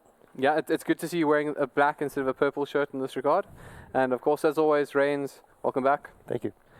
So, guys, I do think it's really important that we mention that none of this is possible. Obviously, we're not sitting in our lounges. We're doing this from a fantastic studio, and I think without giving some sort of notice to exactly what we've been through or what we've been in, it would be a little bit underwhelming for you all. So here we have, of course, some imagery. Enjoy some of the production lights, the actual view of the studio itself. I think literal lights, camera, action. Yeah, pretty much. And of course, Jabba. It's also good to see him there. Mr. Worldwide. Yeah, but I do think, jokes aside, it is really important that we state that this has been a really fantastic venue. We've had some really great opportunities just to meet the players since it is a LAN event. They've all been live, get to mingle with them and get to know them a little bit better. Especially since there are quite a few new guys on the block, it is great to be able to see them. And of course, we just have to point out the production team and for everything from production to catering, everything has just been really fantastic. To casting, thank you, I appreciate it. Yeah, of course. But the lasagna and stuff was really good. And the mac and cheese tonight was great stuff. I'd like, Rain seems like particularly appreciative of the food. No, really, I do. I mean, okay, no, so do you, right? There's like two bigger sized people here. We're like, yeah, the food was good. And you're just like, I want more. I'm really keen for that, actually. We'll go for seconds later. Yeah, I'm sure somebody will keep you some. But yeah, I mean, look, jokes aside, it really has been a very fantastic production. I think the guys have all worked very hard. I know there's been some late nights here, so thanks very much to everyone who has put in those late hours. And thanks, of course, to everyone who has been joining us in this experience so far, all of our viewers who have stuck around and enjoyed the Dota with us. I promise you there's a very, very interesting final match that's going to come up here, and some pretty interesting things you may be quite fascinated by that I will share with you in a moment. But I think before we go towards the future, I think it's only proper that we take a look at the past of this event and how we got to this point. And then just take a moment to appreciate the fallen, as it were. So the first team eliminated from the VS Gaming Masters was, of course, the last team, I guess you could say, that made it to the Mythic, rather the VS Gaming qualifiers. Mythic Gaming VS Gaming Masters, qualifiers. just leave me alone. Via the VS Gaming qualifiers, and that team, of course, was Mythic. And I do think that they are a side that we've all become very endeared towards. And I think, Reddit, you in particular seem to really become quite fond of them. I think it's only fair that you have a moment just to chat about Mythic and how they got here. I mean, the amazing thing that's been happening this year is the wildcards. All of the Community Cup Shields, the Emerald Showdowns, that have allowed teams like Mythic to qualify through and prove themselves to actually play at this kind of level, to play on this level against the best teams in the country. Sure, you might scrim here, scrim there. The big thing is with that, wildcard slot, it also gives you the opportunity to make it here, to play in the booths, to get this experience, the whole live setting, the pressure and everything while you're busy improving. Not like once you're in that middle bracket already, you're like maybe 4th, 5th, 6th, and now you have to experience this pressure, this environment, and it completely throws you off. With this whole wildcard slot coming in, it's actually giving the guys the opportunity, just as they're hitting their stride, as they're going up, to actually experience this and grow with this as well. So the next time they come, they're going to do better. The next time they come, they're going to do better. And if you have a look at the players as well, you can see a complete difference in how they handled some of their losses. When they were happy, they were hugging each other because they made it here. They aren't a Masters team, but they were given the opportunity to prove themselves, and they did. They kept their heads high, and to be honest, I just loved seeing the guys laughing and having fun, playing seriously, but then after that loss, just grouping up and saying, guys, we were here. We made it. Let's get better. You do, in fact, raise a very interesting point on that one, is the attitudes of the players. And Randy, you and I were chatting about it earlier. I'm sure you'd like to share your thoughts, just the attitude of the guys that were here. That's really great. Also interacting with the guys watching here, also as panelists, they've interacted with us, shared their thoughts of the tournament, and they enjoyed it fully. And also Mythic as a brand, they started off with open division, right? And then start making up to, as Reddit did say, into the Masters. So with that, it just shows like anybody can do it. Just need the passion for it. Right. I mean, I think there's no better way to finish off than that. I mean, on a personal note, I have definitely had an opportunity to chat to these guys and spend a little time with them. And I can say that they're a truly great bunch of fellows. I still have an issue with you, Precious Junior. You have killed me far too many times in pubbies. But the rest of the guys are wonderful. Yeah. So one last thing, sorry, Sargon. Of course. I actually want to bring this up. Also a player for Mythic, but he's got to be doing the live stats in-game for the final as well. Just showing their involvement in the scene. So I guess one might say that a Mythic player did in fact reach it to the grand finals of the VS Gaming Masters. So in fact, Mr. Wilson was incorrect. 2K17. I don't think that's what he meant. I feel like you may be slightly blurring the lines there, but you know what? I'm okay with that.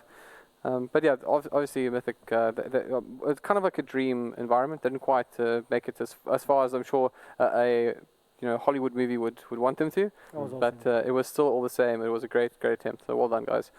And I guess welcome to the big leagues. Another side though that's certainly worth mentioning here is VNR. They were knocked out by Pulse, but they also have a similar sort of story. They were originally here, but then they went through some troubles.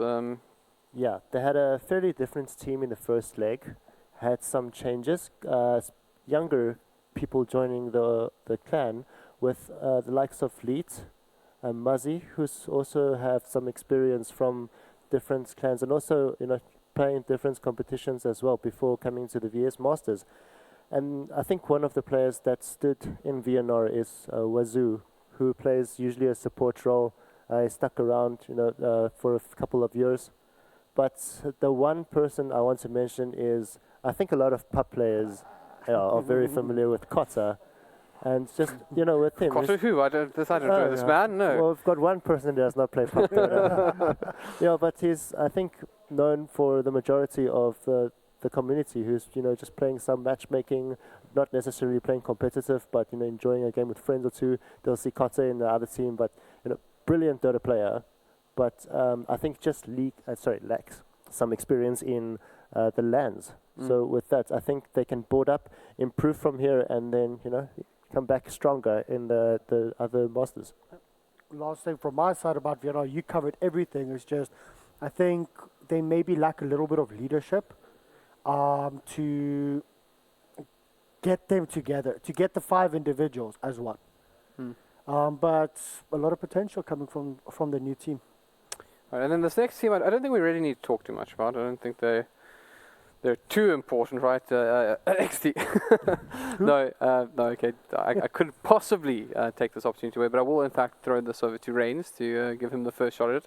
But XT, obviously, in my opinion, one of the most exciting sides to look forward to seeing. They're definitely building a lot of young and promising players in that lineup.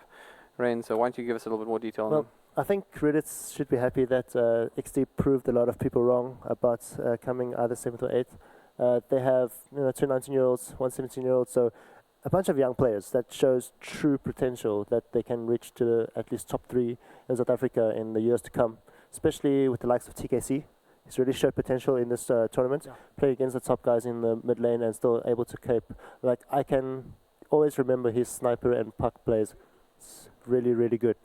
So I also want to say that I think that Hunter, Fury, Japper, who am I missing? Rock Lee, Rock Lee, of course. Let's not forget that, right? It's a sin to forget that man. I'm sorry, but every single one of the players, and I'm going to step in. No, I have something special for you, so just hang there, right? So Rock Lee, I'm going to give you a second because I couldn't remember which one I skipped. But all of these guys, right, I think Rock Lee being the oldest and sort of has been almost like building this team. 24. He's been kind of like the mentor to the team. He has a lot of similarities to me in my mind, the way he thinks, even the way he talks, to be honest, of the Scant, and that's promising. We could use another Scant in this industry, but I think the big thing for me is that this is a young group side that all have a huge amount of potential and can really grow into a great side. But what I want from you, Mr. Ridditz, and this is an opportunity, not be biased, right, but be their manager for a moment, and say, guys, this is how I feel about you right now. I spoke to the guys after our game, after our final loss. I grouped everyone in a big hug, and I told them, I have to keep it PG on this stream, but inside there, I told them, guys, I'm freaking proud of you guys. What you guys achieved, lots of people didn't know who you were. Everyone knows who you are, or basically who you are now. Rockley on his pudge, everyone knows that. The Wisp, everyone knows that. Hunter being sacked in lanes quite a lot, but still being able to come back and find that form. Insane players. Offlaner, Japa, I have to say probably one of the most aggressive offlaners that can actually cause a lot of chaos, which is what we thrive in. And then Fury, one of the youngest players, Fury and Hunter, of course, being brothers, the way he keeps us calm and the way, the maturity that he has. I assume we're talking about Fury. Yeah. And then last but not least, it's TKC. Probably, in my opinion, one of the best mids or one of the best up-and-coming mids. So I told them all that. I told them exactly what each of them should be proud of. Where, like, everyone being known on those specific points as well. And now it's just to get together and move forward. And they all smiled at me and they're like, we're looking forward to it. Nice. And that is the best way we could sort of end this for you. Because I know you could talk about them all night. That's it. But certainly, congrats to the guys. We look forward to seeing what you become in time. Of course, then talking about time, some of us get a little bit older with age, and our skills. Rockley's still going strong. Rockley's still going strong. I'm not. I consider that young. I consider that's still the young era. But of course, the team here are some of the old veterans, right? Guys that I've been playing with and against for many years, and they're still going strong. And I think they're still showing that they have a lot of life left in them. Of course, that's Pulse, who I was quite impressed with. I expected. I think we kind of felt Pulse might be a team that might find themselves an early exit into this tournament, and of course they make it to the mid card, if you would. They've done themselves proud, and it's great to see the likes of Doppler and Smacker really still going strong after all these years.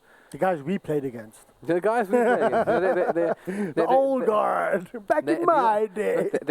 You have the flag still flying for us. It's a little bit wobbly at the moment, but I believe that I actually still believe in this team. I still believe that there's a lot of potential there, and as they go on, we might see some even more impressive results. But I've been spamming about. Does anyone else want to share any thoughts about? Yeah, I thought that Fady, although the younger person in the team, showed a lot of potential. I think it's also one of his fresher lands, but you can, as you said, having Doppler and Smacker, the veterans, can show them the experience to get these guys to improve even more. And I can't forget about Aghanim as well. He played a very good carry, showed a lot of potential as well. So I'm looking forward to see them in future Dota 2 VS Masters. So we're running a little bit short on time, so I'm going to group these two guys up. But I don't think these are two guys that will mind too much, since they are not two teams that we take lightly at all. And that is, of course, APG and Energy. I'll just speak very quickly on it. APG is definitely having a bit of a hard time, but I was speaking to the guys outside, and they seemed like they understood where they went wrong and what they needed to do to improve on things. And I think we can all agree that as this tournament progressed, they actually got better. And hey guys, let's look forward to some more APG magic, because I don't think that's Best of one magic. yeah, lower bracket specialists. They definitely aren't over just yet. We're going to definitely get to enjoy some great APG games in the future. And then, of course, as mentioned, Energy Esports. I wish we had more time to talk about I know, Energy. it seems a little unfair, but we do have to move things along. But Energy Esports, guys, I mean, who here wasn't impressed by just the way they played, the intelligence of their gaming, and of Chosen course, one, dude. The drafting was fantastic. I mean, I think my moment for this team was actually when they were playing the Visage. They got the vision up the high ground, got the double RP with the Magnus, and it looked so slick and so good. And I would not be surprised if one day we're talking about Energy as the team that you have to beat. I think they might just maybe lack a little bit of leadership or structure right now in regards with calls in the fight and having to decide how the fight should progress, because you have to make that decision before a fight. You have to know what you need to do, who to focus, and then you have to expect all of your planning to go out the door and still expect to know who you have to focus. I think that's what they lacked versus XTC. Yeah, I think Strikes Visage is one of the times, in a few years you'll be speaking about Strikes Visage. It was amazing. And also they introduced quite a couple of new heroes in that game as well, like Abaddon.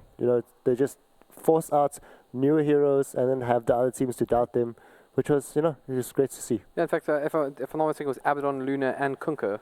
The only teams the Kunker as well, yeah. So they forced out, bring something different to the meta, and it's just even the spectators would love it. Oh, of course, and yeah, we will certainly be seeing more of them. Yeah. However, it is time now to focus on the two remaining teams, and man, do they deserve it. They've fought really hard to be here.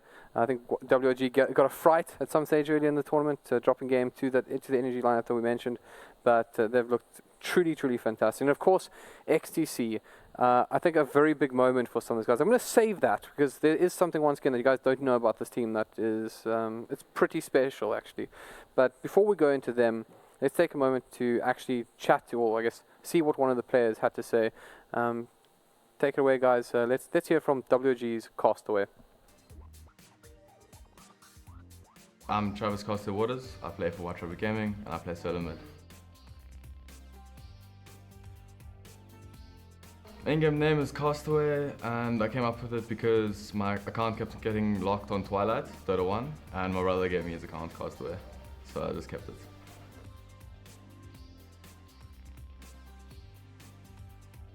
The person who's been the most influential in my life, helped me pursue my career, I'd definitely say it's my mom. She's helped me a lot with just like pushing me and always supporting me, and just like she's always there for me to talk to her, so it's really nice.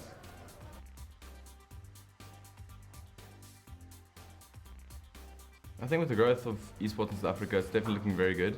And I think with the increase in tournaments, it creates more of a reason to become competitive. And the more reason, the more players and bigger player base, more skill base. It's very good, very good. My favorite hero would probably be Invoker right now. I think the hero is just really strong and suits my playstyle. I feel like I can do a lot with it from the laning stage onwards.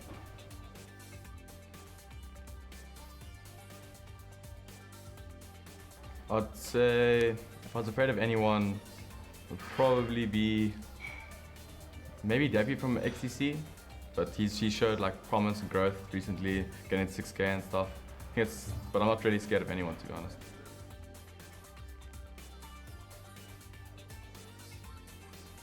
I think everyone, because we're playing some really good Dota, and me as an individual, I feel like I'm really on form right now, so I feel like I can take anyone on.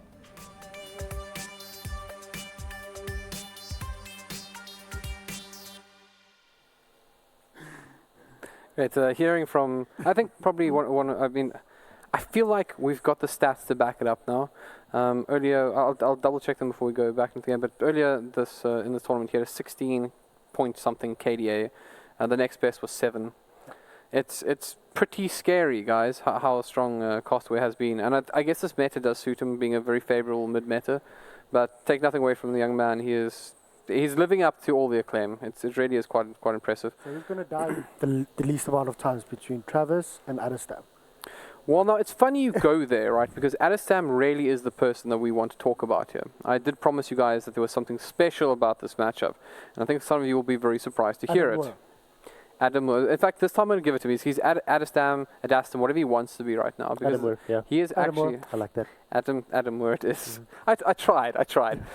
So, and failed. A lot of you guys will recognize the name. He's been a prolific player for quite some time now. Yes. He's played with APG. There he is. That's the man in frame. He in fact played with APG in the previous incarnation of, I guess, of VS Gaming, back then the DGL Masters. And he's played in many, for a very long time, for many different smaller teams. Like I think it was on IFG back there, but a boat ton of them, right? And he has always been considered to be one of South Africa's really top performers. Yes. In fact, so good was he that he was actually able to beat the team that I think we can all agree was the South African team of all time, being Bravado Emotion. And he was one of the only sides that was ever one of the only sides that was actually able to take a game off them, a full series. And of course, what you'll all be surprised here after hearing all of that is that this is in fact the first time Adestam will in fact be making an appearance in a grand final. And that is pretty huge. It's a huge... In Dota. He actually left Dota for a month or 2 or 3 or 4. Don't kill the hype. No, but this is actually more hype. He left Dota to just go over to Heroes of the Storm because there was a tournament actually running. He proved himself there. He won, and then he's like, let's go back to Dota. That is how good I'm the guy having is. Vietnam flashbacks right now, friend. Oh, yes, I remember. Was I there? You are. Wait, yeah, you were there, right? No, I don't do it, guys. I'm just kidding. You're just as guilty as I am. Why are you laughing at me? Right, okay, so now all the tension has been broken. I want to bring it straight back because here's the thing. He is a Dota man, and this is the first time he's going to make an appearance in this Masters. Must be quite an emotional day for him, I think. Much deserved. And truly a great moment for the man, and of course, it's I'm ready. Regardless of what happens tonight, it's just that one extra feather in his cap that I think he deserves. And I guess probably there's a couple of people out there that may have been going into this hoping that WG would come out of this on top, and maybe a couple that feel instead they'd like to see Adestam do that instead. But there are of course other people on the side of XC that need mention, and I think let's go ahead and see what some of them had to say. Are we nervous? I don't really think so. I think we're far more motivated than they are. We just came out of a best of 3 2-0ing energy, and I think the odds were stacked against us. Everyone's opinion was stacked against us, and we did it regardless, and we were very confident. We didn't doubt ourselves for a second. We knew we'd do it 2-0, and I think we were very confident going into White Rabbit as well. White Rabbit are very impressive. They're very experienced, and that's probably the strongest aspect. They just out-experience us at every turn. They've been through what we haven't experienced yet, so when we do it to them, they know how to react, whereas when they do it to us, we don't know how to react necessarily.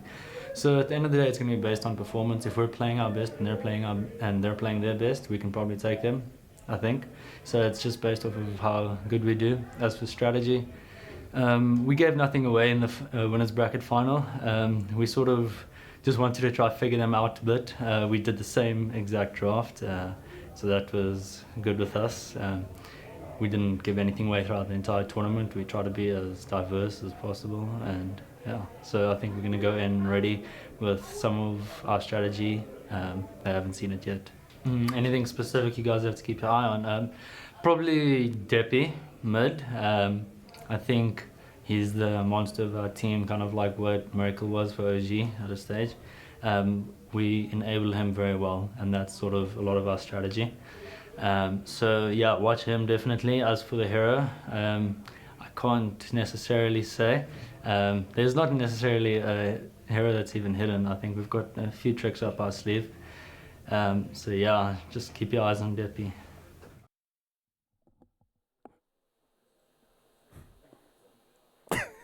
Great. The timing, though, of getting... Wait for the stream. Nice. Nothing Respect. That's not holding it. No, respect for that. Thank you. Nothing Thank to you. see here. Reigns, there's something interesting that was said by Dot and Die there regarding Depi, actually. Would you agree that that's how things are? Firstly, coming into the finals, as XTC, their first LAN even, I think most of them met each other for the first time, is, it's a good impression that they can come to the finals like that. Regarding Depi, he's very good in the mid lane. I can even say that he's going to contest Castaway quite a bit, but he is not the main man in XTC, while Castaway is, right? He's going to be the tempo of WRG, and just try to take it from there, win the lane and take control of the late game as well. But for Depi, I think he's there to create the space for Adestam to become the core into the later stages of the game, and then become their main man of XTC. I actually think what XTC is doing right now is the perfect definition of, everyone talks about early game, mid game, late game. Okay? Where Depi comes in, okay, so the supports roam around a lot, quite aggressive early game. Depi secures the late game, Adestam secures, Depi secures the mid game, Adestam secures the late game. They have all three of those sections planned out. Whether they realize it or not, they do. By focusing a lot on Depi to secure enough farm and to actually give Adestam enough space to actually come in towards the mid to late stage if he's needed. And, that's just from me casting and how I've seen it happening. And that's actually very good. Well, I think, on that topic about sort of effectively what we're saying is Castaway versus Adestam. I want to paint this picture for you, how scary it actually is. And once again, I think it is definitely due as I look at the improved stats that Sargon has presented with me. Thank you again. But I do think it is quite important just to show the difference here of the sort of mountain that XC have to go through. Now, Dota is not all about... XTC, not XD. Ecstasy, sorry. Okay. Whatever. Thank you, though, thank you. Sorry, I looked at you, into your eyes. And, so, here's the thing, right? Dota is not a KDA game, right? But it is a numbers game, and often you can read a lot into these things.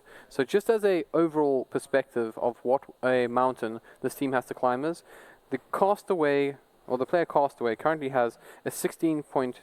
In fact, did I read that correctly? In fact, yes, I did, because I had to look again. A 16.38 KDA. That is pretty crazy, right? Adestam, who's one of the higher KDA players in the tournament, is sitting at 5.35. And once again, Dota is not a game about kills and deaths, but just the amount of work that they're going to have to put to just get past this monster of a young man. It'll take something quite special for them to win this. So do you now focus Castaway? Or, because keep in mind, WRG has strong players. Chadawi and how he controls the game in-game as well, with those calls. I mean, if you focus everything there, all of a sudden now they have a safe lane that's free farming. Chadawi on the off lane will be doing a lot better because the support's on protecting Adestam. So do you now make the decision to protect Adestam, or do you make the decision to shut down Castaway? I'd go with the first one. I think get it against, as you said, getting the Castaway versus Adestam story. Adestam is eventually the target man. Eventually, as you said, to the late game, he'd become the guy to target. But if you take him out in the early game, it's going to work out really well for the likes of WRG. So with that, I think, just as you said, Castaway shouldn't be the only person to be focused on, but also for the likes of Chadawi. Okay, well, that'll be the last thought we'll have to go through and for that part, because it is time now, in fact, for the draft. If you're just tuning in, guys, let's give you one last formal welcome. This is the VS Gaming Masters Grand Final, Ecstasy Gaming versus White Rabbit Noob. And of course, WRG going through the winners bracket has one game advantage. XCC will have to win 3 out of 4 matches against probably the most dominant force in SA Dota today. Gentlemen, let's get stuck into it. Abaddon banned out by XCC. Obviously a hero that we've actually seen WRG favor as well. It's a good start. It's the aggressive hero that they could dual lane, they can aggro lane, or they could just off lane with it. Stopping WRG from having that capability, as well as the constant threat of the Abaddon, the shield, the miscoil, the ultimate that can come through, that control that the Abaddon can give fits perfectly into WG's playstyle. So I actually like that ban out there. Even though it's maybe a 1 in 3 chance WG's going to pick it up, you don't want to give it to them. You don't want to give them that control up on Shadawi. Should actually see what's the statistics of Warlock not being bad first, because now he's still left in the open. And XTC did show that Doom Bunny is really good at that hero.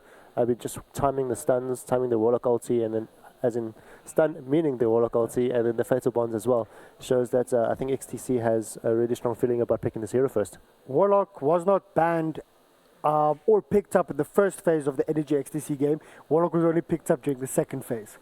Yeah, the first time of the tournament that was actually, third pick as well, yeah. I know, I was like, wait, what? Yeah. I don't know. I think maybe both teams in that game forgot about it. I really think both teams were like, wait, we have Warlock? Wait, what? And then they worked out well, you know, so it's not unlikely that XTC is going to pick up the hero eventually, but with White Rabbit not caring about the hero at all, could it be picking up themselves or just letting them do it? Well, I do think that WG have favored mobility heroes. Now, Warlock, albeit a great team fighting hero, is not one of those. And I'm not saying they won't pick up a Warlock at all. I mean, they may, in fact, never mind. They won't first pick it because that's going to go to XC, and I don't think that we're surprised about it. But I think WG are the type of team that don't mind giving it away as long as they're going to get something that they have equal value on in return. And of course, with the heroes that are banned out, there are still so many top heroes. I mean, the Kotl has been removed as well as the Treant Protector, but Ursa, Legion Commander, as well, and Sven, and in fact Tia as well, which I think is something that we could potentially see out of WG, are all top picks available to them right now. Yeah. So let's see what they go for. Tia's there. Legion Commander, it's always free to pick. Somehow, for some reason, we don't see a Legion Commander ban or a Warlock ban in the first phase. So I don't think we've seen WRG pick up a Legion Commander in any game in this tournament, but we can get someone, no? Okay, well, there you go, Legion Commander. To be honest, your Warlock, your Legion Commander, and for certain teams, your Dogs here. Those are the top 3 picks.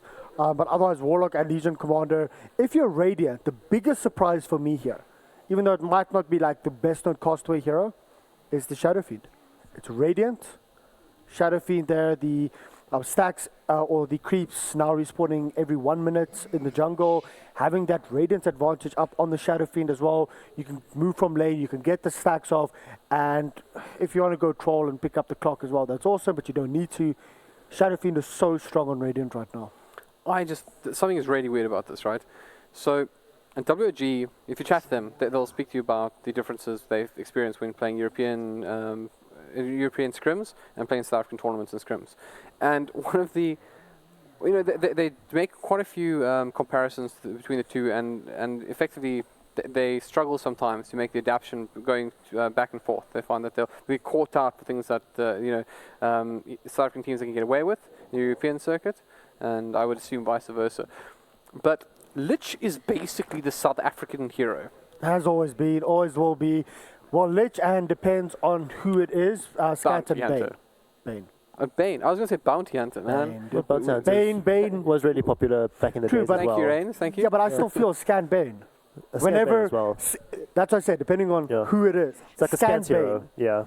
But Bounty Hunter and Lich, I agree, but Lich has always been there. Back when we used to cast like every single day, Lich, South African scene, Open Division, First Division, Premier Division, any division, Lich it is. It's always fun, especially when you have Hari casting with you. Obviously, for those who don't know, Hari being an international caster who joins us quite frequently, he's always very surprised when he sees the Lich King come out. But it always does. It always does. It finds when, and well, here it is. I think this is like the second time it has been picked. I think it has been picked once before. I was casting the one. Yeah, it's got a. In fact, there he is. It has been picked twice now. And it has, well, in fact, this will be a third pickup, and it has 50% win rate, so 1-1, lost one. We'll see if you can break that number. It's good to break the lanes as well, just to get those denies in, maybe in the mid lane, as soon as game starts. And then with Adestan playing that Ursa. Ursa is an interesting hero, because when XTC beat Ian with him, Ian had 4 melee heroes that he can chase after. I don't think that White Rapper is going to have the same mistake, but I don't think Legion Commander is gonna, choose to duel the Ursa, because I think that's a very bad idea. I feel like we get this sort of age-old thing, but I guess what's interesting is that we see this quite often when they pick up the Legion Commander into the Ursa, but the Legion Commander, and maybe a big part of this, of course, is thanks to Laka, who was very capable in the hero and picked it up quite often. The hero still has an 81% win rate, so it's not like it seems to be suffering with the Ursa. I guess it just needs to find a tastier target. And another one, Jakiro being brought in, but I do want to just step back from it because we have actually skipped over quite a few of the bans. Let's just go through them quickly. We will see the Weaver and the Invoker ban up by XC. Obviously, Invoker, one of Castaway's top heroes, so no surprise there, as well as the Darkseer and the Templar Assassin. Now, that's quite cute because Deppy also, I think, has been impressed with his Templar Assassin, and the Invoker, obviously, something that Castaway is impressed with time and time again. So it's a little bit of respect from both sides, I imagine.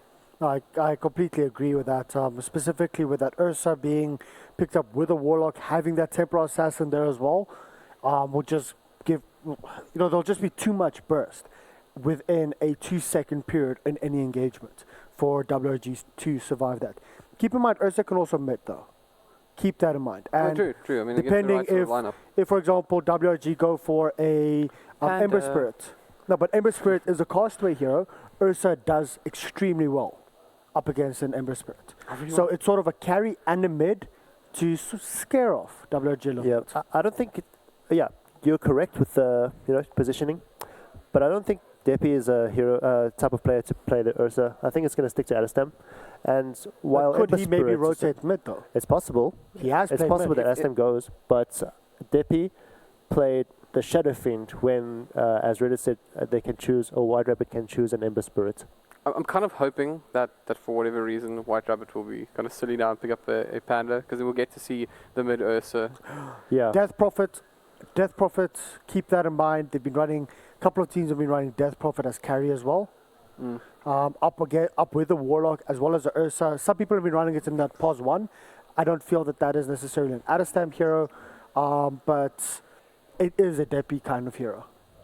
So maybe switching those around. This is I'm theory crafting here because XTC has to do something out of the box to take it to WRG. I really feel they have to, and maybe doing something like that could be worth it. Well, I just see people shaking their heads here. No, I was theory crafting my own. Like I was thinking about the fact that we chatted a little bit earlier about the pressure that has been placed on. Well, that pressure will be applied to Adestam in this matchup, and perhaps you could do something funny with the roles to sort of provide the space for the one you really intend to win you the game. But Rubik picked up here by XC Gaming, and then the response being the Slark. I know Jabba, who is actually casting this game, and waiting in the wings, just became very, very happy. Hello, Jabba. I don't think he can talk back right now. Yeah, he can't talk back right now. He's busy. Yeah. Probably doing his settings and just shaking his head. Shaking his head because I've changed everything. But he's going to wait there. He's going to be wait till the game starts and be like, hey, Reddit, what's up? Shut up to Reddit. Just be that. Oh, wait. I thought I heard. Wait. Hello, Jabba, how are you doing? The production gremlins have crept in and they've let in a Jabba. Yeah. Oh, crap. Okay, the entire production has gone downhill now. I think that is... okay. Well, I heard him. there for a second. We heard a Jabba for a second. We heard him. Okay, anyway, back to the cards. Axe being picked up by XTC. I mean, lots of people say Slark is good against the Axe, but you also get that counter to say if Slark goes into a Shadow Dance, he's on low HP, Axe can blink forward, he can get that call off to actually keep the Slark there until the Shadow Dance is away. That's probably one of the best things, especially if like a force off, just sort of pull back that Slark towards you. Yeah. I think that's a nice pick, and also just because of the nature of Axe being a hero that is, like generally fairly tanky and can generate his own armor, opposing have to rely on agility or items, obviously is quite a nice little combination. And it works really, really well with the likes of an Ursa. If you can get that call off and just give the Ursa an opportunity to just blink and follow him up, get a couple of Fury Swipes, and then apply a slow, it does. It's surprisingly useful. Yeah. It's going to be really well planned if Axe can get a 4-man core, for example, Rubik stealing a Chain Thrust off Lich. Potentials over there. Yeah, as Reddit says, Slark sometimes could be a Ridge Tongue, really weak against the Axe, but it could go either way right now with, just for the sake of tanking it and getting the Ursa to kill. Shadow Fiend is out from WRG, and they ban out the Lina. So XTC, this is going to tell us is this going to be a mid Ursa, but the problem is because if XTC decide to make it a mid Ursa, WRG can see that and scout that out, and then decides to change that up a bit. but it's going to be either mid or core here being picked up here by XTC. I honestly would like to see a Death Prophet here on XTC's lineup. Well, before you steal all the thunder, I do believe we now do in fact have Jabba and Succubus with us. Hello, Jabba and Succubus. We are here and we are present. That's slot. You are clearly the president, Mr. Worldwide. I'm going to make the world great again. Okay, so I need this from you guys. Since there's one pick left, I wanted you guys to have an opportunity to try and get the last two picks. Jabba and Succubus, can you predict the White Rabbit Gaming's final pickup here? I predict Storm Spirit, man. White Rabbit Gaming. I'm going to say well Tinker. I'm going to maybe say just a Tinker because I know Castaway loves that beast. Indeed.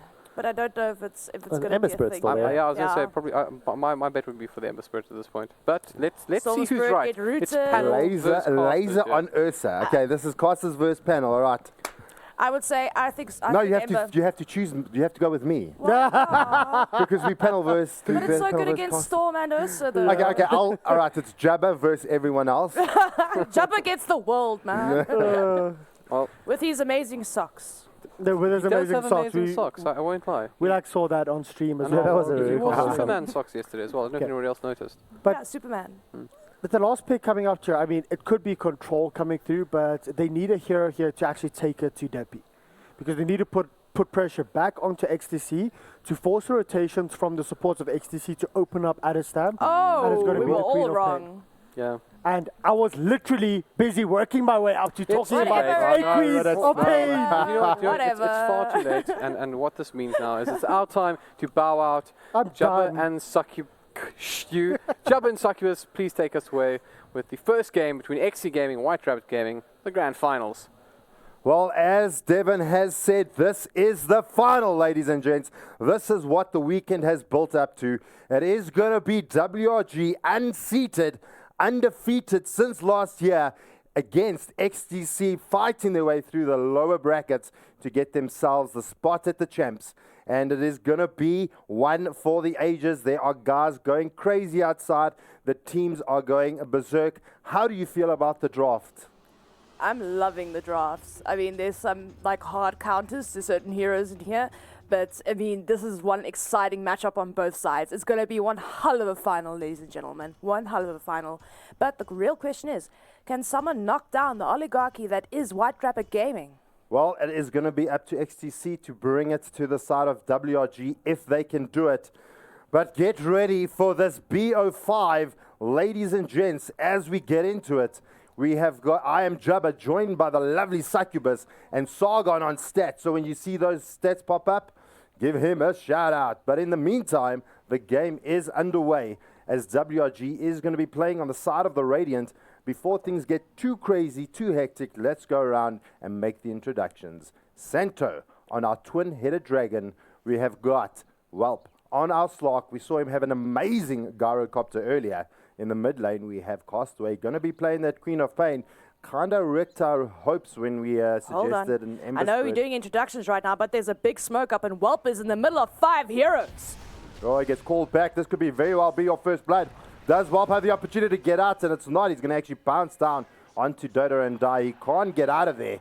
And first blood already going to WRG. Actually, it wasn't 5 heroes. It was 4 heroes. We have Skynet making his way towards the top lane. Sorry. So that was a little bit unfortunate there. Whelp just walking into basically the whole side of XTC there. Well, to continue our introductions quickly, before we get up to any more shenanigans, we have got Shrinks on our Lich. We had Castaway on our Queen of Pain, ruining our predictions. And Chadawi getting up to a little bit of mischief in the top lane, will be playing the Legion Commander. I think this is their ruin. I don't think Santo can contest this at all. Anyway, guys, on the side of WRG, the real oligarchy. Oh, wait, he's actually doing it. Hold on. Well, Doom Bunny getting taking out. a little bit of right clicks over there. He's going to be able to get out pretty easy. I don't know if you guys saw the stats come up there, but a ridiculous KDA for Castaway. Absolutely monstrous. 16.8? I mean, what do? What do you do against that? I don't even think I can count that high. Maths is hard, guys. we'll leave that up to our stats man Sargon to do the maths.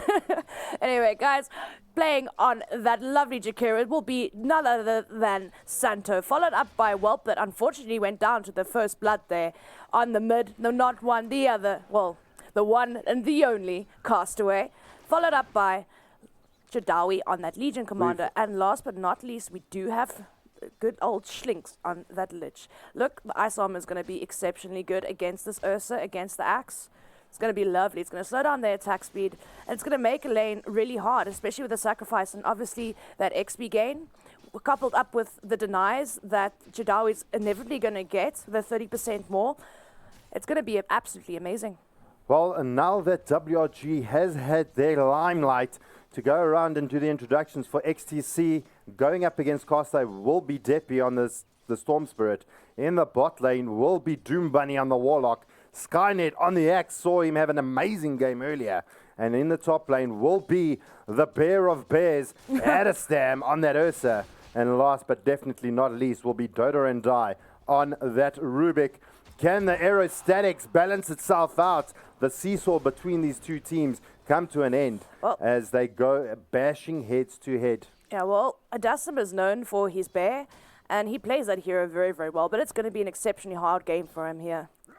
Well, we do see Skynet getting the call off onto Whelp. Don't know if it's going to help much. He does actually have a pounce available if he opts to use it. He doesn't feel too threatened at the moment. Santo in the sidelines may be able to save him if needed. And Doom Bunny being extremely aggressive here. And why not? I mean, it's a Warlock with an Axe. You must feel pretty safe, right? Whelp's going to have an exceptionally hard time against this Axe. It's just so good against the Slark right now. I mean, you call him, he can't go anywhere. And, you know, I mean, he's doing so much. Yes, he's stealing your stats, but he's doing a lot of damage. Jadawi, on the other hand, and Adastam, of course, they're going toe-to-toe here. DotA and Die popping in every now and again just to help him out. And it looks like Doom Bunny has rotated here. And it looks like it's going to be a tri lane. Maybe trying to get the first blood up here. But it looks like he's just here to heal poor old Adastam. Well, Adastam, they did have the telekinesis out onto Adastam. Well, up onto Jadawi. Adastam opting not to actually go for the kill. Decided, listen, time to shop. Let me jump into the shopping area, buy what I need, and actually let Jadawi walk away free of charge.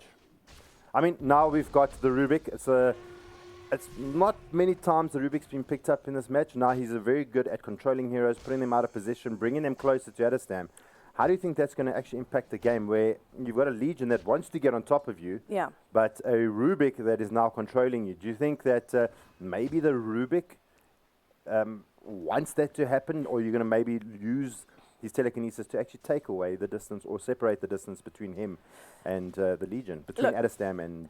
Yeah, well, look, I mean, once he gets his duel up, you definitely don't want to steal duel because you end up dying as a Rubik on average. Look, it's nice to lock down maybe one of the other supports, but definitely the lift is going to come into play here with Jadawi. And bot lane, no, the pounce is good from Whelp. The ice path did hold him in place. Could this be a kill on Skynet? He's trying to close the distance. One right click from Santo does take him down. Top lane, no, telekinesis is good. Trying to bring down Schlinks. It's going to be enough. Can Adastam make it work? Beautiful body blocking coming out from DotA and Die. Easy work for Adastam just to get those free swaps stacking up, doing the punishment, and he pays with his life. What I am really worried about is when the Legion Commander does have that blade mail up, and you know he goes onto this Ursa. And if he has his overpower enabled, he's going to take a lot of damage there from the blade mail. If he survives it, which he tends to, because he's got pretty high armor, you know, he can always use that in rage just to evade some of the nuke damage. But it is going to be extremely hard. And of course, when the Storm Spirit comes into play, he can also help with duels. But it also, like, the Storm Spirit against a Legion is also not favorable. It's going to be interesting to see how they play this. Jadawi, I think he's going to be there just to lock down the Storm Spirit for other people to come and do damage. Well, it is a very good lockdown. We saw a particular exploit, I would say. You use the Jewel with a little bit of a Ghost Scepter if he's doing too much damage. Otherwise, just generally a great lockdown for these heroes that can actually get away.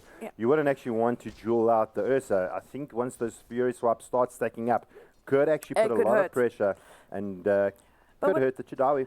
What is great is when he gets a blade mail, of course, Fury Swipes is going to really hurt. He's going to hurt himself. But, I mean, if he leaves a press attack for after the duel, he can easily take that off of himself. But as we said before, he could also just get the Ghost Scepter up and use it just to disable Dastim or the Storm Spirit long enough for the rest of his team to come in and kill them quickly. I mean, the Queen of Pain is good at the burst damage. So is a Slark. It's good at stealing the stats. And of course, Lich. I mean, that ulti is going to do a lot of work this game because, I mean, what does Lich ulti generally do? It splits up your team. When a Lich ulti drops, oh no, but Castaway in a lot of trouble here, taking an immense amount of damage. He was actually being very aggressive there, blinked in, got the scream off, and immediately Doom Bunny just fatal bonds him out. A spell that you really need to respect. Well, he's got the Arcane Rune, so that's why he was being aggressive. But now with the Invis Rune here, can he make something happen? Doom Bunny's a pretty easy kill, but oh no, he gets spotted out by the Sentry. They didn't even notice. If they noticed, he could have actually been dead there.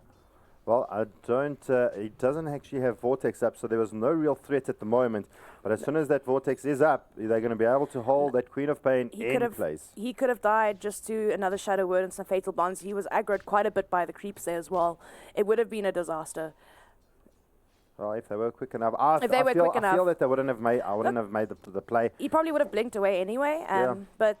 He wouldn't have gone down. If they had the Vortex, if they had the Vortex, then that was probably a guaranteed kill. I think they were holding on to it, not revealing that they actually have a Sentry in the mid lane. But because he drew the aggro, it actually then gave it away and then Castaway knew.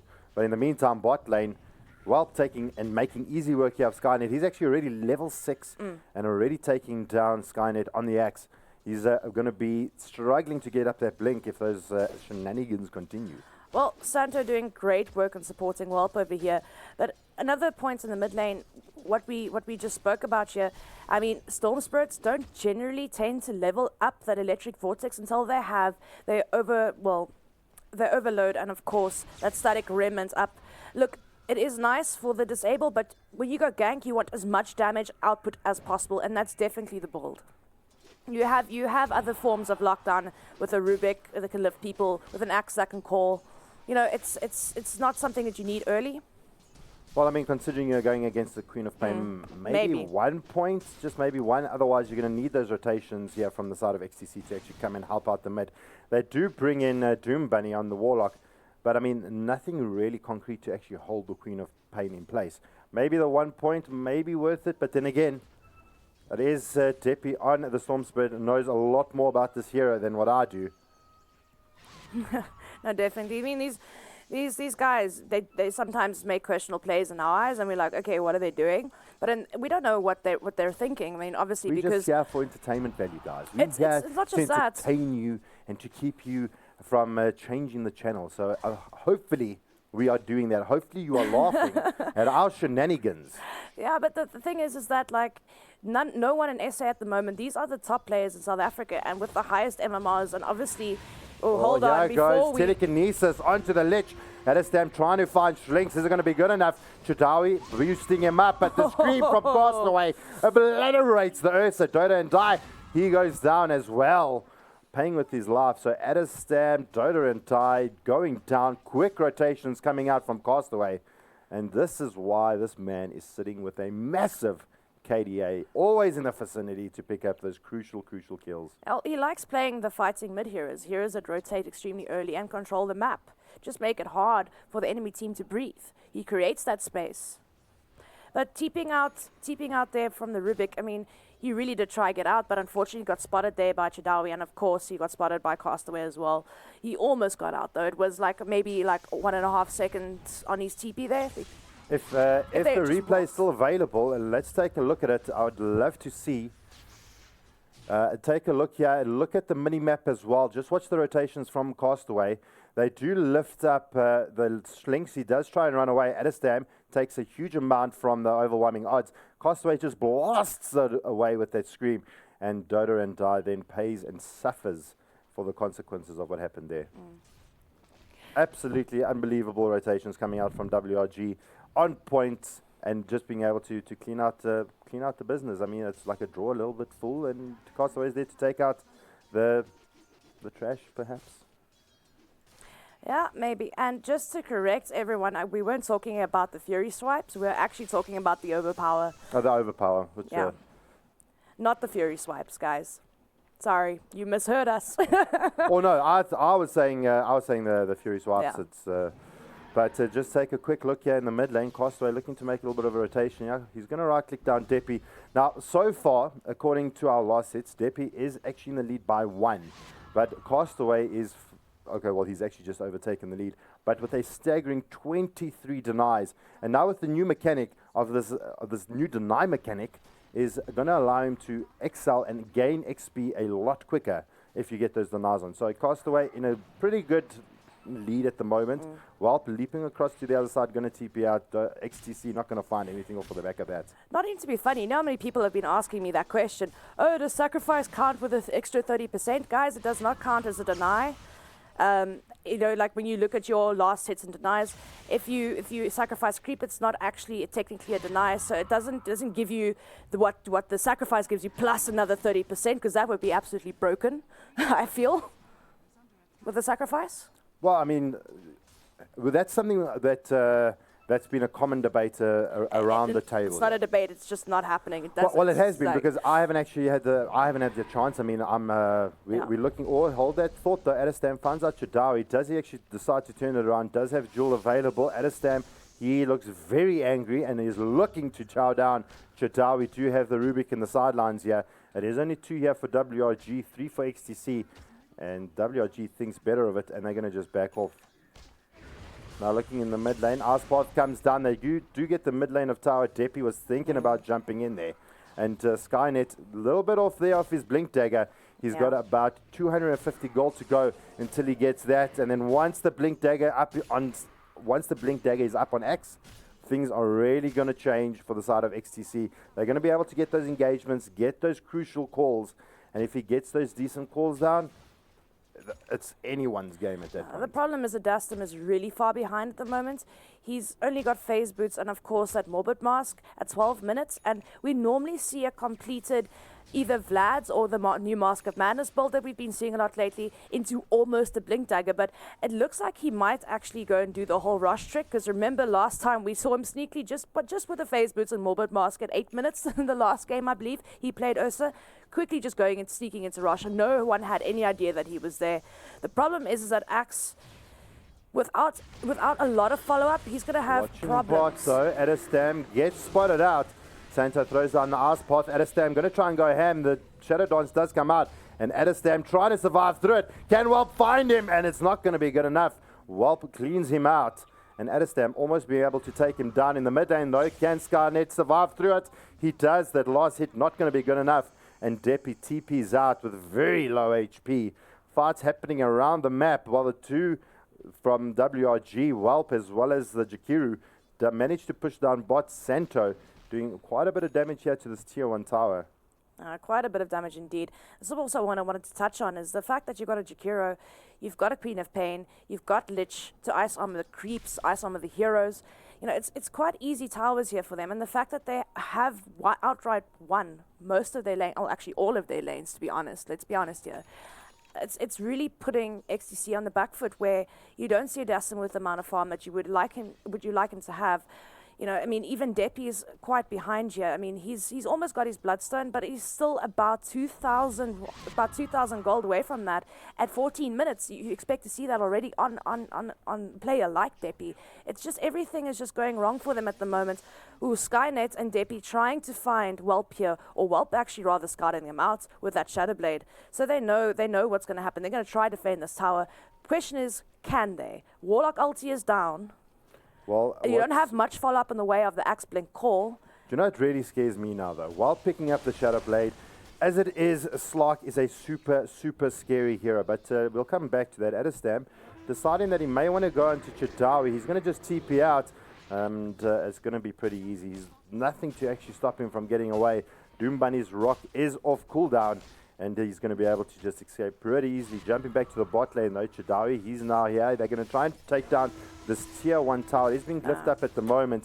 It's going to be an easy tier 1 to be pushed down. Ours path just going to be a defensive path for the moment. And top lane though, well, finds out Adestam absolutely hunting down the Stam. and he's going to take one more right click, and Adestam is getting abused. He just wants his blink dagger, man. Leave the man alone. Well, go pick on someone else. So Shame. before that all happened, we were talking about the Shadow Blade on the Slark. I mean, as soon as you pick up that item, he becomes absolutely so difficult to deal with. You literally need sentries everywhere. They did have a sentry over here trying to watch out the jungle, but there's no vision, there's no ward that can actually spot that out. So unfortunately, not having that ward there cost Adestam their life. I wanted to touch on the warding situation just for a moment. Oh, I've been eyeing it out for like the last 2 minutes. I've been waiting for the appropriate time, but it looks like a pair of eyes, just like casually, boop, it's down. It's really. We must try and catch a point when a hero walks past there on the map. It will be a. Hey, double vision, man, in the same spot. You gotta love it. I wonder if you have 2 wards. Okay, let's just take a look at the abuse here coming out from XTC. I mean, this is currently the vision for XTC. They've got the Radiant jungle pretty covered. Hold that thought though. It's the side here. Do they find anything? Whelp getting pinged out. They do actually have a sentry. They're going to pop down the rock. Whelp gets out. They wasted it. They wasted the rock and they couldn't bring down Whelp. Oh wow, the hearts of XTC must feel so hurt at the moment. Oh, let's do the replay thing. I think that's legit. Oh wow, that was so they get the vortex off, but then not being able to connect. Doombuddy not landing the rock. Didn't expect a pull there from Deppy, and actually being punished for it. And now the Jill comes in. They're gonna find DotA and die, but the vortex is good. The Chain Frost from the Lich is going to separate the fight. Castaway standing in the middle of the thick of it. Icepath comes on, catches 2.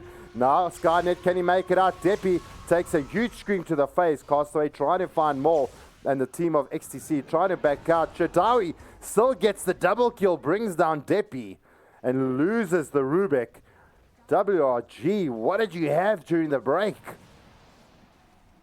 Well, I mean, he has actually invised up. This feels like a similar showing from earlier today. To be honest, I mean, the same thing kind of happened to XTC today against WRG. Well, Deppy trying to clear out Schlinks, he does. So he finds the kill. Can he do something here to Santo? The call comes in, going to try and work onto Castaway. They do lose Santo. The Twin-Headed Dragon is down. Chutawi bites the dust. And now XTC is out for blood. They've tasted it. They want it. But Whelp is going to get away. Whelp is definitely going to get away from that. It's so unfortunate. They're just not finding the gap. They're really just not finding the gap here. No, I mean, that drop of the rock there, I mean, just a miscommunication. I think they said, okay, well, we really need this kill onto Whelp. It's a really cool opportunity. Let's get them. And then just, dropping down 2 disables at the same time at the wrong places. It's just unfortunate he was able to get out of that. Let's take a quick look at that replay before it looks like the X-Mate trying to jump in. Deppy finds the deep dive, takes down the Lich. He then works onto Santo while Skynet jumps in, grabs the 2 big calls here from WRG, and then takes down the Legion commander while Castaway pretty much gets away with his life. I mean, WRG won that initial fight. And then all of a sudden, XTC say, no, listen, we can actually turn this around. Deppy making the big call, diving deep, and then getting that kill. In the meantime, though, Whelp, they have now got some deep sentries coming in here, pretty up in the jungle. They're really scared of Slark. I mean, he's doing really well. He's got Echo Saber up. He's got his Shadow Blade. I mean, he's a little terror at the moment. No, and I mean, Adestam now getting a little bit more breathing room, almost has a blink dagger up. Actually, I don't know if we have stats on that, on what's the average timing for Adestam's blink on this hero. Don't you have the stats for that? But generally, I see a blink on this guy with the Morbid Mask, with him already taking Rush. I mean, straight after Rush, he makes a kill or 2, and he has his blink within the next minute or so. So I think his average blink timing with Phase Boots, Magic Stick, Morbid Mask, and blink is averagely around 10-11 minutes on Adestam here. So he is not having a fun game. I mean, half his map is gone already. Well, I mean, I know in previous games when he did actually pick up the Ursa, he would actually be rushing at this point of time. Rush would have been done and dusted. They also did tie him up with the Slardar as well. So not having the Slardar available kind of negates the fact that Rush becomes a little bit easier and not as early taken. But the Rock is available now for Doombuddy. They can actually look at making a play here. But it looks like XTC, they're just holding and biding their times for the moment. I mean, you've got these big ultis up. Things have actually calmed down for the moment. We're 20 minutes into the game. We're sitting 8-6. In terms of net worth, you've got your 2 cores here from WRG sitting at the top with 9k gold for Whelp, 8.6 for Castaway, followed by Depi on the Storm Spirit, and then the Legion Commander. So Adestam on the Ursa, not having the greatest time, but in all fairness, Whelp absolutely making his life a misery. They can definitely bring this back. I mean, the initiation from the axe, of course, Warlock, we've seen how strong he could be in this game. And it's definitely like, even if we have a Warlock walking around with nothing, it is still something to be feared. Doesn't matter what you're playing against. And I mean, Depi, he is an absolute beast on Storm Spirit, and he's almost got that Orchid up. This could be a game changer for them. Maybe get some amazing pickoffs onto the Slark, onto the Queen of Pain, you know, like just zone them out. And they can definitely bring this back. They're not that far behind. I mean, there's about a 7k net worth lead on the side of WRG. It's not impossible. We can do this. They can do this. They can definitely come back in this game. They just need to play basically how they did in the last fight. Even with Rock down, they still were able to kill 3 of WRG. So definitely for me, they can bring it back. Also with the Blink Dagger now completed on Ursa, almost the Vlad's up. Definitely. I see things looking up here for them. No, absolutely. And I mean, things can change around. One big team fight, one bad team fight, and things can definitely change. But you know what surprises me is they've got a lot of wards down here for the side of XTC. Now, Slark, one of the better scouter outers, I did make up the that scouter word, outers, is really good at scouting out wards. And just because his Shadow Dance actually goes off cooldown, he doesn't get that extra buff. And he can actually tell his supports, listen, something's in the vicinity, let's sort it out. Now, you can use it to your advantage. You can either say, right, we've got stuff in the vicinity, let's deal with it. Or rather, not do anything about it and make XTC think that it's safe because the wards are still there. So, I mean, it could be a little bit of mind games, and we do know how I enjoy my mind games. So they do have this ward that's sitting over here. They do know what's happening. Well, they do have the sentry down here. They do know what's kind of potting here for the side of WRG. But XTC, they're not up for it. They're looking at taking down the bot tower. Can they draw out a team fight? They're all hiding here in the back lines while Skynet's going to tank it up. Let's see if they can draw out a debate from the side of WRG. Maybe they can, but I mean, it looks like they're going to go trade for trade on the towers. I mean, tier 2 for tier 1. And then possibly they're going to have to come back here, because if they carry on pushing, they need to come back, because with a Jakiro, a Slark, a Legion, a Queen of Pain, it is a quickly, like at this stage of the game, it's quite an easy tower for them. They need to come back here or try and meet up somewhere else and maybe smoke up, because there we go. There we go. They're going to smoke up. They're going to try and chase down WRG. In the meantime, WRG is at the top side of the map. So it may just time out before anything does happen. The pings do come out. This is a little bit dangerous, though. They do have vision on Doom Bunny, so maybe they feel like, okay, well, we're safe here. We're going to farm on off the lich. They're going to see the lich. Adestam trying to blink in, take it down. Oh, the courier. Oh, that would have been... Checking him get out of there, but in the meantime, big fight up here by the shrine. The jewel goes down, the rock to follow. Dota and Da gets picked off immediately. In the meantime, Trade Frost underway. They do eventually bring down Doom Bunny. Whelp hitting it like an absolute truck. Shrine gets blown up. Castaway throws out the scream. The Ice Path is down. And far for the side of WRG stands alive as they lose 4 of the heroes for XTC. Adestam, the only one to make it through and survive the gauntlet. It kind of feels like they were indecisive on who exactly they were going to go on, knowing that they could, you know, potentially lure WRG into a trap, maybe pick off one of the heroes. It just felt like they were pretty much indecisive. And of course, Legion getting off that duel, it just messed up the whole mechanic. And then the Lich ulti coming down between the Rock, the Warlock just, oh no. Santo! He gets fuels up. Really? He blinks Adestam into it. He's going to get the out. Ice Path. He's going to get away.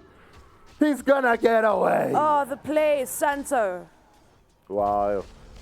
The applause. That was amazing. Magnificent. I mean, the fact that he jumps down and Depi not getting away. I mean, let's take a relook at that and see exactly what happened there. The rock comes down, the winner already out. Chidari's already taken the win. Skynet taking a huge amount of damage from that Chain Frost. The Golem, not even a problem. Then not to the Chain Frost. Depi. No. Get silenced out, can't do anything about it. The Ice Path doing a huge amount of work, even under the protection of the Shrine, couldn't make anything happen. But with all that said and done, we do have them looking at trying to jump into the Rosh pit. No, they haven't. I mean, like, they don't have the best lineup to take Rosh this early. So, I mean, if you look at the Rosh lineup, you favor XTC to take Rosh, right? I mean, they could potentially do it with the press the attack, the moment of courage with the Legion Commander. But they potentially do need to get, especially now that there's a gem of true sight on the Slark, maybe you do need to get the Aegis just on him. So if he does get spotted out or ganked, you at least don't drop the gem with him. No, It's also nice because he knows from where he can't, basically that he knows where the wards are. So he can just go, okay, well, I know where that one is. I know where that one is. Is Santo really going to get away with this again? No, not this time around. Telekinesis is there. And Adestam says, my friend, you are going down tonight, my friend. Yeah. I mean, that was pretty a good poem. That was a really good poem, I think. But this time, the shenanigans from Santo are going to pay, and he does go down. Beautiful rotations. They were sitting at the top. Just before that happened, I actually wanted to point out how the rotations and how the movements of XTC is moving. They're always together, at least very close by to one another. You've got the 3 players here from XTC in the bot lane. You've got Adestam and Doom Bunny sitting in the mid. They're always very near one another. They now do actually rotate Whelp in. They're going to try and work on to Deppy here. The silence comes out, but the call from Skynet's going to be good. The deny from Deppy. The Chain Frost is out.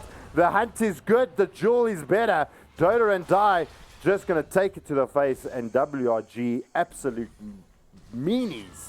Absolute meanies. I mean, they thought, okay, potentially get a kill, but the TP rotation's coming in. And of course, finding 4 heroes instead of 1, that's really, really, really not ideal. How do you feel about now the Deso onto Adestam, onto the Ursa? I mean, he's going for the Deso, he's got his blink. He's going to try and sneak a Roshia quickly. Yeah, but he needs it just for some anti-armor against this ice armor from Lich. He really does need it. And I mean, this is super scary. Whelp pretty much just clearing out the backline supports. Doom Bunny getting spotted out. Does Whelp actually decide to do something? He jumps into Rosh. He realizes that Adestam's nearby. Doesn't know if he can actually make anything happen. The TPs do come into the shrine, but Adestam, he's just going to actually TP out. This is going to maybe perhaps open up Rosh here for the side of WRG. Not exactly the play that you want to happen. Losing Rosh to the team that doesn't have the Ursa. Well, now Skynet, he has actually picked up his blade mail. Going to be a little more of a problem. The jewel comes out. Deppy, he's going to go down. They have so much lockdown for Deppy. They really just can't get anything happening here. I think he needs to really pick himself up, the Lincolns. And he's trying. He really is trying to get that Lynx up. It is in his inventory, but he's just so poor at the moment. I mean, and his Bloodstone charges all the way down to 3 now. He's used his sacrifice twice. Well, once. It's on cooldown. I mean, this Bloodstone is not really doing much more for him right now. It's just they're sitting at such a back foot. It was at the 7k net worth lead. It's now sitting at almost 17k net worth. I mean, they could come back. No, but this is going to be extremely hard. This is going to be... I mean, you've got the XTC players caught off guard. In the meantime, WRG wants to take the racks. They want to finish this off.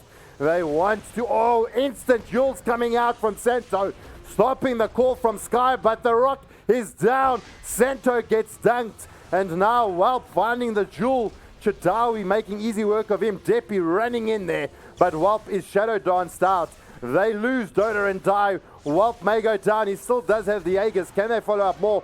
Castaway gets the scream off. Killing spree for Chadawi. Killing spree for Castaway. Adestam is tickling the side of WRG. The Shadow were trying to do its work. But the Rock just hitting down Chadawi here a little bit in the back lines. And a massive team fight going in favor of WRG. They only lost Santo on the Jakiru. They take down the melee racks. And absolutely devastating the side of XTC. Look, very, very good high ground defense. Considering that they didn't have Deppy in that entire fight. Yes, they lost the high ground now, but they've still got the ranged racks there. But as I say that, I mean, Whelp once more. Whelp's going in. He's got Aegis. He's got everything he needs. I mean, Deppy's still down for another 10 seconds. There's not much they can do to defend this right now. They can't die back on the Rubik. Adastam is trying jumps here. in. Shadow Dance being used out. Adastam can't go toe-to-toe. Perhaps he can. Can he bring down Whelp? Aegis is on the deck. That is massive. Skynet, can you get that blink call? Is it going to happen? Deppy jumps in. The silence is good. Whelp is going to get dunked. Jamie's on the deck. Deppy once more finding out that Jakiru Santu going to pay with his life. They're going to drop the ice path. Super shenanigans coming out from this bloke. And Deppy doesn't have enough mana to actually chase him down. Skynet, Chadawi blinks away. And easy work. Losing the top tier 4, top 3, but paying with his life. Let's take a look at how long it took to bring down Whelp on that slot. They take down the tier 3 here. He's right-clicking pretty happy. Adastam says, right, I'm tired of this. I'm going to run away. He takes a huge amount of damage from Whelp under the protection of Shadow Dance. Yeah. The dagger comes out, stolen by Rubik. The Aegis is now on the deck. Skynet, can he make it happen? Deep Deppy already balling in, and that ice path just not doing what was necessary. And they lose Whelp. So they do take down the mid lane of Rax. They do take down the top tier 3. And this could be the opening to the XTC base. That means shrines can now be taken. It is going to slowly teeter away the defenses of XTC. Yeah, well, it was pretty unfortunate, but I must say, give my hat off to XCC there for that high ground defense. I mean, they didn't have Deppy there, and they still were able to maintain keeping both Raxes. Well, I say, 1.5, because, I mean, we do have the ranged Rax still at mid, and we do still have the untouched Rax of the bottom and the top lane as well. So, I mean, they did really try themselves. That should have been high ground for WRG there, but, I mean, really well played to XCC there. And, of course, Deppy respawning just in the nick of time, it saved them as well, because they kind of ran out of steam after a while, using up the shrines, trying to make something happen here. Well, we do. Rubik does have the blink dagger, but Shadawi jumps in, gets aggressive, but surprise, the rock is there. Adastam has been disarmed out, can't right-click, but Shadawi, he's trying to TP out, but Deppy in the place at the right time, cancels out the TP, and they kill down Shadawi. Beautiful Jabate coming out from the side of XTC. And look, this is exactly what they needed to do now. I mean, once you had, like I said, the blink dagger onto the Ursa, you could start making the plays. Once you have that Orchid up on the Storm Spirit, he can start getting solar pickoffs. And now he's very close to his Lincolns, where he wasn't before. Santo does Yules up, gets the ice path down onto Deppy. The rod of Atos is there, the deny comes through, but he is down for 57 seconds, no buyback. Deppy all he can do is watch as his team tries to defend the high ground. Fatal Bonds is down, Shadow Word is out onto Santo. Is it good enough for the side of XTC to defend? Whelp is looking for a target. Can he find something? Adastam out of the base. Going to be a problem. Scotty going to be doing its work here. Dark Pack going to be good. The call from Skynet comes out. Going to keep Adastam alive. Ice Path stolen by DotA and Da. Going to hold him in place, but Skynet is going to go down. Telekinesis going to try and slow down Whelp. Not going to be good in the meantime. Castaway trying to work down onto Doom Bunny, but he still finds the kill onto our poor little axe. And now, well, can Whelp find it? No, he can't. He's actually going to get away. And the boys from XTC, they decide to tap out. This puts WRG 2-0 in the series. Can XTC stop the big white rabbit? It's going to be extremely tough for them to stop, but, I mean, they could have come back from this so easily. They really could have. I think, like, you know, once Adastam got that blink dagger, I mean, the axe could have also, I mean, yes, Skynet's going to die if he blink calls, but, I mean, they follow up with Deppy as well. Of course, the Warlock, I mean, very strong in team fights, but the problem is that when you have something like a Slark, a Lich that actually breaks up and splits up team fights, and the Slark was just absolutely ridiculous. Castaway, I mean, he only died once that entire game. You have Santo, who's, you know, doing amazing things on Jakiro. It's really hard to do anything, and the fact of the matter is they should have looked for more pickoffs with Deppy, looked for more pickoffs with Skynet, tried to give Adastam more space, get him that first initial rush just to get ahead. Once he got that Morbid Mask, he needed to maybe smoke up, you know, go into rush, get it quickly, while Deppy and, say, Skynet go and distract people. You know, it's just like just to get somewhat ahead. Get the Rubik to maybe steal the ice armor, the chain frost, anything he could possibly get. You know, like just create space for Adastem to do Adastem things. But I mean, Depi was the perfect hero for that as well. Yeah, I feel it was really tough. Welp had that Shadow Blade at a really good timing. Really shut down the dire jungle. Adastam couldn't get the farm that he needed, and was a complete threat constantly throughout the map. And that threat from the Slark constantly, and the instant rotations coming out from WRG really made it difficult for XTC to get into the lead. So, I mean, ending the game 22-10 after 33 minutes. Looking at the net worths here, Welp and Castaway sitting with both 17,000 net worth, closely followed by Chadawi on 15, and XTC not having the best net worth at the moment. But it's not just that. I mean, having a Lich in the lane, right, with a sacrifice, with a new creep mechanic giving you 30% more XP, doesn't technically count as a deny on your last hit and deny charts, but it still does the same thing. And Lich is just prominent in this patch because of this abuse of this mechanic, right? And then you've got the ice armor, which is really good against things like Ursa. It slows down his attack speed. It's really good against that type of thing. It forced him, you know, like you do see Desolators a lot, but not so quickly on Ursa like that. You know what I mean? It's just something that, you know, you force out certain items. It's really hard to also push towers because, I mean, the towers get more armor now as well, the more people that try push. Then you add ice armor to that as well. It makes things really, really hard. Lich LT, very good at separating people in team fights. You saw how fast it took care of the Golem. I mean, he just couldn't get away from it. Really, really hard. Really hard game. Well, from myself, Jabba, Succubus, and Sargon, we are going to hand it over to the panel. Get ready for game number 3. Boys, take it away. Awesome, guys. Thanks very much. It's been quite an adventure so far. That does look like WG are in a pretty powerful position. 1 game away from winning the VS Gaming Masters. Of course, for XTC it means they have to win 3 back-to-back against a side that just taking 1 game off would be quite an accomplishment. Gentlemen, welcome back. Thank you. It's quite a bit to talk about. It is, of course, you know, grand final time, so we'll try to keep things as on point as possible. Purgatory. And we're off to a great start, as we can see. But yeah, certainly a lot we can chat about in this game. Obviously, very WG favored in the end. The first thing I really want to talk to you guys about is the actual tempo of the game. Do you feel that XTC are, you know, able to keep up with the tempo that has been created by WG? I felt like in the early game they did.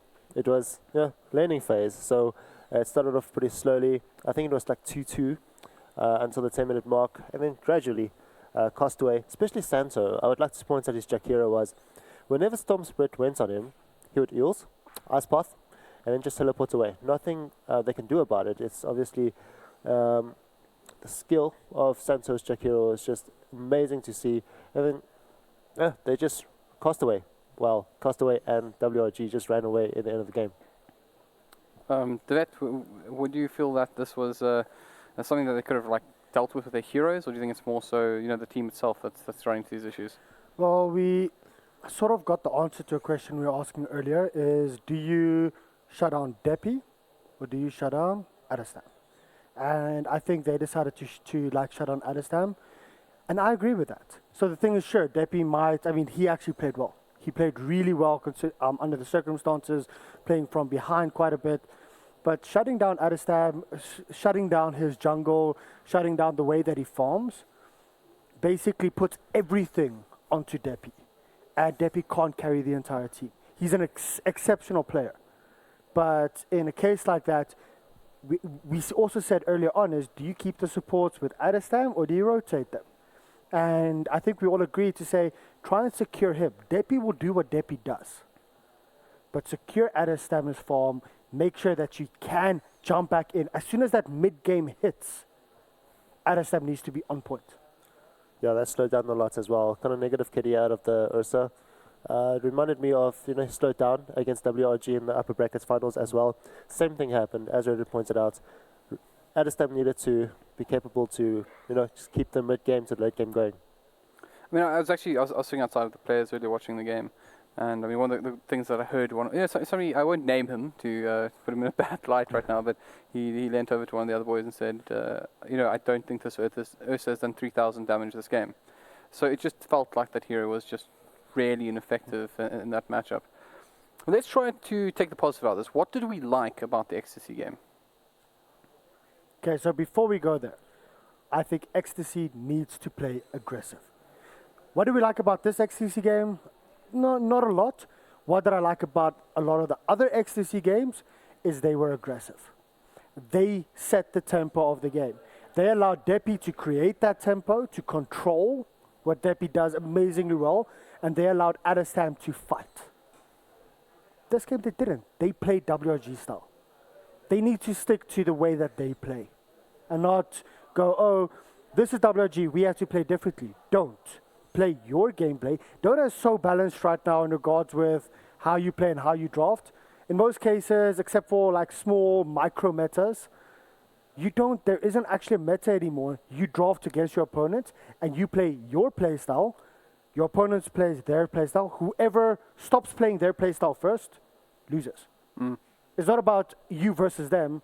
It's about you versus yourself. Well, I mean, I see what you're saying. It's kind of like they're being confined in this box at this point where they're, this is our land. We're going to own this, but WG can have everything else. And of course, WG being greedy at this point, are going to come take your land as well. And it's going to end up pretty poorly for them. And, that almost reflects on the map, right? So I'm not just saying that to make some sort of phrase, but rather on the map themselves, you can also see the way that WG almost starts encroaching onto the territory of XTC, and they just once you get to that point where WG feel comfortable enough to own pretty much your jungle, put pressure on your own ancients, you have so few options to come back, and it's one of the things that I think that we saw them do very well across in this entire tournament. Is just if you look at the map and you just see those icons and you see where one side is like grouped up and they're sort of sharing a small amount of resources and experience. And you look at WG and they're just all over the show, getting as much of it as possible, and those gold graphs start swinging pretty terribly. But, I mean, we have seen them fall before, right? We saw Energy manage to upset them. Playing aggressively. Not only did they play aggressively, there was a lot in their draft as well. It was a very well executed draft, and I think we've spoken quite a bit about how Chosen One had been quite a fantastic draft, in fact, in the series. In fact, I would probably say that he has had the single best drafts. Yeah. You want to say it was XD XD? No, I actually don't the think... Sniper, Spectre, Commander strat. We proved you wrong on that one. You did. And if you actually go to a lot of the players, they'd actually say that was an exceptional draft because of the way that the team plays. When it comes now lately down to drafting, it's not like old school where it was meta drafts. It goes back to the point about where there is actually no main meta, only micro metas.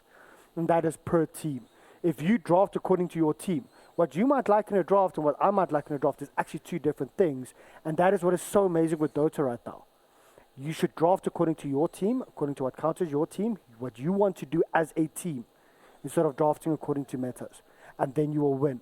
We've seen that repeatedly over the past couple of months on the international scene as well. And Chosen One drafts amazingly for his team, but he sometimes goes a little bit too much into the meta draft instead of focusing on his own draft. And I honestly think WRG, sure, they're on the top, and you say, yeah, they draft what they want to because they're on the top, but that is why they're on the top. They draft their picks. Yeah, that's what XTC should have been doing as well. As we talked about Energy, XTC picked Winter Wyvern, something that they're good at themselves. That's what Reddit's pointing out. And I felt like they went a bit generic on the first game of WRG. So just gotta, bring out your best. I mean, do you feel that they're doing that sort of because they're not confident in their ability to take on WG? Do you think we'd see a very different looking drafts if they were, let's say, playing a side that was of an energy stature, like really, something that they respected but they didn't necessarily fear? A very good question, but you could phrase it to say, if they were playing ranked with no names, everyone's name was just A, one of those kind of games, would they have drafted differently? Would they have played differently if they did not know it was WRG? The answer is definitely yes. I think that's kind of cheating because then they probably wouldn't consider things like Invoker as high threat. No, okay, sure, but that goes down to the micro meta, but it's still draft your draft and play your game. If you can break WRG's tempo in regards with, don't play their game, play yours, force them to play your game. Then I really think XTC, with the players they have, stand a chance. And I feel that probably during the second game, XTC might actually come back with that, because now they're just like, oh, okay, we've lost one. What do we do? Hey guys, it's okay. We've lost 2. Let's just have fun. Let's play our game in game number 3. Yeah, it would be surprising that they win after this one. I must say though, I walked past the WRG booth back to the panel, and those men are looking very, very calm and collected. Focused, huh? In fact, I even got a little wink out of Shidawi. Nice. So, so I mean, the thing is that they're obviously in a very good place, and I think when you look at the sort of demeanor of the two teams right now, and this is probably one of the first times we've looked into the XC booth and seen them not with like big smiles on their face. You can see that they're a tense bunch. They're concerned about what's coming next. This isn't like unhappiness there. This is them really focusing to try and figure out what do we do. And I really think the answer there is going to be, let's play, let's have fun, and let's play the way we play. I know I'm hammering on this. I'll stop it now. But that is, I hope they're listening, because they really need to do that. I hope they're not listening, because that would be pretty bad if they were like, had inside information. It's not inside information. I'm telling this to the entire world. Well, that's what I meant. They're in the booth where it's safe from all external forces. Stream going on over there. Otherwise, I would literally just be saying, support Viper, support. Bob Yules has my back on that one. And I believe Sargon also, in fact, is a believer in the support Viper. Just saying. But why? Where is the lockdown? Because Where's reasons. the catch? Because the only place that you can put a support Viper is on a POS 5, and then he just dies. I think you're taking this slightly seriously, but I do have some serious things to talk about. Actually, just some stats that I think are worth going over, which I think quite sort of talk to the point you made about picking your own heroes and picking to your own style. So we did this earlier on. The stats have grown a little bit, but you may have heard this before. But 79 heroes have in fact been picked up so far, 55 heroes banned. And I think that just talks to the fact that there's a lot of heroes being picked up. Very few. I mean, how many heroes in Dota these days? 100 and what? 50 something.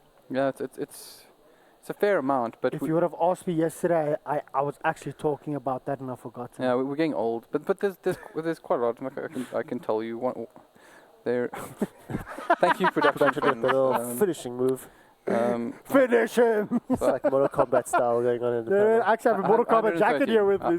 I'm scared at how off we were, actually, because when you said 150, I was like, that sounds a bit more. It's probably 120. 113. 130. 113. 113, yeah. Yeah. So, I mean... There's like 160 odd, 170 different items or something like that, but it's just under 120 for heroes. Yeah. A complicated game, right? Yeah. And then you include all the talents into that, and it does become quite something. But I got to say, it speaks very well to the fact that there's that broad a spectrum. I mean, if we think about where Dota was before, you were often getting the sort of same 20 heroes picked almost in every game. I mean, think TI 1. It was just anti-mages versus faces voids. That was pretty much how the game works. And more flings. So we've come a far way, and it's really good to see this game in this sort of position. In 4 days, we have 79 heroes picked, or what? Yeah. That is ridiculous. At the previous Dota 2 majors, over a week, they were encroaching that number. So that actually goes to show how broad the South African scene is right now, in regards with meta, in regards with different play styles, and everyone fighting for that 2nd to 6th place. Yeah. Currently, XTC fighting for that 1st. I believe they can take a game off WRG. So if they do take a game off, do you believe they can take 2 more? Stretching a bit there. No, I don't. My opinion, yeah. I just think WRG only needs to win 1 more after this. That's the thing. Yeah. If they won the first one, it was a different story. Winning this and then winning 2 more, it's extremely unlikely, because WRG is going to go back and say, what do we actually need to do to play against our opponents? And then they can come back, which I really feel if XCC takes this one, WRG is going to take the game after that. Rain, so how do you think you approach this from a sort of almost management level of the game? Like, you're the captain of this team. What would you be telling about these people? I feel like Reddit is right about this one. Since it's already 2-0, you want to come back, and to come back, it's a long stretch, and I feel like they just need to play the strengths. Yeah. Not necessarily ignoring the drafts, but it's the Invoker ban. That's necessary, but just try your best. I mean, the Winter Wyvern was great. I want to see something like that again. Speaking of drafts, did I hear that correct? Do we have our draft ready, in fact? I think they might want to go to an interview. Is it an interview that I'm missing here? Right. Is it an interview of me? Let's... Let's hope so. It's an interview with WRG, and it's a versus interview, in fact. It's going to be great. Let's take a look.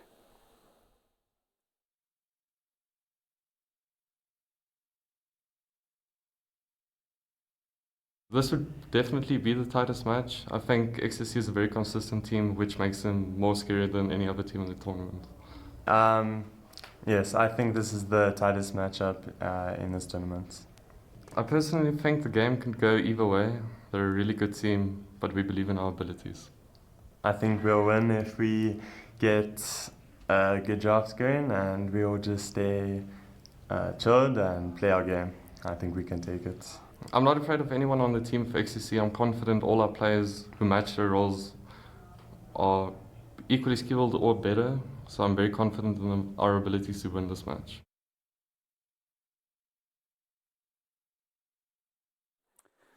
Great. So, well, I mean, Whelp it was with that Shadow Blade. Yeah, it was.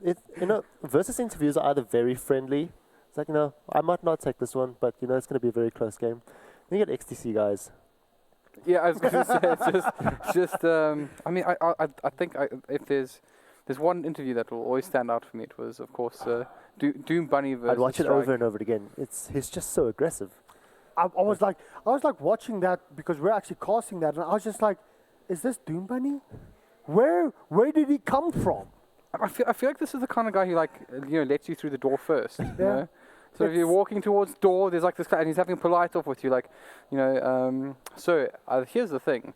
Trust me when I say you will be going through this door first. I mean, you will. And at the time, you think, oh, he's a cool guy. Like, sure, no problem. But really, he's just winning. He's telling you what to do with your life. Yeah. You could tell him, no, it's my life. He's like, it is your life, but you're still gonna do this because I say so. Yeah, no, that's exactly what happened. Him facing Strike, he just. Zero filter there. It's like, I'm gonna beat you. That's like easy game. I got it. I think we can appreciate some of the showmanship though as well. Yeah. I think for those of you who made it, there's probably a little bit of fun had there. Although I don't think Strike was particularly impressed by that. But we'll see after this game. Let's go. It was a real throwdown. Got it. What a lad, right? Yeah, that's a good guy. And unfortunately, I think Energy will still get the chance to get revenge sometime later on. So all's fair in love and Dota, I guess one could say.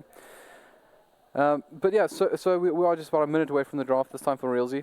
Mm-hmm. Gentlemen, I guess let's put some wish list items out there. Is there anything you would like? Because this could potentially be the last one. I mean, White Rabbit Gaming just have to take this one map, and then I honestly think XTC, because we had a draft ready for White Rabbit Gaming in the winner bracket final, and that was going to include our Meepo, and we had that draft, and that draft works. Everyone is afraid of Hunter's Meepo for a reason.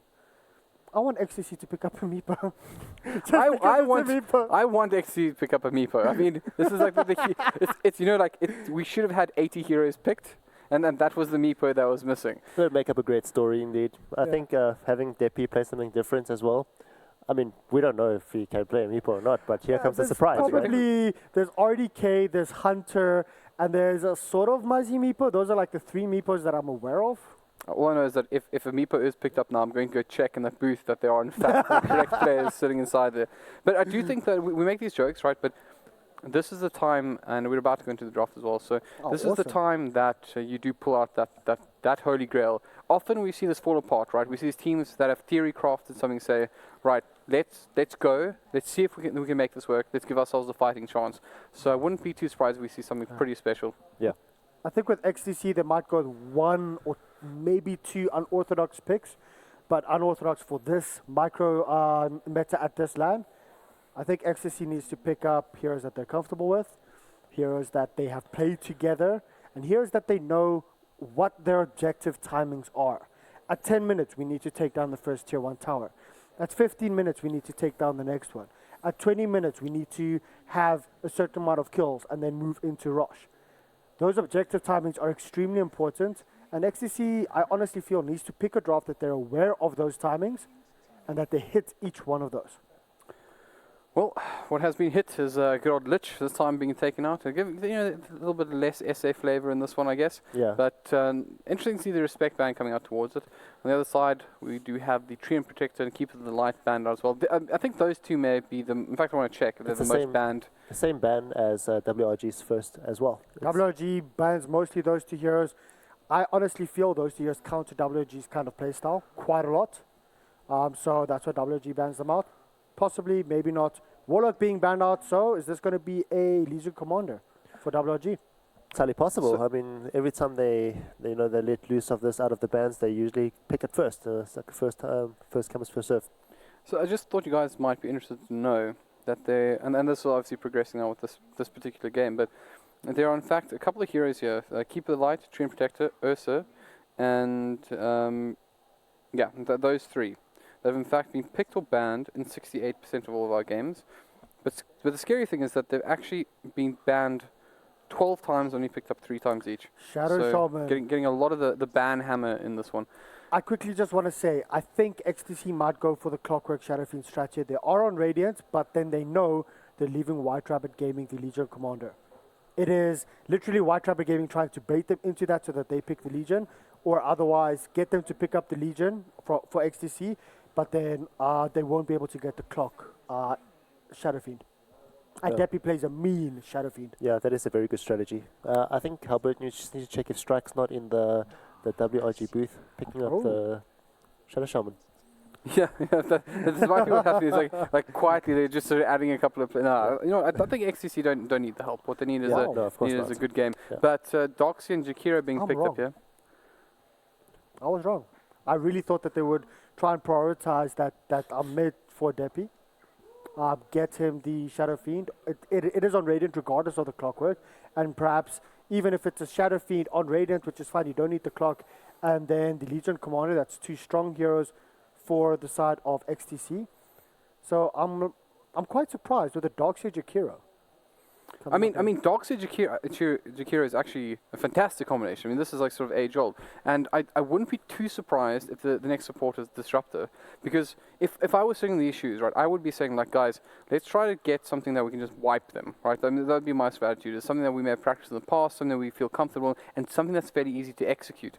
Now, Doxy Jakiro for sort of strong players like this, it's really easy to set up that ice wall into Magpie, into the actual vacuum, and get off something pretty huge. And potentially we could see a wombo combo coming out here. And it's interesting because I wonder if that early pickup on the gyrocopter isn't also towards somewhat of a block pick as well. So they're saying, okay, maybe this is where this is heading. So let's get one of the carriers that would work really, really well in that scenario. Well, over the past 3 weeks in some of the other online competitions, White Rabbit Gaming's been running the Gyro a lot.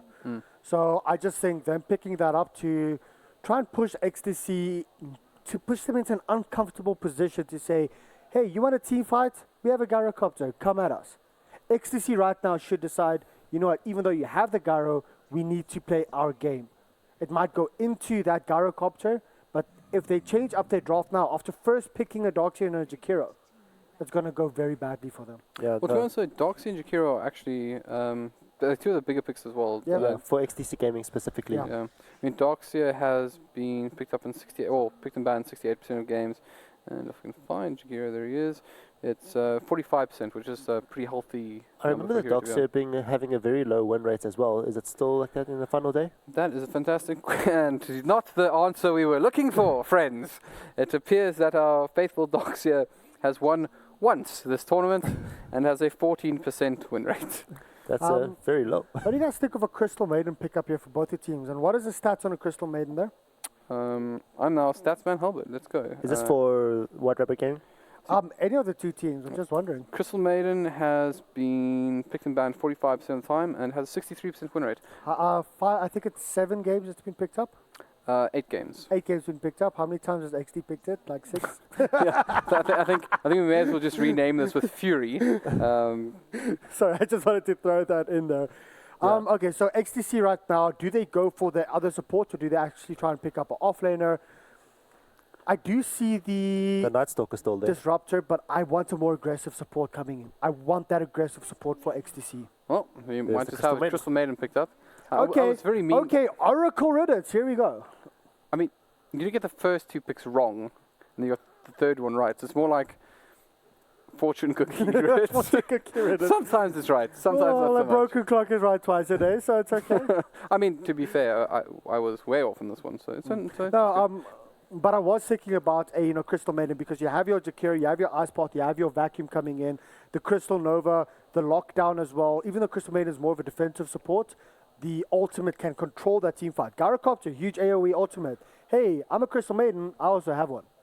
And then White Rabbit Gaming also playing very aggressive over here, batting out the Sven and the Ursa. This is targeting the Adestam once again. Yep. So I think they're trusting to let out Depi to play whatever he wants, because there's only one space left, and the likes of Shadowfiend and TA are still in the draft. So I'm not surprised, talking about TA, I'm not surprised if Castaway gets something like that. Yeah, so, but on the other side, we get the Ricky, so coming back into the South African scene. Yeah, Ricky is something that's actually been picked up for quite a while here. I feel like we invented it, actually. I honestly feel we did, because then it went in huge international, then it went away again. And then it was Baboka from IG that picked it up at a game where I can't remember who was casting that. They were like sitting on a panel, they were busy discussing and saying, yeah, well, what other picks are there? Ricky, no, man, Ricky is probably like the worst hero in Dota right now. Baboka picked it up. A week after that, it was being run in every single international tournament. Ricky's strong. Yeah, I think obviously for the South African players, we're very used to seeing a high level of Ricky. I mean, of course, Odu was probably one of the guys who made it really, really popular, as well as like I think it was Santo who used to play it for WG in the past. Yeah. So we might see a return of that, which is really, really good. But that's the scary one for me, is the Ember Spirit. Yep. That's why the Ursa's being banned out. Ursa completely dominates an Ember Spirit in that lane. Yeah. No, it does. With the Ember Spirit picked up, it shows that, Castaway saying that, let Depi pick whatever he wants. Here comes the TA, I'll just pick up the Ember Spirit because I can beat anyone with it, such as the Shadowfin as well. Whoever picks up Shadowfin, easily taking him down. But this leaves the last pick, the last ban actually for WRG to ban out an Adestam hero. See, once again, just cancel out all the Adestam heroes, and it just leaves so little option. It's pretty rough stuff, I guess, if you're Adestam right about now. But let's chat about what all those last bans are. So it was, as mentioned, the Sven as well as the Ursa. Then on the other side of the river with XC Gaming, they banned out the Chen, the Abaddon, and the Axe. So one more band remaining here, and I guess it's obvious, right? You're banning out another Adestam hero. What do you think the next one on the list for Adestam is? Sorry, Adam Moore. Adam Moore. It's so weird because they usually pair up Adestam on the Ursa, especially with the TA being there. But the Lifesteal is still available. I think the Lifesteal is actually a good hero to pick up. So maybe ban the Lifesteal, because the other one, in fact, wasn't Adam the only person we saw pick up Lifesteal this tournament?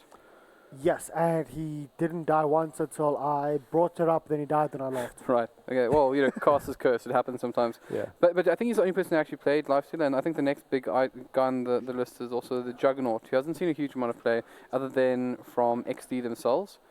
And then there's Troll Warlords banned out, maybe the Sniper, I don't actually know how his Sniper is. Against Gyro, no. Okay, so Enigma being picked up. That's a big one. What about Wraith King for XTC? I'm generally a big fan of Wraith Kings, and funny enough, I quite like Wraith Kings against hero lineups like this, where you're likely to get caught. Well, you could expect like Enigma would be happy to commit an ultimate to your core, your one position, just to get that win. But obviously, it's like you have a built-in Aegis on your Wraith King. So I actually quite like that, but it looks like they're going to disagree with me and you, and they're going to go for the Spectre. Going Jackie? for the late. Reigns? Yeah, this is also just emphasizing what Reddit said earlier. Just from the mid-game onwards, that's where the Spectre shows up. And that's just, also a Depi showing that he can play the whole game where the Templar Assassin just shines. All right, guys. What do you think? Can XTC take this game? Yes. Well, let's hope so. Let's hope so, indeed. I wasn't talking to you guys yet. Well, we got Where did you come from? We butted in the conversation. I'm out, bye-bye. Nice day, Reddit. Well, I mean, since you've already invited yourself in, I think you may as well stay. And ladies and gentlemen, get ready for White Rabbit Gaming versus XC Gaming. This effectively is what we could call the potential last game tournament. And if White Rabbit Gaming wins, they will be crowned your VS Gaming champions. Succubus and Jabba, take it away, guys. Have a good one. Well, good evening, ladies and gents, boys and girls, and Dota players around the world. This could potentially be the last game of the event as WRG go head-to-head against XTC. At the moment, WRG is sitting with a 2-0 lead. This is a best-of-5 I am Jabba, joined by Succubus and Sargon. How do you feel about the draft so far? Look, I'm loving the drafts, and I definitely agree with the panel. I think that XSC have definitely the heroes to take this game. And I mean, it's not fun facing an Ember Spirit as a Templar Assassin, especially with a Riki that's probably going to be on you constantly. But at the same time, you're going to have Doom Bunny rotating with that Crystal Maiden, securing that lane. And as long as Depi stays out of range and uses his side blades, he should be just fine against that Ember Spirit.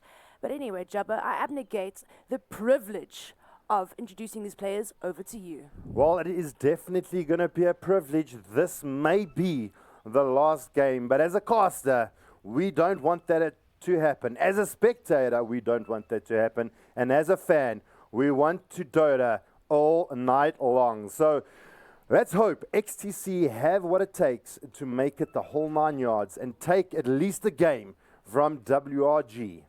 It looks like Schlinks is trying to be sneaky. Maybe going to try sneak in for that bounty run. Well, with the Riki on the board, definitely does make it super, super interesting. The question is, I don't think he's going to do it. He's already got 2 sentries. He's not even going to commit to it. If they drop the sentries near the bounty, the question is, do you use the sentry to actually try and catch the Riki in the early parts of the game? No, the problem is with the Darkseer as well as Depi on the Templar Assassin, it's going to be really hard to kill this Riki, you know, just with them two. They don't have much lockdown to speak of. They could surge Depi up, though. That is an option, but you would rather keep your sentry for mid. Trying to deny Depi from blocking his creep wave. Really good plays there. Oh, the cheeky plays. That's going to set him at a little bit of a disadvantage at mid now. Well, He's going to have to try heads up on the high ground against an Ember Spirit who has obviously leveled up that Flame Guard first. And beautiful blocking Castaway getting a decent start already. The creeps right on the top of the ledge. But Depi taking back control in the mid lane, pulling the creeps down the hill. But Schlinks, he's in the vicinity. They're going to pop that refraction really quickly and already putting a lot of pressure on to Depi. We've seen the monster he can become on this Templar Assassin. They drop the sentries. Who can deny it first? And both going down. But surprise, surprise, Schlinks has got a backup. He's definitely got a backup. Got those tangos ready. He is ready to just munch up any wards he can find. And I must say, having the Riki roaming with that early orb of Venom is definitely not fun. I mean, the poison range slow, okay, well, the poison melee slow is just significant, and it lasts, damage per second is about 5, but it does count. I mean, the slow 12% at level 1, at this point of the game, it's not fun to deal with, and especially when you have an Ember Spirit on top of you as well. But like I said, I mean, predicted either Dota and Die, or, of course, the Doom Bunny is going to be helping out this TA in the mid lane consistently for the first couple of minutes. Oh, can they Trying get this courier? Oh, Dota and Die is there to maybe, like, you know, babysit this courier. Oh. This is going to be, oh, there we go. Dota and Die is going. Oh. Oh. Oh. Are we doing it? Are we doing it? Oh, He still goes for it. Schlick's going to get it. He does. The cheeky little bugger destroying the courier. There was nothing in it, but still, it is down for a significant amount of time, and it is going to cause a little bit of a problem for the side of XTC. Skynet having a little bit of a tough time in the top lane, actually resorted to the jungle a little bit. And already in the mid lane, a little bit of a tussle here. Depi and Castaway very low. Do they have what it takes? Can Castaway get that searing chains off? And he's going to hold on to it for the moment. And I mean, I'm sorry, I've been watching Schlinks. First he takes the bounty run. Now he's just sitting casually next to Skynet, sapping up that XP. And of course, you get 20% less XP in the jungle right now. Chadawi. What's Chadawi in the top doing? lane could be in a lot of problems here. Here comes the Jewel Breath. Chadawi, is he going to be able to survive through it? He doesn't have any mana for the Malefice. First blood could be Chadawi. It is. Dota and Die sneakily finding him out. You may have a Riki on your team. But you have a casual inverse run on that Jakiro. OP baby. Yeah, that was definitely worth. I mean, Dota died taking a bit of a chance, seeing if he could find anything in the jungle, knowing the Enigma is there. I mean, it's pretty obvious he's not in lane. So taking a chance to see if he's actually at this point. But I must say, he's doing quite a bit of work here, stacking up the Ancient Camp, but we do have a little bit of an engagement mid here. Riki trying to get a kill onto Depi, almost succeeding actually. Depi now sitting at about 180 HP mid, but is Chadawi going to go down yet again? No, he's going to be able to walk it off, taking a lot of punishment from showing themselves to the 3 here and he from just the side came of back. XTC. He just came back. Well, he has to go back again. And remember, shrines do not spawn until the 5-minute mark. So he has to make his way back to base if he wishes. The shrine is not available for the next couple of minutes. 82 seconds to be precise. A little bit of an issue there for him. But, I mean, Enigma, he's going to be in that jungle, going to abuse the new update and really get his farm maxed out as much as he can. The Fury effect. This is the 9th time CM has been picked in the tournament with 63% win rate. Could this be what it takes to bring down WRG? Shame, man. Poor Fury. Apparently, like, he came out and saying, oh, he had to play this Crystal Maiden 5 games in a row. But apparently he picked playing this. But oh no, Templar Assassin now in huge amounts of trouble. Depi probably going to go down here. Beautiful rotation coming in here from DotA and DotA. Not going to be good enough. No ice path. Doesn't actually have a point into meld, so he can't even disappear. The Flame Guard would have eaten through him anyway. Yeah. And he does go down. And also, of course, no ice path onto DotA and Die over here. So can't even stun the people up. But he was taking a lot of tick damage. It's one of the punishments for being a mid. You've got to be prepared. Having this Ricky on the field, I mean, he's already level 3 at the moment. And I mean, Doom Bunny on the Crystal Maiden, level 3 as well. And Ricky's hardly been in lane. So the effectiveness that he's getting done around the map. He's been sapping XP here from the off lane onto the Skynet. I mean, every time he goes into the jungle, he's been taking the bounty runes, he's been taking the XP from the creep camp, so getting his levels elsewhere in the map and also making key rotations here. I knew this was going to be a huge problem for poor Depi. And I feel like the Crystal Maiden should probably just rotate more than the Jakiro, since she has got that freeze. She can root someone up. They can't get next to her. But the de-warding war continues mid. I mean, Depi put a sentry down. Schlinks just ate it up yet again and put his own one down. But here we go, the rotation. Another de-warding war here. And they're going to secure it. Well, this time, Doom Bunny this coming time in. they get it. Yeah. Let's freeze this Ricky up. Stop eating my sentries, please. I need Bot to be lane able though, to see you. Chitawi in a bit of a problem. Jewelbreath comes out, going to slow him down at a stand. Going to be able to right-click him down. And that snacks up another kill here in the bot lane for the XDC squad. Well, you know what was really, really fantastic here from Schlinks? His rotations actually spotted out this camping here. Yeah. Pings it out again. So they know that the side of XTC is really focusing on actually stacking creeps, trying to get those. There we go with the bounty rune steals. The jungle and Schlinks. Skynet, he needs to get a sentry down there, man. This Ricky keeps sapping his XP, keeps taking his bounty runes. It's really, really, really abusing this. And not only that, it's going to take a long time for Skynet to, well, not long time, but longer for Skynet to come online like this. Well, I mean, a silly stat that the panel was actually bringing up that the Darkseers only had one win throughout the event, and it hasn't been the greatest showing for a Darkseer. I mean, teams still prioritize it. XTC this time pick it up and put it on Skynet. Do you think it's the hero that XTC should have moved to? It hasn't had the best. I mean, we've seen in a couple of games previously. I mean, you've had the perfect vac, the perfect wall. No follow-up. That's the problem. Do you think that was the biggest thing? Now having a spec, being able to haunt in, get that additional damage is going to be what it takes. Look, there's a lot more follow-up potential here for the Darkseer. I mean, first of all, you've got the Crystal Maiden ulti. You've got the Jakiro with a massive amount of spells in his arsenal as well. And then, of course, I mean, the Psyblades are going to work out perfectly with a perfect vacuum wall. It's going to be doing massive amounts of damage. And as you said before, the Spectre Haunt, especially once he gets that Radiance up, it's going to be doing a lot. But, oh no, Depi in more trouble over here. The silence comes down. Oh, he could go down. Still doesn't have Meld. And DotA and DotA TPing in. He may go down here as well. To the onslaught here from the two of WRG. Doom Bunny does come in, does root down Castaway. Not going to be good enough, but now comes in the horn from Adestam. They want to chase down the Ricky, and I don't think Adestam's going to get anything from the Schlinks trying to body block him out. And the XTC squad lose two from that little tussle there, and actually TPing in to no avail. Losing the side, two of their players here from the side of XT. And unfortunately, I mean, that TP coming out just a little bit too late and basically... Oh, they're going to punish him again. Come on, guys. The Searing Chains come out. The Sonic Trap trying to do some work. He's making it out again. He does this time. Schlinks picking up the kill. Absolutely punishing the mid lane. These supports are just getting here way too late. I feel like one just needs to sit in the mid lane with Depi, babysit him, because they just keep doing the same thing. And to add injury to insult here, you've got now a haste rune on the Castaway. And he's Well- almost got he's going to have a very, very fast veil here if things continue like this. I mean, this is absolutely a devastation here for XTC. Deppy had an amazing TA run in the previous series, and this time round, Castaway schooling the side of XTC on how the mid is to be run. But let's not forget, had a big help from Schlinks on that Ricky. Absolutely devastating. This is what a Ricky needs to do. This is what he is built for. I mean, he's just so good at rotating, and especially with that early smoke screen, it is really, really hard. I mean, leveling up the smoke screen, all three points now to Cloak and Dagger. So, I mean, his fade time on Invis is very, very short, but he's going to go looking and hunting here with the rest of his team.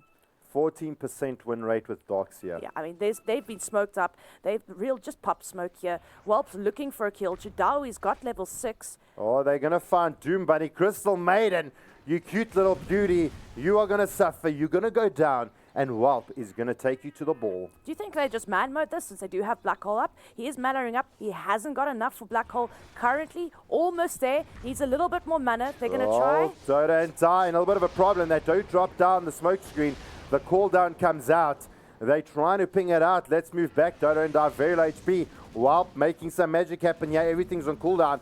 They still do clear out Dota and Die. The root does come down onto the Crystal Maiden. Skynet gets punished. He goes down. Four still alive here for the side of WRG. Adestam gets Searing chained up. He's been rooted out. He goes down to the likes of Chidawi. Denies the triple kill. And now our poor Crystal Maiden hiding in the sidelines. Whelp wants to find him out.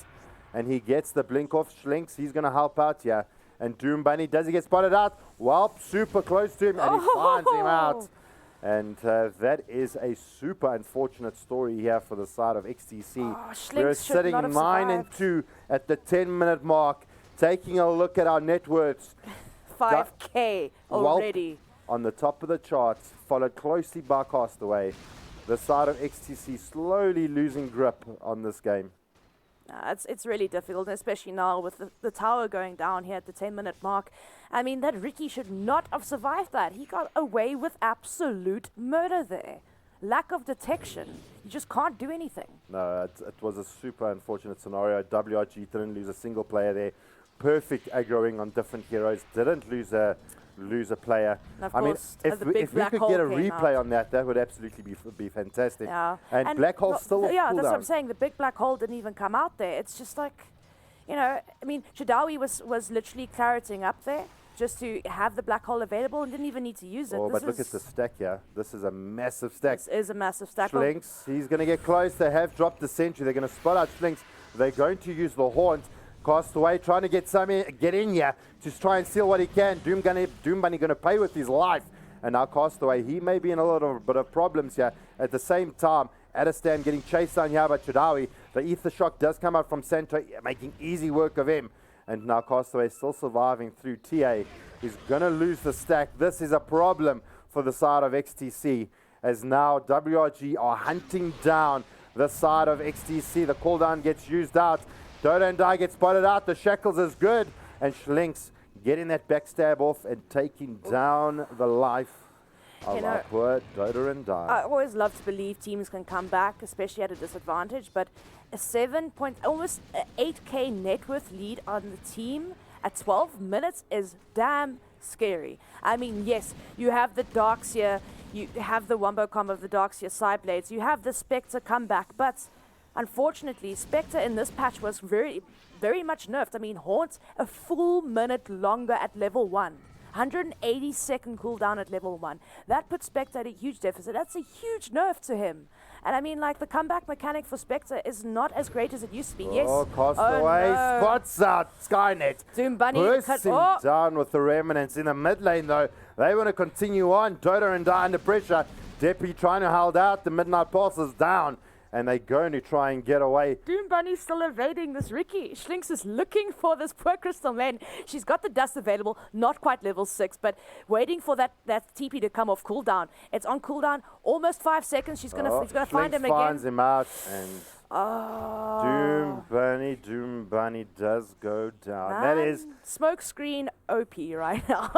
I mean, especially against a hero that needs to cast his abilities to root them out so they can get away. It didn't happen.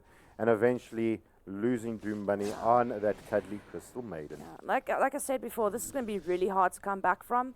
I mean, you can try pull off some wombo combos, maybe try and make it happen, try create space for your Spectre, but at this point, it's extremely doubtful. You know what? Unless they throw really hard, but have you ever seen WRG throw? Ever?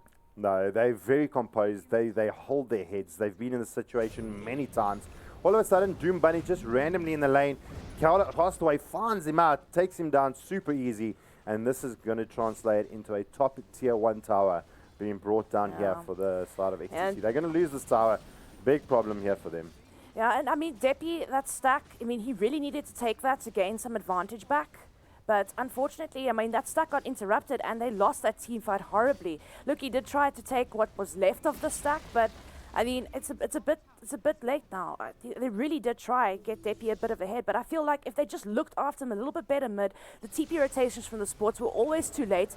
Most of the time, TPing is a death themselves, and Jakira goes down in mid in the meantime. But this is pretty much devastating, and yeah, it's a big problem. They're trying to defend the high ground now.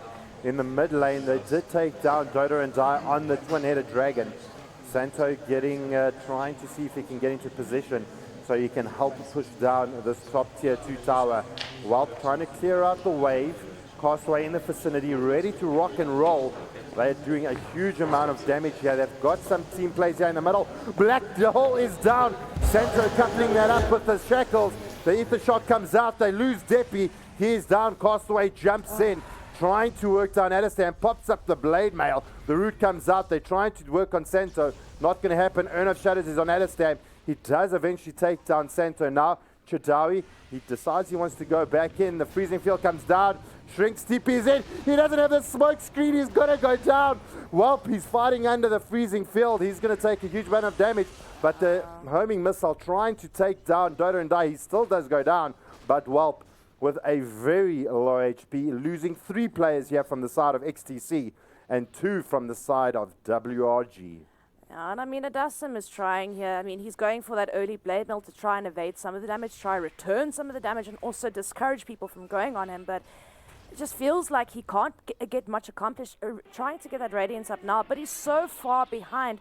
And the fact that there's such aggressive wards now in the enemy jungle, in the XTC jungle, I mean, how is he going to get the space created here? But you see what the blade mail does, right? It discourages people from going on him. So definitely the key item choice here. Yeah. Even now with the root. Beautiful vacuum under the smoke screen though. The wards come down. Shrinks TP links in. Castaway gets a monster kill. He wants more. Skynet goes down. And now our poor Crystal Maiden, she's been hunted down. Shrinks very low HP. The liquid fire eating through the HP here. And now DotA and Die are going to try and TP out. Is there something to stop him? No, there's not. He gets out. And our poor Deppy down. Our Skynet down. We've lost the Santo, but it may just be enough to take down this tier 2. Shrinks hiding in the back lines with 77 HP. I had so much high hopes for that, though. Like, I mean, we had Iron Shell on the Spectre, the Blade Mail. You know, things could have gone a bit differently there. But, I mean, Ricky, once again, Schlink's on the Ricky, getting away with murder. I mean, he escaped that team fight at that point with, I think it was 25 or 30 HP. I don't know if we have a replay of that fight. I would just love to see exactly what went down there. Right, so, I mean, Castaway is an absolute monster. What went wrong was Castaway. No, I know what went wrong. The point is I would just love to see how exactly, because there were so many different things happening there. You know, it's really hard to focus on, you know, one certain thing. You know, sometimes you miss like 1 or 2 things that you should have seen, but that's why the replays are great this tournament. And I must say, well done production. They've been absolutely great with these replays. Did you see that stat that just came up? 29 for 4. Yeah. Absolutely devastating stats on the Ember Castaway.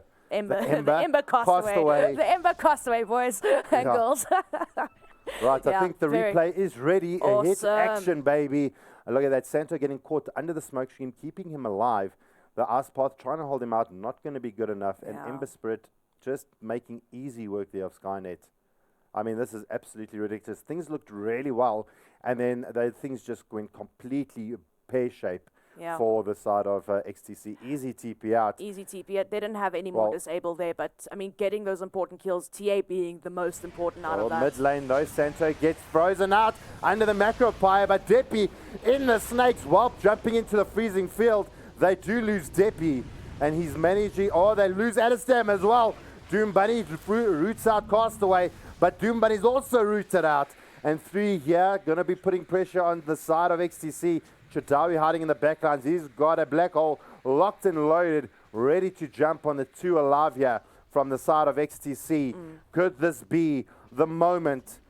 Could this be the time that WRG move in to the winners? Is this the time XTC have lost? The black hole comes the in. black hole They diving find deep. Dota and Die. They find Scarnet. They lose 2. Crystal Maiden is alive. She's coming back in. Castaway doing some damage. It may force the team to actually retreat. The cooldown comes down. They're going to now lose the Templar again. Deppy goes down. Doom Bunny going to get burst out from Castaway. Instantly TP's out. Adestam cleans out the Shlinks. Now Castaway in a bit of trouble. Doesn't have mana, but he pulls back. And Adestam deciding just to defend higher ground. They do. They hold. XTC Dreams are still alive for the moment. Well, you know, they could have taken the racks, but they decided to have a little bit of fun and dive the tier 4s. Well, they could have some fun, and yeah, I don't think that would have been. That was just disgusting. And I mean, Santo just casually pushing a tower on his own here. Doesn't have the wards up quite yet, but I mean, he's going to have to get out of here if he doesn't want to become food himself. Well, I mean, this could be that moment where we say, well, let's create bait. Guys, I'm going to go bot, bait them out, and let the rest of you jump into the Rosh pit. There isn't much vision around that pit. Let's just take a look here. Yeah. This is the vision here for the side of XTC. This is the vision for the side of WRG. A very big comparison and a very big difference coming out here for the teams. Oh, this is just... I I mean, mean, if you can't get lucky enough, look what just spawned at Rush.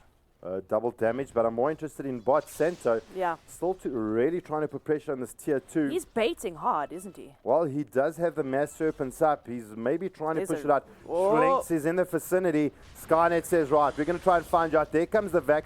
Doesn't actually latch into the ice path, so he's actually going to be able to get away free of charge. Schlinks just throwing down the smoke screen just in case he needs to actually protect out his teammate Santo Look, there. I think they were looking for a solo pick-off there with the Riki as well as the Shadow Shaman, but killing off the Darkseer as well as the Jakira is a bit ambitious.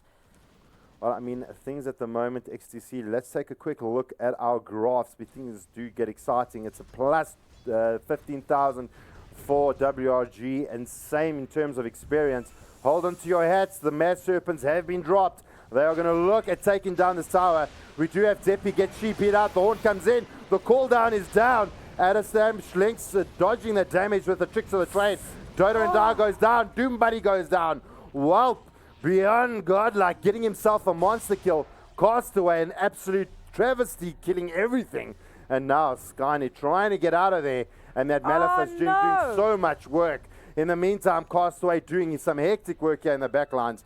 But Skynet's going to be able to survive through it with the help of the Shrine. I must say, I must commend Skynet as well as Doom Bunny on that play. I mean, beautiful Vacuum Wolf coming up from Skynet. Almost a full duration CM ulti as well, dealing out massive amounts of damage. But unfortunately, it just didn't work out for them in the end. Well, look at the swing gold. I mean, we're still looking. XTC still gained 2.2 thousand gold extra on top of it for their fight. They killed the all-important carry, and of course the Riki. Finally, we get to kill the Riki guys. No, but honestly, that was a really good fight coming out from them. Very good attempt. But I believe we do have a replay available. I would love to see it again. Right, well, here we go. They drop down the wards. Immediately, the sheep comes out onto Deppy. They've completely shut him down. Freezing field, called down. This is World War III, people. The wall comes down. But Whelp is just too ridiculous. That CM ulti did so much damage. So much damage. And of course, the wall finishing it off. But I mean, really good plays coming out from XTC. It's just, unfortunately, couldn't accomplish any more. Santo. Deppy, in a huge amount of trouble, gets forced forward. But now Whelp trying to fight Scott. He cancels the black hole. Oh my gosh, almost surviving. They do lose Skynet though. They lose Deppy. I mean, this is the point where you'd want to say, let's get a Lotus Orb up onto Deppy. Let's get a Lincoln's. Let's get a BKB. Because Santo is having his way with the TA. Easier said than done. Where are they going to find the gold for this? I mean, this is the worst I've seen Deppy in a long time. Well, the snakes come down. Castaway jumping forward. There's the Remnant getting aggressive. The Midnight Pulse is down. They do still clear out Doom Bunny. Super soft. Schlinks dropping down the smoke screen. The Shackle trying to do some work here. Adastam in a big amount of trouble here. Homing missile comes out. Schlinks takes him down with the help of Welp. But now we've got the Tornado Dragon trying to do some work. Schlinks getting the strike. And now Welp surviving with very low HP on the sidelines. Deppy, can he find the kill here? Adastam brought back. They've got the ward down. Can they get out? Schlinks blinks forward. Shadawi going to try and body block out. Midas is up for the sake of it. They do take him out, but they do lose the mid lane racks. And slowly but surely, WRG are knocking at the door of XTC. No, he could have possibly got another kill if he haunted. Maybe after killing the Enigma, he could have possibly killed Welp as well. But maybe just preserving the haunt for the next initiation. If he really needs to escape or initiate or get away, he really needs to keep that haunt up, especially since it's such a high cooldown at the moment. Now sitting at 150 seconds, slightly better than 180, but still it's a long cooldown. You don't just want to waste haunt for a pick off that, you know, could potentially mean not much, because I mean they just got the Welp's killing spree, so he's not that much gold right now. Yeah, well, I'm just having a look, a way to kill Castaway, and Deppy in a little bit of okay, he TP's out immediately. He's super close to his blink. He's about 40 gold away. Something he's been dying for to get this whole game, something to allow him to initiate. But I mean, look at this cheeky ward over here in the base of XTC, completely spotting out the rotations. Why not?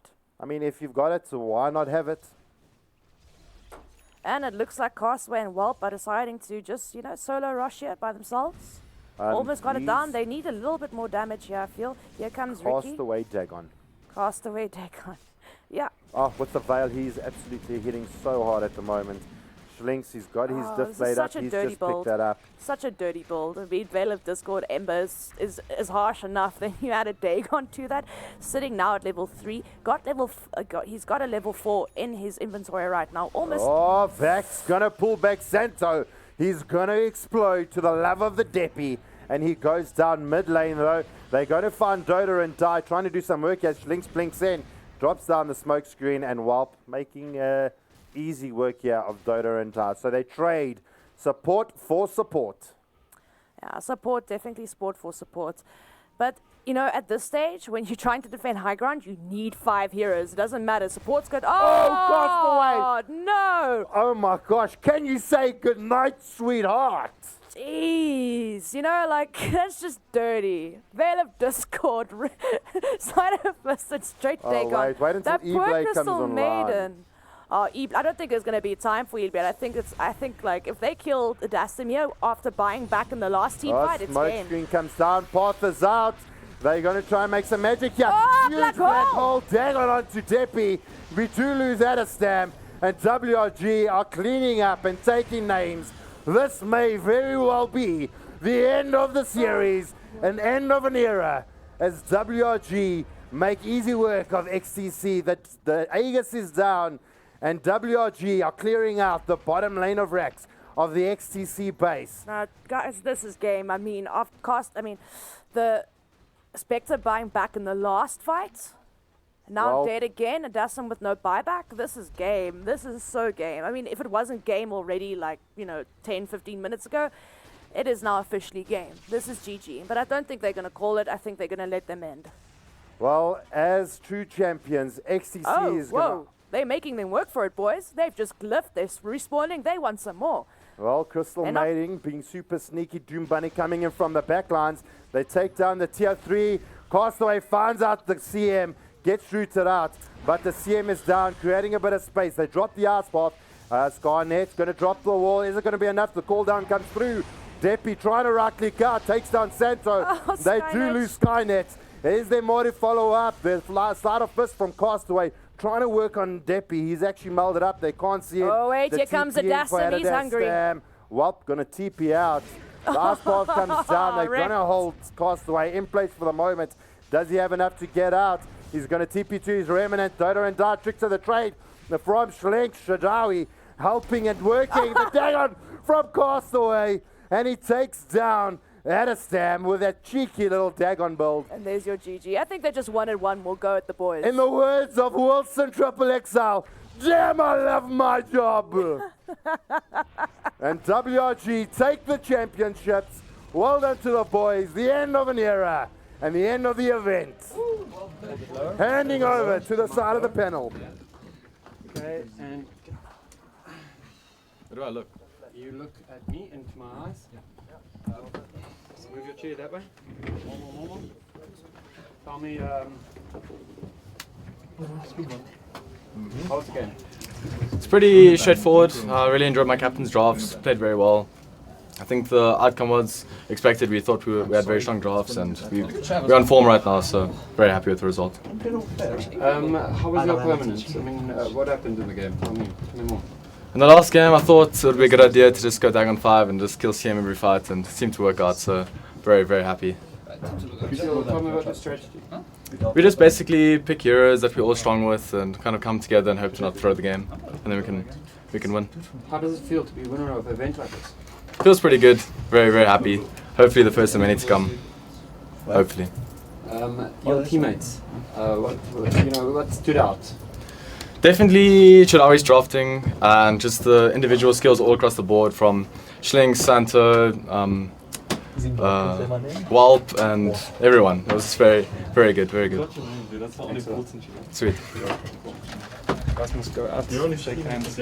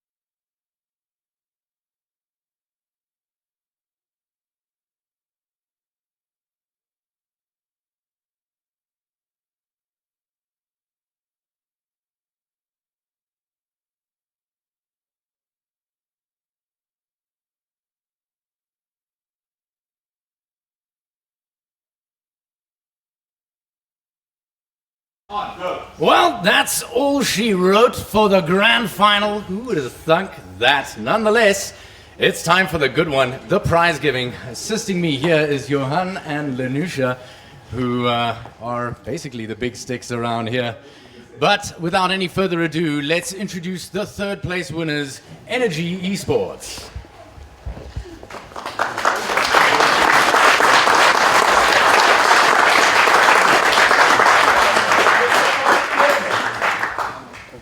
Well then, it's been a long, long battle for you to get here. How would you describe your experience here at the DotA2 VS Gaming tournament? Look, is this even on? Look, we came here to win, but obviously we only have ourselves to be disappointed in. Congratulations to XTC and WRG for coming first and second. They deserved it. And looking forward to the next one. Fantastic. And those were your third place winners. But obviously we're not here for third place, are we? And neither are they. They ended up in second. Please welcome XTC.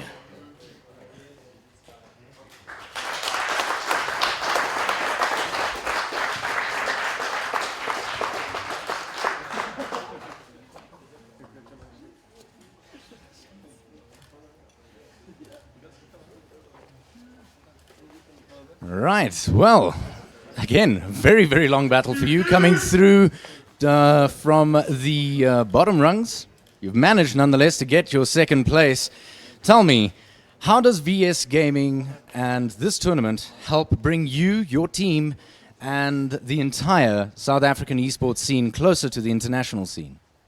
Well, like, they helped us out with accommodation, flights. Like, I hadn't even met Aiden before this tournament this weekend, and like just like the prize money is also always like a good incentive to just like put in extra time, put in extra work, try and play better.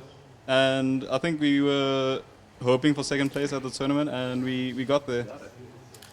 Well, congratulations. You got what you were looking for. A big round of applause for these boys. And what a warm crowd it is tonight.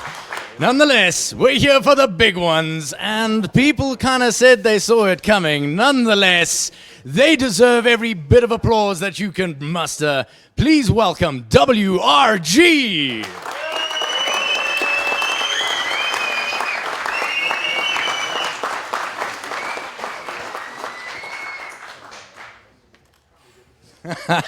Never gets old getting on the stage, does it? Well, you've made it. You've taken the top, and you aimed for the top, so you should be fairly damn happy with that. Nonetheless, here we are, and I have one question for you. Just one. What does winning the VS Gaming Cup mean to you? It feels amazing. I don't know. It's always great winning, like a final. It's really nice. So it's the first cup for us that we, as this team, played the Masters Cup. So it feels really great. Right, and there you have it. Well, our champions stand crowned, and the second place is hurt, but they're still very happy. Third place, they want to come back with a vengeance, and they probably will. Keep your eyes peeled. In the interim, though, we're going to throw it back to you, my dear friend Halbert, on the panel. Thanks very much, Wilson. It's well, I can hear the crowd in the background, still getting into it. That's awesome. Yeah, it's been quite an experience. Yeah, I think congratulations are of course in order for White Rabbit Gaming yet again, impressing. I'm sure you can hear all of this in the background, but obviously Silencio! all of the spectators still pretty keen on cheering on our champs, and why not?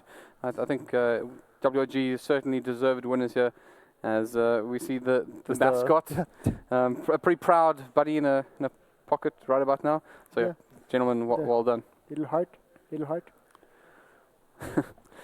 Right. The good news is, though, that although this pretty wonderful event has in fact come to an end, this won't be the last you get to see of it. We have a little bit of a montage for you that you can enjoy. Is it like the other one that I saw like previously when I got so distracted I didn't hear anything you saw? Well, you said. I think it could have been just like that, but perhaps we'll get a little bit... I like montages. Maybe a little less buttons and a little more people in this one, I believe. So perhaps why don't we go straight there and take a look at the montage of the VS Gaming DotA2 Masters.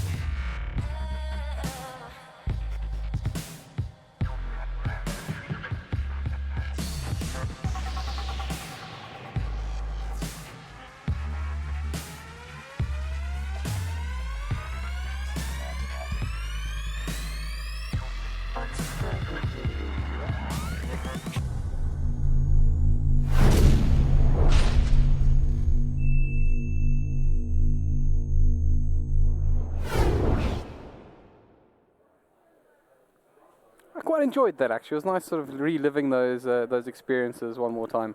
Certainly a lot of memories in that little montage, ones that I will cherish quite fondly.